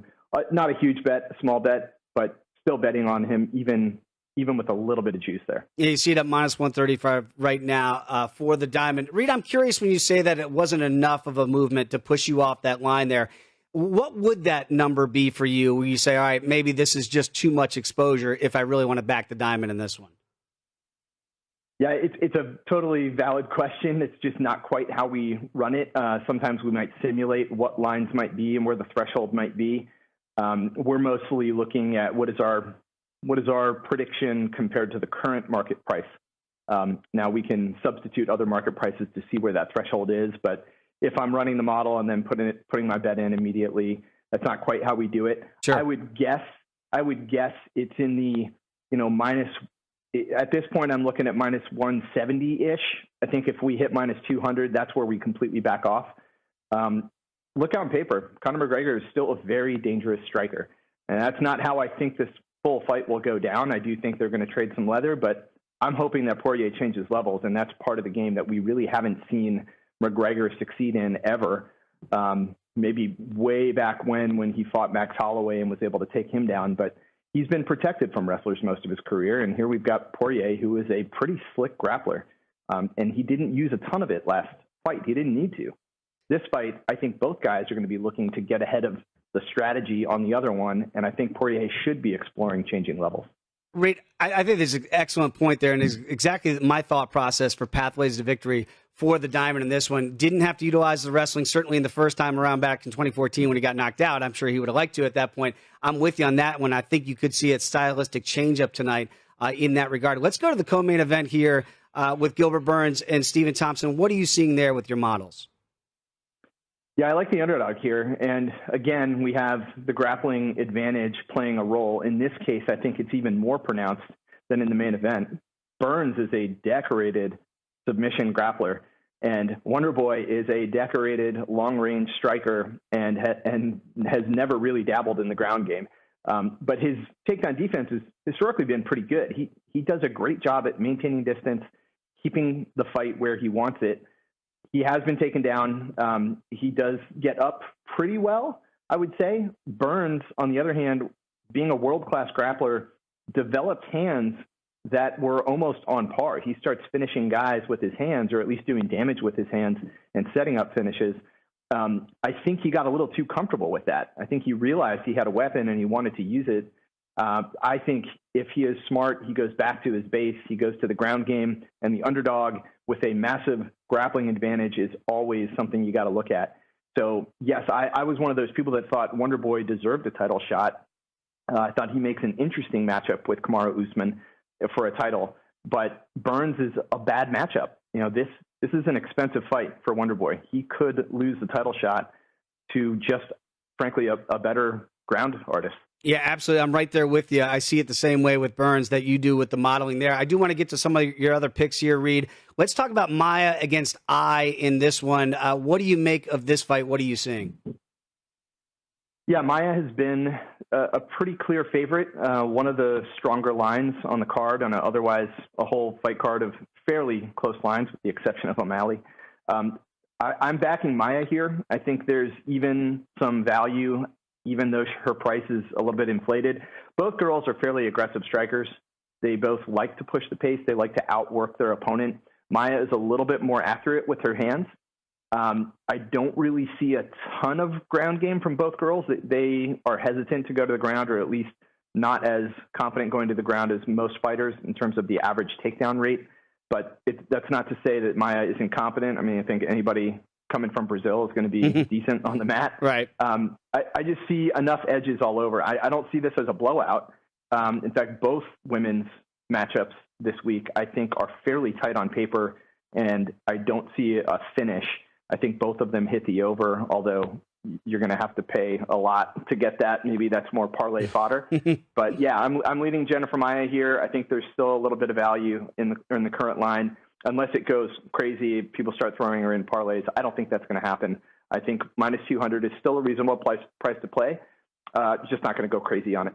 All right, Reed, great insight as always. Really appreciate the time. And again, we want to remind you that DraftKings Sportsbook is bringing you plenty of ways to get in on the action during UFC 264. For this fight only, new DraftKings customers can bet $1 to win $264 on either main event fighter to win by first round KO. But you got to use the promo code VSiN when you sign up today. DraftKings Sportsbook, bet with the only top-rated sportsbook app that matters. We are going to bring in Lou Finicaro now. I believe we do have our connection back, Lou. Let's get back to that main event. And I was curious because obviously you've been in that bubble situation this week. You were at the weigh-ins. Were you able to glean anything from those, Lou? Did it change your opinion after what you saw at the weigh-ins? Yes, fighter weigh-ins, Dave, as well as the interviews on Wednesday, offer tremendous insight for those that are there. There are still ways to research that via the internet and the various MMA sites, but to be there is really advantageous, in my opinion.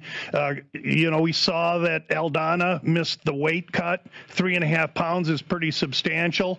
As well. Greg Hardy had a pretty tough weight cut.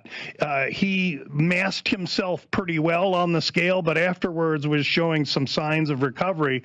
That said, then at the stare downs 8 hours later, Hardy looked replenished and back. And Aldana, I think, is, to be honest, pining for a little bit of advantage, coming in 3.5 pounds heavier than a girl that's going to want to try and push her against the fence.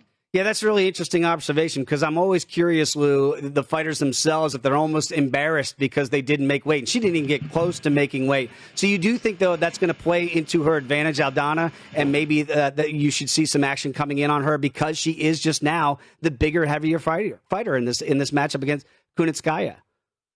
Yeah, she's the bigger, taller, longer fighter. Now you're adding some weight. And not only are you adding a little bit of weight, but she does not now have to go through the duress of losing that 3.5 pounds. So it's really a double benefit. In exchange for 30% of her purse, which is the fine that Aldana's going to incur, now she'll be more focused and more motivated to win this fight if she wasn't already. Let's also remember, Aldana's a Mexican, and there's a vein of Mexican pride running through the UFC right now in lieu of Brandon Moreno's recent championship. Yeah, absolutely, Lou. Great point there. I do want to get to some of your best bets. What are you seeing? What are you liking so far when you look at this card? The first thing I'll start with is the main event, and it's been mentioned that I've been a Poirier backer, and I want to break that myth right now. I see a path to victory for both fighters here, and while I'll lean Poirier, I'll go on record right now as saying unless that price gets to plus 100 Poirier or dog price, I'm not going to bet a side. I'm very interested in the total here. 1.5, I believe, does not accurately reflect Connor's improvement, Poirier's durability, and a 30-foot cage. Those three things manifest themselves to me to an over and to a clear over. And so I would recommend an over 2.5 that can be found William Hill or other places, plus 110. I'm confident that the durability of Poirier as well, his game plan is going to need to make this thing go deep. I believe he's going to absolutely in the first round start out by wrestling and making Connor work. And yet I believe that Connor is going to improve off of the last showing and use his movement, use the karate stance, get off that front leg a little bit. And that means movement and distance. And I also think that means time and therefore over. You know, Lou, it's interesting because we just had Reed Kuhn on and he agrees with you as well. And I do too, that we're going to see the wrestling by the diamond tonight, something we have not seen so far in those first two fights. And I think that overplay is a smart play there, try to stretch this fight out. Now, Reed likes Dorino in the co-main event here. And I know you're looking the other way here with Wonderboy. What makes you think that Stephen Thompson's the right play here? Well, first of all, I think it's better TV and production if we don't all agree. And if I had a crystal ball and knew who was going to win, then I would talk you guys off of your picks. Right. But I don't have that. How I handicap this fight is just a couple of points. As far as the Gilbert Burns side, Burns is undersized as a welterweight. He's a 160-pound fighter, so he's a tweener. He's also at the 155-pound division, has unusually short reach. At 170, he's really giving up reach. And these fights start on the feet.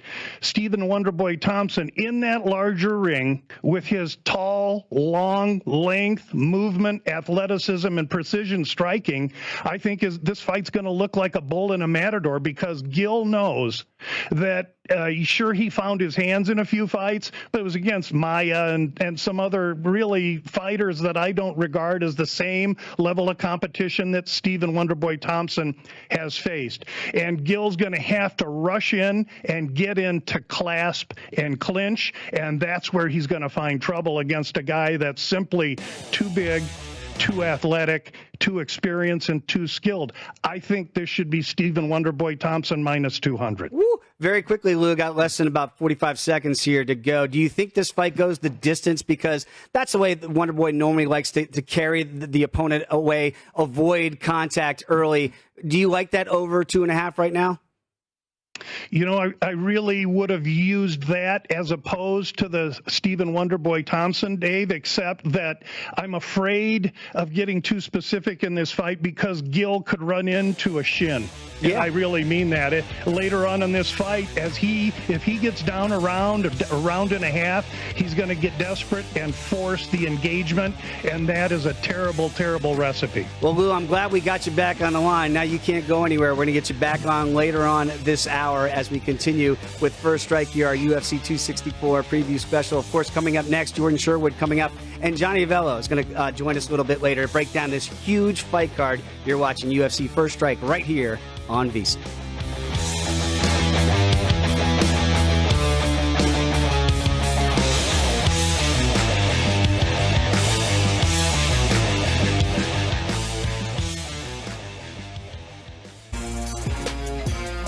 The countdown is on for the most anticipated trilogy in UFC history.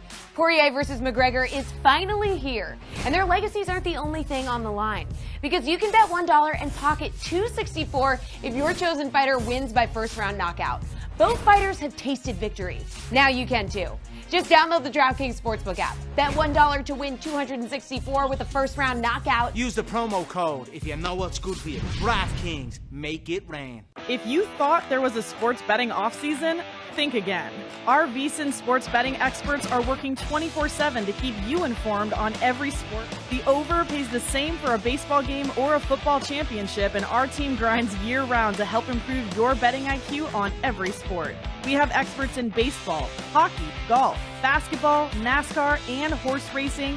Turn this offseason into a winning season and start your free trial today at vsin.com/subscribe. Every day brings another opportunity to improve your sports betting knowledge, and the VSiN experts are working around the clock to give you the betting edge. Subscribe today to gain access to the full betting experience of our team of professional bettors, expert guests, and sportsbook insiders.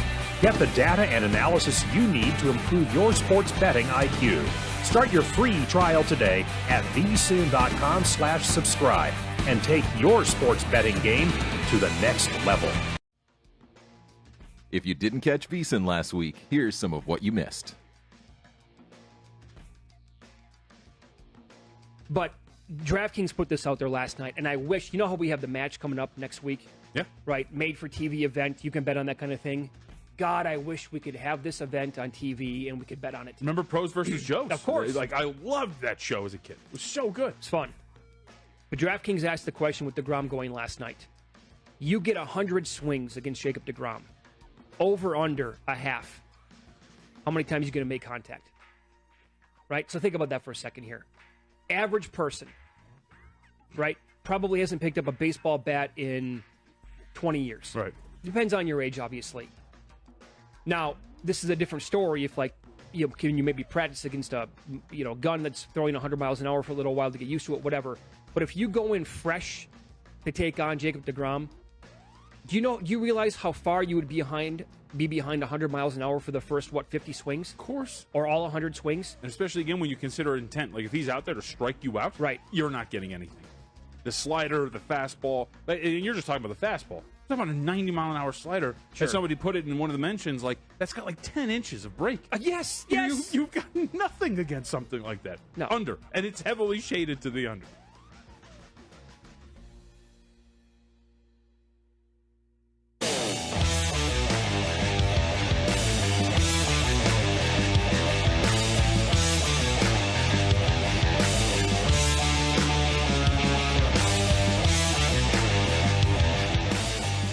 Welcome back to UFC First Strike right here on VSiN. I'm your host, Dave Ross, as we get you all set for UFC 264, the trilogy between Dustin the Diamond Poirier and the notorious one, Conor McGregor. Now joined by Jordan Sherwood to help break down this card tonight. And Jordan, I feel like if you are a Conor McGregor backer, at least here on VSiN this week, you're in the minority here. When you look at this fight, how do you break it down, and what way do you see some value in this main event tonight? Yeah, I'm also with the majority of us siding for Dustin Poirier. I was lucky enough to grab him early on when he was plus money. I still love him as the betting favorite, even as high as I would throw down $1.60, $1.65 in some spots. But obviously, as now we're looking at it, the public money did not come in on Conor McGregor. So clearly, the betting value is on Dustin Poirier inside the distance. Whether you want to just do it inside the distance overall, or you have faith in a similar fashion fight playing out via knockout, or if you want to go a little bit riskier, 6-1, 7-1 as a submission win. We've seen Conor get submitted before, and we know Dustin's well-versed on the ground.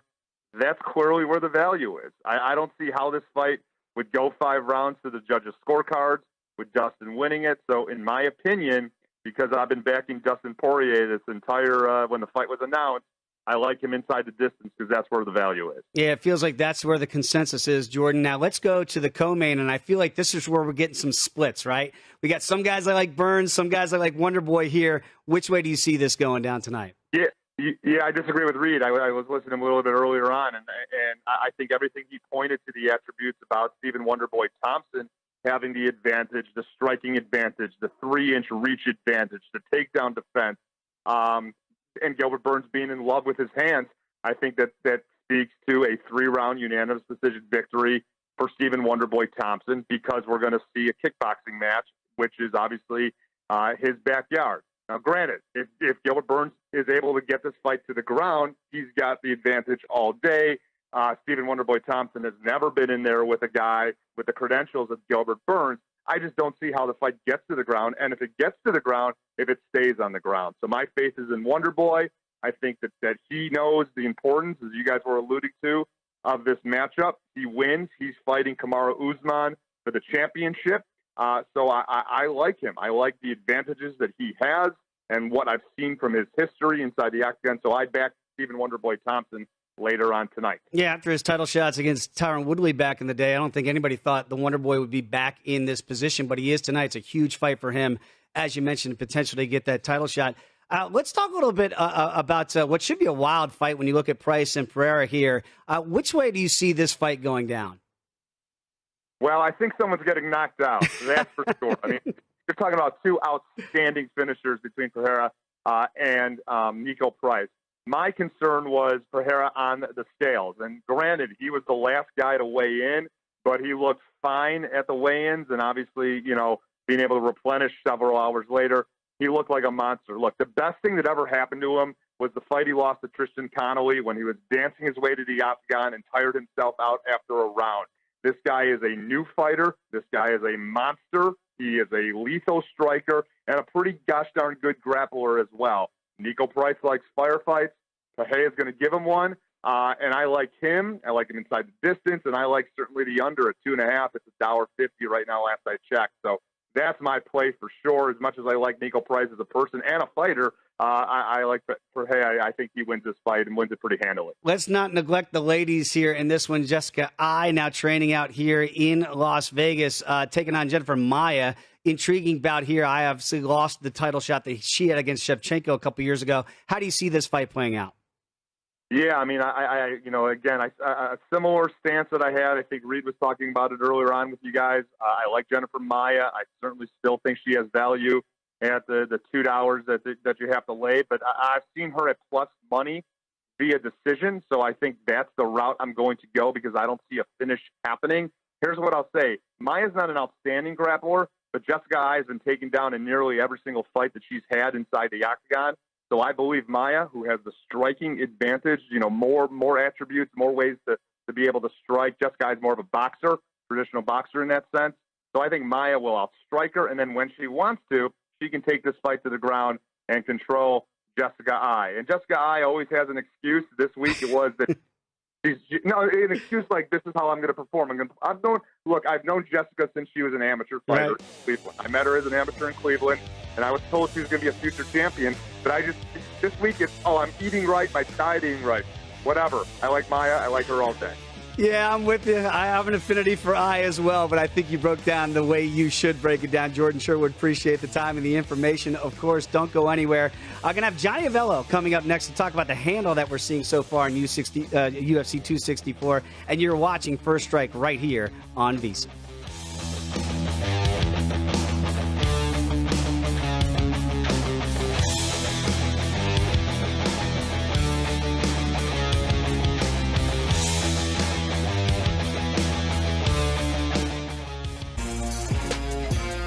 The countdown is on for the most anticipated trilogy in UFC history.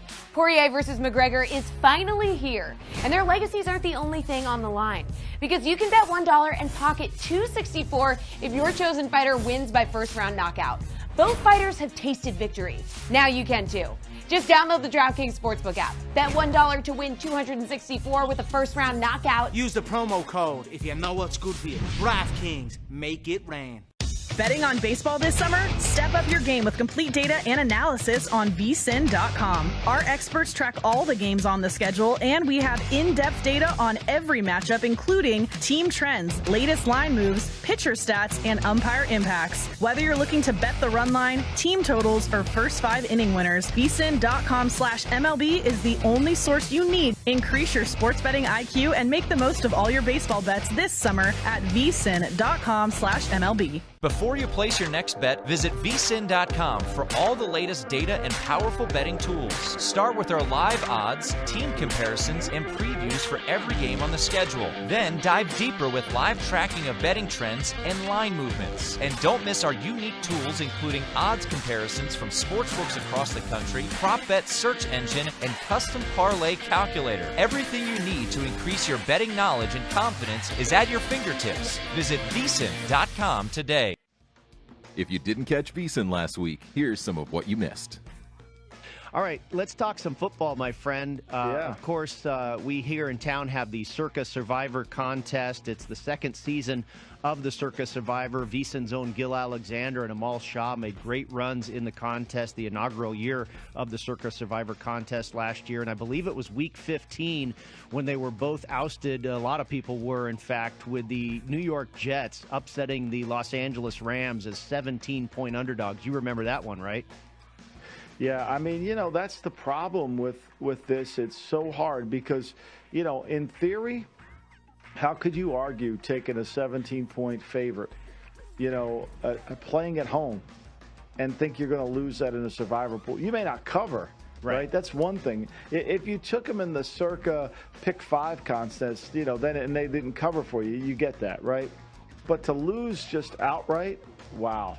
And then whoever took the Raiders to beat the Jets, you squeak by that, you live another life, and then you come screeching to a halt when they play the Rams. Yeah, I think that actually was exactly what Gil Alexander had. Yeah.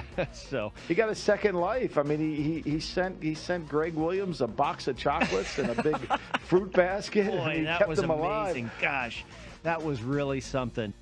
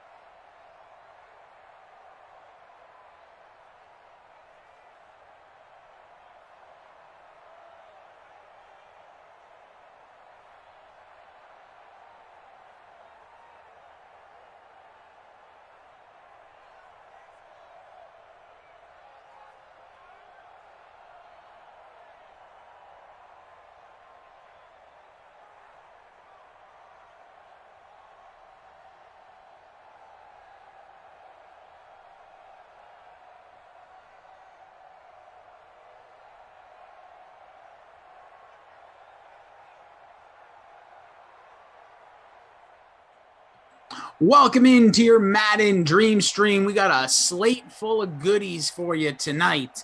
But first, we start off with the appetizer, the snacks, just a little something before you get to the meat, if you will. I am Jason Rossi. He is Geoff Moose Ulrich. Geoff, what's going on, man? Not too much, dude. Just went out for a little stroll with the new mutt, and now we're back for a few more of these. We're simming. As I said, Moose is gonna carry you the rest of the way. I've been hanging out, chilling with the Sim fam. It's been a good one. Appreciate it. Hope everyone's having a chill, a fun Saturday, late afternoon, early evening, wherever you be. Hope we can add just a little bit of entertainment and maybe some cash in your life. We got the Vikings traveling to the Green Bay Packers, Moose, in a week 16 matchup, which again should be a real good one. And we'll talk about it. We'll talk about the NFC North as we go in here, but I just feel like this could be a very important matchup come the end of the year for playoff purposes, wild card, division. We'll see how everything shakes out. But first and foremost, Moose, what'd you do with your lineup and why you're going to finish in first place? Well, I mean, I did roster Aaron Jones in the captain spot. So nice. I don't really know why I did that, quite frankly, but felt like it was either him or Devontae Adams in this one. I forgot to roster Justin Jefferson, which I feel like is going to come back to bite me. I think he's been very good lately, but I got both QBs in there, which feels like a mistake with Kirk Cousins. I faded Dalvin Cook. So I got Cousins, Thielen stack with Rodgers, Jones, Valdez-Scantling, and Allen Lazard as a punt play. I don't think I'm going to win, Jason. I'm not going to lie. There's the confidence I'm looking for from my north of the border pal here, which, by the way, hashtag get Moose to New Jersey on August 21st was trending. But, wow. Okay. Yeah, it was. It's wild. It was very slow boot news day, maybe. We have different lineups here today because I went with tons of fun Funches in the captain spot. Aaron Rodgers and Devontae Adams, expecting a lot out of the passing game here. And then I went Dalvin Cook, Tarjay Sharp, and my punt play, my caca, is Irv Smith Jr. Ooh. So we'll see. We'll see how we both finish in this one. Hopefully everybody got in there, having some fun there. See the bad boys. See them jump in. What's up, bad boys? What we doing? Problem Kid Gaming, all of our Sim fam, our guy Brian C. Rossi and Ulrich. Round 4. Well, 3 for me, 2 for him out of 4. So at the end of the day, they wouldn't let us work. There would have been too many people in the chat if Rossi and I had done 4. The whole world would have come. Oh my God, Geoff and Rossi are doing 4 Sims in a row together. The stream couldn't handle it, guys. Let's just be honest. Yeah. Everything would have internally combusted in the world. But please do smash that thumbs up on your way in here. If you're just joining us, been with us for the day. If you haven't yet to, don't be shy to give that thumbs up. Twitch fam, we see you homies as well. So appreciate everybody being here. And we'll get this puppy started. We got a new crew here on the back end. We got a great crew again. Daniel is our technical director, crushing it. He is inside the internet as we speak. He probably knows the woman who called me the other day. Dan, I was gonna say, man, like Daniel is like the guy you hire to like find people like that. This guy knows everything. He is legitimately inside the internet. So he may have been the one that found me for her. Ooh, we'll talk about that again, just so people. Wow. Yeah, I mean, I was gonna ask you if you have any other crazy stories like that, but maybe we could just rehash that one because it is kind of a crazy story. Yeah, we got producer Drew in the house, Bert on ops, and Bailey as well. So we got quite the crew that will take you the rest of the night through. Moose will be here for all of them as well. But here we go. Aaron Rodgers in a Packers uniform, the way God intended.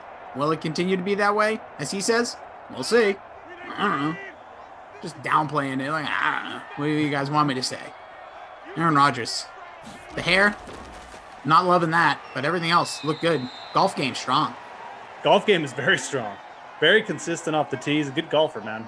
He is. And Jeopardy host, good golfer. Maybe there is other things he could be doing with this life. He's already a multi-billionaire. He probably doesn't, if he doesn't have that fire to keep playing, then, hey, do your thing, Aaron. I mean, I'm pretty sure he's coming back, but you never know. I mean, the opt-out thing, like he could have taken the 18 mil and just opted out for the year. I just feel like he would have done that if he was actually going to retire. Wow. Wow. Cannon arm on his back foot, running the opposite direction. Yeah, I'll just sling it out there 23 yards. No problem. Valdez-Scantling.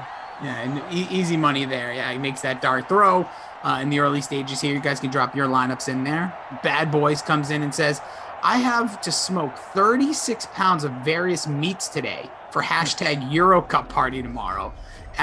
So that's really cool, man. He's doing something in Newport. Going to be a long day. Sims will keep me company for the portion. Love that. Appreciate it, Bad Boys, and enjoy that party. And how big is this smoker if you're throwing 36 pounds? Oh, maybe you can fit it in a decent size one. I have no idea about the smoking. Yeah, I'm not into that. Kudos for you for doing it. That sounds fun. I would come over and eat some, but I was just gonna say that's the best way to enjoy it, not have to get up at. Most people, like my brother-in-law, is a big, meat smoker, and he will like get up at 5 a.m., go put everything in, and then we'll eat at like 4:30. It's like almost 12 hours of smoking. It's crazy. That's just the commitment to like getting the smoked meat. I don't know where it comes from with these people. It's insane. And again, I mean, like I have dumb hobbies too, but like, kudos to you guys. That's commitment, man. It is. It's a long day, in and outs. But yeah, and my big accomplishment is now I have a charcoal grill. So. Oh, okay. I think that's like I don't know if that's a man thing, but like I like doing that over the propane. Right. But you really got to make sure everything's lit a certain way. The heat, the temperature gets to a certain point before you can't just like start and grill. No, exactly. You got to prepare. You're like, okay, we're using the charcoal grill today. Everyone on their best behavior. Yeah. Bad Boy saying he basically has to play Tetris for the next 12 to 15 hours. Can't fit it all. Yeah, I feel that. There's Rodgers on the 3rd and 6, complete, makes the catch. That MVS again coming across. No, that's my guy, Devin Funches, who now resides. I forget. We talked about him, I feel like, recently. Funches is still on the Packers, technically. Oh, yes, that's right. Yeah, I think you're right. Let's just Devin Funches, release candidate. Oh, that's just a Pro Football Rumors. Release candidate, Devin Funches. Okay, but yeah, still currently a Packer. Every article here says Packers veteran wide receiver, quote unquote, in danger of losing 2020 roster spot. And then could Devin Funches be released for playing before playing for the Packers? That's 3 articles if you Google his name, all saying he's gone. That means he'll probably be there and catch like 30. That means he'll probably lead them in like catches or something. Yeah, exactly. Behind Devontae Adams, maybe. Like a breakout season. Score like 10 touchdowns. Yeah.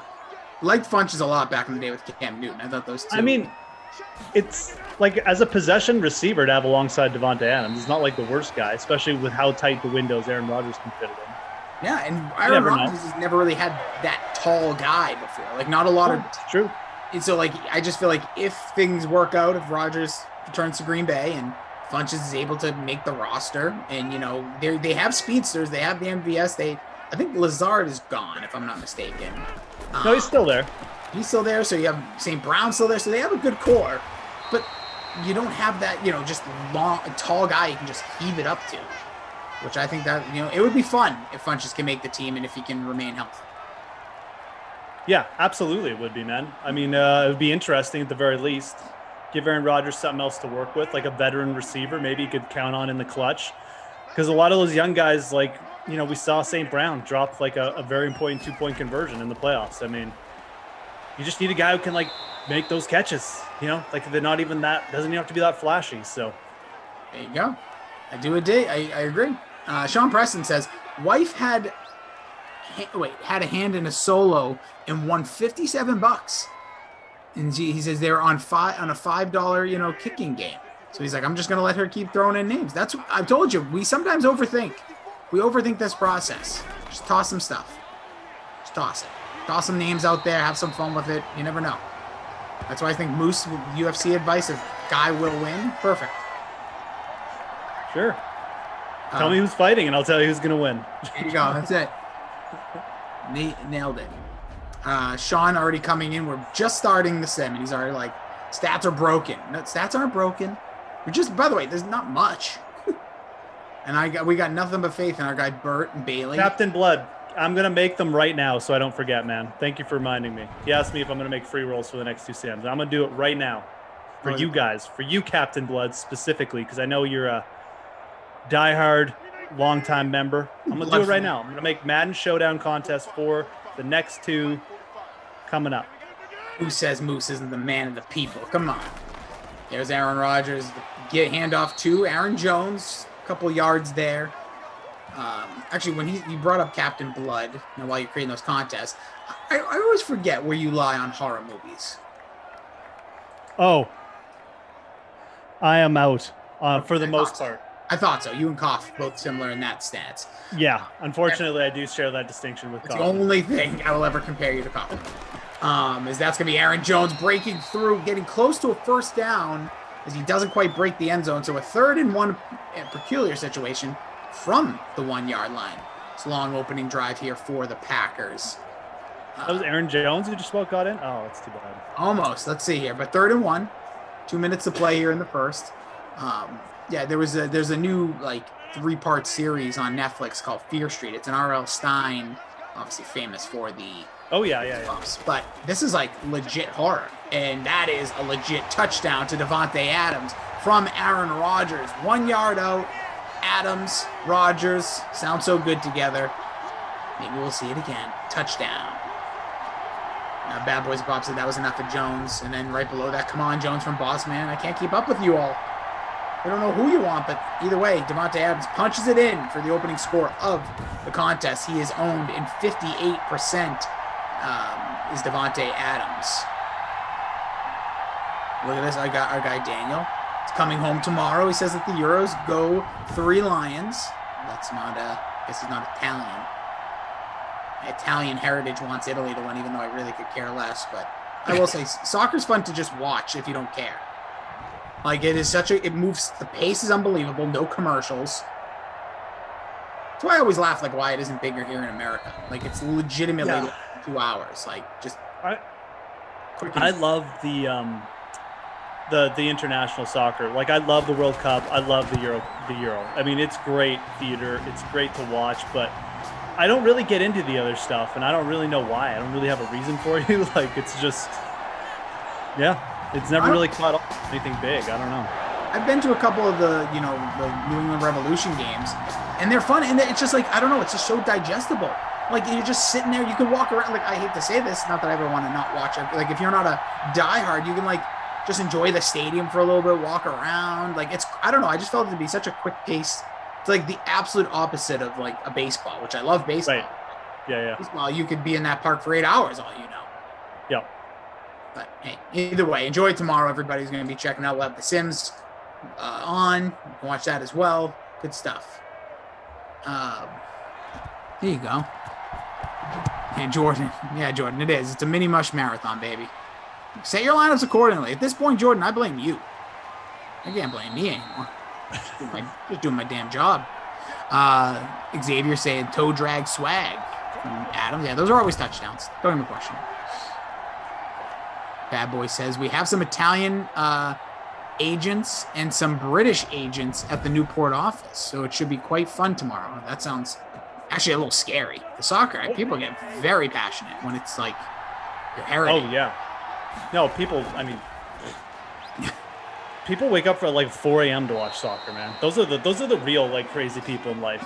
Oh, I love the people who get up till at 3 in the morning to watch Champions League.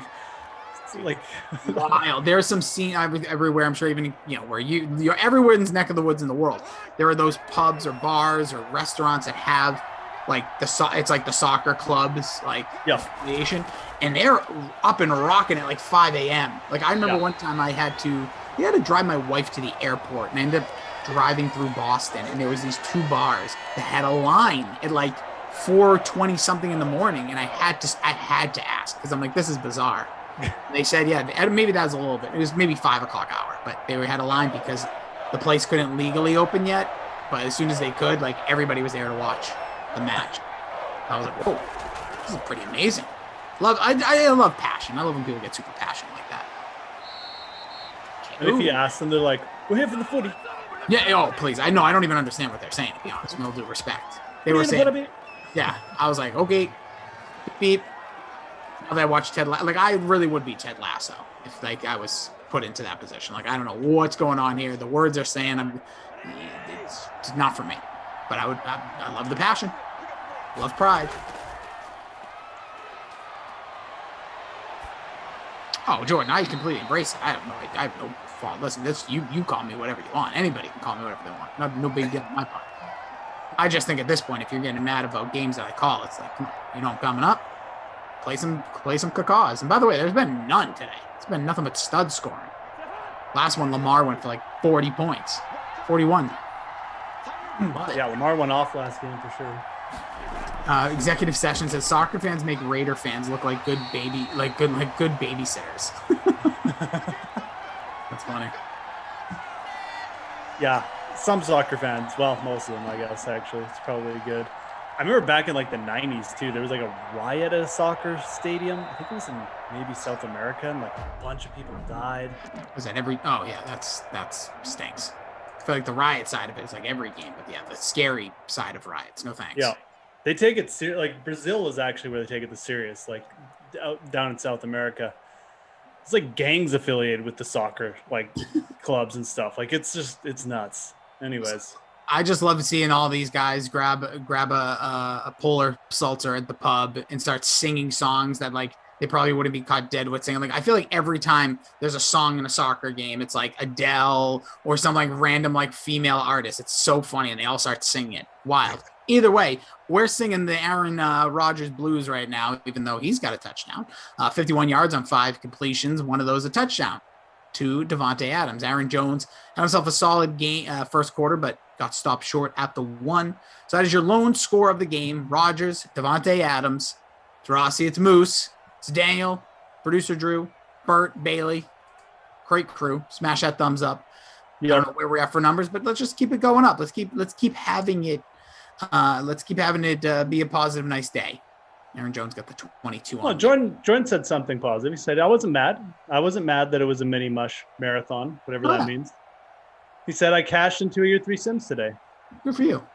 Oh, yeah, no, man. I don't think anybody's mad. I take everything. Like I said, everything's a compliment to me. My name's attached. It's a compliment. Well, there's certain things, but you know. But anywho, yeah, we're here. The sun's starting to shine finally here in the Boston area while Moose is melting away in the hot heat of Canada.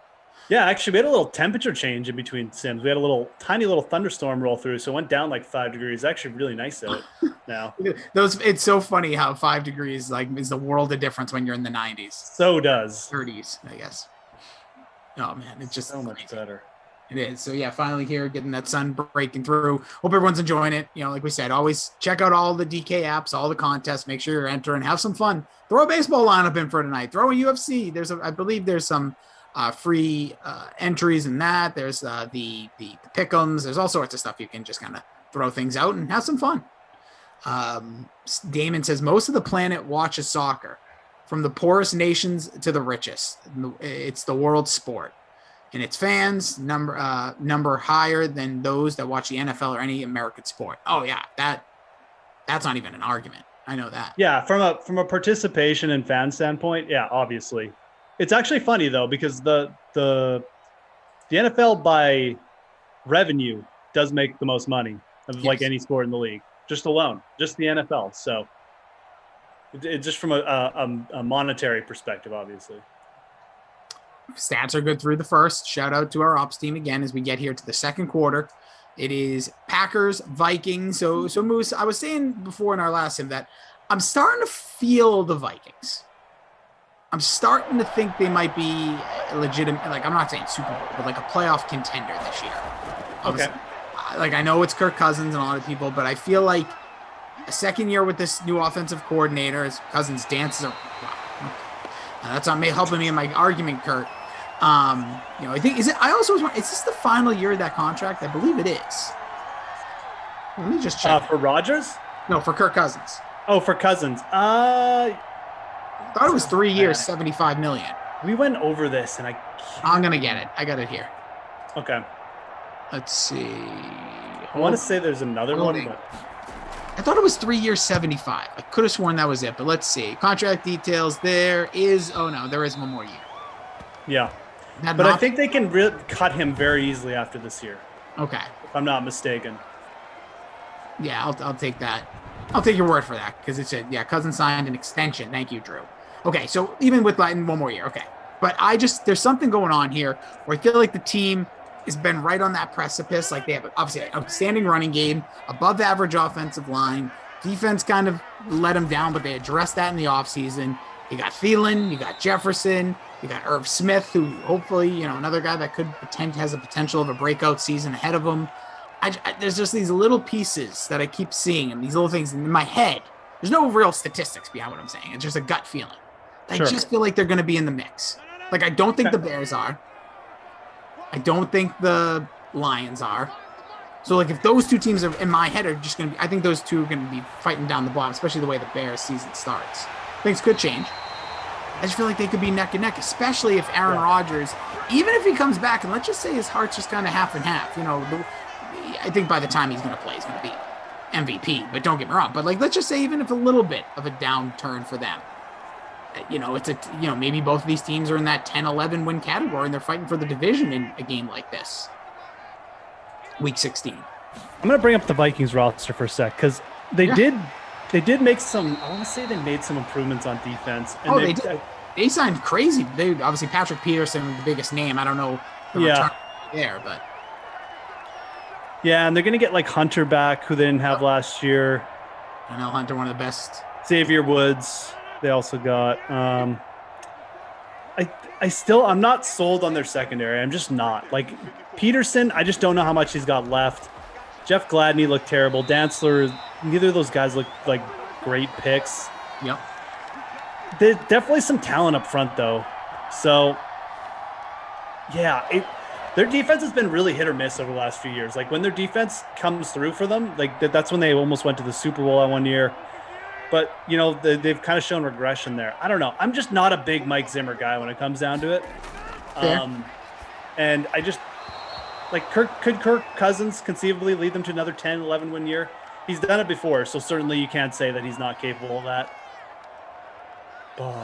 You're right, though. Like, the division is kind of ripe outside of Green Bay. Obviously, you need Green Bay to come back to the pack a little bit, but come back to the pack. But, like you said, you get a couple loose games from Aaron Rodgers. Maybe they just lose a game they shouldn't, and all of a sudden, it's Green Bay in the wild card spot. There goes Aaron Jones on my screen, but yeah, I could see it. Like, I'm not so down on the Vikings where I'm like, that team has no chance. I definitely can see a path for them. I think that their defense could bounce back this year, and if it does, they're probably going to be very competitive with the Packers. So they beat the Packers once last year. Yes, and that obviously with that roster as well, as you mentioned. Yeah. I'm just kind of looking. It was funny. They have Rashard. They know their secondary stinks when they signed Ty Smith, who's a veteran. Just like, we'll see what happens. Yeah. They got Rashard Breeland. He's the veteran. And then you mentioned Patrick Peterson. They also brought in Shelton Richardson, who I feel like has been on all 32 teams. I feel like at this point. Yeah. I feel like they're at least giving it a shot with this roster. And I actually like the Breeland signing. I didn't notice him, because they can always supplant one of those other like young players that I mentioned if they're not playing good. So they got better depth than they have in the last couple of years. Like the last couple of years, it's like, oh, we drafted a rookie cornerback. He's not good, but we can't put like Mike Hughes in there because he's worse. So yeah, Breeland probably gives them some good depth. That's a good point.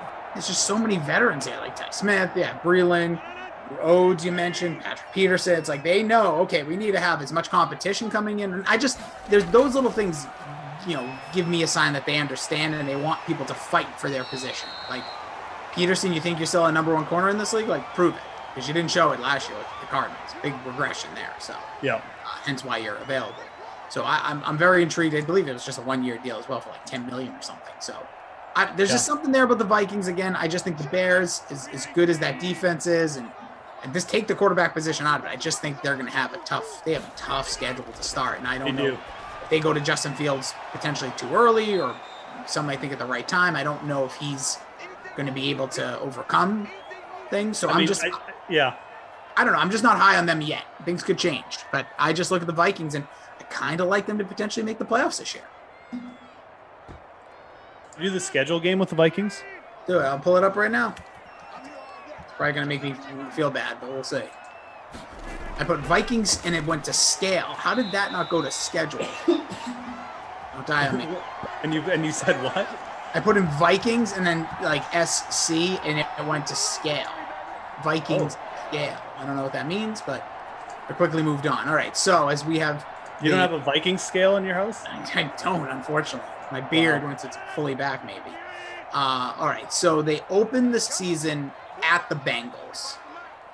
Vikings-Bengals, which is a very interesting matchup, actually. It's a sneaky tough game. Oh, there's a touchdown. Back of the end zone. Is that my guy? What we got? Oh, it's yours, MVS. MVS. There we go. Touchdown for Cha-ching. Get it in there. Aaron Rodgers to MVS. Short touchdown pass for Rodgers, his second of the day. Again, Rodgers coming in again as well. I told you Devontae Adams had some nice numbers. Aaron Rodgers came in. I thought I just saw it. Oh, here's MVS coming in with 32% owned. So love that. Let's see here. So Vikings, Bengals. I'm going to give the Vikings the win on the road. But this is a game I can just totally see the Vikings losing. Like, it's Kirk Cousins on the road. We're getting a review, but it's probably going to. Oh, it's a touchdown. There's no such thing as a review gets overturned. Yeah. All right. I can already spoil it to everybody. I'm pretty sure I did this with like Tom once or something, and I'm pretty sure I gave him the loss to the Bengals. I'm gonna keep that. All right. So then they travel to Arizona. Vikings at Arizona. Call me crazy. I'm feeling a win here. You're feeling a win, eh? I'm feeling it as a revenge game. To start their game, by the way, starting the season on the road, this schedule isn't easy, but we'll get through it here. It's really not, actually. This schedule, the first 4 games look terrible. Yeah. I actually think that, let's put it this way. I think they'll go 1-1 to start. I think there's a very good chance. I'm not like super bullish on the Cardinals either. And I think the Vikings will have a good chance of winning a shootout in a dome with them because they have the weapons, and I think a dome environment for Kirk Cousins isn't a bad scenario. I think he's done better in that with the Vikings. So, yeah, I could see them pulling off the upset. I'll give them a 1-1 record to start. Gotcha. By the way, just a quick shout out to our people asking about, where's this stat? Where's that? We got a crack staff that will take care of you. Just working out some of the kinks here. As we know, sometimes we can have internet issues. We got learning curves. We got all sorts of stuff. We got legit the best in the business here taking care of you, though. So just be patient.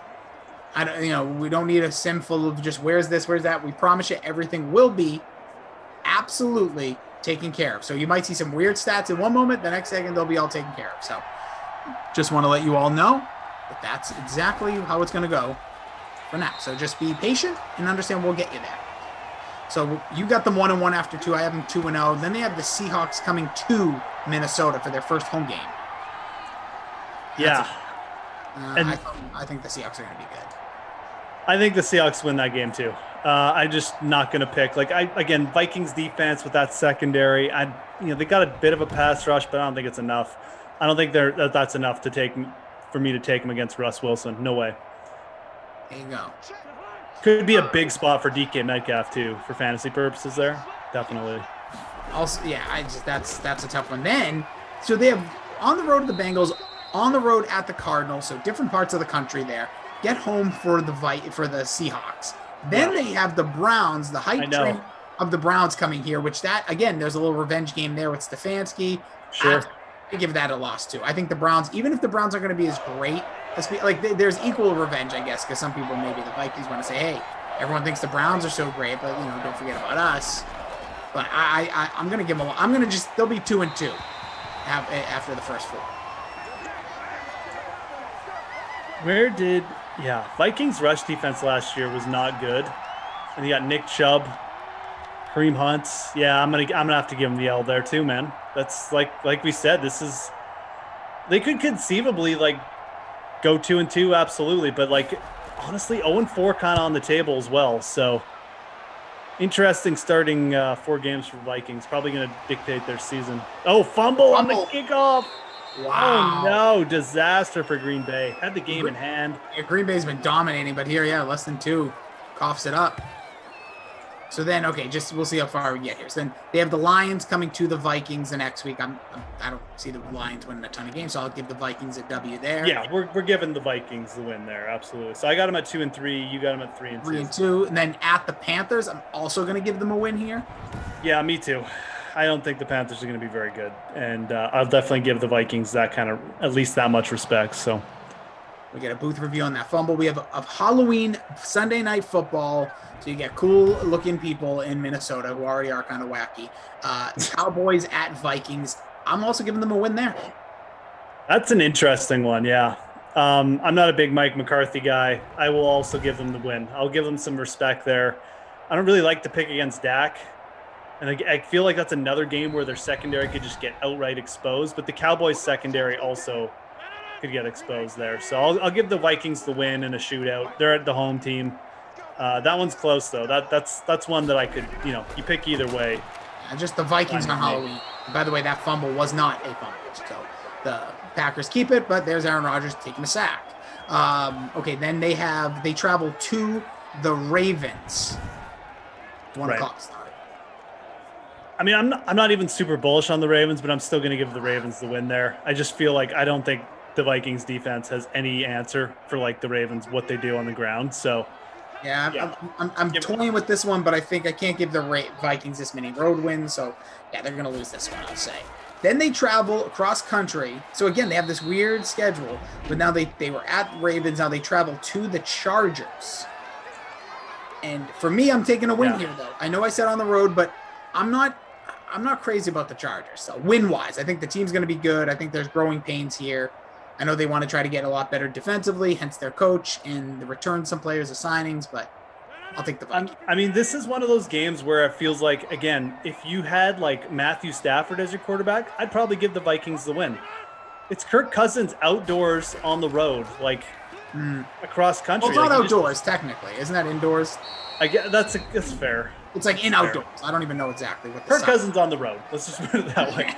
Kirk Cousins on the road. He hasn't been good in these spots at all. So I'm just giving him based on Herbert and the Chargers being a little bit better. Even though it's the Chargers, I'm sure they'll find a way to lose it somehow. But I'm gonna give the Vikings the loss there. So okay, so let's just see where we're at here. I think I'm at 4-5. I think I'm right above you still, right? Oh, did I give him an extra win? So 2-2. Hold on, we're gonna win. That's 4. Yeah, I'm 5-4. As we get picked up here. So 50 seconds left. Here come the Vikings. See what they can do. Then we have them Packers at Vikings. I'll give the Vikings the respect and say they split it with the Packers because they have traditionally played them okay. They certainly beat them last year. I'll say they do it again. They split the series, so I'll give them the win. Okay. So I will also give them a win because the same thing. I kind of feel the same way. So yeah. And then they travel to the 49ers. So they keep going West Coast here a lot. Yeah. And this is a big L for me. See, this is where I have trouble. I don't know what. Having a tough one. I'm assuming San Francisco is going to be healthy. Yeah. And if I'm assuming San Francisco is going to be healthy, I'm taking San Francisco in this scenario 9 times out of 9. So. All right, you convinced me. I'll give them the loss there. So the 49ers win there. Then they travel to Detroit. I'm sorry, Detroit. I'm not giving you any wins here. I'm not giving you much love. Yeah. I mean, this is a game, I could see the Vikings. This is the thing. I don't know if they're elite enough to – and they have Kirk Cousins as their quarterback. Kirk Cousins, that's what he does. He barfs up at least one game, like one bad loss a year. And I don't know if it's going to be this one or another one, but it'll probably happen. But I'll give the Vikings the win because the Lions are going to be pretty bad. So. Yeah, it's Dalvin Cook on the left side, less than 30 to play. They're probably going to this is a tough position they're in sim. I don't know if they're going to call their timeout, when they're going to call it, but we'll see. Okay, then you get Steelers coming to the Vikings, and I'm sorry, I'm taking the Vikings here. Not feeling much here from the Steelers. Wow, Ben in the dome on the road, hey, with those wide receivers. I'm gonna give the Steelers the win. Okay. More bullish tonight. What's up, Mike Bauer? See you there. Thanks, Queenie. Yeah, we've had a good run so far. Me and Freeze Pops did 2. Now me and Moose here are the second of 2. We've had a blast. See what happens here. 21 seconds. We're going through the Vikings schedule. I'm feeling the Vikings in this game being very important. That's going to be stopped. That's going to be your half, so we can bang out the rest here. So you have the loss. So then they travel to the Bears. They're going to play the Bears twice in the last 2 weeks. Yeah, kind of interesting. Yeah, this is Sunday Night Football as scheduled right now. I'm telling you right now, Kirk Cousins, prime time, on the road, outdoors in the cold in Chicago, I'm fading that all day. So another loss for me. It stinks. I'll be honest, that's a tough one. So I'll give him a loss in that one. Rams at Vikings. Boy, I mean, on the day after Christmas. By the way, we're at the half 14 zip here. There's 2 Aaron Rodgers touchdown passes, 1 to Funches, 1 to Devontae Adams. Stats will be getting updated. We got Bailey, new to the crew. Appreciate y'all being patient with them. Show them some love. Smash the thumbs up. Understand that if stats are a little behind for you, they're also behind for everybody. And we'll guarantee, we'll take care of you. We'll get it all squared away. And then about a week or a few days from now, Bailey will be flying just like everybody else. Got to learn, just like me. That was a horrific half by Kirk Cousins, by the way. 3 of 8 for 33 yards. Not giving me much hope for my picks yet. So Rams at Vikings. I mean, conceivably, the Vikings at home, they're good enough to win this game. Yeah. I don't know if I really want to give them the win. I mean, the Rams, I can't do it. I think it's fine if you do it. I mean, this if teams lose to bad teams, 2 teams beat good teams, but I got to give them the L here. It was MVS who scored the touchdown, not Funches. Wishful thinking. I'm trying to coax to my lineup wins. But no, sorry. Yeah, MVS. By the way, thank you, Chad. Thank you, Drew. And thank you, God. Okay, then the Vikings in the matchup we're watching now. Vikings at Packers. Again, excuse me. And this is a Sunday night football game we're watching. So yeah, I gave them the win at home versus the Packers. I'm certainly not going to pick them for the sweep. So another loss for me. That's 6 and 9 for me. No, that's that might be 6 and 10. Yeah. This is getting tough. And then Bears at Vikings to end the season. I'll give them a win there. Yeah, me too, because I said they'd split the series, and I think that's completely fine. So I guess I got them at 7 and 10. Well, I'm just going through 5, 6, 7, 8. So I have them at 10 and 7. So I have them at 10 and 7, and that's a playoff team to me, or right there. Yep. And look, I mean, you saw, I mean, obviously they, did you give them the win against the Rams or? No. But I mean, they could beat cold. They could beat the Steelers, you gave them the win there. You gave them the win against the Chargers. That's a winnable game, Yeah, that's so, I don't know. That's where I see. So I see this game being pivotal, them potentially taking the loss, but we'll see. So anyways, I just want to give 2 games. Those last 2 games against Chicago are going to be very key. It's just the end of the season, just so people know, the Vikings' last month of football, basically. Well, December on. Steelers coming to town. Oh, sorry. We'll start with they travel to the Lions, and then a quick turnaround for a Thursday night with the Steelers. Travel to the Bears after a bye, or no, that's just a Thursday break. Then they have the Rams coming to town, Packers, Bears. That's not easy games. I don't like the 2 Bears games that close, but anyways, again, shout out to our ops crew. Just please, everyone, be a little patient. We appreciate you. Don't want to have to keep repeating it, and just don't say anything rude or offensive. Just don't be a jerk. That's usually advice I try to tell people. And just because you're typing behind a screen doesn't make you invincible. And listen, we're all been there. We've all learned and trained. Hashtag back Bailey, baby. Gotta learn. Gonna do a great job. We all were there. You got people like Bert. One day he was doing it too.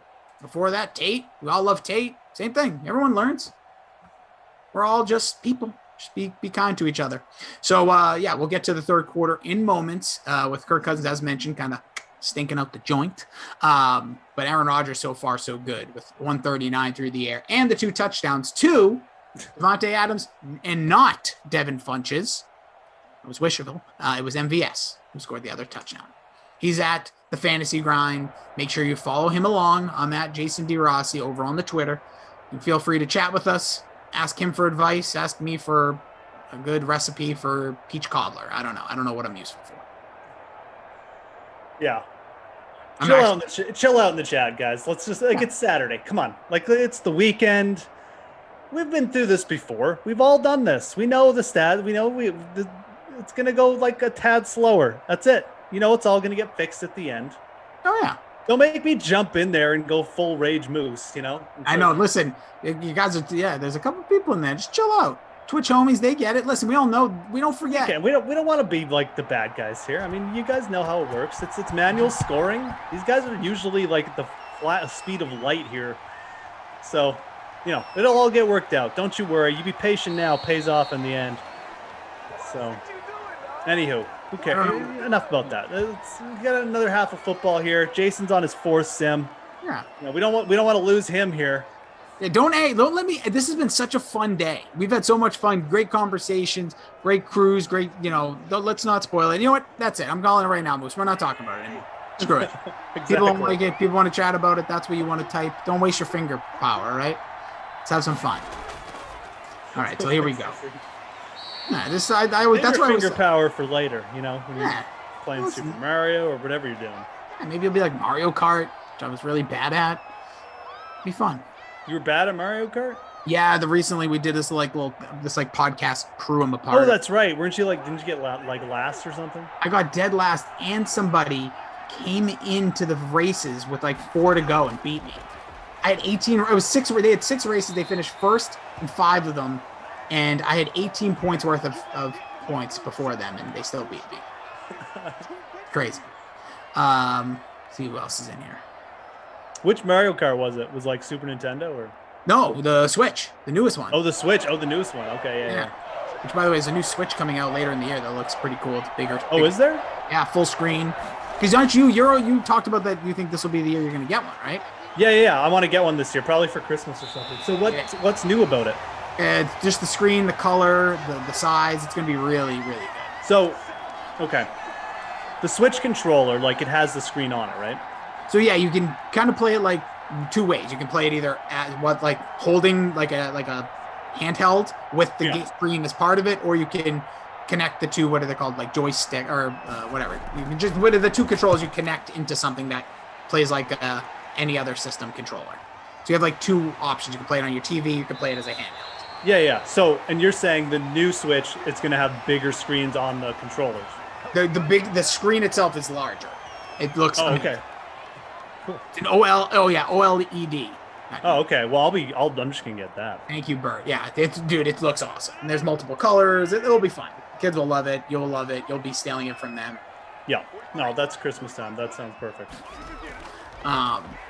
Born Again says, "Thank you guys for holding these sims for us. We appreciate everything you do." Appreciate it. No. Look, we appreciate you guys too. We understand. I'm, as I've said a million times before, I'm the most impatient guy in the world. So, but. Again, there's this is just part of the having the sims. We can't have the stats fed in like we can for football and stuff like that. So it's got to be done manually. It's the only way, and the only way we can have these is to have you can have the small hiccups every now and then. And look, and we all got still just down goes Rogers. But even with the regular sports, you'll have the odd hiccup with them too. So nothing's perfect, unfortunately. When I create my own world. In the afterlife, and I go back up to the main hub, and I give them my feedback. I'll let them know. This new world that I'm going to go back down to when I'm reincarnated. Just get the scoring correct. It'll work out. By the way, as we already know that anybody who criticized must be perfect. Wait, who's this Kyle? Oh, what are they saying?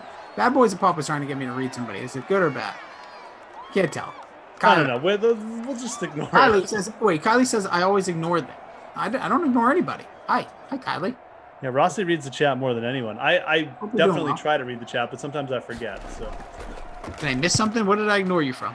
Did you smell good today? I bet. We talk wrestling too. Who's we? Kylie, I'm trying to catch up. Yeah, there was someone on there asking about the. Oh yeah, Kylie's saying podcast or something. I don't know. Kylie, repost it. I'm looking now. Sorry, I had to put my eyes away from the chat for a minute. Yeah, again, appreciate everybody. See here. When is that new Switch coming out, Jason? I believe, don't quote me, I believe September. Okay, I've quoted you, and if it doesn't come out in September, I'm going to fly down there and fight you. You absolutely, I would welcome it. If that's the case, it comes out tomorrow. Fight me. Or just fly here. Just fly here. That's all. Just get down here now. So I can kick your Yeah. Your smug Canadian accent. Kylie says, coolest guest was Rossi. Do my podcast. What? Do you want me to be on your podcast? That's what I thought. Okay, just DM me at Jason D. Rossi. Like I chatted up with some of the Sim fam. Rossi's had enough. He's had a know. long week. He's had a lot of weird requests. I'm not trying. I don't Someone thought he was their long lost brother. Oh yeah, that's a whole other thing. Yeah. Kylie? Are you the person that thinks you're my sister? My dad was no Rolling Stone. I've come to find out, but yeah, that was crazy. Anyways, love this. Love the crew. Love the chat. OLED screen. I love that. Yeah, I know Daniel will be fired up about this. Yeah, we're gonna have some fun. There's gonna be such great technology coming up. Okay. I'm fired up about that. Kylie, like I said, at Jason D. Rossi. If you don't have a Twitter, that's on Instagram, wherever we can chat. I look forward to it. I love chatting with the Sim fam outside of the Sims. It's kind of funny, the conversations we can have. I get awesome random tweets. And it's fun, right? And stuff. It's hilarious. It's not just like, hey, like, go Adams and stuff like that. Which actually would be funny if somebody did slide in your DM, was like, Moose, I really hope for Devontae Adams to score 2 touchdowns later. I can't remember who it was. Somebody always used to tweet at me when, oh my God, when Sam Ficken was missed a field goal, always, without fail. Every time he missed a field goal, he tweeted at me. I can't remember who it was now. Oh well. It's all good. It's still hilarious. I love that. Oh, Sean Callahan. Okay. Now you just confused me. That's the other thing I was joking about with people, how people change their name. That's been a big thing recently for me. People like, oh no, I'm what's her name or what's her name? Like, how am I supposed to keep up? Yeah, guys, definitely don't change your name too much. Or Queenie changed from DFS Queenie to Queenie. That's fine. We know who you are. You have the same logo. Captain Blood. Rossi's phone number is 555 hot girls if you want to text him. Dude, I told you not to share that. That's his burner. Yeah, that's seriously. What shirt are you wearing? You have an owl on your shirt? No, it's a video game controller. Oh, that's cool. Yeah, I think Looks it's like an owl. Yeah. It's all good. Could be an owl if you want it to be. Owl. Be whatever you want me to be. Yeah. So here we go. Vikings trying to make a stop here because the Green Bay Packers have been dominating thus far. 14 zilch. Oh, but bad boy. Okay, you guys are all confusing me. You guys are confusing me. This game is not giving us much to talk about either. Yeah. Like the last one was giving us lots because Lamar was going off. Here's what we're going to talk about. As soon as this sim's over, we're going to go rip a new bag of coals, little charcoals, and pop them right on. Light them up so I can grill within 30 minutes. You got to give those babies time. Are you, oh, so you're grilling, what time is it there for you? It's almost 7. It's almost 7 o'clock. So yeah, so tonight. Doing some late grilling, hey? Some late grill action. Listen, there's nothing better than Is there a party going on at the Rossi household? I kind of wish I was there. I mean. And listen, anytime, open invite. You can stay here, you can sleep here, bring the family. I don't bring everybody. But yeah, I wouldn't bring anyone. I just bring me so I can hang out. And there you go. Yeah, I'm gonna have a few friendly folks coming over, and this is basically the beginning of the Rossi having the Sim fam here, the locals. I apologize. I know I'm just making you jealous now. But yeah, because I've been waiting to do it. Just need to get these finishing touches done to my outside. Right. I love being outside. We have a few months of this, right? Like I know it's. Oh yeah, no, absolutely. Yeah. It's gonna be snow before we know it. What a dart! Oh, it's incomplete. Oh, too bad. Yeah, that could have been spot there to get it to Devontae Adams. Fantastic kill. Let's see here. What else? Snelling. Oh, don't say that. Get out of here, Captain Blood says. I'm selling snow globe if anybody needs one. I hear cats love them. So yeah, yesterday, I think it was yesterday, Captain Blood, right? My cat broke a snow globe. Oh no, really? Yeah, I have 2 over there. I have my WWE one, and then I have one that was from Texas that I got in Texas. And the cat just kicked it right off. Wow. It was so PO'd. I was like, what are we doing? There was glass all over the floor. It's brutal. No kidding. What a mess. Yeah. It's not just water either. It's like the little parts that are in the snow globe, like the snow. Yeah. Oh, it's gross, dude. It's gross. No, for sure it is. That's what I mean. That's way worse than spilling a glass of water. That's 10 times worse. Oh yeah. It was all, and it's just so messy. I had to clean it up. What did you do? I think the real question is here, what did you do to Dez to piss Dez off. I wasn't paying attention to him. He was like trying to climb on my lap. He was like kneading on my like crotchal area. I'm like, bro, get out of here. I'm doing a sim. Anytime I'm doing something of like work, quotes, like here on a call for work, it's like Stu's that's the time. He always is jumping on my lap. That's the Dez time, man. He's like, this is work. This is me time. You know, you don't need to do work, Jason. You got me. That's what I said. And then all of a sudden, just went up there and just shattered it. I think we're about to be on camera. So ignore me. Yeah. Here goes your snow globe, pal. Seriously. So yeah, right. Daniel. Exactly, Daniel. He put a GIF, but like right back here, I don't know how well you can see everything. But like I have like a WWE one. I have my cat's picture. All that. And there was another snow globe behind. If you can see, there's like a Triforce for Zelda. Sure. He just went up and I didn't even see it happen. Did he do it on camera?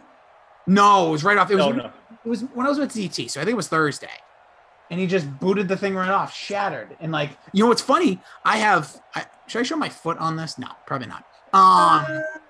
My feet. Shown his foot. Who has? Kaufman.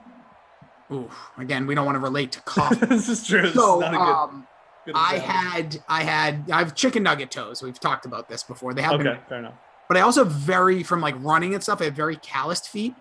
So I stepped in a piece of glass, but I didn't know it. And I'm telling you, it must have been 2 days ago because I looked at my foot last night and saw a piece of glass. I had to get pliers and everything. Wow. Yeah, dude, it was just like embedded in there. I was like, oh, it didn't hurt. Didn't hurt taking it out. It's true. As someone who runs a lot, though, your feet get calloused, and true. you can step on a lot of stuff once you get those calluses worked up. It's funny. You That's say pretty crazy, though. I Googled it after. I'm like, what can you do with calloused feet? That's what a lot of people walk on the hot coal stones. Hot coals, sure, yeah. Oh, they say if you callus up your feet enough, that's why you're not going to sit there on it, but you can get over it pretty quick without getting, feeling the burn, but your foot still gets sizzling in there. But hey, that's it. The more you know, folks.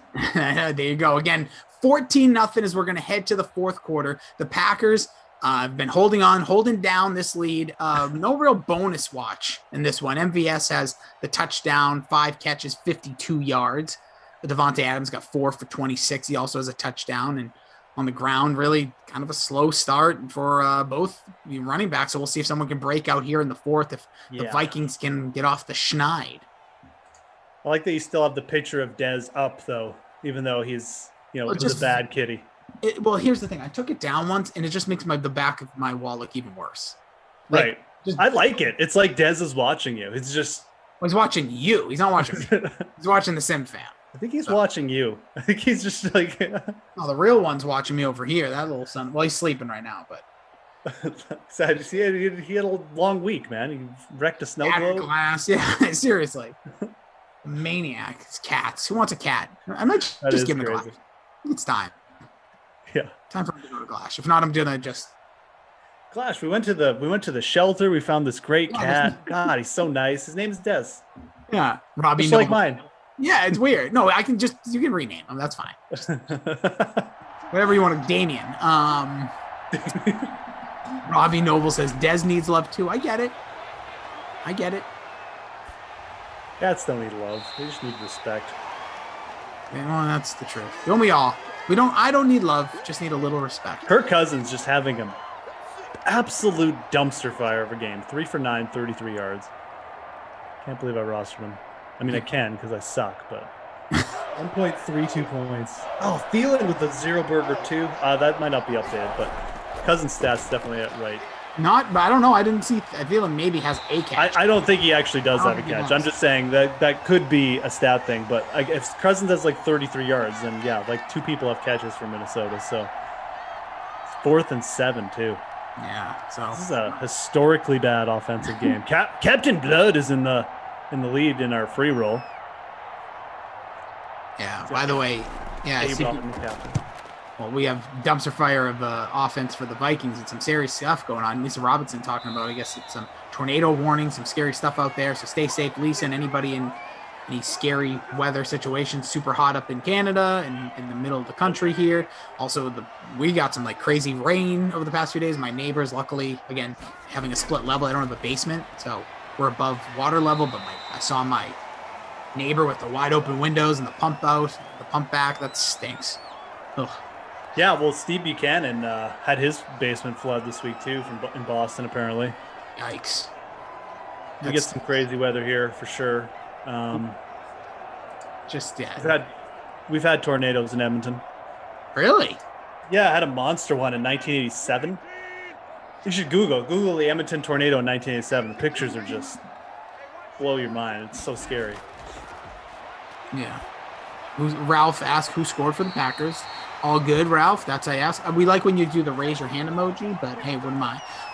It would be MVS and Devontae Adams. Those are your 2 touchdowns in the game.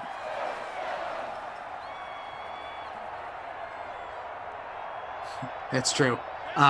Brian says Minnesota not living up to the hypeness. Yeah, I guess I hyped them up for reality. It's them right now. I'm toying between them and the Giants. Those are my teams right now, my turnaround teams.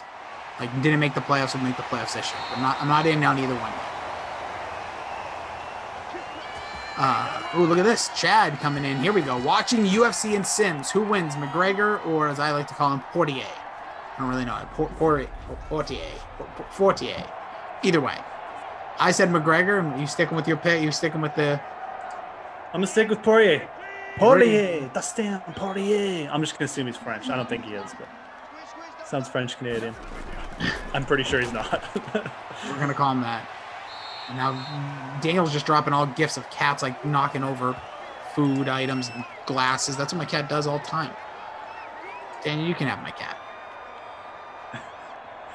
Cats are so good for the internet. Yeah, they're great.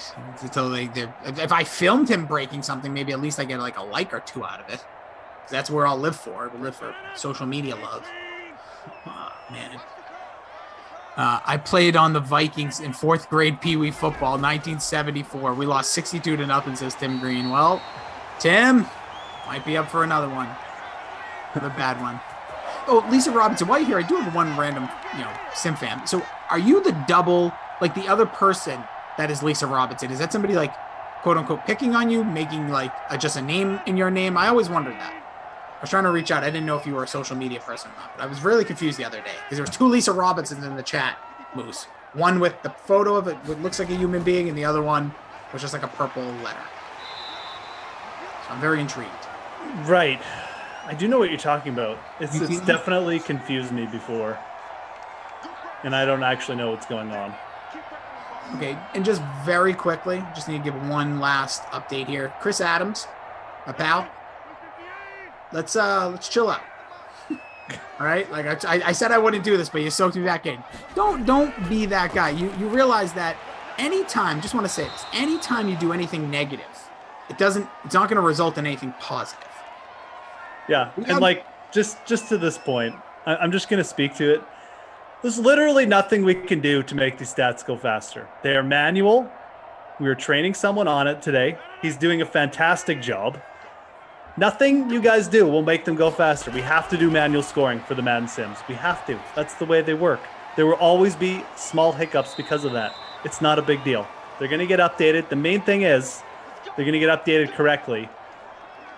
And yeah, that's it. Like 98% of the time, these are done at lightning speed. Like you can't even believe that it's done manually. So again, hit the dislike if you want, guys. And honestly, the algorithm on YouTube doesn't care if you hit the dislike or like. So I'll just throw that out there. Sure. And nothing's going to change because we're doing our best. We're getting people acclimatized to it so we can do it even faster and we have less hiccups in the future. So. Yeah, and just lastly, like it is such a credit to our team how much work they do. Me and Moose are legit, and I don't mean this rude to Moose, but I'm going to say it. We're just jamokes that are flapping our gums. Trying to keep you entertained, tell you a little bit what's going on here as Rogers here in the shotgun trying to put this game away. That's not disrespectful. That's actually a compliment. I mean, that's okay. Exactly. But it's just like, yeah, it's just like, fine. And Bad Boy saying, oh, he's not doing a fantastic job. I forgot everybody here was perfect, too. I forgot everybody here when everything you guys do was perfect. Let's be honest. It's just somebody learning. I'm not going to keep defending either because I know how good they're doing. They actually do real work. They're sitting here and trying to manually update, which, by the way, they don't have a stat sheet in front of them. They have to work as quick as we. I make the wrong names half the time, right? You know how hard it is like to know who catches a pass that quickly? Like right there, I believe that's MVS, but we'll find out when they get it. It is. Look at that. Got one right. So MVS with his second touchdown, probably putting him in a good position to be your magnificent Moose player of the game, but that's all. Everybody, and like, I get it, and I understand. Like you said, we understand how frustrating it can be, but show a little respect. At the end of the day, everything's going to get regulated, everything's going to be finalized, and we got good people. There's no lazy people here. It is just people learning. And again, this is naughty. I would not. I'm telling you right now, if they said I'll double your pay to do stats, I wouldn't do it. Just like I'm being dead serious. I couldn't do it. You have to pay attention. It would be a lot more work, absolutely, than what we do. Seriously. I would probably do it if they doubled my pay. Bert says, is that an option? No, Bert, no. Bert, I'm sure you're making millions of dollars to me. So don't worry. You can't double that. Yeah. Robbie saying he missed on MVS today. MVS has been the guy. John, again, stop babbling. That's what I do. That's what I'm here for. Unfortunately. Captain Blood's still in the driver's seat. MVS, 2 touchdowns. Again, stats a little bit behind, but MVS still having a good game. He's at 19.2 points for that touchdown, so he gonna be up there, close to 30. It's my guy Jordan Lindenbaum. I'll just end it on this. Better the scores be accurate than fast. There you go. Because there's equally sometimes that it's frustrating when like they give the touchdown to the wrong person. Like maybe way more frustrating. Like frustrating when you have a game end, the stats are corrected, and then they have to go back and correct them. Yeah. Then everyone scores shift, and you're like, oh my god, I was in 6, now I'm in 60th.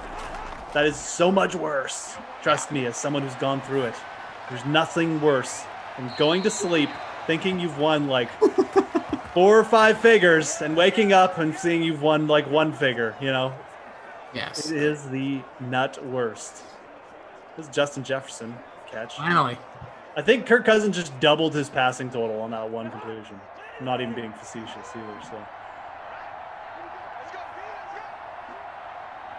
You can get off for the 2-minute warning, Kirk. We are. He does. So let's see if Kirk can put some points on the board. Oh, he's gonna sack time. Oh, too bad. Just got it off. Was that a sack actually? Oh no, second bad. He did get it off. Yeah. That's too bad. That'd have been like a 20-yard sack. I do like these uniforms. What are these like? When do they use these uniforms? These are the color rush. Yeah, I really like these ones, man. Yeah. They should make these their main. Like this is way better color scheme than their. They have like a darker purple, don't they? Yeah. So I like this uniform. To me, is very clean and like kind of a little sexy color here. The purple. Yeah, it's really good. It's like I think I've called the Crown Royal bag before. Like the. It's like the Crown Royal colors. Like that. Yeah, they need to keep those, man. Those should be their mains. Yeah.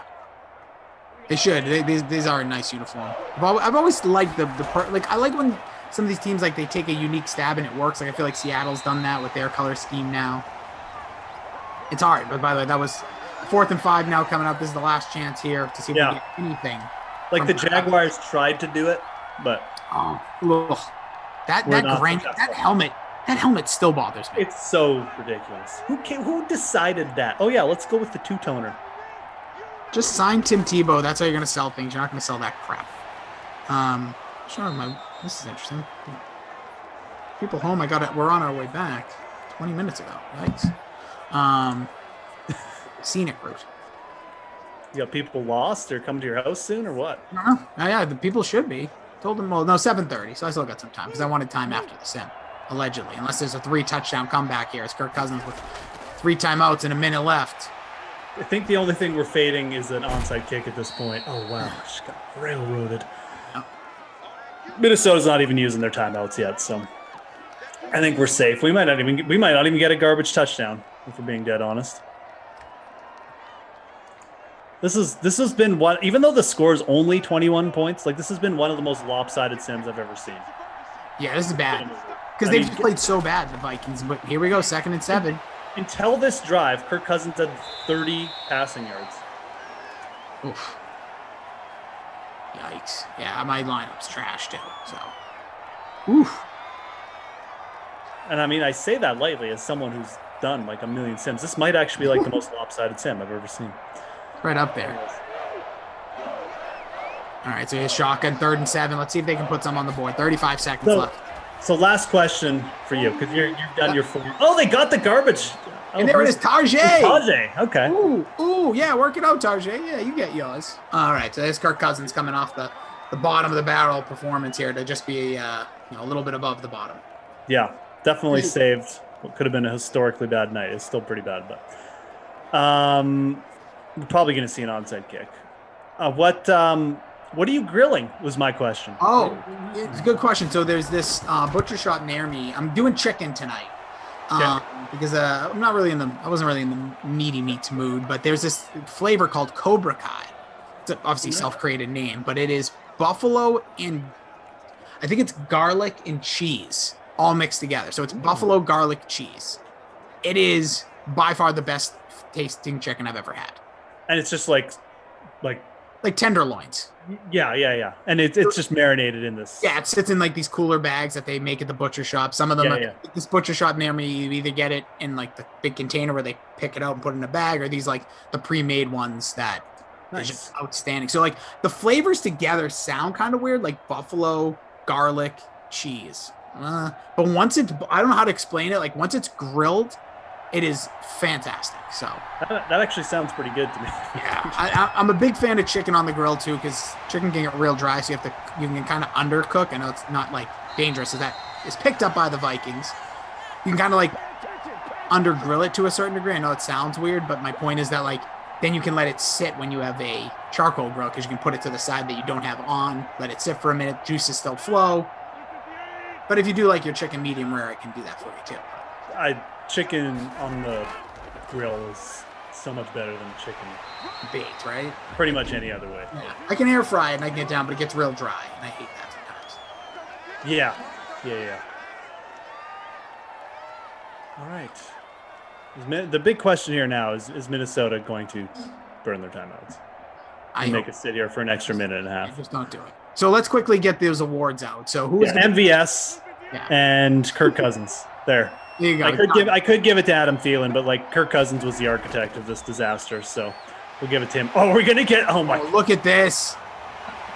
Wow, Aaron Jones. That'll change things up, at least in the scoring. I mean, Aaron Jones, he might have even hit the bonus there, Rossi. I don't know. Other way says Rossi, wrong call, brother. Please hung up and dial again. What? You talking about my chicken call? What are we even talking about? You don't like medium rare chicken? I'm just kidding, obviously. Yeah, that's how you got to cook chicken. You can't overcook chicken. It gets real dry and real nasty. Most chicken goes from like juicy to like I don't even know, like soot, like real quick. You got to be careful. Be careful. We do. I typically like all my meat as well done as possible, but you're right on the chicken part. If you go too much, it's it just gets ropey. It gets ropey is what it gets. You need like something to dip it in at that point, like whether it's another seasoning or a barbecue sauce, whatever you like. That's just me. I'm just picky. Well, I'm all the way up to 4th because I had Aaron Jones as my captain. Don't think he hit the bonus, but again, stats haven't been finalized. He wasn't. I don't think he was there yet, but we'll get it. He was near, was he? Oh, yeah. I said the Vikings. Pick that up. Sorry, my bad. Like I said here, again, not perfect. Another village idiot, just one among us. Can't believe you're not perfect. I'm very close. I know. You would think you're like, oh, Rossi, that guy never gets anything wrong. I mean, I'm just so used to working with. Oh, they took a timeout. Give me a break. I'm just so used to working with Kaufman, who apparently is perfect, that, There's a couple people on The Sims that I think they believe they're perfect, but I'm sorry, not me. I know where I stand in this great big world that we're so lucky to be a part of. Yeah, Queenie, Rossi grilling vultures tonight. You know it. I'm going to pluck them, too. Here we go. Let's see what Kirk can do here. 6 seconds. Oh, nice little dirt ball there. So... could see 2 more plays. Could. We already got our player of the game, our Not My Kid award. So as soon as we're done here, we'll give Moose a little bit of a break. I'll be done for the day. I'm back Monday. Moose is back for 2 more tonight. We got Sherrod coming off the deep bench. Love it. Again, shout out to our crew. Drew was amazing. Daniel just has cat gifts in my head now. Bert, Bailey, give him some love. Ooh. No, knockdown. Okay, so final 28-7. Getting your touchdowns. 2 for MVS, 1 for Devontae Adams, a late rushing garbage time touchdown for Aaron Jones, and the reception touchdown by Tarjay Sharp. Stats will be finalized before we lock everything down. We'll be back. Well, he'll be back with Shirag. You make the contest? I did. Both contests have been made for the last 2 sims, folks. 8 p.m. Eastern, 10 p.m. Eastern. They're made. It's a moose first. I told you I was going to deliver, and I did. Taking care of you guys tonight. Come back. Here's come the back deal. and hang. Yeah, come back. It'll be a good. I promise you, it'll be a good one. Everybody here, huge shout out for being here. That's the like for Rossi doing 4 in a row, man. That's You're doing 4 too, dude. So if they're sitting it for me, they're doing it to you. Long story short here, though, appreciate you guys. It's a Saturday for all of us. The fact that you popped in made us part of your day. I love you, each and every one of you, individually and exclusively. You know what? Even the ones that have some bad things to say sometimes. I know it ain't personal. And sometimes I get a little heated because I love my peeps. This is my crew. This is our team. But we really do appreciate you. Appreciate your patience. Appreciate your fandom. Appreciate you being here and being a part of the DraftKings Sim fam, which is the best fam in the world. So he is Moose at the Fantasy Grind. Give him a follow. He'll be back in about 50 minutes. Let's not belabor the point. Let's get the heck out of here. And again, shout out to our entire crew and all of you. Let's see. So we have, look at this. Part 2 of the UFC preview is coming up from our friends at the is it VSIN or is it VSIN? Either way, here they are to talk a little bit about UFC. I like VSIN. I like VSIN too. It sounds better. Enjoy Moose the rest of the way. I'll be catching up with you this week, and everybody enjoy your Saturday night. Here is that little breakdown, and then Shirag and Moose got you at 8 p.m. Bye, y'all.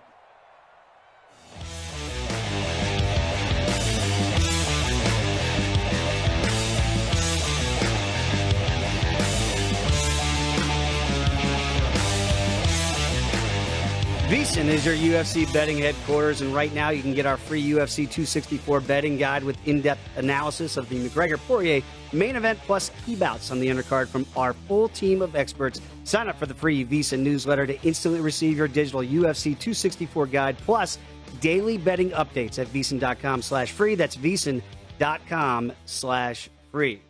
It is UFC 264 First Strike. I am Dave Ross here at Circa Sportsbook. It is a pleasure to be joined by Johnny Avello. And Johnny, I'm always curious. Obviously, when you've got Conor McGregor, you know that's where the handle is going to be coming in, a lot of action coming in there. Are you seeing a lot of that? Because obviously, Vegas for the first time, full capacity. How has the handle been for Poirier and McGregor so far? Dave, the handle's been spectacular. I expect this to be one of the biggest betting fight cards of all time. We opened this a pick, and we're up to minus 142 now on Poirier. Now it sounds like we're really heavy on Poirier. We are not, because once we get up to a plus on McGregor, then the money comes in on him. Because you don't get McGregor at a plus too often, and our players are feeling that there's some value there with him.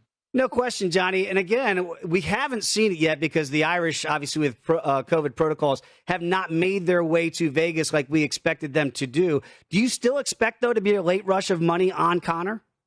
I do. It's not only the Irish, it's the Italians, it's the English, it's everyone. He's a popular guy. You know, he's a popular guy, and he's focused. And I think if you go back and try to handicap this, he fought Diaz back in 2016 and lost, and he came back with a quick fight in 5 months. And so I think he's trying those same tactics here, and hopefully he feels that maybe this will work out for him because he can stay focused. If you're handicapping it that way and he ends up getting the W, it worked out for you.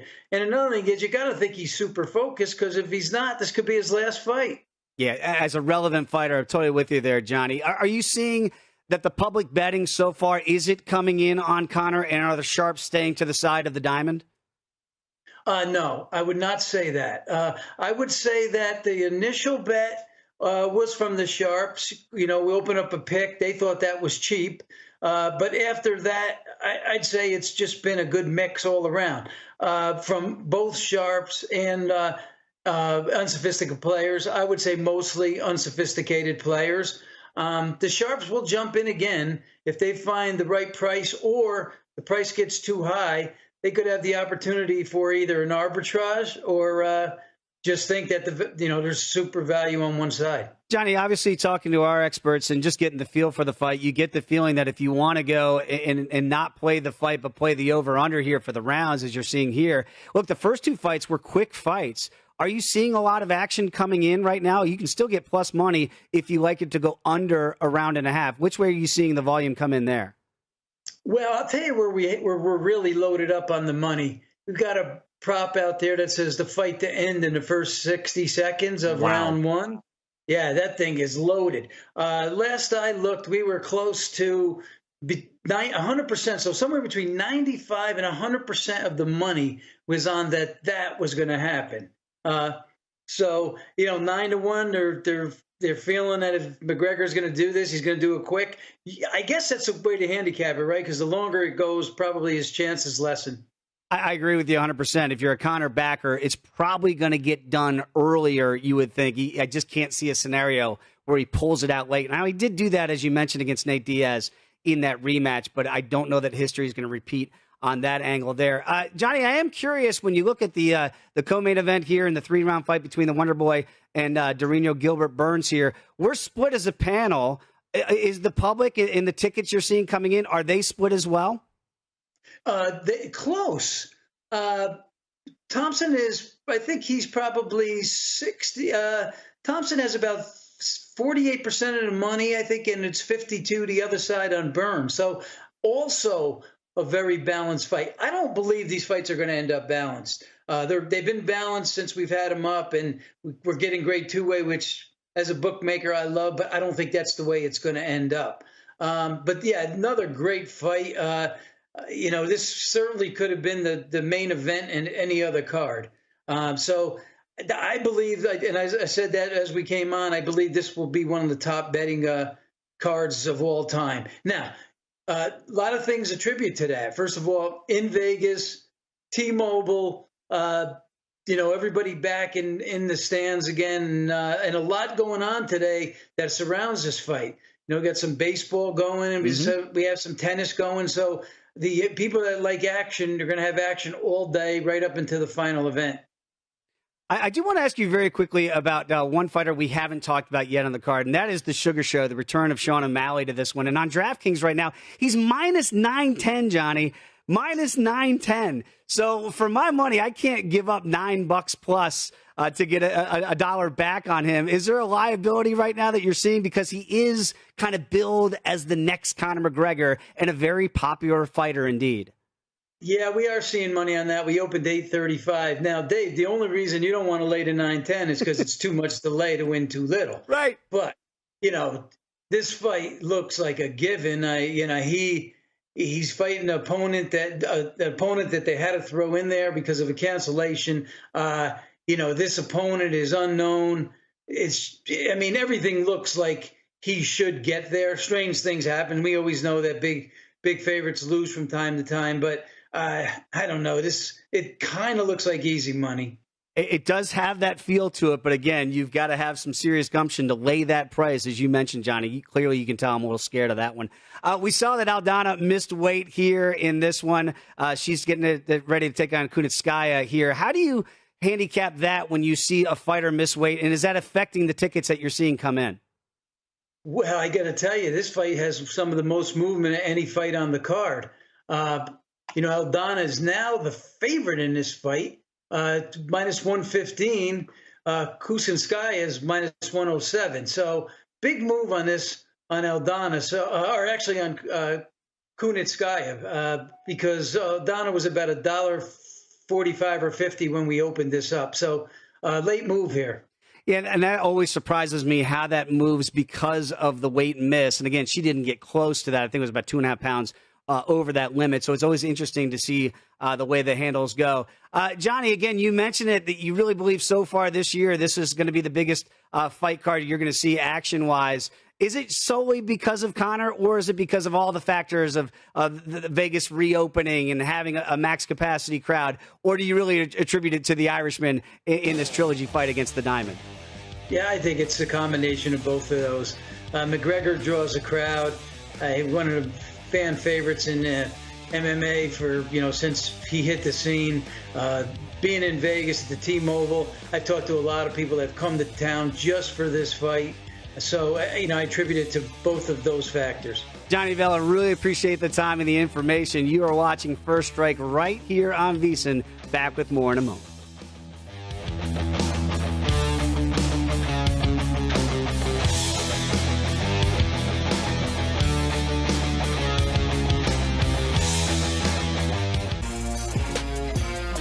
The countdown is on for the most anticipated trilogy in UFC history.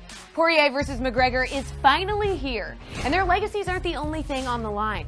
Because you can bet $1 and pocket $2.64 if your chosen fighter wins by first-round knockout. Both fighters have tasted victory. Now you can too. Just download the DraftKings Sportsbook app. Bet $1 to win $264 with a first-round knockout. Use the promo code if you know what's good for you. DraftKings, make it rain. Preseason football kicks off next month, and the VSiN experts are already in mid-season form. Whether you're betting on futures, looking for contest strategy, or building your own power ratings, our team has everything you need. Get all the latest from former NFL exec Michael Lombardi, former NFL wide receiver Mike Pritchard, the legendary Brent Musburger, and our entire lineup of football experts. Start your VSiN subscription today and put our football betting experts to work for you all season long. If you didn't catch VSiN last week, here's some of what you missed. How did the books make out futures-wise, and have you seen any bets come in already for next year? A little bit of both, Danielle. So for the most part, I think the books were pretty happy with the Tampa Bay Montreal final. Tampa Bay all season long had a relatively short price, and they just, even though they won last year, they just weren't the trendy play, the fun play. People much, gravitated more toward, the East Coast teams that they tend to associate a lot more with hockey betting, like the Capitals and the Bruins and so forth, and of course the Avalanche and the Golden Knights, especially the Golden Knights here in Vegas. So that wasn't going to be a bad outcome. In Montreal, even though you could have gotten some big numbers on Montreal, a couple of months back, and even early on in the playoffs when they were down 3-1 to the Maple Leafs, didn't really take any big hits there. There were a few kind of sizable bets at BetMGM when Montreal got down to 10-1 that would have paid out, high 5 figures, maybe low 6 figures. But by then, most of the dust had settled on the futures market. So I think they were pretty happy with both of your results. I know the Superbook was thrilled with both of your results. Totally good. Going to part B of Danielle's question, not much going on yet, but at the Superbook, the Avalanche and Golden Knights are the first choices, 5-1.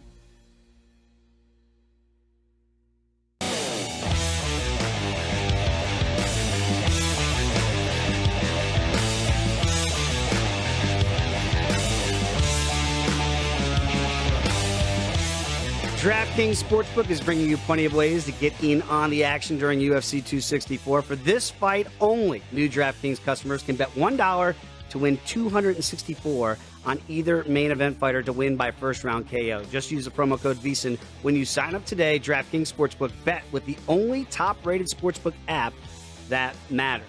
Dave Ross back with you here. It is UFC First Strike as we get you set for UFC 264. Lou Finicaro rejoins us now. And Lou, I want to talk about some prop focuses here as we look at this card here, and certainly with Connor and with the diamond here. The type of finish in the round of betting and maybe the over-under bets that you have here. When you look at the focus here, give me a fighter's chance, maybe the barking dog that you see here. Which way would you go when you're looking at maybe the type of finish that you see, first of all, with the main event? Boy, that's a great question. I've really settled and embraced the over. I feel strong about the over. That said, I'm nervous about being bold about the finish. And while it makes sense that one's going to finish the other, I do my best to project what's going to happen in this fight. And fights can be unpredictable. Gun to my head, maybe one of the guys in 3 or 4, but I would really aim to take a big bite out of either one of them via decision, because I don't think that's as out of the question as everyone thinks it is. Wow. And again, I'm the contrarian here, and I know I listen to all the experts here on the show. I'm taking Connor in this one, Lou, and I know that is going against what the Sharps feel. I just feel like every great fighter has one great fight left in them. And for that reason, I've got to go with Conor at the plus money in this one. And again, I like the diamond over there in Abu Dhabi, kind of that real sterile environment. It's not going to be sterile. You know it. You're there. It's going to be a hostile environment tonight. I know that people don't think that's going to affect the diamond in this one. But I do like Conor. I do like him to get a finish. And so for that reason, instead of taking Conor at just a small plus money, I'm going to take him around that plus 140 to get the KO or the TKO in this one. And I know I'm backing Conor one last time in this one, but to me, it feels like the value is there for a motivated fighter in this one. I'm going to go against the diamond here. I do want to get your puncher's chance here, and I want to look at your big dog of the night here. When you look at a big dog and say like Ryan Hall, who's at plus 195, or Rivera at plus 260, give me your biggest dog that's got some bark here tonight. I think each of those has a much better chance than their price indicates. Ryan Hall looks like Stan Laurel, and he's an unusual, quirky kind of a guy, but he's an absolute Brazilian jiu-jitsu killer. And he's in against a kid 10-0, young, ambitious, strong, a Brazilian jiu-jitsu black belt himself. But I don't believe that the young man who's giving away 4 inches of height, reach, etc. to Hall is paying Hall any respect whatsoever. And for that reason, I think Hall's a good position as well. Jerome Rivera, longer, taller, totally motivated for this fight. He's been KO'd a couple of times in against a guy in Zhumagulov that should not be a 300 favorite against anyone in that division. Yeah, very interesting breakdown there, Lou. I was looking at this, and this really just piqued my curiosity when I look at fights potentially with a finish, and whether or not we think these are going to end before they hit their extinction, whether it's a 3-round fight or the main event, a 5-round fight. Now, in the Poirier-McGregor fight, to have a finish, they believe it's going to happen at minus 400. You see the overwhelming odds there. You see Tuivasa and Hardy at minus 190 and Burns and Thompson at plus 100. Do you see any value in those three? Which way would you go there? If I had to make my choice, Greg Hardy, even though he did have a little bit of issue with his cut, he is completely irate for reasons of his own nature. He came in with a chip, and he's going to get a guy that's going to acquiesce him by standing there looking at him and trading, which is a mistake. So I would go for Greg Hardy. Yeah, I love your analysis there because you're right. Tuivasa is not going to take this fight down to the ground. That fight's just not going to go down that way. So somebody, it feels like, in that 3-round duration is going to get knocked out. And I agree. I know it's minus 400, but I just can't see a scenario there. The odds are that it's not going to go the distance and not going to be decided by decision. I tend to agree with that. How about some exact results here? And I'm going to give you some choices here, Lou, that are very intriguing. Obviously, O'Malley, we talked a little bit about the Sugar Show. We'll talk a little bit more about that. By KO, TKO, or a disqualification, remember it's a 3-round fight here, minus 278, or you can go McGregor via KO, TKO, or DQ at plus 140. That's where I'm leaning, as I just alluded to, or Max Griffin to get a finish at plus 250, or Hall via submission plus 300. What do you make of these numbers? I love the bottom three because they all have plus numbers in front of them. O'Malley will probably finish this young man because the young man's coming in spirited and going to stand there with him. I would think that my pick out of those is Griffin to win by finish.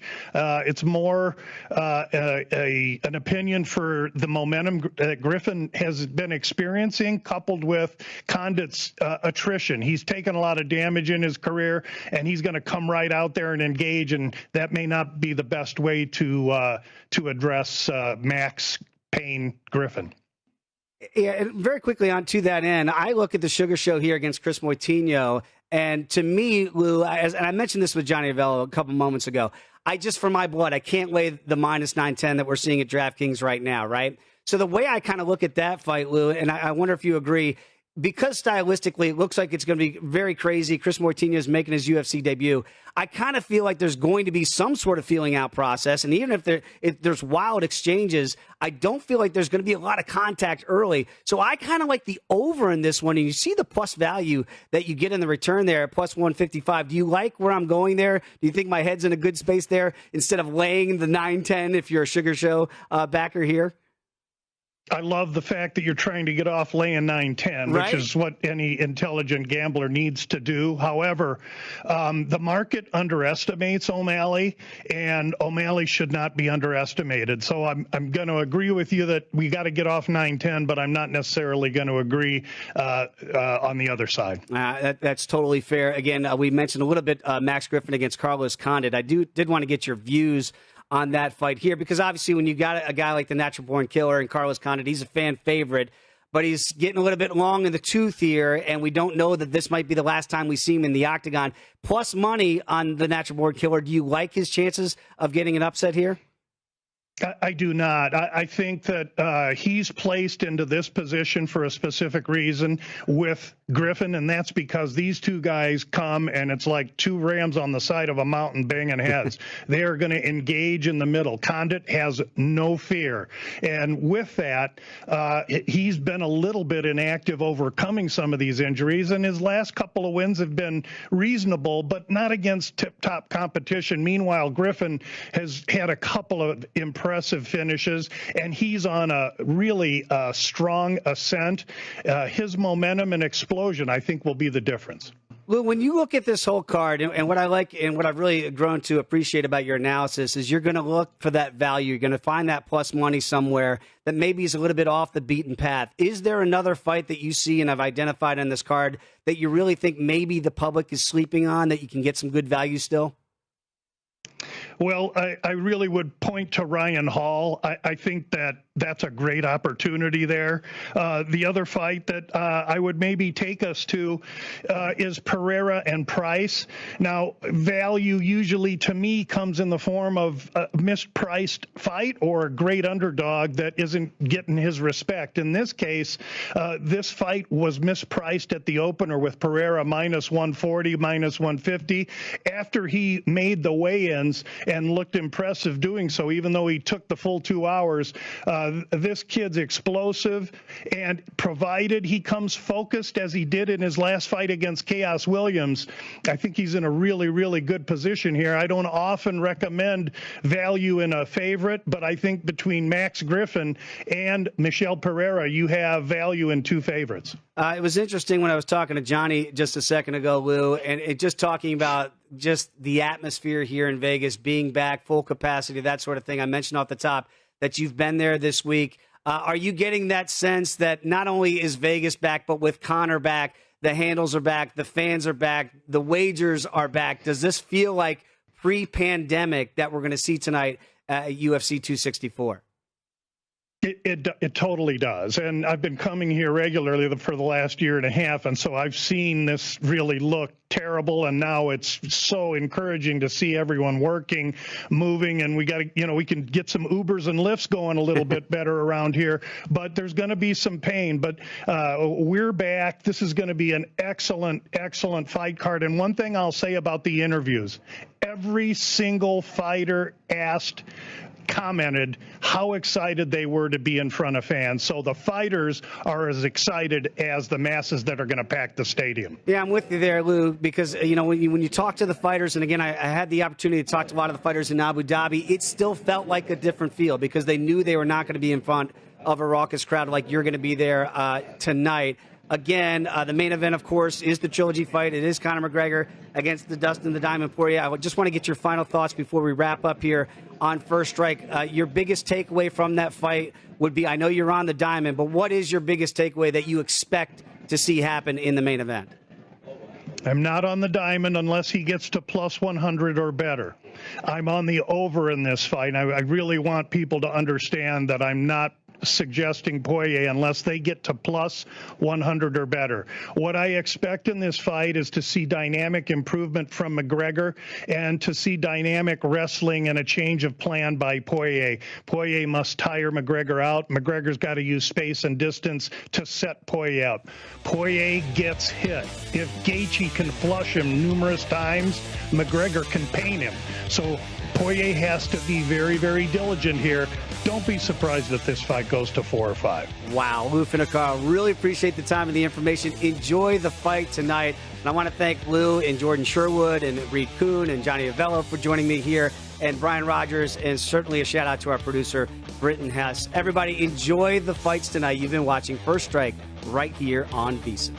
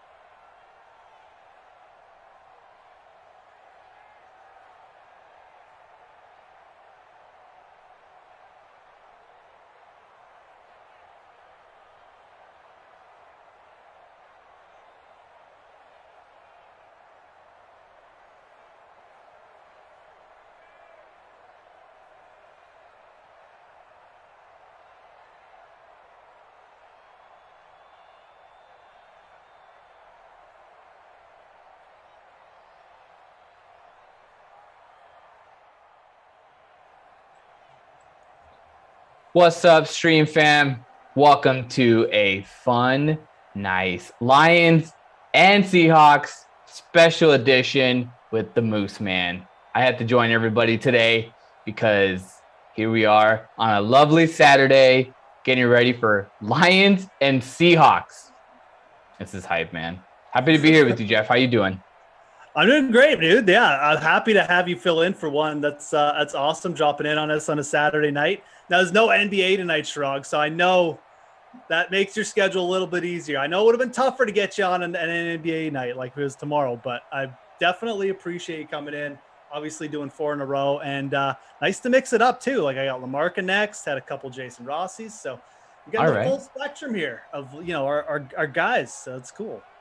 Exactly. So since it's been a minute since I've been on, I'm going to need you to carry a little bit of this Madden portion. I'm gonna take the questions from the chat. I have Twitch right here. I have YouTube right here. So if they're streaming quickly, I'll be getting to them too.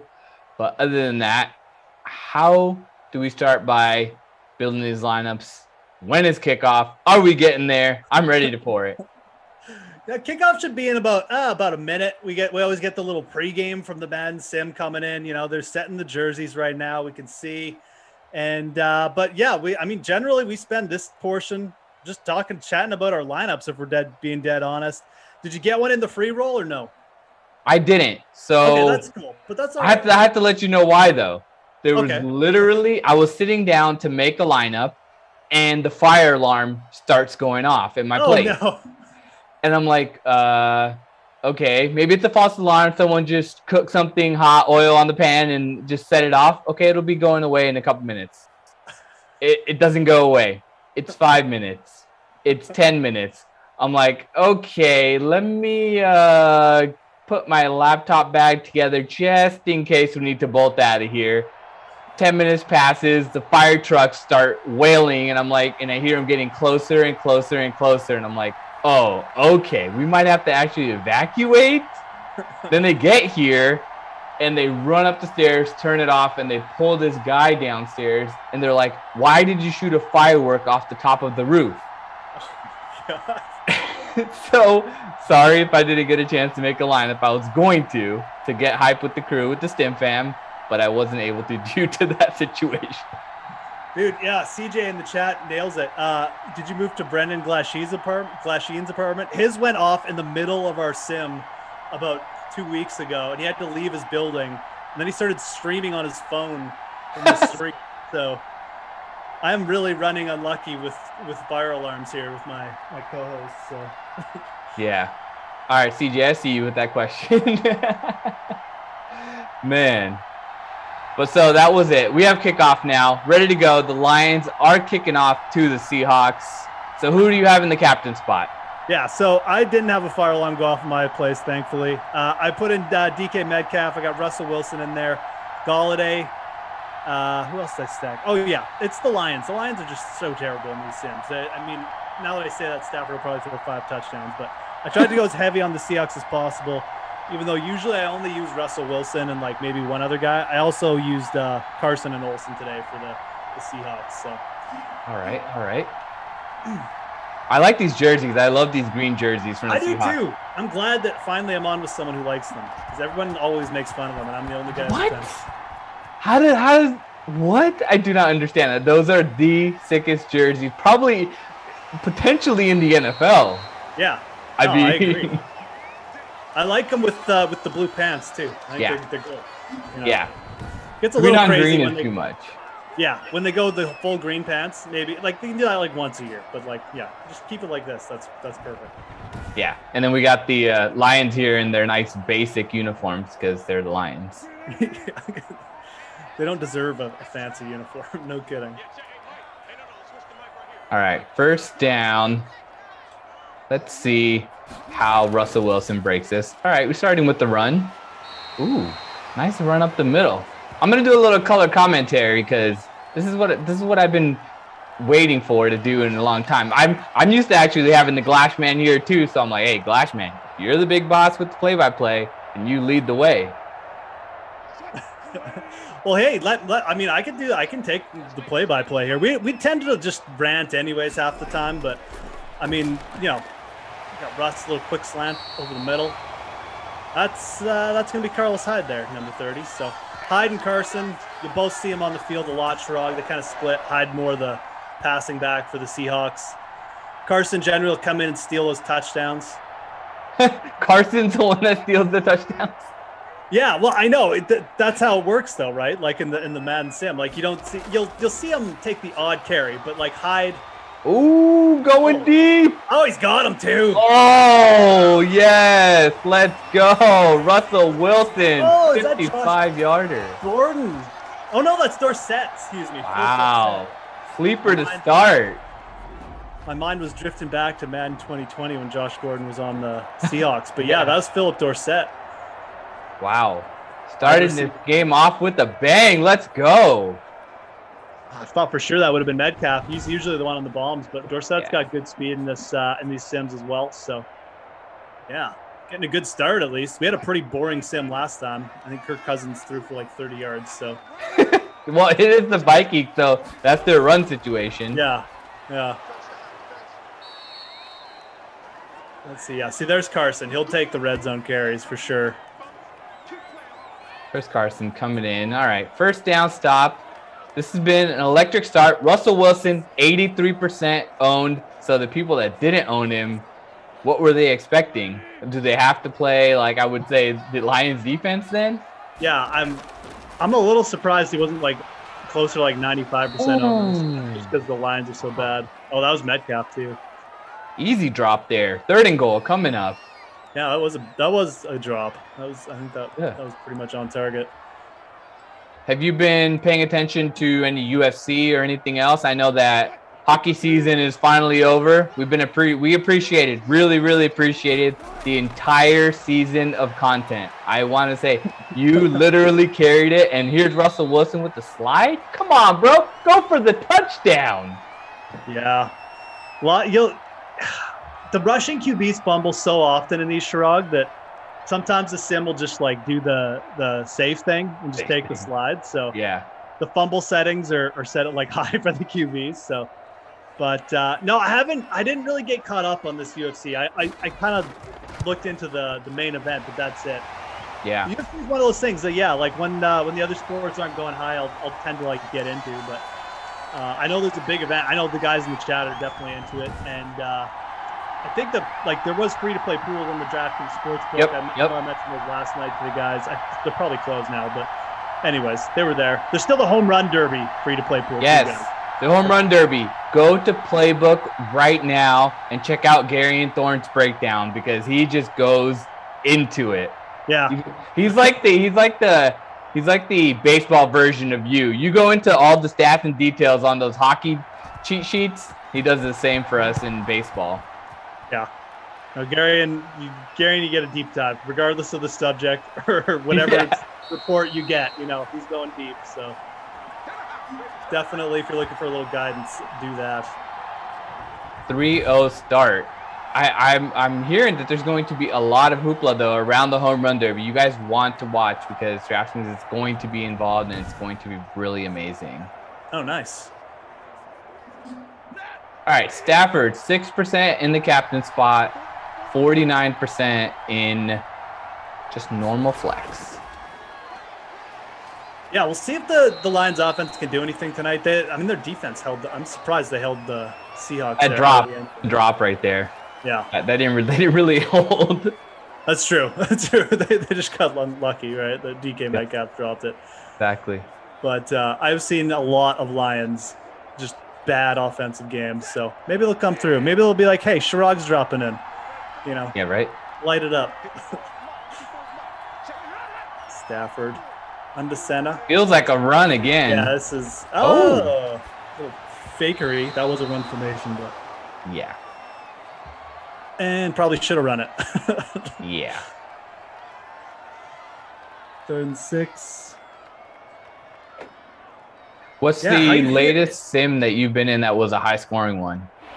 The first one Rossi and I did was pretty good. I've already forgotten who the teams were. I mean, when you do 1 million sims in a year, I don't blame you. No, for sure. I'm. God, I can't believe I forgot that already. Maybe my producer's in the.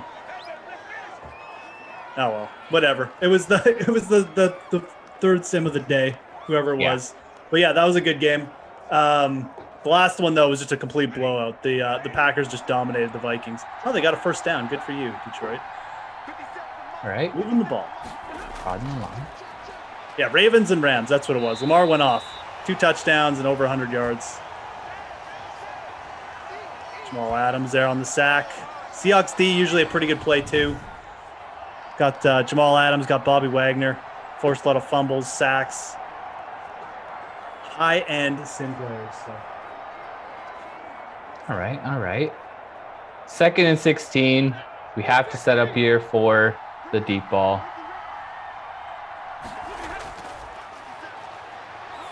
Ooh. Offensive line holds. Oh, and he got it. Yeah, Galladay coming up. That's good. We get Galladay going early in the sims, generally a good sign. He can go real quiet for a long time. So, how do you feel about him going to New York this year? Oh man, I mean, having him connected to Daniel Jones just feels like. Oh, I like Kenny Galladay so much, Sherrod. Like, I think he's a legit wide receiver 1. If he stays on the field, but man, I just don't really want to pay up for him in fantasy with Daniel Jones attached to him. I just don't trust Daniel Jones that he's going to be that good. He's such fumble issues last year. Looks just like scared in the pocket. Yeah, I don't know. I'm very lukewarm. If his draft position falls enough, I'll probably take a shot at him, but I think I'm probably going to stay away. Interesting. I like him as a player. I really like him. Oh yeah, he's a solid player. I was mad when he signed with the Giants. I wanted to go somewhere else. Yeah, but I mean, it's a big market. This is their chance. True. If they don't make it now, the Giants have to make a decision on Daniel Jones. You gave him the weapons. Barkley's going to be back fully healthy. Now we have Galladay. Let's see what this offense is like with actual weapons. And if you don't make it in the big market, the hype's going to the Jets. They got number 2 overall pick in a rookie and a quarterback, so they have to keep that quiet too. So it's Daniel Jones or bust right now. And I feel like because of how weird the NFC East has been over the last couple of years, they have a chance. If Dak comes back good from that with that ankle, he has the MVP upside. But I still think there's enough here in the NFC East for the Giants to make some noise.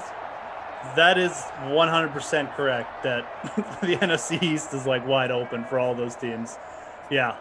No, it really does come down to Daniel Jones, I feel like. I mean, we'll see what Jason Garrett can dial up as OC, but you feel like Galladay's probably going to get the targets to be a number 1 wide receiver, but can Daniel Jones improve on what he did last year? So, yeah, that division is still wide open. I like Washington personally there, but yeah.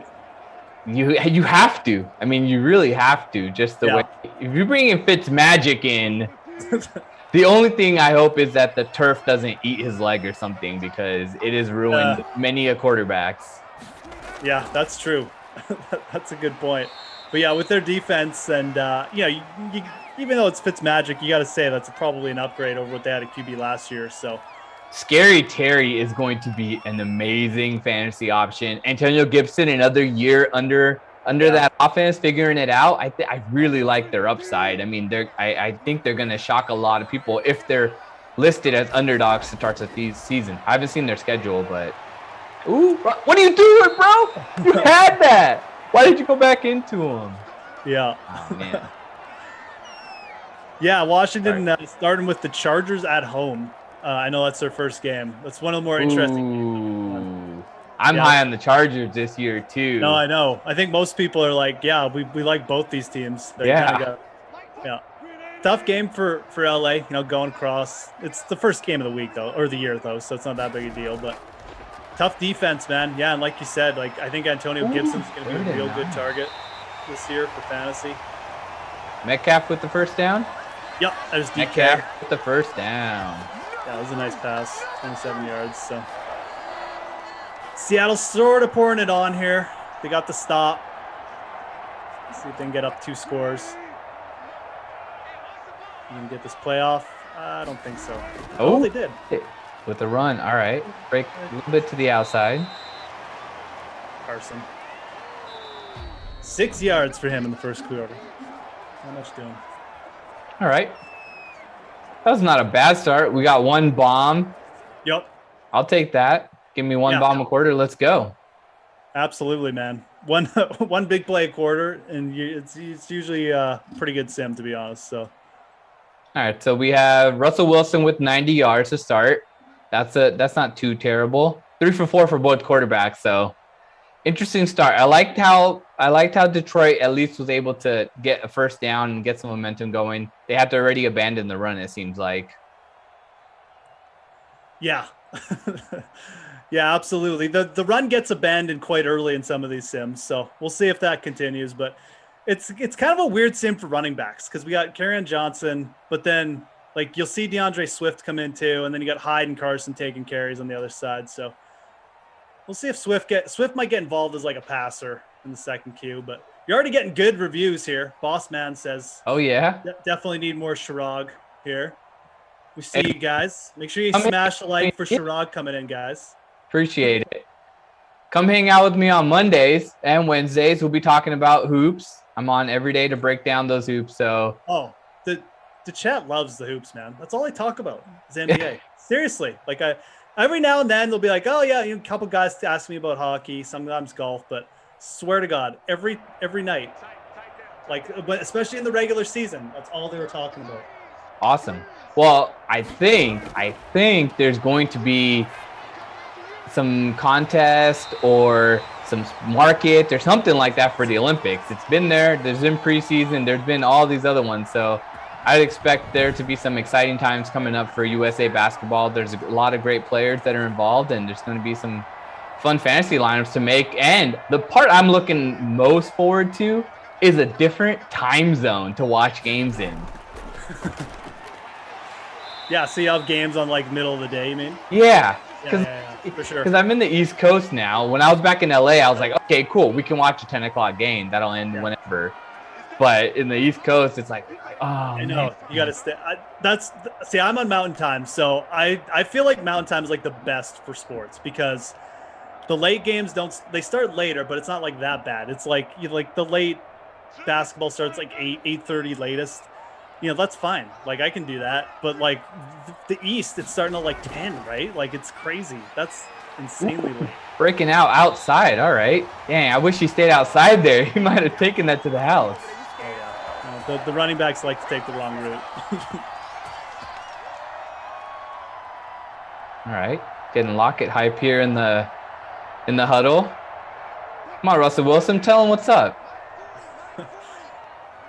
Evans says...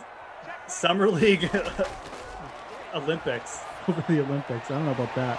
I think the Olympics. Well, it's going to be both. There's going to be both. The NBA is going to have their Summer League back because they had to miss last year due to the whole COVID situation. Right. And now we're going to have a normal Summer League.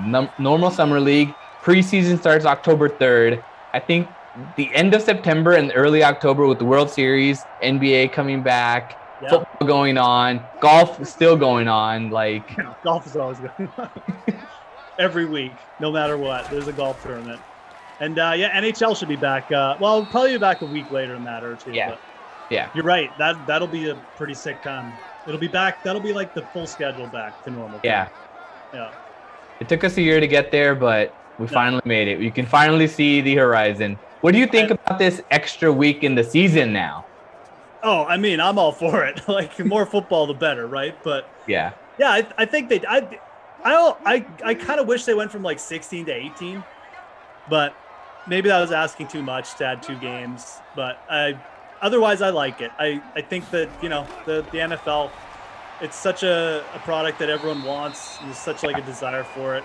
Yep. And also I think expanding the rosters a little bit, it'll cause teams to the teams with good depth I think they'll shine through a little bit more. Injuries and resting and stuff will come more into factor. But I'm okay with that. I mean, I think it's good. I think I actually think that the NFL did the right thing and how they're going about it too. With like shortening preseason and stuff like that. So yep. Yeah, I'm all for it. Here, a little screen pass. Is he gonna get there? Is he gonna? We'll take a first down. We'll take a first down. Yeah, that's a good play. 3-4 more attempts here. the screens in the Madden 2020. I don't remember. I know he did some in Madden 2020. The screen passes in the Madden 2020 never worked. Like they just were never ever worked. But then 2021, they're like they're pretty good plays usually. So always it's a big change from the one year to the next. But yeah, I think the biggest thing for the 17-game season, just adjusting to it for fantasy purposes, it's gonna be weird, you know. Yeah. Yeah, season long, daily, all that. Oh, we have our first touchdown of the game. Carlos Hyde. Oh no, sorry, that's Chris Carson. And you called it. The Vulture's in the house. Yeah. Oh yeah. They go run formation deep. You know it's going to be Carson, not Hyde. So. Good start. 27% own. That's interesting to me because I would think about when I'm playing the Lions and potentially creating a sim lineup, I would potentially create with Chris Carson because we think the Seahawks are definitely better than the Lions here. Yeah, this is probably a good sim to use Chris Carson. You're right, because Seattle obviously going up against a weak team just means more goal line opportunities. Already paid off. I think some people, the only reason people don't use Carson because he doesn't catch passes. Hyde will come in and catch those, and then you got a rushing quarterback. So he's never that popular, but he does have big games from time to time.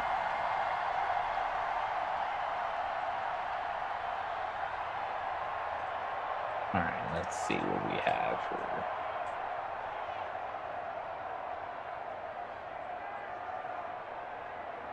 Who's winning game 3? Think the Bucs are going to come back? Yes, I do expect the Bucs to come back in game 3. I'm looking for a big game from Chris Middleton. If Chris Middleton cannot show up, oh boy. Yeah, he's kind of like this. If Chris Middleton doesn't show up, there's a chance for Suns in 4. Yeah. Yeah, I mean, I think I talked to Lamarca about it. I think he said something pretty similar. Like Middleton had a terrible game too, and he expects him to bounce back, but I think he was kind of the same way. Like if they don't get that secondary scoring, like you can't count on Giannis down the stretch, and so the amount of fouls and free throws that Giannis had to take in that game. I know he was having an amazing game, and it was fun to watch him dominating after that scary knee injury. Just to see him come back and at least like play up to normal Giannis status was really good to see. But without the other pieces, it's not going to be what it is. Yeah, absolutely. And look, like the Suns are good, right? I mean, it's not like you expect like one guy to be able to beat that team. So with the way they're playing, Chris Paul and stuff. So yeah. 4 minutes left. All right, first down. Making a little move here. We need Detroit to put up a fight here. That's Marvin Jones. Yeah. New Jacksonville Jaguar, Marvin Jones. Could be a sneaky fantasy pick. I mean, Trevor Lawrence has to throw to someone. So I guess DJ Chark's still there though. That receiving corps is really deep. And I know that you like them because you write a lot about the Jaguars last year in your articles. So I know you're a big Chark guy. It's true. I am a big Chark guy. Yeah. They didn't really have a good year. Kind of disappointed. Chenault, yeah. Bob from Ops bringing him up. No, he's going to be good. He's already is good. It's a sneaky good receiving core for sure. They don't really have a tight end. I'm disappointed, though. They drafted a running back in the first round. I understand that they're trying to go and match up their QB running back situation from college, but, like, was that necessary? James Robinson was a literal beast. Yeah. Literal beast. Like, why do you need to draft a first-round running back when you have so many holes on the offensive line? You could have maybe drafted another defensive stud, like, yes, I understand, because what I heard about the draft rumors is that they were looking for another receiver because all those late first-round receivers are still solid, and somebody snuck up and took them, not the Packers, and they ended up having to just kind of default into that guy. Oh, we have a run. Is he go, gonna... Danny. Oh, Danny Amendola. I think he's still a free agent. Doesn't yeah, to your point. Is asking about, doesn't he have a tight end? We have Tim Tebow as a tight end. I was waiting for someone to bring that up. Yeah.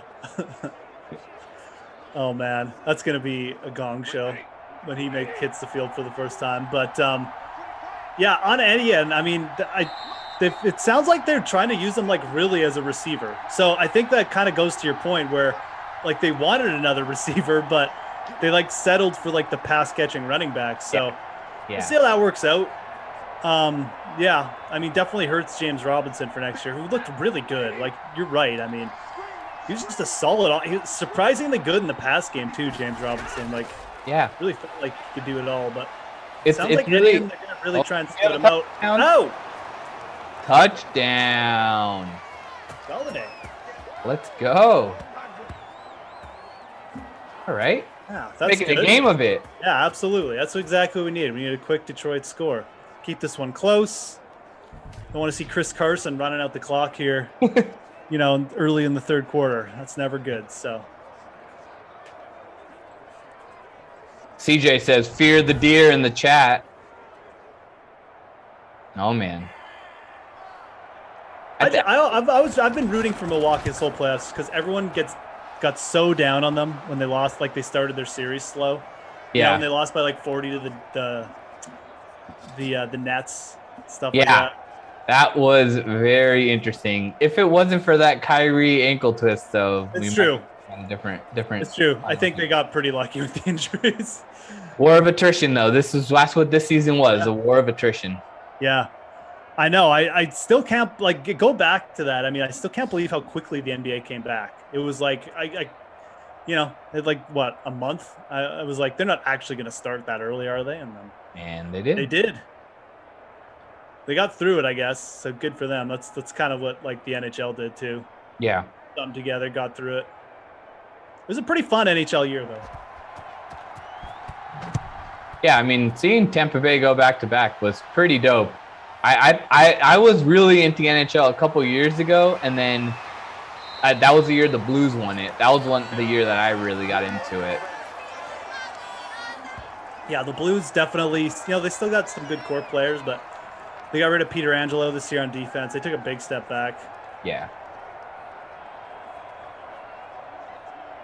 Yeah, Tampa Bay, though, putting together a nice run. They're going to look a little different next year, too, though. They're up against the cap, so. Yeah. I mean, when you win 2 ships, like, sometimes it's worth it to go in for the 3-peat, and sometimes it's just like, hey, did we reached our ceiling? They're definitely going to be – they're gonna have to give up at least one good player in the expansion draft, and they got salary cap issues. But True. Seattle the Kraken, man, that is dope. I'm happy for that city. I'm happy Seattle got a pro team back. I know. Like, Seattle just why don't they have a basketball team? It's so ridiculous, too. Oh, here we go with the run. Take it. Oh. Fumble, Russ. All right.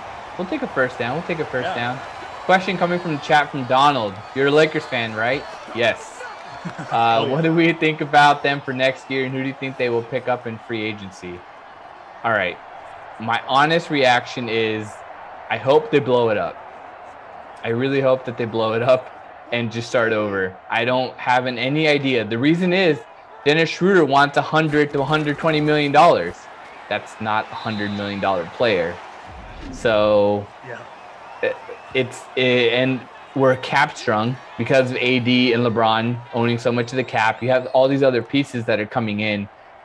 And if AD and LeBron are not playing to 100%, there's no chance. And AD is always a 50-50 because of his injury history. So I think the bigger move is I would like to see a disgruntled Luka or over the cap Warriors with Steph or a move like that to shake it up, because that's what this team needs is another third big stud. Because you saw if Kawhi was healthy with the Clippers, oh man, if Brooklyn had Kyrie healthy, that's really tough. And I don't think what the Lakers presented on the floor, even at 100% health, would have beaten either of those teams now. And I said that to start the season too. I didn't believe the Lakers were going to be able to rekindle that magic.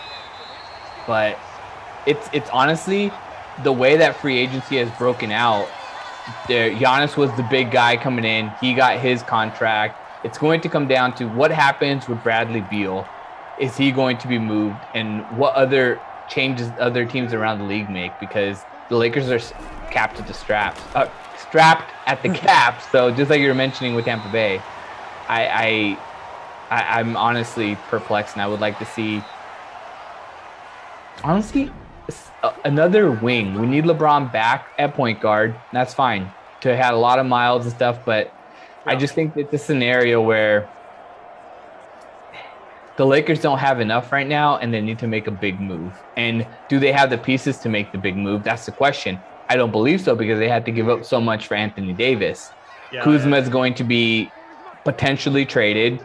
He didn't do enough this year. We saw what Caruso has, but is that Caruso going to be your third guy? No, they need a third guy, and bringing in Andre Drummond also made this team worse. So you saw that you need a player that can thrive without the basketball. Dwight Howard, JaVale McGee, those athletic type of bigs to play next to AD. That's the type of guy you need. Or a big man that can stretch it to the three. Marc Gasol was able to do that, but Marc Gasol is now Marc Gasol of old, not Marc Gasol of young.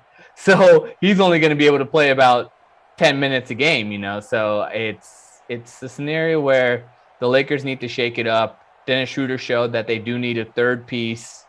And I think that it's going to be a difficult offseason because of the Olympics. So now a lot of teams are in flux.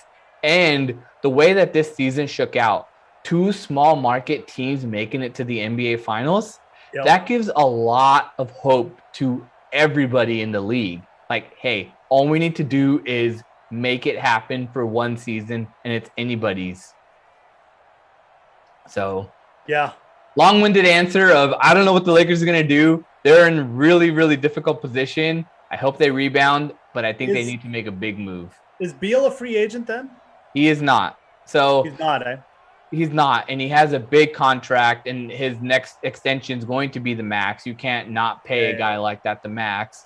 So was their team good enough to win the championship? No. They made the playoffs. They made it an improbable run from the bottom of the Eastern Conference standings to making it to the play-in tournament to even being a playoff team.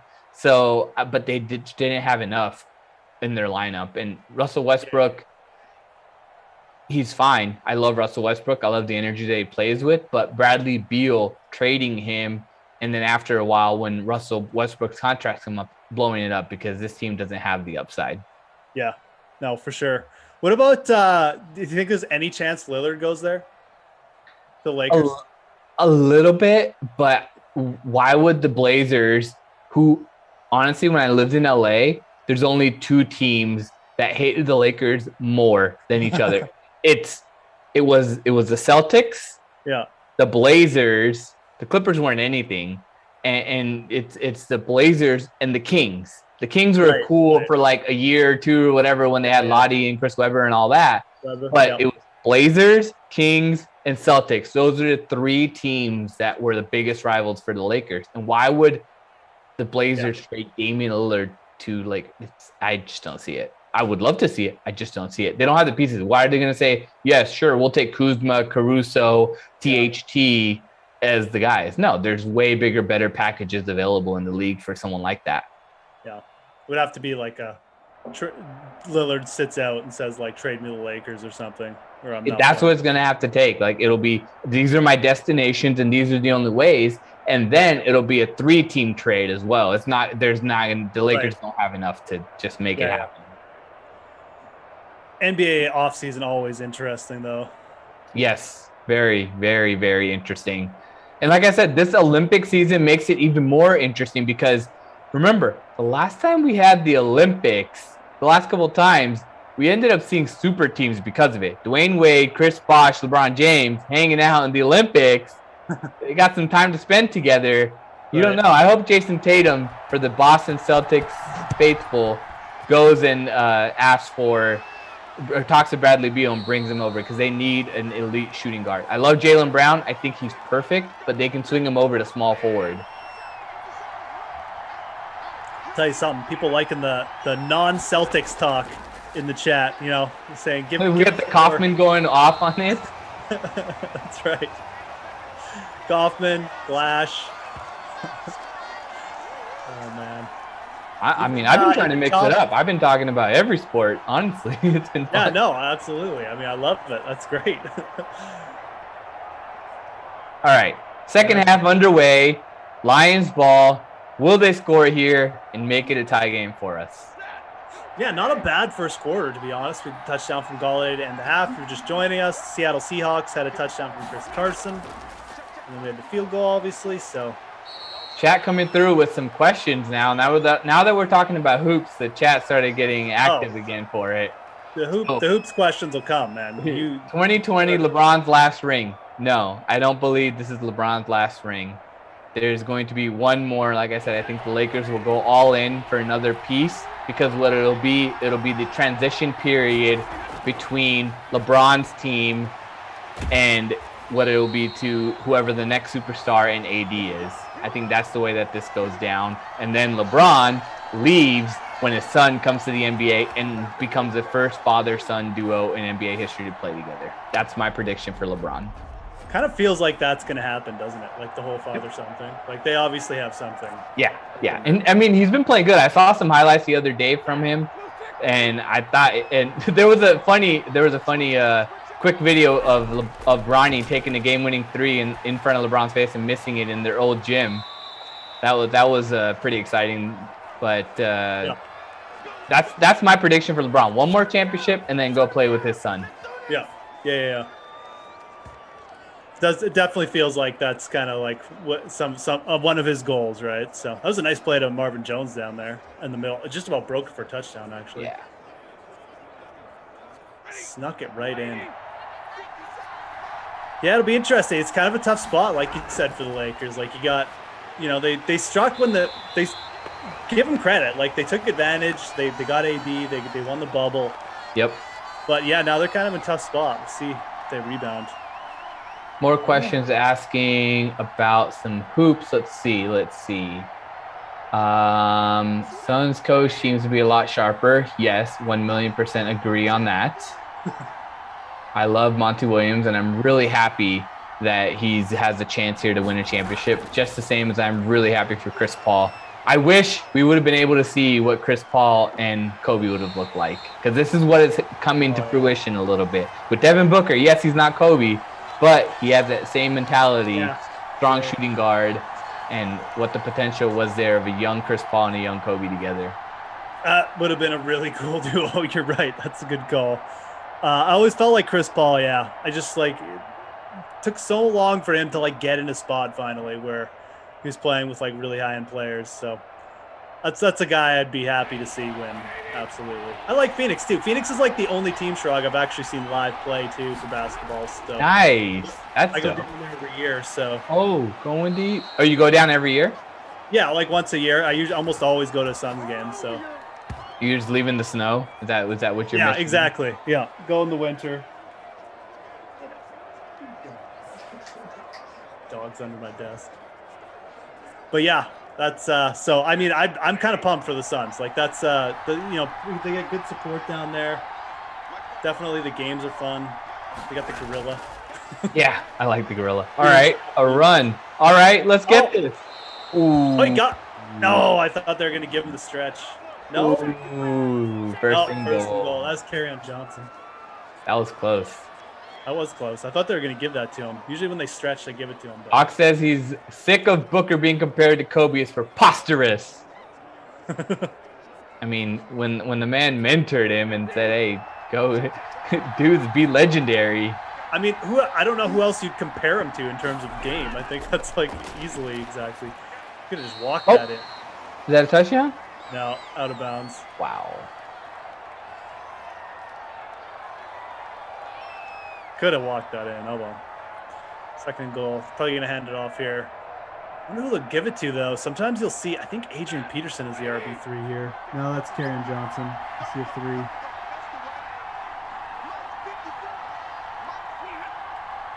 Gonna hand it off. Bring the oh, no. Throw it again. Why are you throwing? All right. Second sack of the game for the Seahawks. Oh, that was a sack, too. Yeah, I thought that may have been incomplete, but no, you're right. So that brings them back to the 4. Now they have to throw.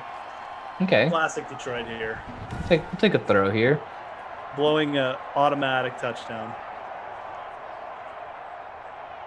Wow. Galladay owners will be happy. Double dong? Are we going to get a double dong from Big Kenny Galladay? I'll take a double dong. Let's go. Going up the middle. That's flag. Flag on the play. Okay, so holding. Amendola. Yeah, this has to be holding. Oh, man. See what This it is. is. Pass interference. Oh, no, it's roughing the passer. Wow. All right, going to count. Touchdown. Danny Amendola. Okay, Detroit takes the lead. The lead, excuse me, after I badmouthed them to Shrug for the whole pregame. So, Hey, it's the Matt Lamarca on the sidelines. yeah, that's Matt Lamarca. Oh, I'm gonna tell him you said that. That's classic. I've told him he has said that. That is awesome. Matt Lamarca is probably a better coach than Matt Patricia. So. Yes. Yes. All right, chat liking it. Tiger liking it. Robbie said that. What? Jordan doesn't like it actually. Actually, most of the chat doesn't like that. Doesn't like that. Amendola. One guy liked Amendola. That's cool. Still passing touchdown if you had Stafford. Stafford definitely low owned, so.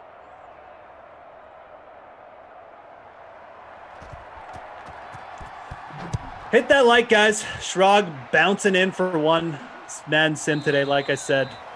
We appreciate it. Guys, busy. I've been hanging out. Editing. Oh, yeah. Doing the NBA stuff for you guys. Come on. Give them a like. How are we not at 200 likes, guys?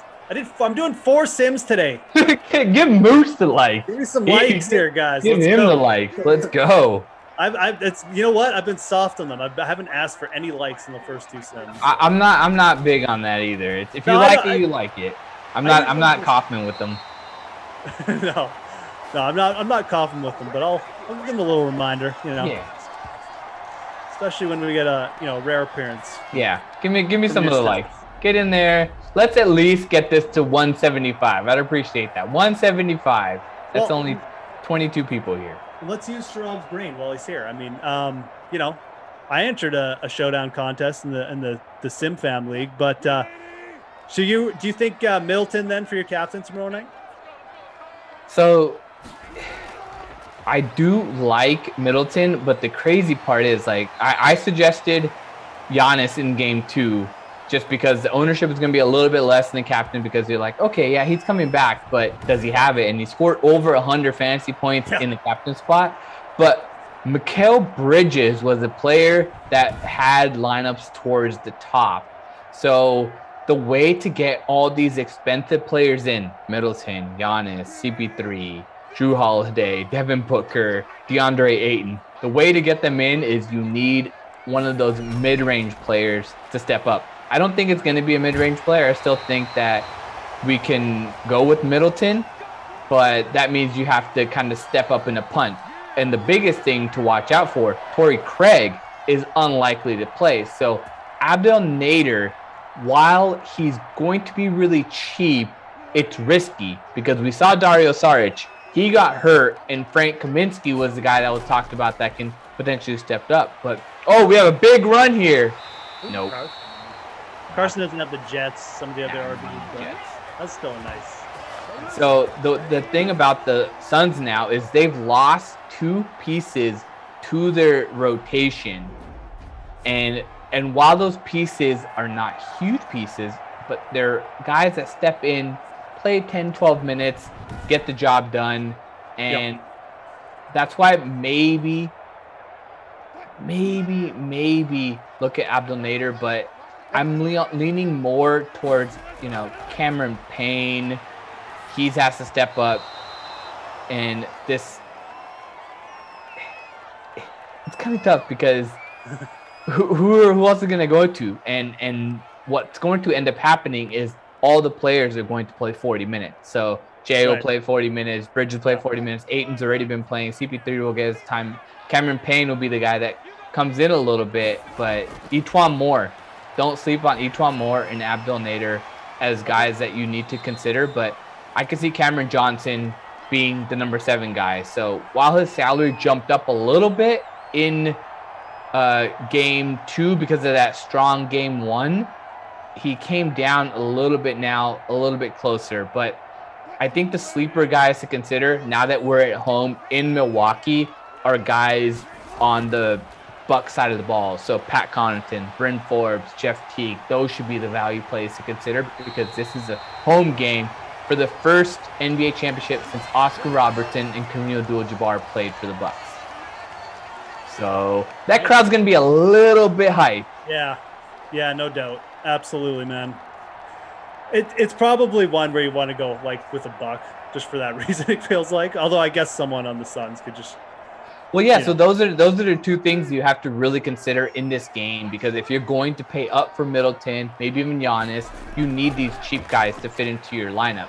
And the only way to fit them in is looking at why these rotations may change. The Suns, the 2 rotational pieces injured, that's what's causing this change, and they're going to shore up their bench a little bit. Whereas the Bucs, they need the other guys to step up in this game. They're not going to win without them. So who will be that guy? Connaughton looks nice because of his game. I wish DiVincenzo was here. Dante DiVincenzo would have been a difference maker in this series and would have probably made it closer. But Bryn Forbes, he needs to step up. They brought him here to hit them threes. All right. There you go. The whole breakdown for tomorrow, man. Yeah.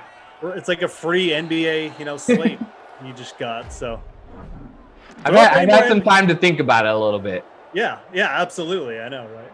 Throw up any more NBA questions, though, for Shrug. We got 1 queue left, so if you want to do that. Hope everyone's having a good Saturday so far. How do you feel about Shohei Ohtani? Have you been paying attention to him? Yeah, no, I mean, it's hard not to, right? Everyone keeps bringing him up, but, I mean, there's a ton of – let's just say there's a ton of attention on him for the home run derby in terms of, with the sports books, right? So it'll be a really interesting one. We're doing a follow-along on Monday, too, on the stream. I want to say it's Kaufman doing it, but I'm not actually sure who's going to be on. But, that'll be interesting. I mean, home run derby at Coors. I don't know. I'm looking forward to actually watching that. I kind of am too. I usually just don't even pay attention. Yeah. I'm not a big baseball head, but a home run derby in Coors, let's go. Yeah, exactly. Okay, Detroit up 14-10 going into the fourth quarter. This is going to be hopefully an exciting one. We have 3 touchdowns. I'll take that. Yeah. Good. It's a good game from Detroit, right? We don't really Olsen's got 5 for 55. Galladay's got 4 for 50. Jones has 4 for 62. So those are the only guys sniffing the bonus. Oh, Amendola's got 3 for 51. No one crazy. Dorsett's got that one catch, for 55 yards too. One catch, 55 yards. No touchdowns though. Touchdowns went to Amendola, Galladay, and Chris Carson. You're just coming in. Everyone's having a good Saturday, man. Yeah. But honestly, back to the home run derby, I am super pumped to watch it. And to think about, what's really crazy is that Ohtani underwent Tommy John surgery, and he was slated to miss the entire 2020 season. And it just worked out that, hey, that's actually one of the seasons to forget. So it's like, imagine how nice that was for his career. That's true. That's a good point. What a great year off, year to take off, hey? Yeah. Oh, touchdown coming? There we go. Let's go. Dorsett. Oh, okay. Dorsett having a big game, man. He's usually very hit or miss, but good value option tonight if you use them. What are his percentages here? Where are you, Philip Dorsett? Oh, I'll find him. All right, Philip Dorsett, 1% in the captain spot, 23% in the flex. Good on you guys that played him. Yeah, producers always coming through. Daniel, Andrew in the back end. We still got Burton Bailey on the stats, giving you guys the updates. See you guys over there on Twitch. See you guys on YouTube. Appreciate everyone hanging out. Are we at the likes yet? 165. Can I get 10 more? We need 10 more likes for the rest of this game. It's been a nice little fun game here. Get 10 more likes. I mean, if Ohtani doesn't win the home run derby, like that's the thing, right? Like I'm kind of like, I mean, I've been watching baseball, but I don't know who's like leading. I mean, is it going to be like Vlad Jr.? Baby Vladdy is not playing. He's not. That's what I thought. That's kind of why I asked. I was like, yeah, I asked Gary actually before I was talking about the article. I actually took a moment. I was like, hold on, let me gather a moment here with the man, the man, the myth himself. I had to a moment. I was like, is Vladdy playing? All right, cool. And then he gave me a list of who's in there. And I was like, all right. Here we go. We got the list up. Okay, so we got Gallo, Pete Alonso. Oh, Alonso might be. Trevor Story, I think it was Lamarca who brought him up. It's like more of a long shot, but he's got the home field advantage, right? So he's in there. That's probably the guy I would chase if it's not Ohtani. Yeah, Pete Alonso. Salvador Perez is in the home run derby. That seems weird. It is somebody different. Yeah, weird. I don't know. Reading Garen's breakdown, I actually read the entire thing. Okay. And he likes Ohtani, but there's going to be some difficult competition in his way. So consider. Oh, why are you going back? That's a huge sack here. Third sack of the game for the Seahawks defense. Yes, they've given up 2 touchdowns, but tell me, how many fantasy points do we have? We'll get we need to get an update on the Seahawks defense fantasy points with these 3 sacks. Give me a sec here. 3rd and 23. We need a deep bomb. Let's go, Detroit. Keep us in this game, and they get a short pass. All right. Whenever you hype up that the Sim needs a long pass, they just always come through with a screen pass. Seahawks D got only 6 points in the captain spot, so they're coming in with 4 points, 3 sacks. Okay. Oh, yeah. Beat on Walks talking about the Ohtani clip about when he hit it through the dome. I saw that one, too. That one was pretty dope. I like that. Back when he was playing in Japan.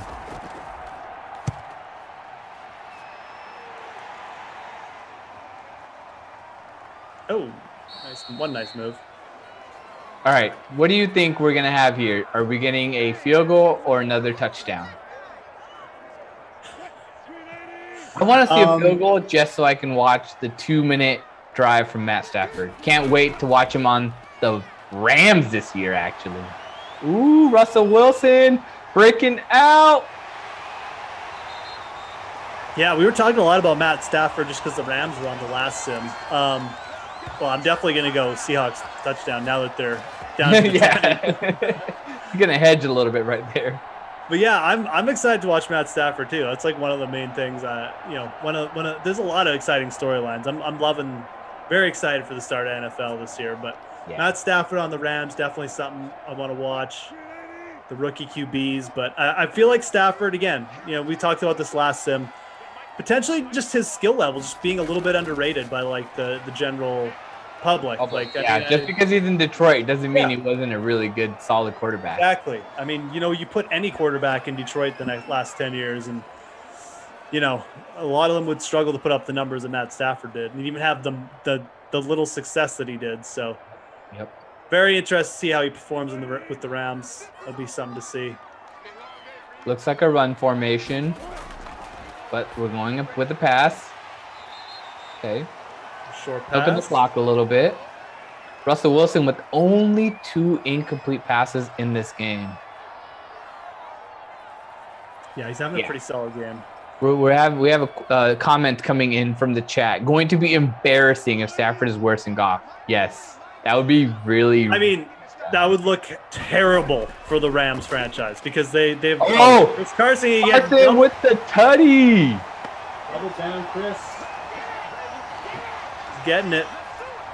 But yeah, that would look terrible for the Rams franchise considering how much they've given up just to get not only Stafford but like other guys as well, right? Like they've just mortgaged their future to do all this. So they mortgaged the future because of what was the cornerback's name off the time? I forget his name. Jalen Ramsey, Jalen Ramsey, yes, with the J. Jalen Ramsey. They gave up their future for Jalen Ramsey. They ended up having to give up more because they overpaid for Jared Goff and had to get away from his kind of contract situation. Ah, man. And you know what? You know what it all boils down to? It's that new SoFi Stadium. if they don't make it, the Chargers are going to own SoFi Stadium then. True. No, it's true. The Chargers got the good young quarterback. You know, they got a bit of an interesting team. But yeah, the Rams are the marquee team for now. But you know, that could change pretty quickly. I hope the Chargers do it. It's funny because the Chargers are like the Clippers to the Rams, how the Clippers are for the Lakers. That's how I envision it. They're both in the same stadium and kind of like the little stepbrother for them. Yeah. You got to think at some point, like, I think with the new stadium too, it'll give the Chargers more legitimacy going forward, because they were always playing in, like, you know, they were always like in San Diego. They were always like the worst stadium. Yeah, and then even when they came up to LA, they were playing in like the smallest soccer stadium, soccer stadium. So it's not even like. Yeah. I think Justin Herbert eventually will be like just a huge star there. So. Yeah, he's ready. He's made for LA. Yeah, exactly. High octane offense, reliable pieces. They always draft good on their defensive side of the ball. Yep. I like their head coach too, Brandon Staley. I think that was a good take from the Rams, man. Like top 10 defenses when he was there. I mean, seems like a very like level-headed guy. Yeah, no, I'm high on the Chargers. Points out that Clippers building a venue. Yep, Bomber has to. Oh, fumble! Oh, Seahawks recover. Oh, Seahawks D getting jacked up a bit here. Yes, Hawkinson, worst game ever. We got Poppy Herb in the first place in the free roll. DFS SimFam Reg. I see you, Poppy Herb. Oh, yeah, you're there in the chat. All right. Travis says the Rams won't get any better because of Stafford. I'd bet Lions have a better record than the Lambs. Oh, come on. You don't actually think that. The Lions aren't going to. The Lions are going to challenge for the worst overall team next year. There's like zero doubt in my mind. They have to. They have to bottom out. Like, yes, they've tried that a million times, but getting Goff at the same time keeps them competitive, right? A little bit. Goff is not. I mean, he's not great, but he's still serviceable. Yeah. No, absolutely. And it's not even like a Jared Goff thing. It's just like their wide receivers are going to be Tyrell Williams and Brashad Perriman, two guys that can barely stay on the field. Yeah. They didn't improve their defense at all. I guess they drafted defense. No, they didn't even draft defense in the first round. They drafted Sewell, didn't they? So, yeah. Now we just get a milk in the clock situation. Now we're definitely getting the milk in the clock. Seattle DST, though, up to 6 points. That was nice for them. Good little pop for if you got them. They were 39% owned, 5.4% in the captain. Not bad, not bad.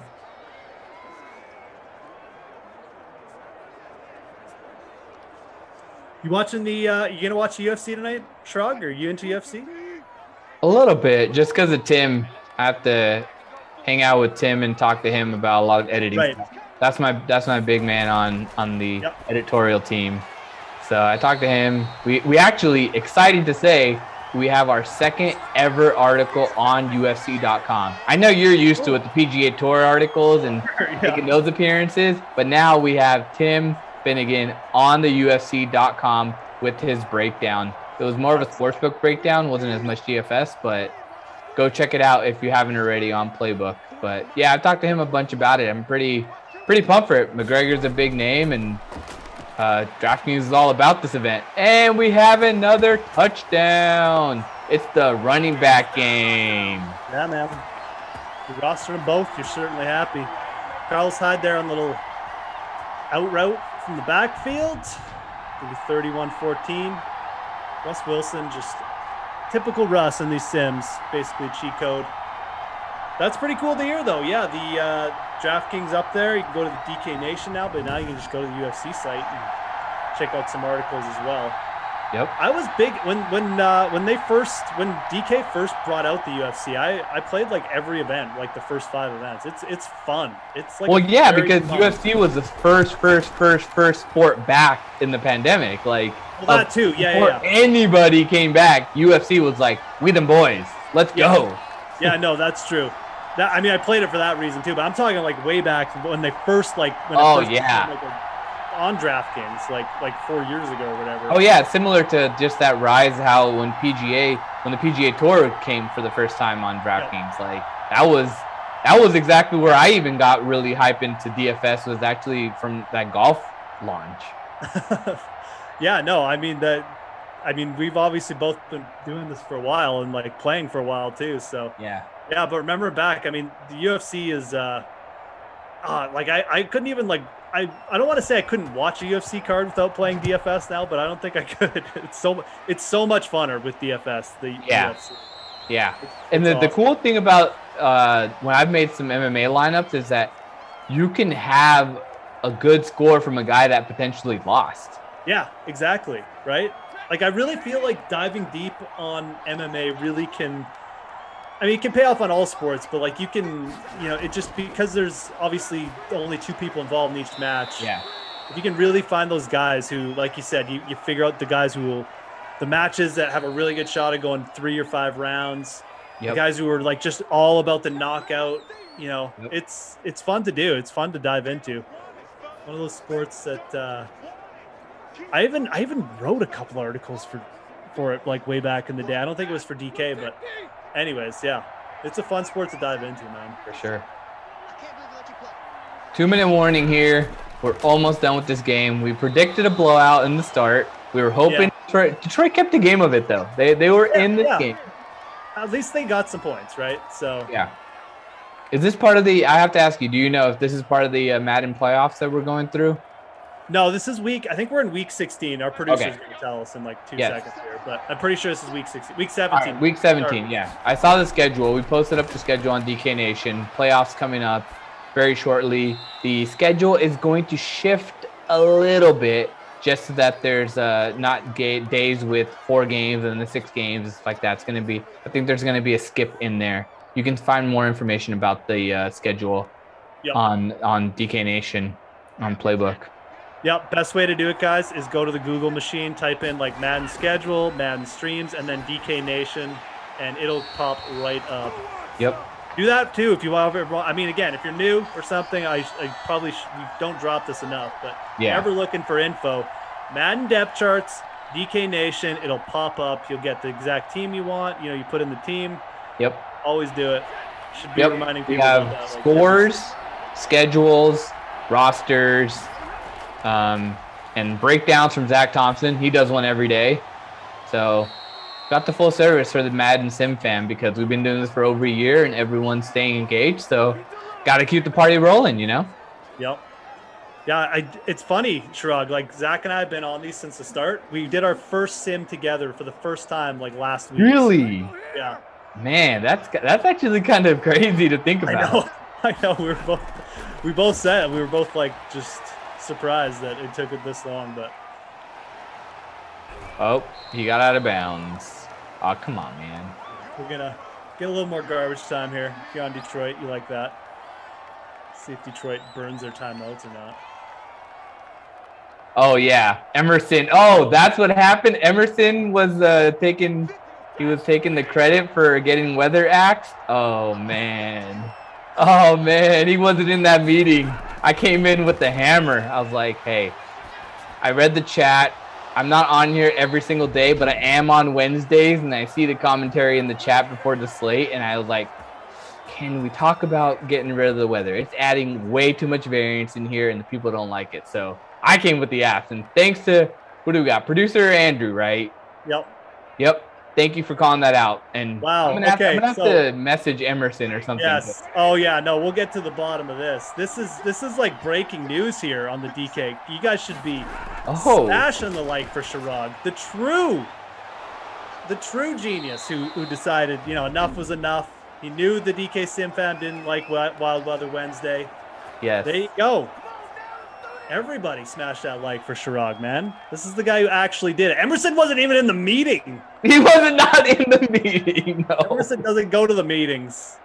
I walked into the meeting and I was like, I have an agenda that I need to accomplish here. He totally took credit. I was on him with that sim too. Oh man. Wow. Yeah, we're gonna have to have a convo about that. Can we get to 175 likes for getting rid of Wild Weather Wednesday? That's all I was asking. 17 seconds left in this sim. 31-14. Can we get a garbage time tutty? Give it to Kenny Galladay. Let's shake this up a little bit. Yeah, another Galladay touchdown. Still a one-time too. I don't know if they use it, but. Oh man, Emerson. Good old Emerson. If there's anybody that would have taken credit for it. Oh, sack! Oh, they get burn the timeout. They're trying for this garbage time touchdown for the DK Sim fan. They want. Hey, we have 4 sacks from the Seahawks. Okay, that's good. Yeah, Seahawks D definitely racking it up here late in the game. Emerson definitely knew he couldn't. There's nothing he could do about it forever. Emerson just thought you'd never be on the Sims again, Chirag. So he's like, "Oh yeah, I'm let me get this hype." Oh man, I'm gonna have to talk to him about that too.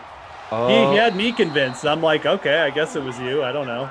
I mean, yeah, who else would it be? I mean, he is the loudest, so there is a reason that he tried to take credit there. Loudest, but he never goes to the meetings. So. I mean, he wouldn't be invited. That's right. I think he was though. I think he was on that one. I think that was the meeting where we were all invited. I think we were all. Yeah. You know what? I think we had the sweat that morning or something. Yeah. Something Yeah. It was the 11 o'clock meeting. Yeah. Yeah. You're right. All right. That does it. Let's pick some players of the sim and we'll get you out of here, my man. I don't know. You got any favorites for player of the game? Should we just give it to Russ? I mean, he had 2 tutties by Chris Carson. Yeah, Carson's a candidate. We got Lockett coming through a little bit for us. I like, though, Russell Wilson. He just stayed on the gas pedal the entire game. 23 for 25, only 2 incompletions. Yes, it was just 2 touchdowns, and he didn't get the bonus. 2 incompletions, 139 passer rating. What's the perfect passer rating? Isn't that close to it? Yeah, it's very close to it. Yeah, right. Yeah. So if you're going to have a perfect passer rating or very close to it, I'm going to have to give you the is it Krusty Kaufman player of the game? Yeah, we're in the process of changing it, but we'll call it the Krusty Kaufman player of the sim for now. We're trying to take Kaufman's name away from it. So I mean, he does try to butt his way into everything. So exactly right. So I don't know. We got a player of the. I mean, Tyler Lockett only had 2 catches. We can give it to him, I guess. I mean, I think we're gonna have to give it to Hawkinson. The chat was really mad when Hawkinson had that fumble. So give it to Hawkinson. Let's give it to Hawkinson for ruining everyone's Detroit side of their picks. And thank you to the Sim fam. We got to 177, so shout out. Yeah, absolutely, man. Appreciate you guys. All right. Browns and Steelers. Jeff is on for another one. They got you running the gauntlet today or what? Yeah, no, I'm carrying it. That's cool, man. I volunteered for it. Like I said, I mean, I think I'm taking at least one day off next weekend. So all right, at least that much. How are your kids doing? Oh, they're doing good. They're with their mom. They're out partying, man. Like they're having a great day. Just not with me. I know you have twins, so that's exciting life over there. I would not be doing 4 Sims if they were in the house all day. Trust me, that would not be happening. Right. All right, we have Pat Mayo coming up next with some fantasy rankings. And 31-14. Any other takes that we have to take before we jump off here? No, man. Just smash that like once more for Chirag. And thank you. Have a great Saturday. See you guys in 40 minutes. All righty. Peace out. Yeah, well, I'm good with putting all 4 receivers above Taylor right now. So going Eckler, the receivers, then down to Jonathan Taylor. Then that leaves me with Michael Thomas. I just think that Michael Thomas' target share is going to be astronomical. And ridiculous. It's a down year last year. He's coming off an injury. He was the number 1 receiver going into last year. And now, like in some drafts, I'm seeing him go pretty low. Like we have him conservatively projected at a 27% market share at runthesims.com. And that would make him wide receiver 7 in half-point PPR when all was said and done. Like I'm bumping that up to like 32%. If you ask me, like, let's just play this game. If we're talking about target share amongst wide receivers this season, who do you think that the top 5 are going to be? I would say it's Adams, granted if Rodgers is there, Adams, Thomas, Diggs, Ridley. Then it would be a toss-up between like Allen Robinson and Keenan Allen. Yeah. In that case, I would go Allen Robinson. But yeah, those are going to be probably your top 5. There's no only. I mean, we kicked out AJ Brown now that Julio's there, so I don't know who else you really throw into that. I was going to say DeAndre Hopkins, but no, I feel like he's that next group.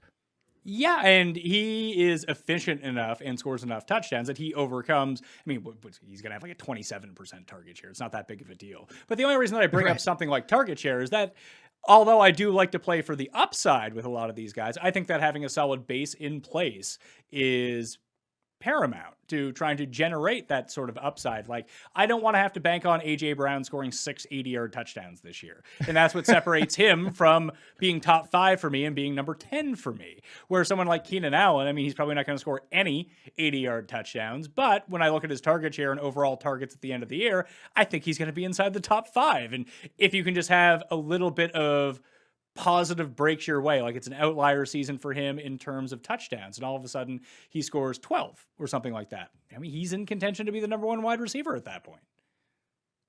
Oh, it's just the yards. I don't think he gets there. That's the biggest thing. What do you have him out for yardage right now?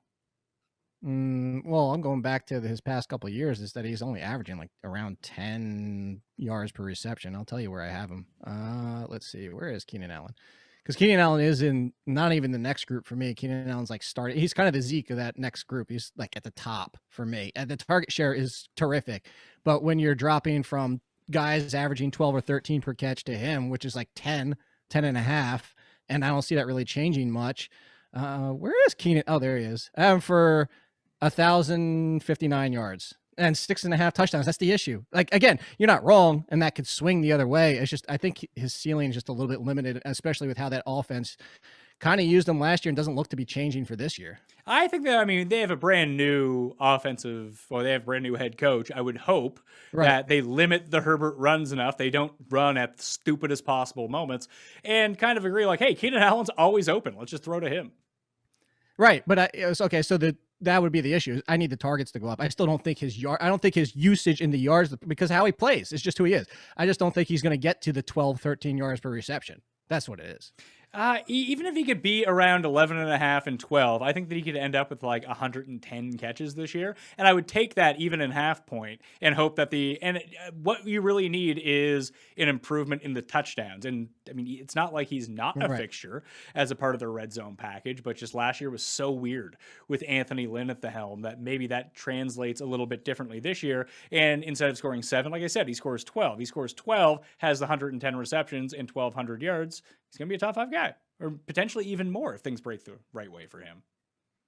It certainly could. I think that's a lot to ask, is all I'm saying. I think that if we got the touchdowns, or we got him back up to, like, what was it, 2 or 3 years ago, where he was at that 11.5, 12 per reception mark, but asking for both is a lot for me. So look, hey, that's just where they go. That's why you run your own projections, right?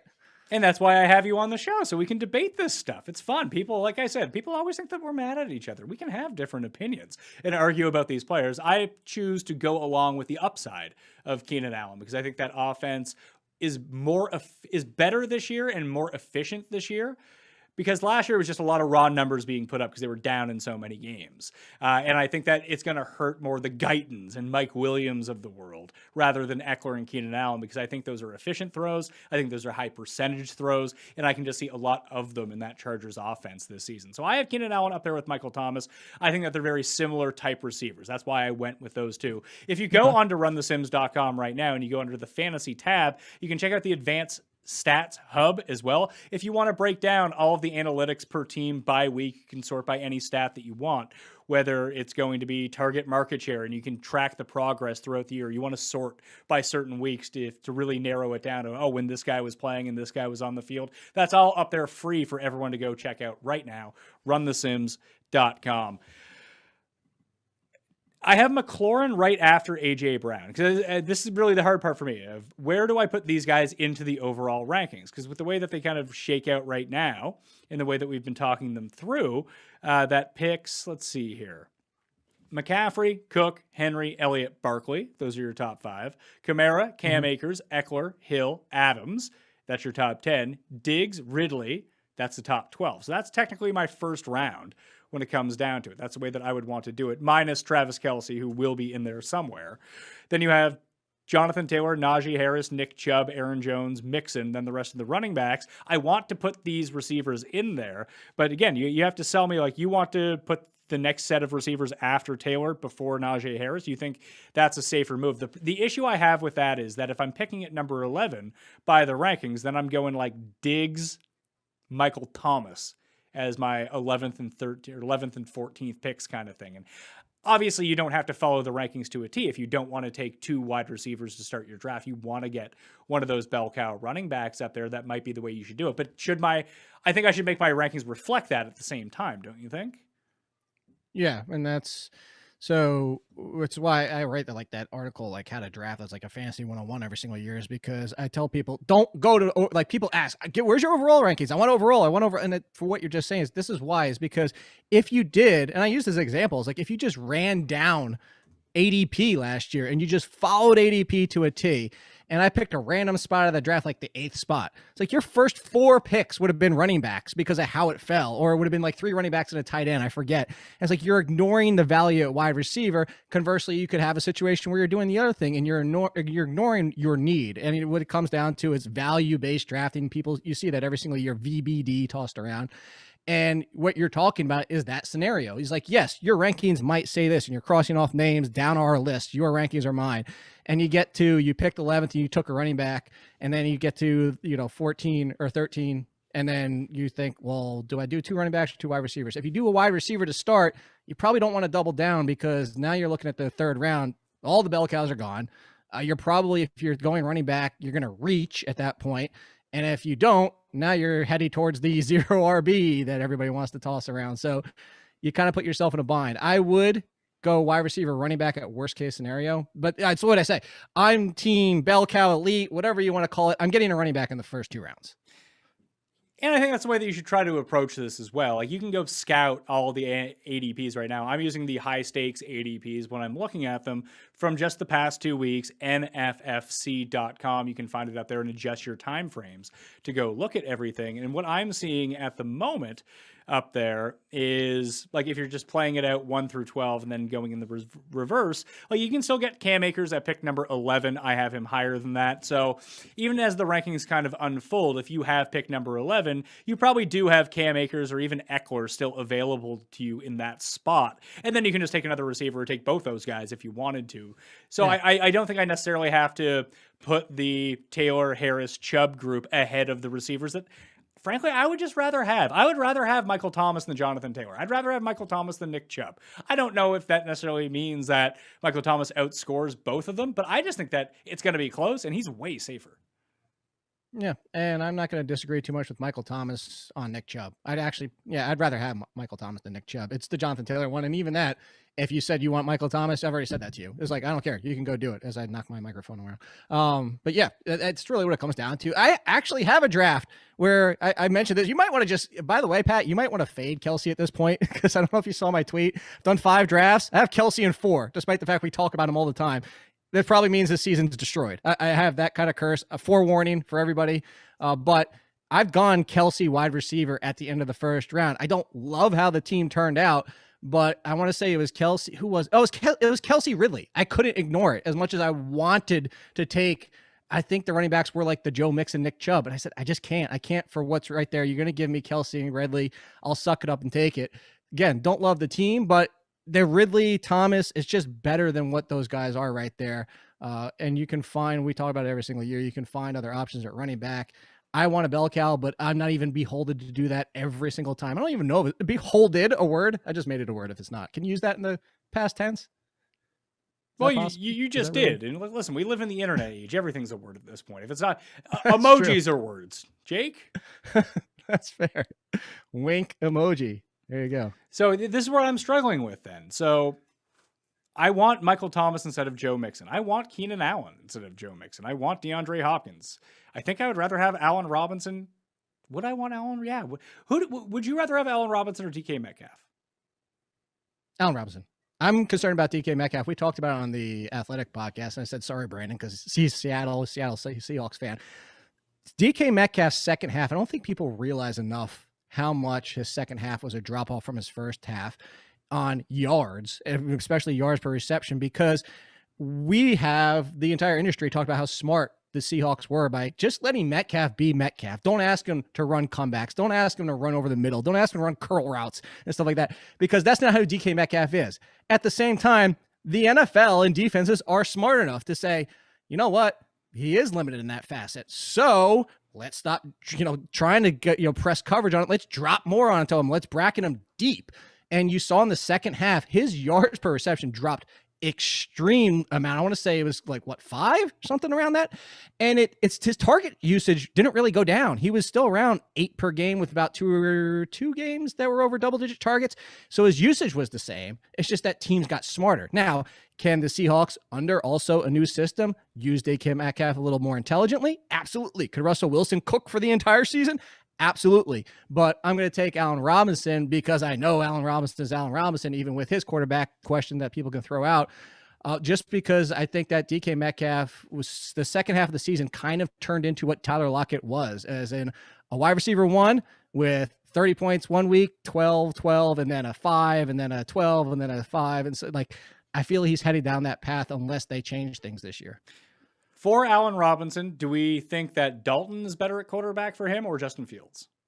Justin Fields, unless Dalton isn't the converse of the Carson Wentz. The last 2 years of Andy Dalton is not the best quarterback Allen Robinson's ever played with, because the last 2 years of Andy Dalton is trash.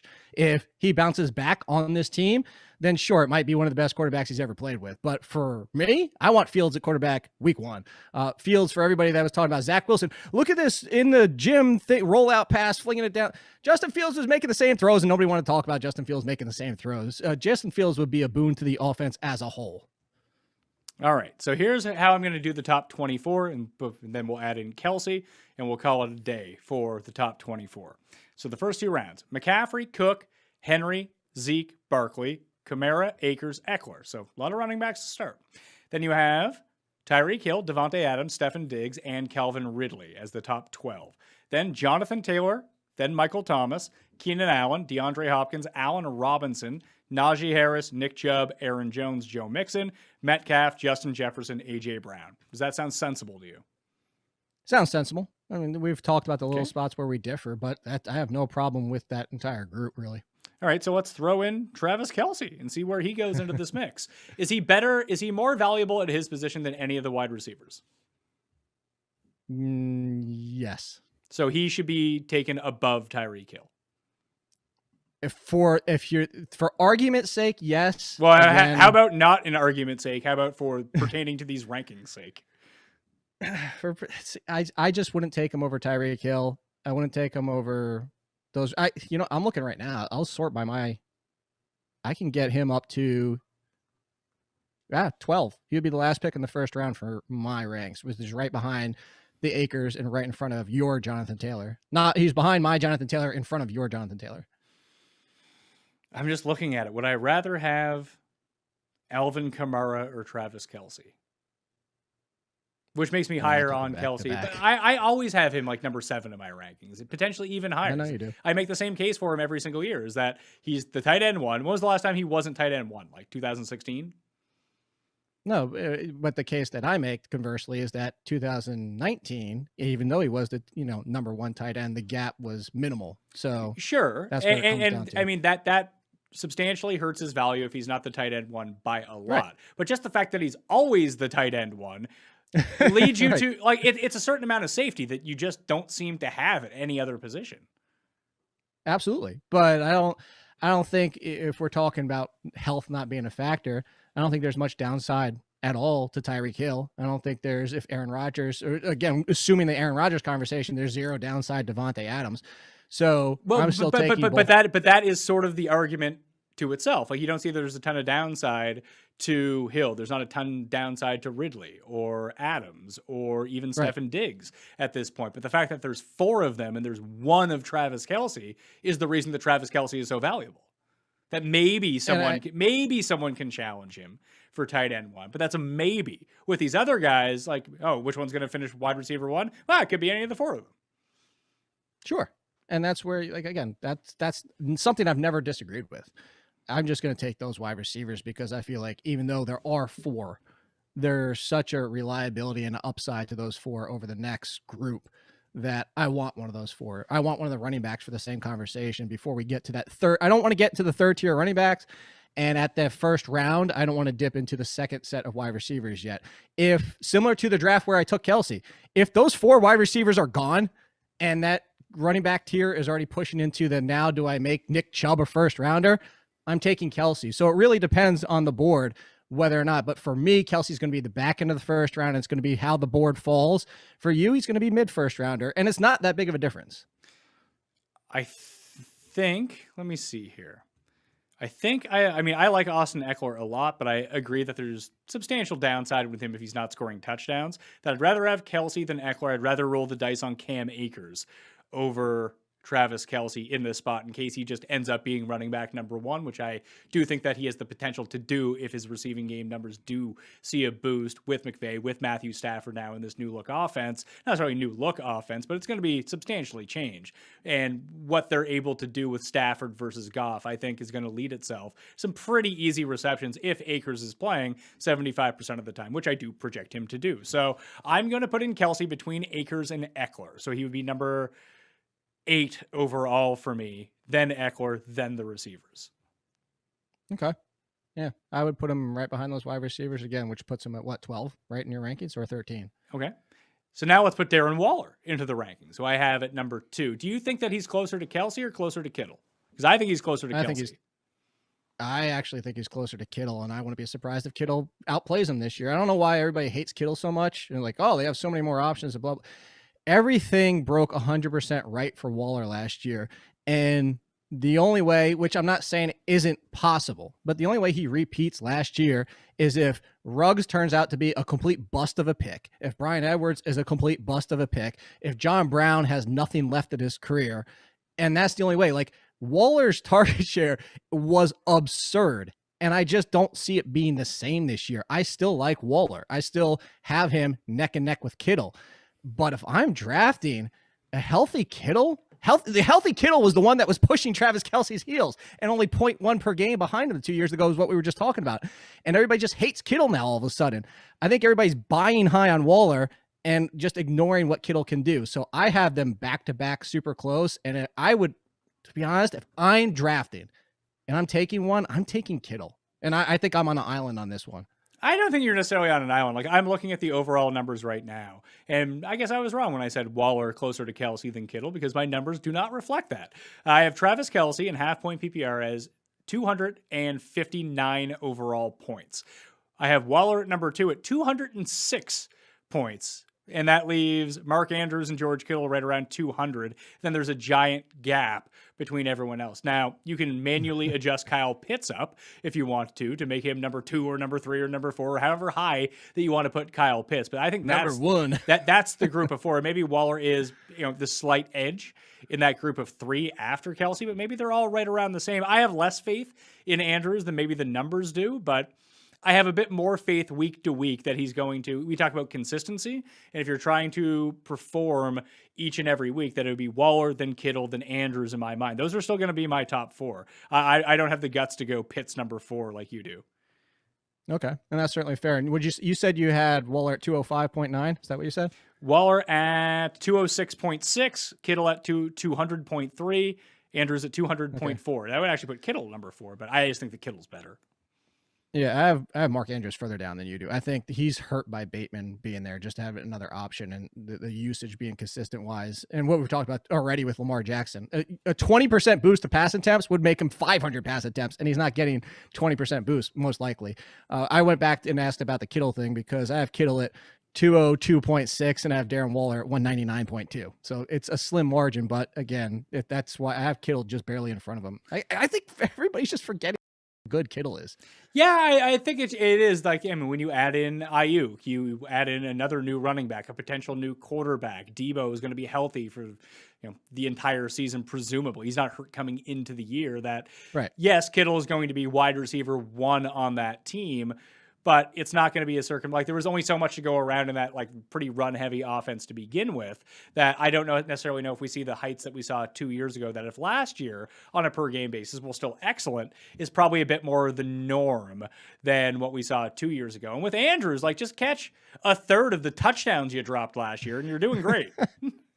I mean, we could say Evan Ingram catches a third of the plays that you dropped, and he could be a good tight end in Evan Ingram. But I will say one thing about, as we're talking about this, Kittle for me also, I will agree, has the lower floor because we're not even incorporating the fact of what if they turn to Trey Lance pretty quick, and Trey Lance is Josh Allen as a rookie, which is very likely, and completing 53% of his passes or whatever it was, which everybody wants to call him the next Josh Allen, which we've dissected a million times. But there is a lower floor with Kittle. So I will never disagree with that.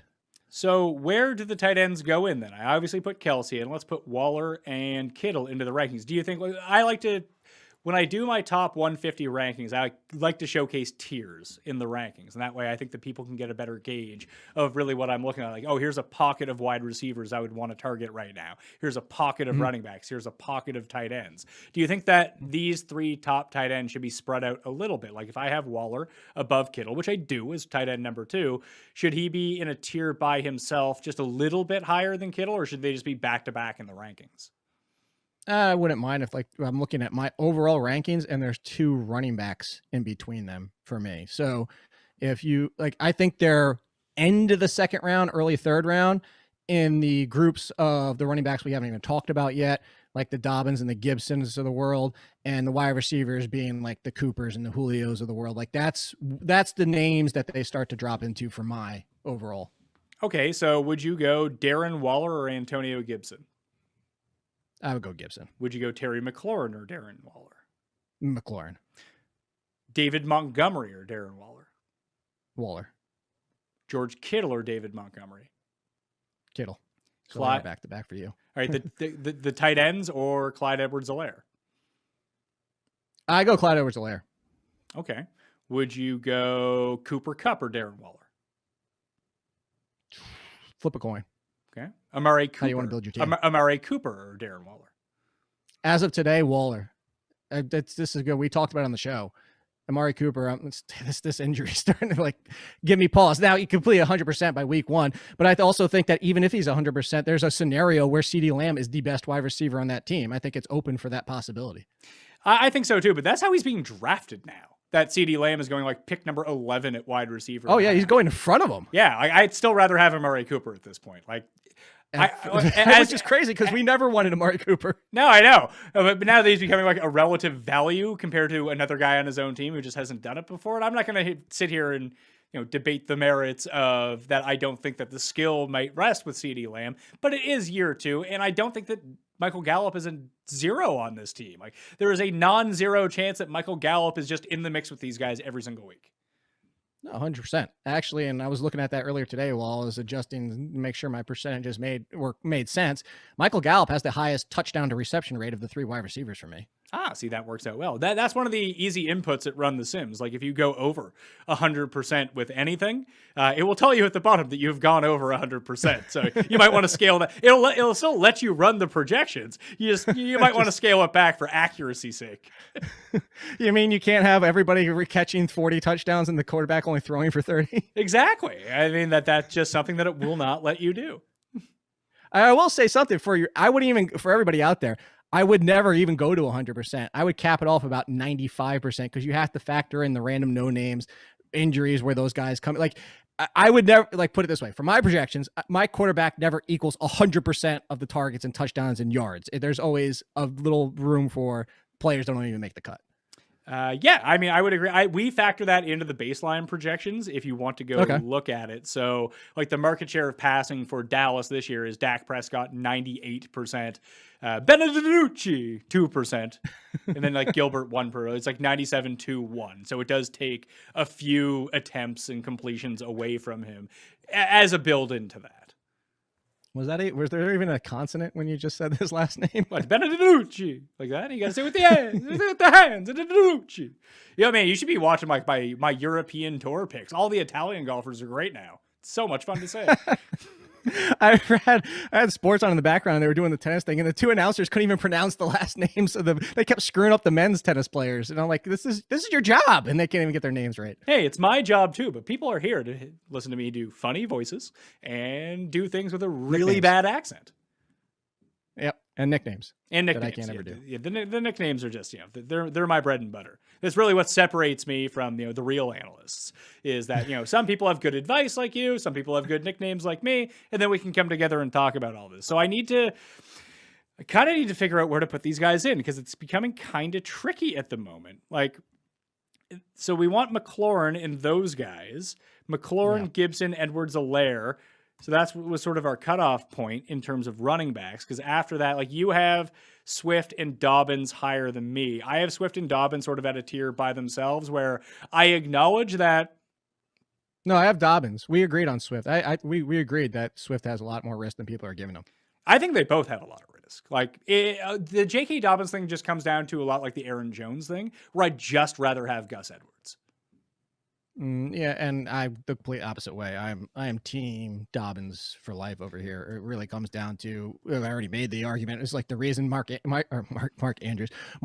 was even a 5th rounder last year was not because Mark Ingram's that great. It was because he's on the Ravens. Touchdown percentages should normalize across the league, but there are some offenses that lend themselves to it, and the Ravens have done it since Lamar Jackson's been at quarterback. It's not all of a sudden like, maybe a touchdown percentage of like 8% is ridiculous, but I can't see it even probably dropping, if I could just talk, under about 6% for Dobbins. I know he scored in every single game, but Gus Edwards was also a top 25. He didn't disappear. He was a top 25 running back the same time J.K. Dobbins was 8 once Mark Ingram was done. So that's where I am. I'm not saying I'm right, you're wrong, but this is why I love J.K. Dobbins. I'm a huge fan of him as a talent. I actually think he's underutilized in the passing game, and we know Gus Edwards is not going to be the passing game option, so that's where I'm at on Dobbins. But if you want to break Dobbins off, I'm not going to argue at length about it. Well, the big thing with me in this, and the reason that I tier Swift and Dobbins together in the rankings is mainly because I envision an upside to them where they could potentially be top 5 running backs this year. Everything would have to go right for them. All of that unrealized potential and usage within both of their teams' offenses would have to come through. I'm just betting that it's not going to come through. And the way that when I say I like Edwards over Dobbins, I don't necessarily mean that Gus Edwards is going to outscore J.K. Dobbins. But what I'm saying is that J.K. Dobbins is going at pick number 28 overall. Gus Edwards is going at pick number 111 overall. I'd just rather have Gus Edwards. Yeah, and I see it. I would rather just have both. Because if something happens to Dobbins, Edwards is going to be enormously valued. I don't know how much you're going to be able to start Edwards every single week, even at that almost a zero cost. That's around 12. Yeah, that's a terrific value. Yeah, so you don't, and the thing is, you don't now have to play him every single week. You can just wait for something to happen. You're in a pinch. You need to play someone. It's not like he's a zero guy every single week, even when J.K. Dobbins is playing. Now, I'm losing, and it's funny because it's sort of antithetical to what I talked about at the beginning of I want to shoot for the highest upside possible, but I also have to make concrete stances on guys too, where I just think that's a bit too high for me when it comes down to it. Like there's receivers I'd rather have, and if the opportunity cost is I could take Clyde Edwards-Helaire, DeAndre Swift, or J.K. Dobbins, I'm taking Edwards-Helaire and then taking and taking the backup running backs from both those teams 100 picks later and just hoping that works out. And yeah, that's the way you go about it. Where did Dobbins fall for you overall? I know you said he's going 28th overall, is what you said? He's going in high stakes ADP. He is 28 right now. Okay. And where do you have him overall? Well, that's what I'm trying to figure out. So we're through 24. I was going to say, because I actually have him a little bit higher than that. So we're at picks 25, 26, 27, 28, 29, 30. So he would be 30 for me at the moment. But we still haven't put in this next tier of wide receivers yet, which is, it would now go A.J. Brown, McLaurin, Gibson, Clyde Edwards-Helaire, Waller, Kittle, Dobbins, Swift is how the rankings would shake out.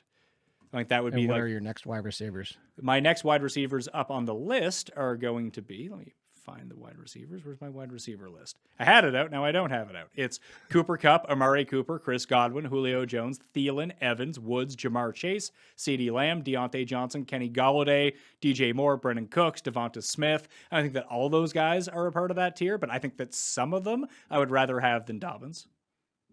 Yeah, well, not Dobbins for me, but Swift, yes.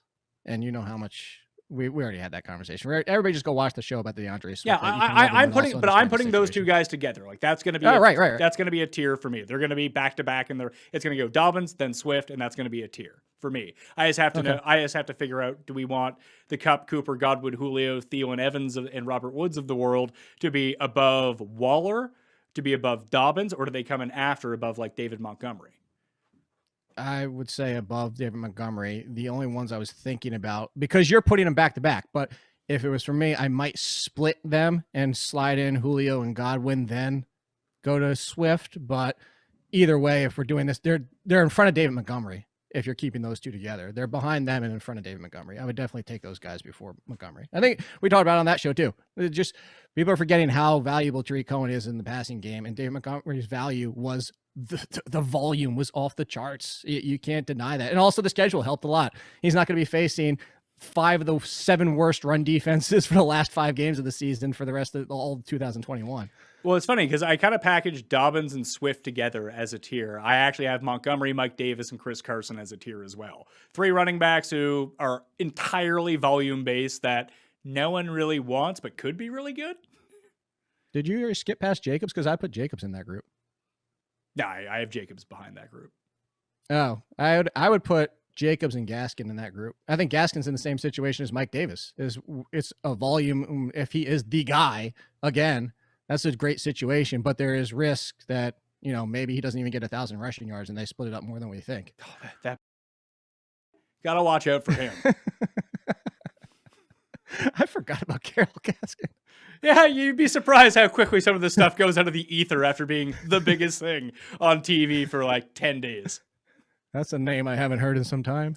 I think that there's a big difference between Davis and Gaskin, to be perfectly honest with you, because I think that we've seen enough from the interchangeability of the running backs on Miami. Plus, if you take a leap forward for Tua and he does call his own number a little bit more, that you could just be in a situation where even to give Gaskin a decent percent of the target share, I think he's good, mind you. But if all of a sudden like Salvin Ahmed or Lynn Bowden is somehow being used in the backfield as like a scat back, and that takes away from him, the thing with Davis is that he's just this year's David Montgomery, and that there's no one taking away. Like essentially what you projected out for Todd Gurley last year is what you can project out for Mike Davis this year, probably plus a little bit more in the receiving game.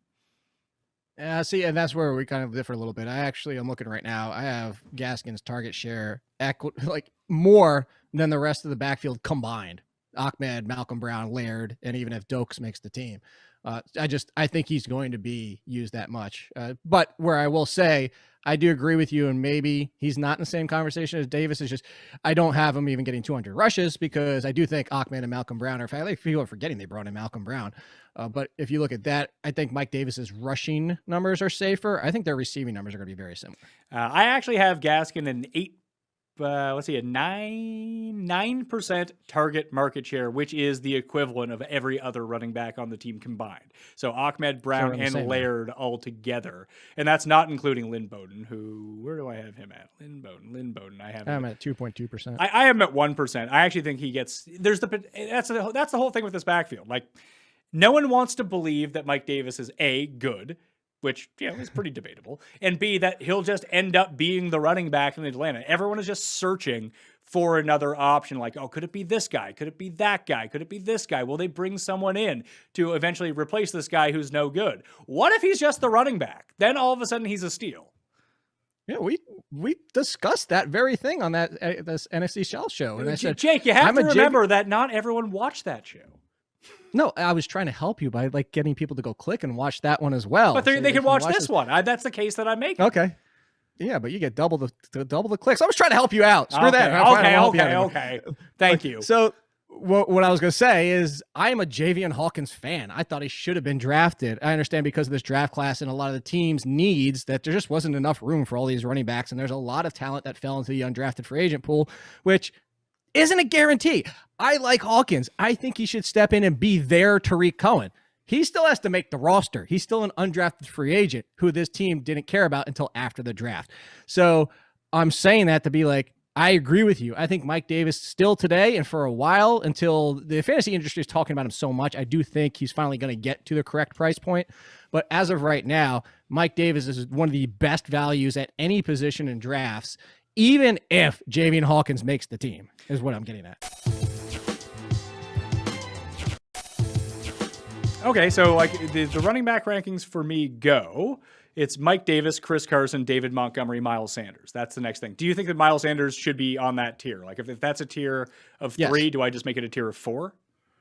I think it's a fair tier for him. And I say because I could also see him getting back to being Miles Sanders and jumping up to the next tier. But we've talked about a lot with these running backs is things have to go right.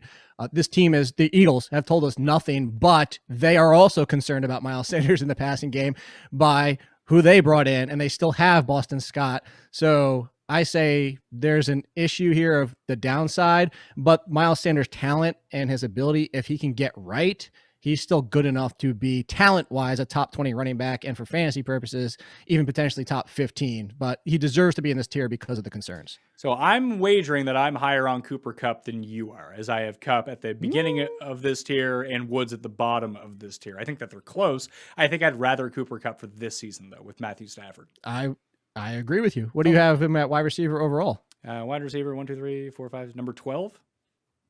Okay, you are higher, but not by much. So I'm at wide receiver 17. The rankings for me go Kupp, Cooper, Godwin, Julio, Thielen, Evans, Woods, Jamar Chase, CeeDee Lamb.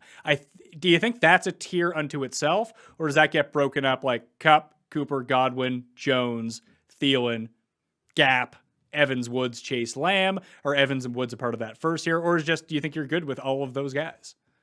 I'm good with all those guys. Would you throw Deontay Johnson is next on the list? Does Deontay Johnson deserve to be in that tier? Does Kenny Golladay deserve to be in that tier? Or is that the break? That's the break. Okay. So I take that group of, let's say, 9 wide receivers. Now to put them in the overall rankings, we kind of agreed that we like Darren Waller and Kittle more than all those guys, right? Mm-hmm. And this is what's so good about taking a running back is because almost all those wide receivers, or like 80% of them, are sitting there in the 3rd round. Oh, for sure. Like that's where these receivers are ranked in mine is going to be above where I believe that their ADPs are at the moment. That might not break down that way because people are really overdrafting wide receivers at their running backs at this point, like the Swifts and Dobbins, at least in my mind, that those guys are just going to go higher than them. So would you put that wide receiver tier after Kittle, before Dobbins and Swift? Or is it Dobbins and Swift, then these guys, then Mike Davis, Chris Carson, David Montgomery type of thing? Like, would you rather have Chris Godwin or would you rather have J.K. Dobbins? I'd rather have Dobbins, but I'd rather have Godwin than Swift. Interesting. But it's close enough that if you're talking tiers, I would almost just smush all those wide receivers with Dobbins and Swift. Like, just what did you do in the first 2 rounds? Do you go Swift or Dobbins, or do you go with one of these wide receivers? I think it just kind of depends on where you are. I know we're doing wide receivers and tiers separately, but I would just smush it into all like one big tier of 10 guys. Okay, I can see that. So then we go like on an individual basis. Then we go J.K. Like, would you go J.K. Dobbins or Cooper Kupp? I'd go Dobbins, but if I already have a bell cow running back, then I'd probably lean towards Cooper Kupp. It's funny because I think if you have a bell cow running back, Dobbins is a nice complement for something like that, where of course now you don't need the lean on him to like really come through. He can have his like down weeks where like Edwards or Lamar does most of the rushing, but you still get to bask in the glory of these like top 5 running back weeks along with your McCaffrey or Kamara or Barkley or whoever it is. I think he's a nice complementary piece. I don't disagree at all, but also we're talking about that next tier of running backs that aren't in this group that we already talked about. It's, if I go Kupp there, I could get one of those running backs who have similar upside, a little less risk, but it's more of the wide receiver. It's going to depend on, I know we're trying to make your rankings, but it really just depends on how you did your first 2 rounds for me. Yeah, but I mean, that's going to be unknowable because everyone's going to be different with that. Okay, so no. You don't get the questions of who should I take at the 8th pick, like because the first 7 picks. Yeah, I just honestly, when people ask me dumb questions like that, I just say Christian McCaffrey. I like it. Makes it easy, and then they get the point. I think like you can use these as a guide to go through. So I'm probably going to have Dobbins a little bit more down on this. It's really that Julio Thielen type thing. I think like we're dealing with like wide receiver ones on teams who might not even be the highest scoring receiver on their own team. So I'm making a choice here that I think that Kupp is better than Woods. I think that Cooper is better than Lamb. I think that Godwin is better than Evans. Not by a substantial amount, but that's the way that I have them ranked. I think that Brown is better than Julio. I think that Jefferson is better than Thielen. And that's sort of this entire tier. So I'll go Dobbins after Godwin and before Julio. But then when I put Swift in, like, would you rather have Robert Woods or DeAndre Swift? Swift. Would you rather have Adam Thielen or DeAndre Swift? That's it. That pause is it. So that tells me volumes. So that now goes A.J. Brown, Terry McLaurin. This is the beginning of the 3rd round. So A.J. Brown, Terry McLaurin, Antonio Gibson, Clyde Edwards-Helaire, Darren Waller, George Kittle, Cooper Kupp, Amari Cooper, Chris Godwin, J.K. Dobbins, Julio Jones, and Adam Thielen. I believe that is 12. Let me count that to make sure. 1, 2, 3, 4, 5, 6, 7, 8, 9, 10, 11, 12. Nailed it. And then the beginning of the 4th round would be Swift, Evans, Woods, Jamar Chase, CeeDee Lamb, Deontay Johnson, Mike Davis, Chris Carson, David Montgomery, Miles Sanders. Do you think that, I mean, that when we talked about the tiers, that sounds about right? Or would you elevate that little mini running back tier above Chase and Lamb and Woods and Mike Evans? I think, again, kind of smush them together. Okay. They're in the same conversation. I'll just leave them as tiered within my ranking so people can see the distinction between those guys. Yeah, for half and full point PPR, the receivers are the better bet. But, I think if you're looking for the safer bet anyway, the receivers are the better option. It's just if we're playing for upside and, like you said, like value, that if you hit the running back here, you hit big. Yeah, you could, but and this is why I don't want to be in the 3rd and 4th round and forcing myself to pull up these running backs. Well, that gives us about a tie. That gives us the top 48 on the board. And you can check out all of my rankings down in the description up on DK Playbook. And we're going to be talking more and more about this. Maybe we'll try to continue to fill out the rest of the rankings and debate them through on next week's show. And like I said, you've already had 10 fantasy football preview shows. Find them all in the description up on the Pat Mayo Experience audio podcast. Plus, if you're in the market to win some just cash, if you go rate and review the Pat Mayo Experience audio podcast right now on Apple Podcasts, you can find that link in the description. You say 5 stars, something nice about the show, leave your Twitter handle or email address. I'm doing a draw. It's for the British Open, but hey, I don't want to exclude my fantasy football brethren as well. You go leave that review right now. You're in a draw to win. I mean, there's going to be a pool of like $1,000 of a giveaway. All you have to do is go leave that review. Takes 20 seconds. You can win like $200 or something like that. So I suggest you go do that right now. Okay. Apple Podcast. Help us out here and share the show around. I want to end with quarterbacks and where to put these guys in, at least at the top. Obviously, I have it as Mahomes. My rankings are Mahomes, Lamar, Josh Allen, Kyler, Dak. Those are my top 5. I think that those 5 guys are better than the rest. Do any of them deserve to be on this list of the top 50? Like, where does Mahomes go? I mean, he will. He will. Yeah, where he goes and where we rank him. Because we both kind of agree that his ADP right now of, not CJ Uzomah, Patrick Mahomes of 26, probably a bit too high. Too high. But that doesn't mean that he's outside the top 50 at the same time. Like there would become a point where I'm looking at the board, Patrick Mahomes isn't gone. I'm like, yeah, give me Patrick Mahomes. That's a good pick now.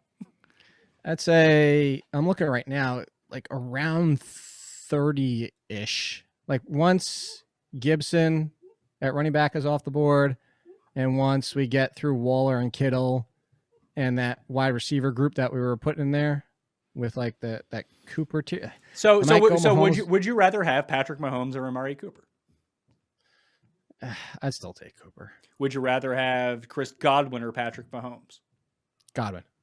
Would you rather have J.K. Dobbins or Patrick Mahomes? Dobbins. Keep going. Julio.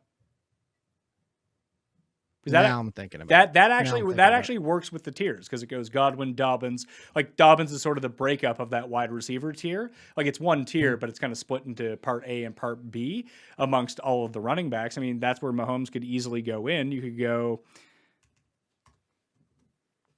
Waller, Kittle, Kupp, Cooper, Godwin, Dobbins, Mahomes, Julio, Thielen. Yeah, I could work with that. And that would then Murray and Allen coin flip. 25, get into the conversation. 7, 8, 9, 10, 1, 2, 3, 4, 5. That would make him 35 overall in the rankings. And that's usually about where I say like I'm willing to take a running or a quarterback is late third, middle third, depending just on how the board looks at that point. All right. That makes that works out perfectly. Well, what about Lamar Jackson then, who I have at number 2, but I think that he's very much smudged in this tier. Like I think all 4 of those quarterbacks are very, very similar in terms of baseline performance. The reason that I have Lamar at number 2 is just I truly believe that his upside is higher than these guys. Like, unless Josh Allen rushes for like 12 touchdowns, which I don't think that he's going to do, I think we might see a little bit of a step back in terms of the rushing numbers, at least for the health and safety of the poor guy. I think that's going to be the case. But no matter how you kind of cut the projections, how you think about it in your head, Lamar through Dak should be really close. Oh, yeah, absolutely. And Lamar Jackson can still finish as the number 1 in front of Patrick Mahomes. I would have all 3 of them in a group, and then probably Dak is on their heels, but there'd be a smidge of a gap where I think all of them should be in the 4th round conversation. You mean Lamar, Josh Allen, and Kyler Murray? Yes. Okay. So would you go Mike Davis or Lamar Jackson? I'm going Lamar Jackson. So that's the tier then? Yeah. So would you go Jamar Chase or Lamar Jackson? Lamar Jackson. Would you go Robert Woods or Lamar Jackson? Lamar. DeAndre Swift or Lamar Jackson? Probably depends on how my team turned out. So right there is that to answer your question from earlier, where I just gave you the answer by pausing. Yeah, okay, so that would then look like we have at number 35 overall, Patrick Mahomes would be there. So 36, bump him down. So then the 4th round would start Thielen, Swift, Lamar, Josh Allen, Kyler Murray. Do you think that's too high for them? It picks like 40? I don't think it is.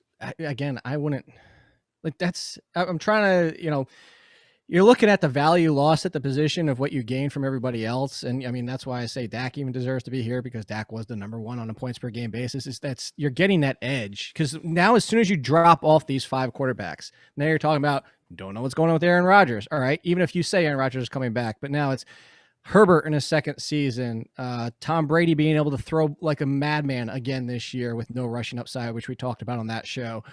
You talk about Trevor Lawrence as a rookie, Joe Burrow in his 2nd season, like all those guys, they're in a whole nother group where it's almost like these quarterbacks should be going mid-late 4th round. Maybe they make it to the 5th, but then you're waiting another round or 2 before you start getting to the other quarterbacks. So that's where I could see making the argument that they should be around here, because it's similar to the Kelsey, Kittle, Waller conversation of what you drop off of this tier. It's actually it's like a couple rounds versus just being, all right, it's this, 10 picks later. Okay, I went back and slaughtered them because I wanted to leave a substantial, like not a substantial one, but enough of a gap in the rankings between Mahomes and these guys. I think that they're close, but they're not quite on his level. So Mahomes goes in between J.K. Dobbins and Julio Jones. Lamar will come in after Deontay Johnson, before Mike Davis. So it'll go Jamar Chase, CeeDee Lamb, Deontay Johnson, Lamar, Josh Allen, Kyler Murray, then Mike Davis, Chris Carson, Montgomery, Miles Sanders. And that would be your top 55 picks overall to start these drafts. That's pretty solid. I'm and I could even see going Dak over those two of those guys. I mean, I can throw Dak into that tier too. He could be there or not. Yeah, I mean, I think that rankings. when we're looking at outliers now, like Dak and Russell Wilson are a bit of an outlier, is like a sandwich tier. Mark Andrews and Pitts and Hawkinson, I think, are like, they're not necessarily all on the same tier, but those are very clearly, at least in my mind, the next three guys off the board at their particular positions. I just have to figure out in terms of running backs and wide receivers where those guys are going to fall. And I'll have that in the, you hit the rankings right now, and you'll see what the finalized list will. And I think I'll have Meanie on next week, and we'll break down this tier. Maybe we'll go position by position, try to flesh everything out. But I think that I'm pretty satisfied with this. Thank you for help walking me through this and holding my hand. I'll hold your hand. We were doing it side by side. We were walking like boyfriend, girlfriend bumping against each other, and they can't walk because they try to put arms around each other. Oh, that's so nice. Do you dream of it?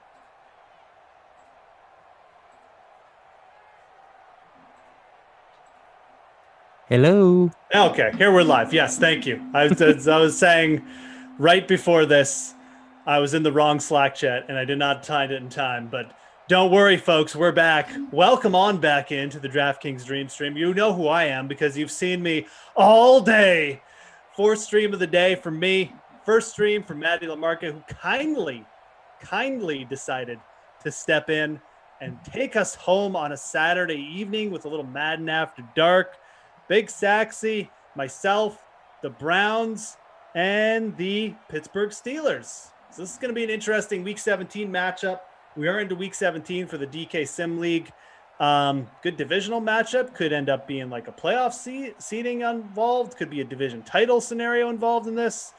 And we'll do a little DFS action with it tonight to end things off for Saturday. So, hey, it's all cool. We got Big Saxy here. Saturday night. Drop your cues. Do whatever. Get wild in the chat. I don't care at this point. I've been here for 8 hours. Not that long, but close. How you doing, buddy?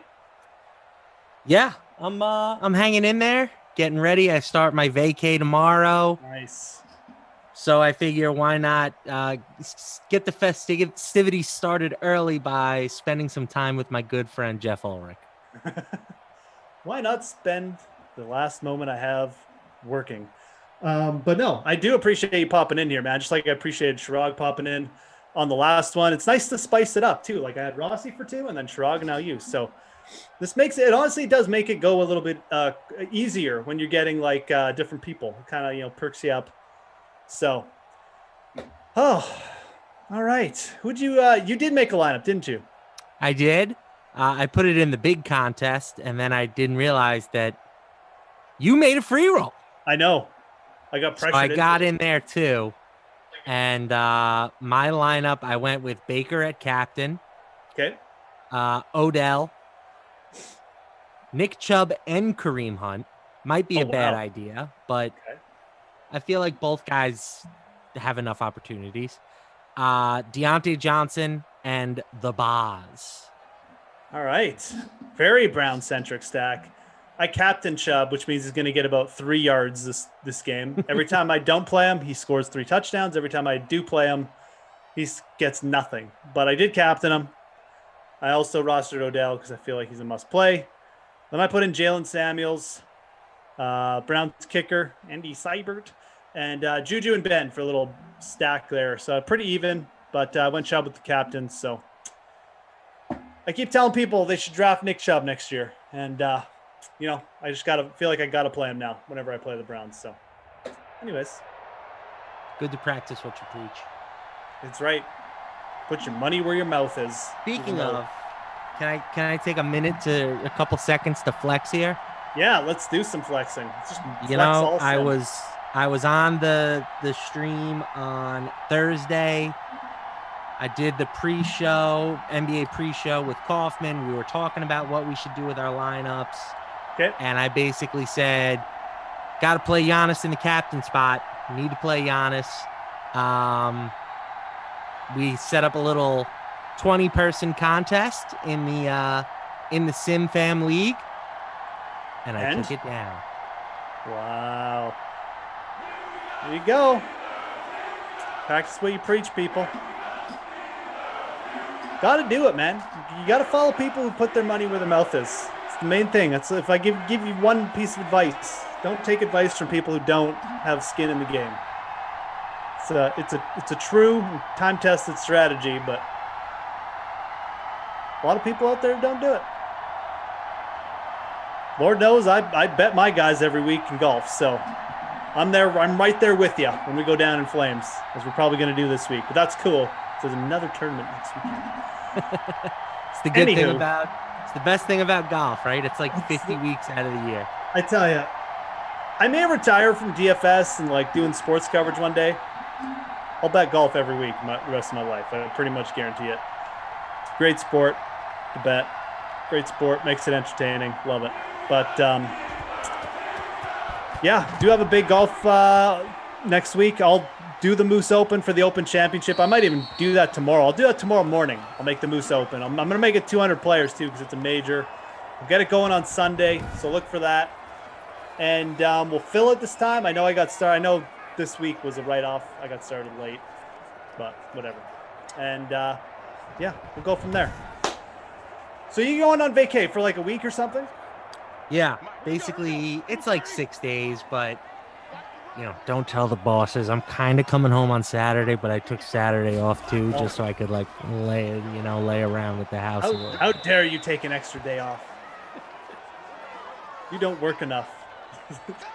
So yeah, not a big thing, a little family reunion. But it'll be fun. We'll typically it's my mom's family and she's got 7 siblings. So they all come down and, like everybody, each family makes dinner one night and then we just play games and stuff and it's a good time. Yeah. So it'll be good to just sort of relax a little bit. Yeah, I know. This last year and a half has been little of that, it feels like. So worrying about one thing to the next with nowhere to go, really. Never really a good mixture, but glad that people are able to do that, stuff like that again, obviously. Hope other people having a good July, beginning to July. There's Juju on the catch to begin. Juju Smith-Schuster, who probably could have gotten like $100 million from the Jets, came back, took a 1-year contract. I'm telling you, man. I don't know about 100. Yeah, good. Kenny Galladay. How much did Corey Davis get? How much did Corey Davis get? 40? 4 years, 50, maybe. Yeah.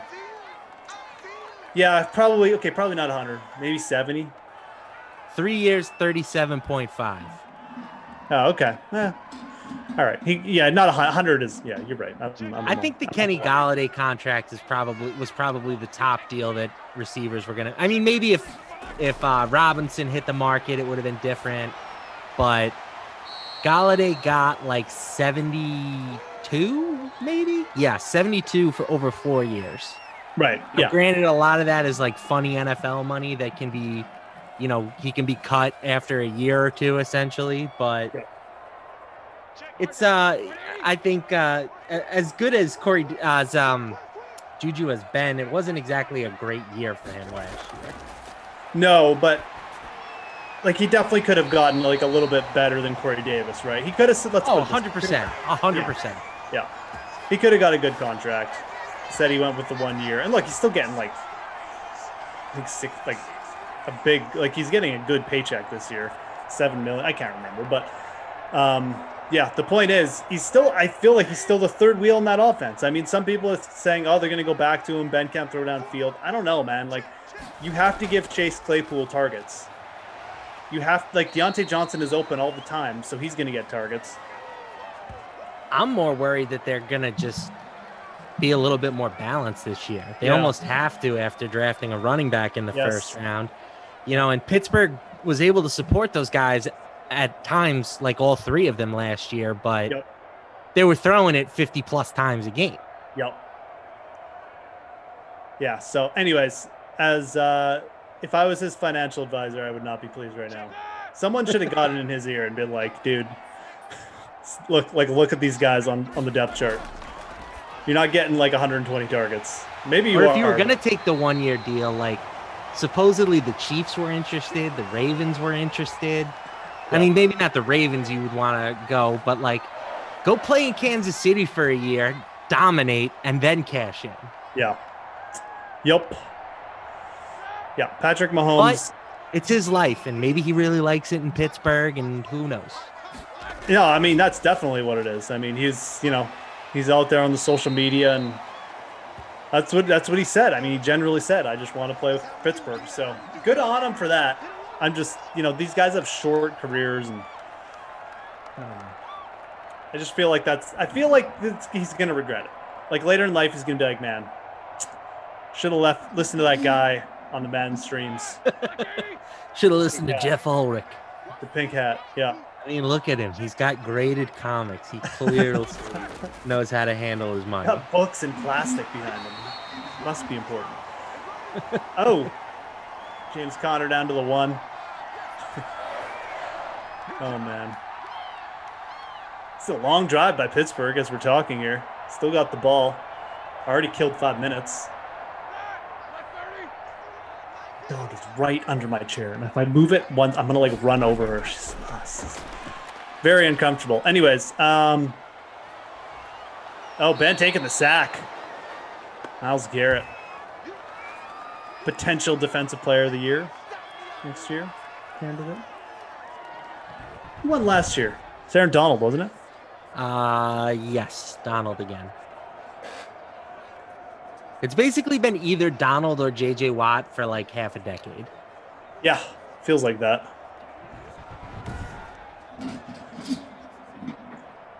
This should be like a big game. Although you're not very bullish on Pittsburgh, are you? Not. I wouldn't say that I'm not. Yeah, I don't know. I'm lukewarm on Pittsburgh. Yeah. I'm not writing them off like everyone else. Oh, that's a catch and that's a touchdown. That's Deontay Johnson. That's the kind of plays we'd like to see him make in real life. Like fight for the ball, actually make the catch, and then make your move right after the catch. So there you go. Deontay Johnson breaking it down, man. That was a good first drive by the Steelers. What's up in the chat, dudes? Boss man, been here all day. Appreciate it. No Moon. Calling for Ebron. Didn't get it. Sorry. Rigged. Michael, appreciate the shout out. Jordan Lindenbaum been here all day too. Jordan not loving Claypool and drafts. It all comes down to like, what do I want to say? Valuation, I guess, on Claypool. Deontay Johnson is still the guy I'd want to take of those three, but I'm interested in Claypool if he like drops, 100% Deontay is the guy that I want. Yeah. But yeah, again, it depends on who's coming off the board where. Like if Deontay Johnson, drops to, he could easily end up being like the steal of the of just for wide receivers, like in the mid range, next year.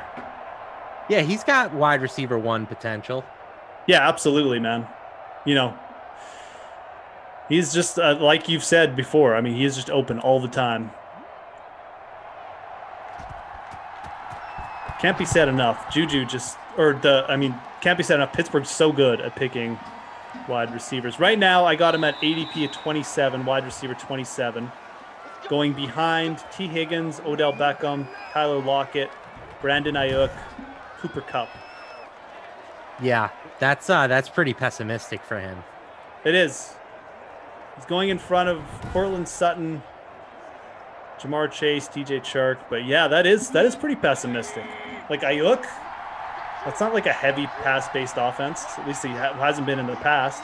Ayuk is super overdrafted right now, in my opinion. Feels like it. And there was like a nice blurb about how if Trey Lance wins the job, that he could be like a natural pairing with him because he's a big play wide receiver and Lance is a big play quarterback. But that all seems very speculative, right? Yes. Lance has not won the job yet. He might not win the job at all. Like if Jimmy G plays well and the Niners are winning, they might ride it out. So I think that's really aggressive, especially when you consider that most of his big games last year came with Samuel hurt and Debo out of the lineup. So I think that's a really, really aggressive pick on Ayuk. I would much rather have Deontay Johnson. For that matter, I'd rather have Debo Samuel like 10 spots lower. Like, why is he going behind Ayuk? Yeah, I think Samuel's. I'd rather have Debo, man. Deontay Johnson and Debo Samuel, definitely two guys will be targeting down there in that range. Just looking at it right now. Punk. What's that? I said, give me your bike. That was my Debo impression. You never seen okay. Yes. It's been a while. That's one of those ones I always like. I need to rewatch it and just see if it's like just as funny. It probably is, but it holds up for me. I think it would hold up for me too. I put on the the first Fast and Furious the other night. Holds up pretty good, the first one. The first one, though, as I maintain, is like the best one. So I'm not a big Fast and Furious guy, though. So as the chat knows, 100%. I'm on your corner on this one, Jeff. Yeah. Okay. Good. I'm glad there's like one person on this sim, because we got like Kaufman and Glasheen who were like, "Yeah, let's go see it. It's on." And I think Emerson likes it. Well, he probably likes. He just likes stuff like that, flashy stuff. So. Emerson likes stuff that explodes. So I'm glad there's someone on here who, will celebrate the day that franchise finally comes to an end.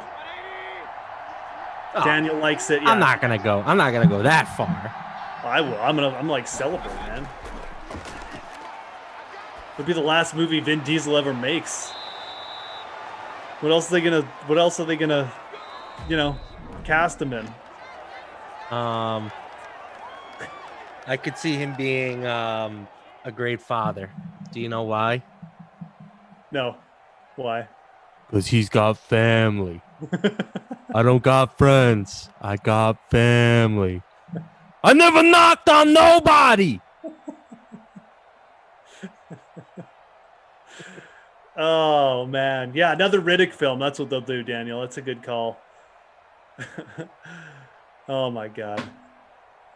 I don't got friends. I got family. Okay, Ben Roethlisberger, 60 yards and a touchdown. Baker Mayfield, 52 yards. We haven't had an incomplete pass so far. It's a big improvement over the last couple sims. Jalen Samuels still just like there in the backfield. That guy's so versatile. I don't know why they don't use him. Anyways, 18 yards rushing. Nick Chubb, 2 yards rushing. I told you he was going to suck. I told you. Captain Nick Chubb. He's going to suck. Deontay Johnson, 2 for 26 and a touchdown. I watched Black Widow last night too. Twitter. You write up picks. If they're not up in the first inning of a baseball game, be prepared. Who's that? Just you'll get some hate. Yeah. Like, bro, come on. You really picked the Mets to win today? Can't believe you stacked the Rockies.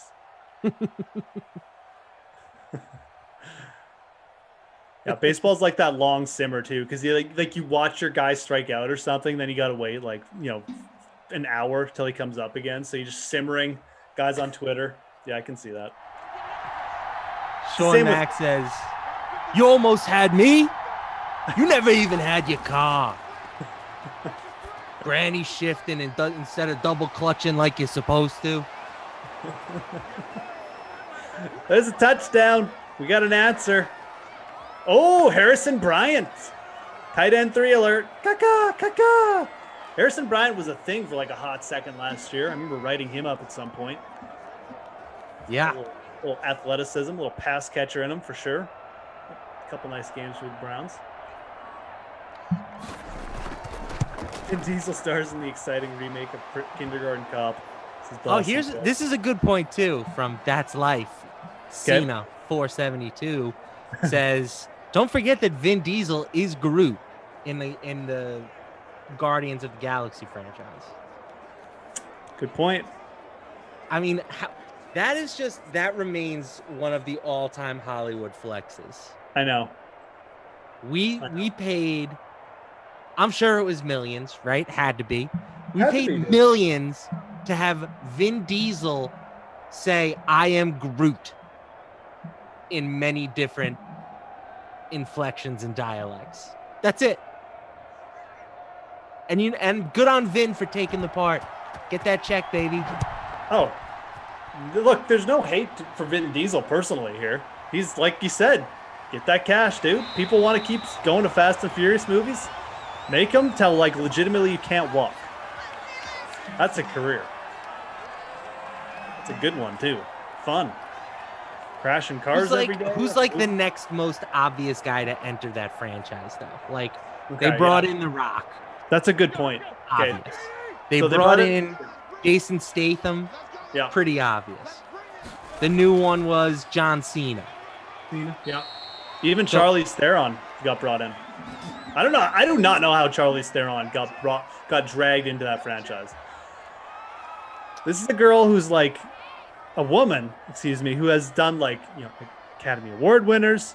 She's been in like legit like box office smashes. I do not know how or why she accepted that role, but they dragged her in too. So, like, okay, let's think about this. I mean, Charlize Theron, by the way, is definitely a favorite in the Matt LaMarca household. okay, good. I'm a pretty big fan too. I love Mad Max Fury Road. She's really good in that, man. Let's see though. Who could be either side? Could be female or male. Can we work in Sly Stallone somehow as related to Vin Diesel? Like Vin's uncle or something? Yeah, right? Uncle Sly. Hey, yo, Dom.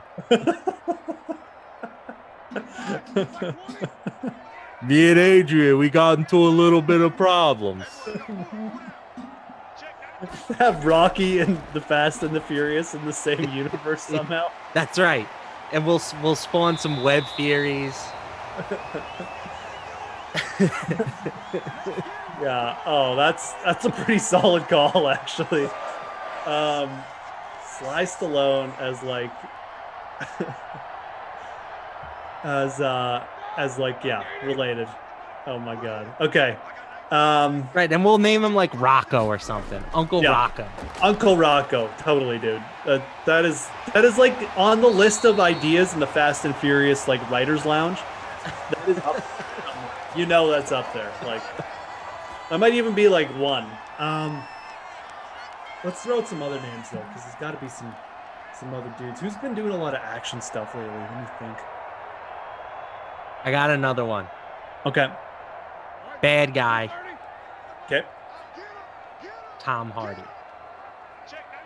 Tom Hardy, yeah, he can. That's like. Oh, that was almost a pick. That's very dependent on like Tom Hardy, because like if they got Charlize Theron, like theoretically they should be able to get someone like Tom Hardy, who's like again another like he'll do action, but he's more of like a versatile actor. I don't know, man. That's interesting. Yeah, I could see it. I mean, he's doing Venom movies and stuff like that, so why not dip your toes?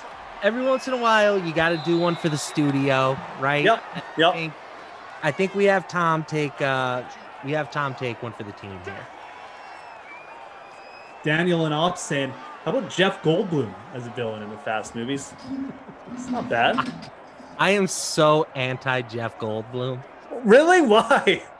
I happened to be watching Law and Order, Criminal Intent, the other day. And I did not realize that Jeff Goldblum had a stint as a detective on that show. I did not know that either. That is very... Oh my God, he was so bad. He was doing Goldblum as a cop, which is just so unbelievable. It's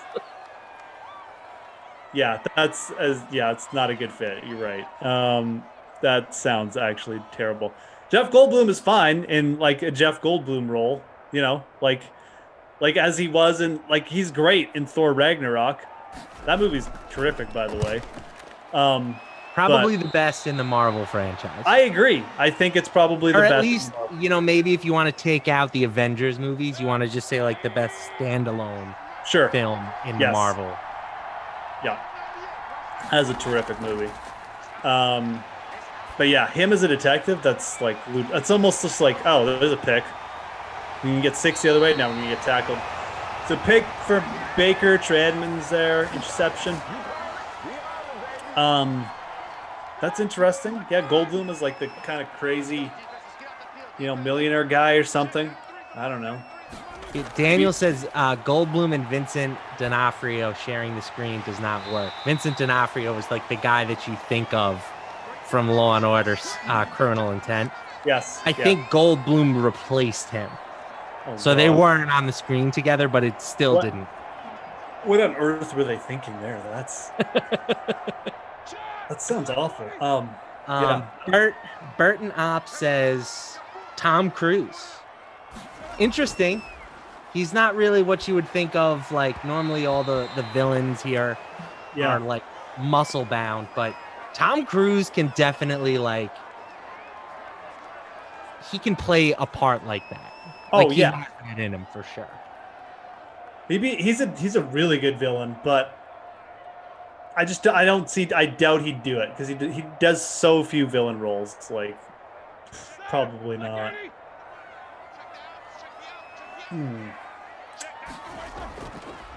Else, yeah. Drop in who you think would be a good addition to the Fast and the Furious franchise. Slightly launched is 50. 50 Cent might not be a bad addition to that franchise. Definitely a good. Yeah, he would have to be. I don't know if he has the acting chops per se to be a lead, but put him in a Ludacris role, and he would fit right in with the gang. Yeah, if 50 got brought in, it would be in the Ludacris role. Yeah, he definitely does not have the acting chops to do more than that. I think we've seen enough 50 to know that. He was pretty good in what's the movie? Four Brothers? No, it's more recent than that. It's like a bank robbery movie. Oh yeah. I saw that one on Netflix. I don't know. Gerard Butler's in it. Yeah. Help me out, chat. Gerard Butler, 50 Cent. Daniel says Greenland? No, it wasn't Greenland. Later, it was 5 years ago. Who else is in it? Right. Gerard Butler's the cop, the main cop, right?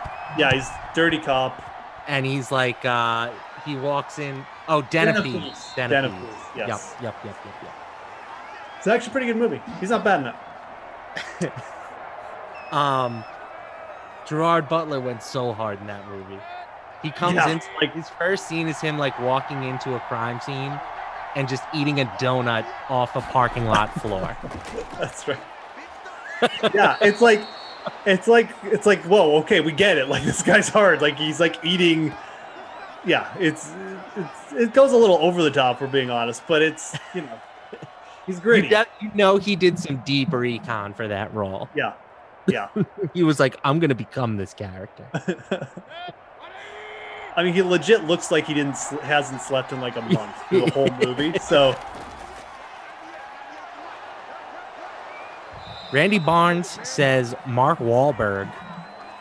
I mean, that would be awesome. He might be too big for the Fast and the Furious franchise at this point. Yeah, him and Cruise, that's the point. Like, they're almost too big, but Mark Wahlberg would be good, especially in like a villain role maybe or something like that.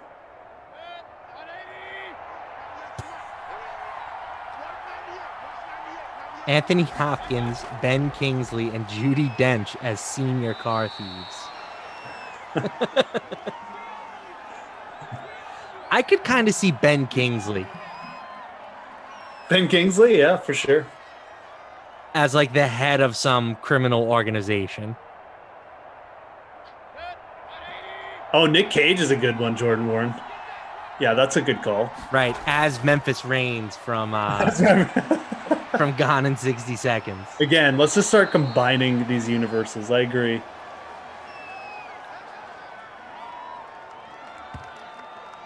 It's Odell on the catch. 10-7. If you're just joining us, we had Deontay Johnson on a touchdown. And we had, it's Harrison Bryant, tight end 3, getting a touchdown as well. So not too much scoring so far. Jordan Lindenbaum said he liked Den of Thieves, but they ripped off Heat big time. Yeah, sure, I mean, sure. There's no original ideas anymore. No, not really. Everything's, you know what, and every original movie is still based on something. Like, speaking of Heat, sure, let's throw Pacino in the Fast and the Furious franchise. That guy, I mean, he would just go insane for 2 hours.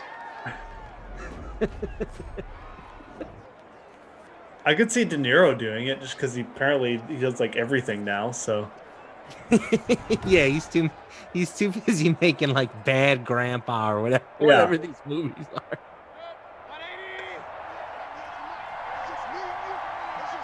Always jolting for me to see like old Robert De Niro in like the serious roles, and then like, you know, him doing like Bad Grandpa now. It's weird.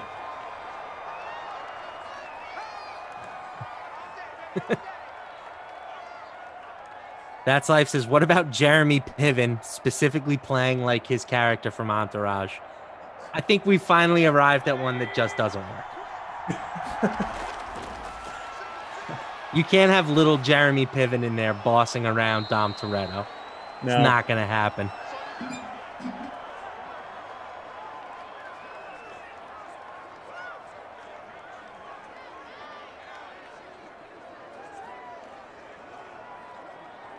Let's see who else. But Robert Downey Jr., he's not doing anything anymore.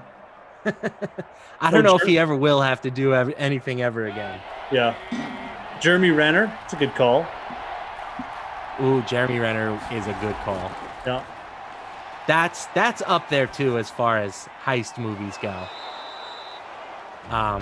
The one with him and Ben Affleck in Boston. I'm blanking on the name. Oh, The Town, yeah. Yeah, The Town. That's a really good movie. It's true. Yeah. That probably doesn't get enough credit if we're being honest. I rewatched that like a couple months ago. That's real good. It's funny because like Ben Affleck directed that. He's directed a couple really solid movies. He's directed a couple bad ones too, but the good ones far outweigh the bad ones. Like, oh, Baker, run Baker, run Baker. Okay, that was easy. Would you say that he has had a better career than Matt Damon? That's interesting.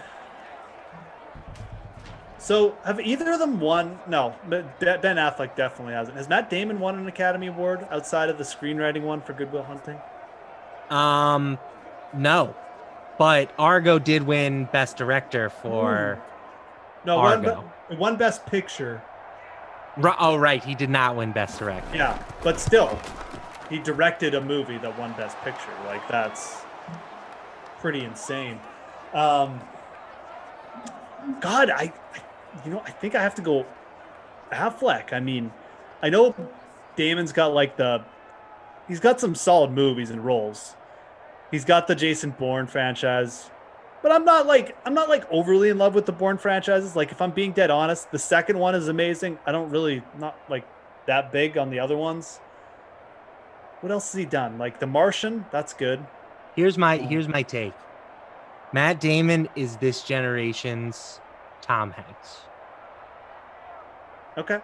Like, when he's in a movie, there's like a 95% chance it's just not going to be a bad movie. True. But I also don't think he's like throwing smoke. You know what I'm saying? He's in there. He's like a solid. He's Clayton Kershaw. He's giving you innings. He's pitching to a solid 2.8 ERA. Maybe not the same that he was in his prime, but a really good guy that you just feel good about having as your ace. Yeah, I think Jordan Lindenbaum nails it. Matt Damon is probably the better actor, and I think I agree with that. But Affleck probably had the better career, especially if you include the directing. And even just he's had good film roles. outside of the directing too. Like the Batman. Yeah, I mean, but didn't the Batman with Affleck flop? I don't think I've ever even seen Yeah, but it wasn't because of Ben Affleck. It was because the studio just demolished the movies. At least that's my take. I don't think people were so out on Daniel said it made almost 900 million. Okay. Yeah. So no, it did not. And that's a good point. It didn't. It wasn't like the bust that people make it out to be. That's a very good point. Yeah, I hate to say it. He was in Gone Girl, which was like a huge phenomenon for a while. Yes. No, that's what I mean. Like, he's had some solid roles. People I like to make fun of Ben Affleck because he is a bit of he seems like he's just a bit of a slouch, right? Like, whatever. But that's cool. That's right. Kind of why I like him. That always used to be the joke, like Ben Affleck and Matt Damon wrote Good Will Hunting, but really it was Matt Damon was writing it while Ben Affleck was, laying on the couch, doing whatever. And it turns out that probably isn't true. So good for Ben. Plus, he is back together with J-Lo. And I was just going to say, you know what? And he's back together with J-Lo. Man. Good for you, Ben Affleck. It's your comebacks, man. Go, Ben, go. Yeah, talk about a guy who needed a win. Ben Affleck. It's true. Oh, yeah. He was Daredevil in that film.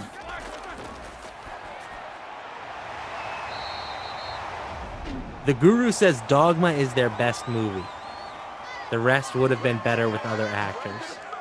I don't agree with the second part of that, but Dogma is a phenomenal movie, and the chemistry that Matt Damon and Ben Affleck have in that movie is the reason why it might be my favorite Kevin Smith movie. And I like Kevin Smith movies. Some of his are really good. Mallrats is really good. Chasing Amy is really good. Chasing Amy is probably my favorite of his. Chasing Amy's good, yeah. And you obviously Clerks. Yeah. I think that was his first one. Is a classic. You got the whole Jay and Silent Bob's, which I think are pretty funny. Yeah, they're funny. Yeah.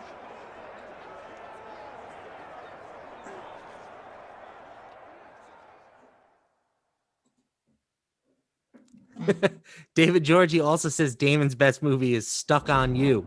Hilarious, all caps. I stand for that movie as well. That movie is hilarious. Yeah, it is hilarious. With who's the dude? Who's the other guy in it? Greg Kinnear. Greg Kinnear. Yeah. That movie's underrated. If you like the Farrelly brothers, you should really check that movie out if you haven't seen it. It's actually really funny. You're right. Plus, that's the first thing I can remember seeing Eva Mendes in. Yeah, which is nice. Yeah, no kidding. 14-10. We had Harrison Bryant. We had I can't remember who scored the other touchdown for Cleveland, so we'll just leave it at that. Oh, Baker Mayfield ran it in. That's what happened.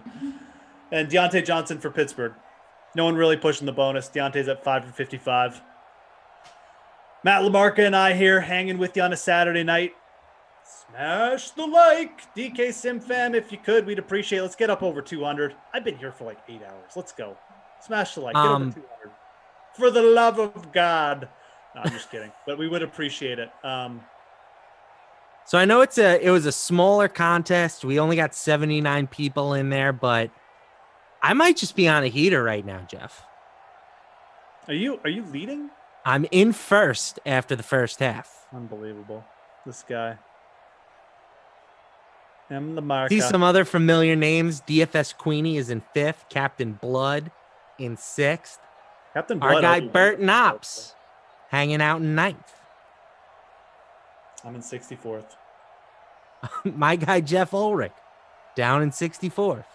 Slumming with the the grinders down there in 64th. Oh well. It's the way she rolls sometimes. Who do you got? Yeah, that's right. You put Baker in the captain. He ran one in.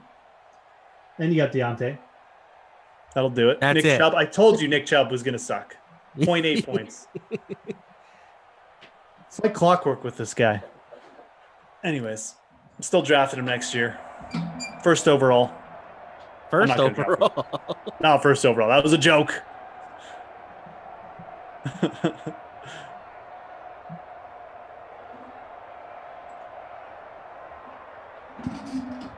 Joking. Hashtag joking.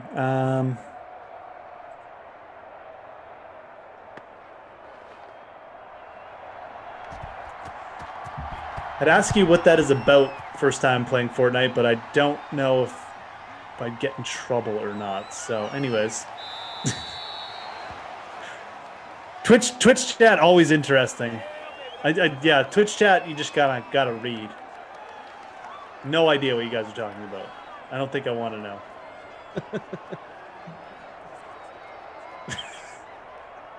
Anyways, glad you guys are hanging out though. Appreciate it. Over 200 people watching, almost 200 likes. Keep smashing. I'm gonna start the Moose like for you, Jeff. What's that? I said I just tickled the like button for you. Nice.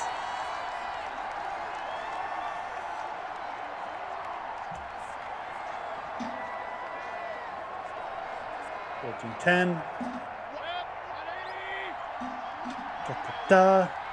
Baker Mayfield from the shotgun.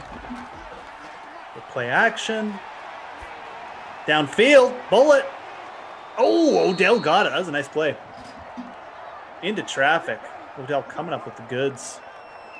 All right, I'm going to make this golf contest for the Open Championship. Have you started diving into any research yet? Honestly, I'm a little behind. But I mean, you got a whole week basically. Yeah, I'm not like behind. Like I mean, I know enough about the event that I'm like, I know who's playing good. I know who I want to target. The salaries for this week's golf are like super soft. Like What's the course this year? Donkulous. It's Royal St. George's, which isn't like a top one for them. It's kind of just like meh, whatever. But it kind of played tough the last time they had it there. Okay, Moose Open, the Open Bonanza. That's what it's called. I'm going to put the open in quotations so you guys know. I'm playing Henrik Stenson. Stenny. Yeah, I don't mind Stenson. The Open. I just remember that one year with him and Phil, and that was so much fun. Yeah, it was a good year. So I figure if Phil can be back, why can't Stenson? Yeah. That's my logic. Deep research went into that one. Incomplete pass there.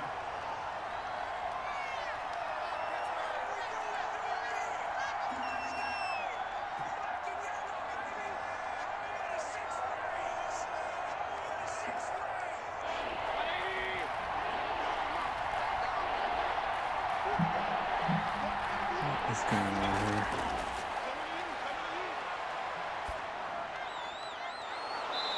Are you really going to make me do it again? Here we go. This is it, Jeff. If this isn't Nick Chubb, it may not happen today, buddy. True. Odell just hit the bonus. This is it. Down to the one. Big drive for Odell. All right. That's him. Let's go. Get the ball in his hands. We can do it. Oh, my God. You absolute coward. Touchdown, David Njoku. And it's Njoku. Great. That helps everybody, I'm sure. Big day for the backup tight ends. Yeah. Tight end 1 and tight end 2 getting a touchdown for the Browns. Sweet. All right, I'm making this contest.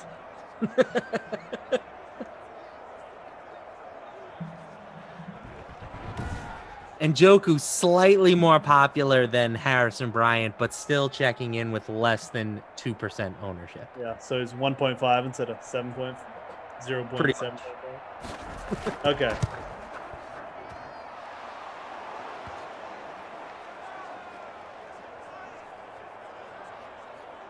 What on earth?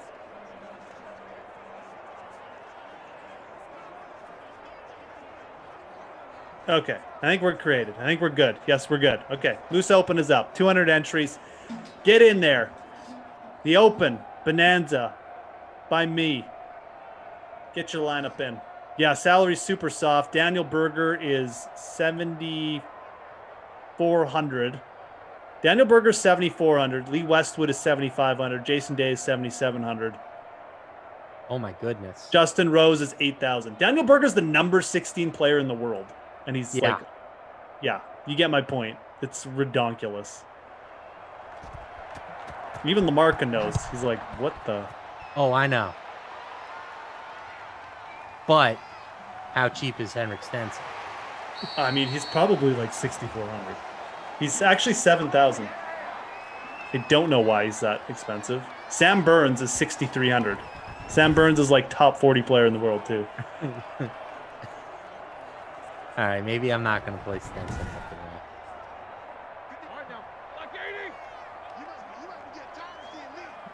I thought Stenson would actually be like 6,400. Then I was going to say that's not a bad play, but yeah, it's 7K. You probably don't have to play Stenson. Now that we've talked about him this much, he's probably going to finish like T9. But you can pretty much play whoever you want this week. I actually don't mind it when it's like this. Yeah, it's always fun when you have good golfers that are cheap. I think a lot of people just, you know, they feel like there's must plays because the guys are so cheap. When there's like 10 different pivots in the range because everyone's cheap, so.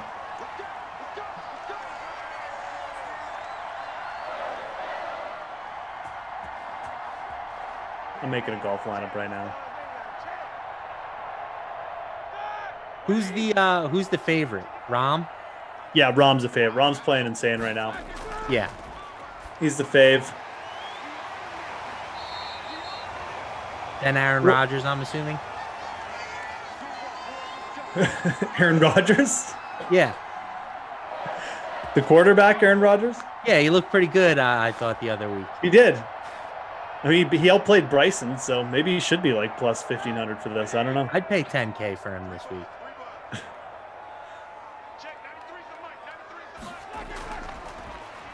He outplayed Bryson and Phil.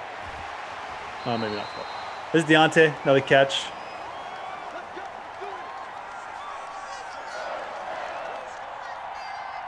I don't want to play any of these guys.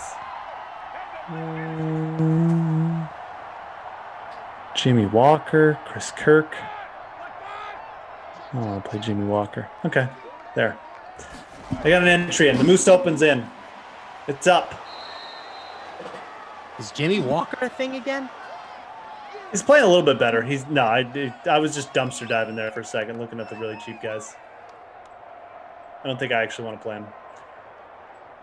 He is playing a little bit better, though. Okay. Major champion Jimmy Walker.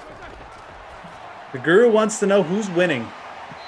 Who's winning the Open? And I can't pick John Rahm.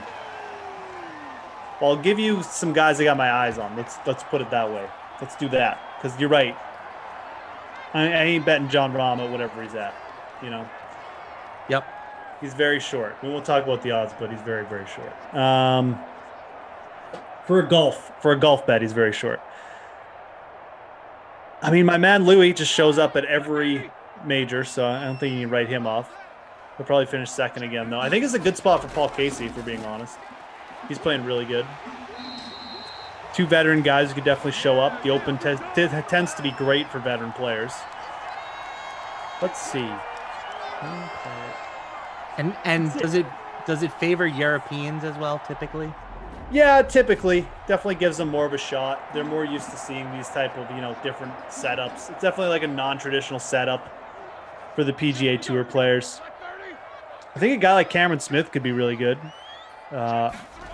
in the Open.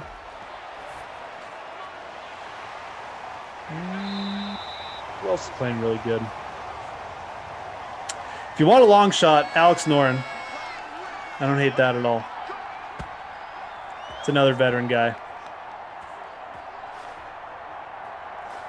I think Jordan Spieth could definitely have a shot. You know, if it's not Rahm, like Jordan Spieth's a very good open player. He's a very good links player. Kind of underrated in that regard, for being honest. So that wouldn't shock me either.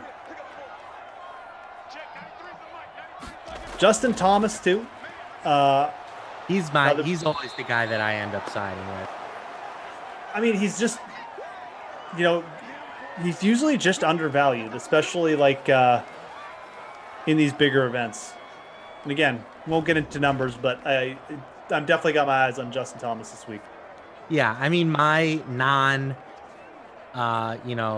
like professional point of view is that when he's playing his best game, I think he's the best player in the world. Maybe Dustin Johnson, when he's playing his best game, is better. But we just haven't seen the best game from Justin Thomas a lot recently. So, yeah, I always like him in these big tournaments, big events. Yep. Both Schauffele and Justin Thomas in the top 20 of the Scottish Open, too. Final round. Actually starting tonight, basically. Ooh, I might actually watch a little bit of that. Oh, the Scottish Open. Actually, I think that's going to start pretty late. Never mind. Watch it when I get up. Watch the end of it when I get up. That's the play. Little AM golf. I mean, that's the best part about the Open, right? Oh, absolutely. You wake up and it's on. Wake up and it's prime time. It's over. Yeah. Yeah. It's kind of weird because you either gotta stay up late and like the first 2 days you gotta stay up late and catch the early guys, or you just like go to bed and you wake up early and then you can catch like a lot of the late guys. So in my younger days, I was more of a stay up late guy, but did have a Juju touchdown there. Did we? All right. Yes. They were going for two there then, weren't we? Yeah. Correct. I got my head wrapped in golf now. I shouldn't have brought it up and I also hit close on my every single window by accident. So YouTube's down, Twitch is down. We're limping to the finish here, people, but I'm still with you. Appreciate you guys hanging out. Like I said, the move's open up for next week. So that moved the DFS Queenie into first place. All right. We got Juju. The Guru 805. How early can pros show up at a course and start practicing? Like, legitimately, they can go to a course whenever they want, if the course is open and if they're allowed to go there. Some courses they play are private, though. Like, you can't go to Augusta whenever you want. You got to, like, book up. You can only go there if you're, like, invited to the tournament, and then you got to, like, book way in advance. But, you know, if you wanted to, like, if you were playing the John Deere Classic this week, and you're like, oh, I want to go get a practice round in on the John Deere, you could probably go whenever you wanted, so. All depends on the venue and the event. I'm sure it also depends on who you are as well. Yes. Tiger Woods wants to play Augusta. He's playing Augusta. Yeah. Well, he's a member there because he won, right? So. Ah, yes, true. But you're right. Even if he wasn't, he could probably get around there.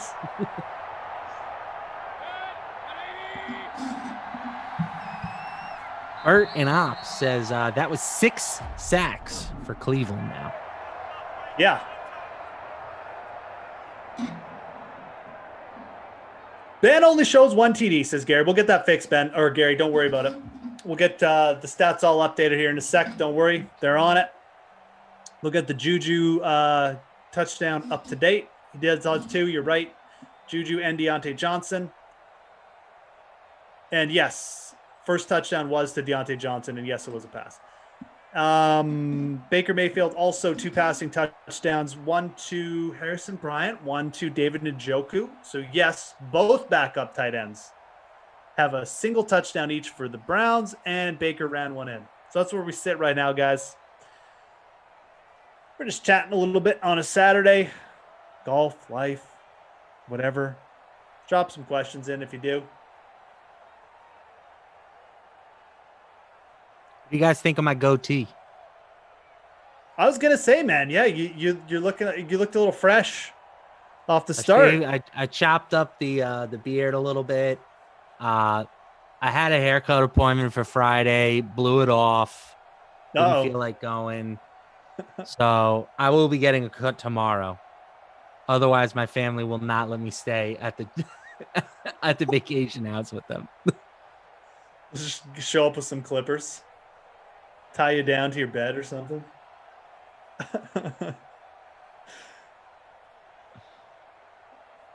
Looks good though, man. I was actually going to say something about that at the start, but I forgot. Yeah, I need the haircut is the more important issue here. I'm still looking rough. Looking rough with the ponytail. Give us the preview. Take the hat off. Give us the full meal deal here. I've done it on the stream before. Are we still on camera? Yeah, she's starting to grow up back there. That's oh yeah. Yep. This right here is what I imagine that like the fourth line defensive player looks like. Yeah. For the just long hair, maybe knock a tooth out or whatever, but I'm just ready to go in there, maybe fight a couple people, pick up some penalty minutes and get the starters back on the ice. Do a couple cycles and cycle that puck. Grind hard, dump and chase. You're about that life right now. You're fourth line grinder. David George, he says, I need a pirate hearing.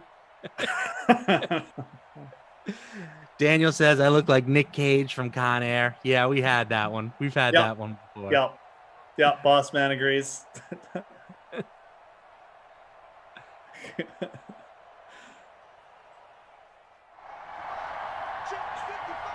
All right.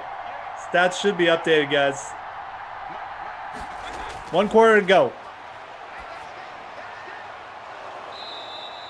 There's Austin Hooper. Hey, good for you. Is that your first catch? It was. Now all the tight ends from Cleveland have a catch. Some people chiming in with the UFC results as well. Hope that's going good for everybody. Yeah, we're just getting into the main card now, I believe, right? Yeah. So Darth Gator says, well, first Vital Way says, boy, you looking like Gandalf, which is great. I appreciate that one. But Darth Gator, more importantly, wants to know my thoughts about Game 3 showdown. It's gonna be a showdown. Go with Giannis again. If it ain't broke, don't fix it. I think Giannis is just he's the best player in this series by a wide margin from a fantasy perspective and a real life perspective. He's not necessarily priced that way. Again, you could pay $16K for Devin Booker at captain. You could pay $15K for Chris Paul at captain, or you could just pay $18K for Giannis. You're not even saving that much money. So just play Giannis at captain. After that, I'm probably looking at definitely Drew Holiday at his price tag. He's now the 6th most expensive player in this series. I think that makes him pretty good value. I will continue to fade DeAndre Ayton. I just don't see the upside for 50 DraftKings points, which some of these other guys have. And as far as the cheap guys go, I think Pat Connaughton, again, 3,800. He was pretty important for them in their last game. I think one of the adjustments we're going to see that the Bucks make in Game 3 is less PJ Tucker. PJ Tucker has been very important for them during the postseason, but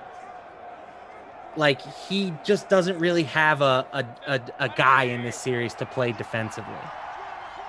Chris Paul and Devin Booker are too fast for him. PJ Tucker's much better guarding the Kevin Durant's of the world. And the Suns just don't have that. So they're not getting a ton out of him on the defensive end, and he's killing them on offense because he is just you can just not even guard him. So I think we see less minutes for Tucker, which means we're going to get another good 35, 36 minutes from Connaughton. So I like him a lot as a value play. If you had to go with someone under 3K, who would you go with? Probably Jeff Teague, 1,800. Okay.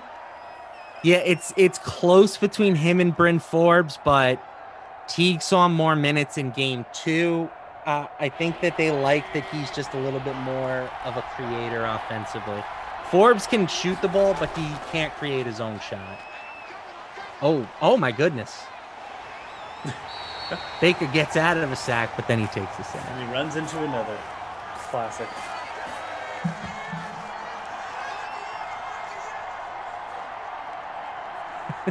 CEH says he thinks he could take Tucker. So what are we talking about, CEH? You think you could take him to the hole?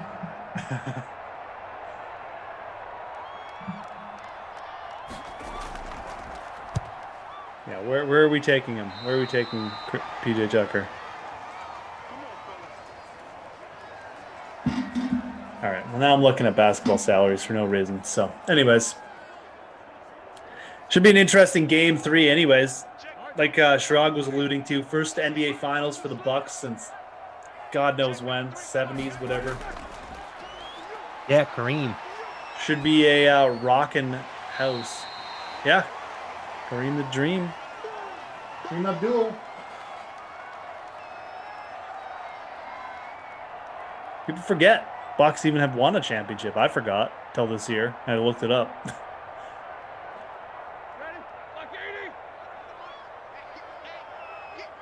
All right, Pittsburgh needs something here. Down 5. Ben Roethlisberger, little dump off, more Jalen Chamis. I think he's having a decent game. Ben up to 235. Samuels 3 receptions. By the way, I'm not counting the Bucks out just yet. It's going to be an uphill battle for them, but I thought that they played better in game 2. They had chances. They just didn't make any shots.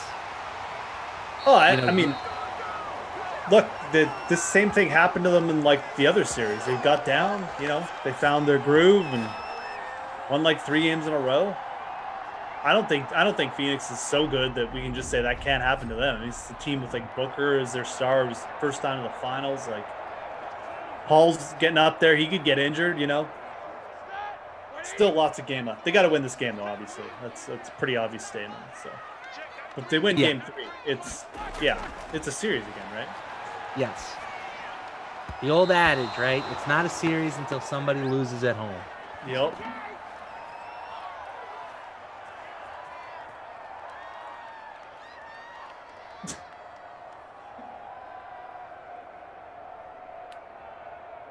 All right.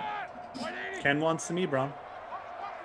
CEH says one-on-one. That's where he's taking Tucker. I did. That reminds me of like there was a. Do you remember Brian Scalabrine? Yep. Oh yeah. Oh, I know where you're going with this. Tell the story. Yeah. He like because he caught a lot of L's on the internet of people, just random dudes saying that they could take him at basketball. Yep. And so he created this thing called the Red Mamba Challenge, where he basically just played one-on-one against non-NBA players, and it was a bloodbath. Yeah, he just owned them to death. Right, and he was playing like high-level. Yep. Amateurs, college players or whatever, but. Yep. It was funny. He destroyed them. Like it wasn't even. It was like hard to watch how badly he beat them. Like it was like this man is like beating up this other man. Like, yeah, that was funny. That was great. I know. Yeah, as Drew says, Scalabrine says, "I'm a lot closer to LeBron James than you are to me." Fair point. Right? That's a great line, dude. That's like a Hall of Fame line right there. The Red Mamba. I'm a lot closer to the Oh, man. All right, here we go. Do or die time, 2nd and 2. 1 minute left. Getting the first. Certainly eating up this clock. James Washington there, 4 catches, 35 yards. Denzel Ward on the tackle. Sir Denzel Ward of the house. Ward. That didn't make sense. I don't even know what I'm talking about. Or might be a little too much for Jeff. We're losing Jeff. Yeah, I know. I mean, we're on hanging by a thread here. Down goes Ben. Down goes Ben. They're gonna use a timeout. Probably 31 seconds and timeout. Told you. That's like the 9th sack of the game for Cleveland. Yeah, dude, this Browns defense flexing.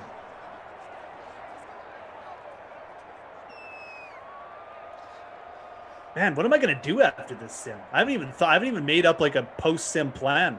That's how long I've been on this Sims. I've been enjoying Manifest.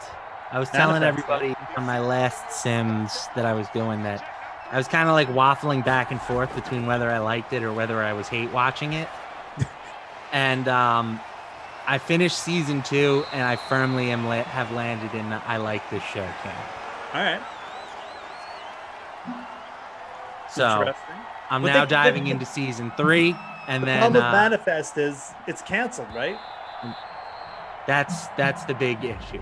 Is that supposedly it ends on a big cliffhanger. I can't get into that right off the bat. That just I don't need that in my life.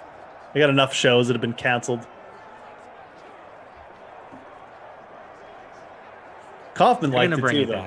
None of those actors are big enough that they can just say, "Nah, we're not doing it anymore." You think it'll come back somewhere? Yeah. Okay. It might take some time. Oh, Pittsburgh had 1 timeout left. I was about to say it was the end of the game. Okay, we got 1 play. Bum, bum, bum, bum, bum, bum, bum, bum, bum, bum, bum, bum, bum, bum. 1 play. 1 play to rule them all. Just like the One Ring from the Lord of the Rings. Here we go. Ben Roethlisberger from the shotgun. He's got a back in the backfield with him. 2 men split up high. Roethlisberger drops back, quick drop, sitting in the pocket, fires, end zone, touch. Oh my goodness. Juju. Second touchdown of the game. Juju Smith-Schuster picked it out of the air. That might have been one-handed, Lamarca. Did you see it? I saw it. That was gorgeous. That was gorgeous. I was just getting pumped up to try and pump up like an incompletion. But hey, we got the actual touchdown. The Steelers take the lead. Kick the extra point. They should be up 3. That was a one-hander. Picked it right out of the air over the DB's back. Sended me off in style, Juju Smith-Schuster, after I gave him the good financial advice. He's showing me it's gonna be okay, Jeff. I'm really good at football. Don't worry, he says. 5 wide here for this 2-pointer. This I guess it doesn't matter. They got 2 seconds to get a field goal. They converted it. I don't know who that was. Do not know who that was on the catch. I think it was Ebron. Think it was Ebron? Okay. I do.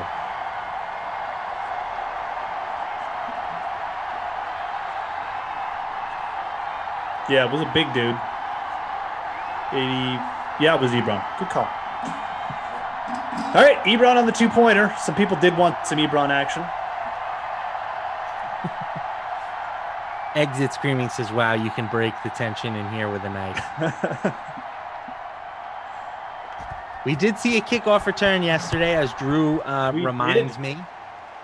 The first one, I think, ever in 2021 for me. And we're not this one, not so much. No, we got to wait another year. So, sorry, Browns fans.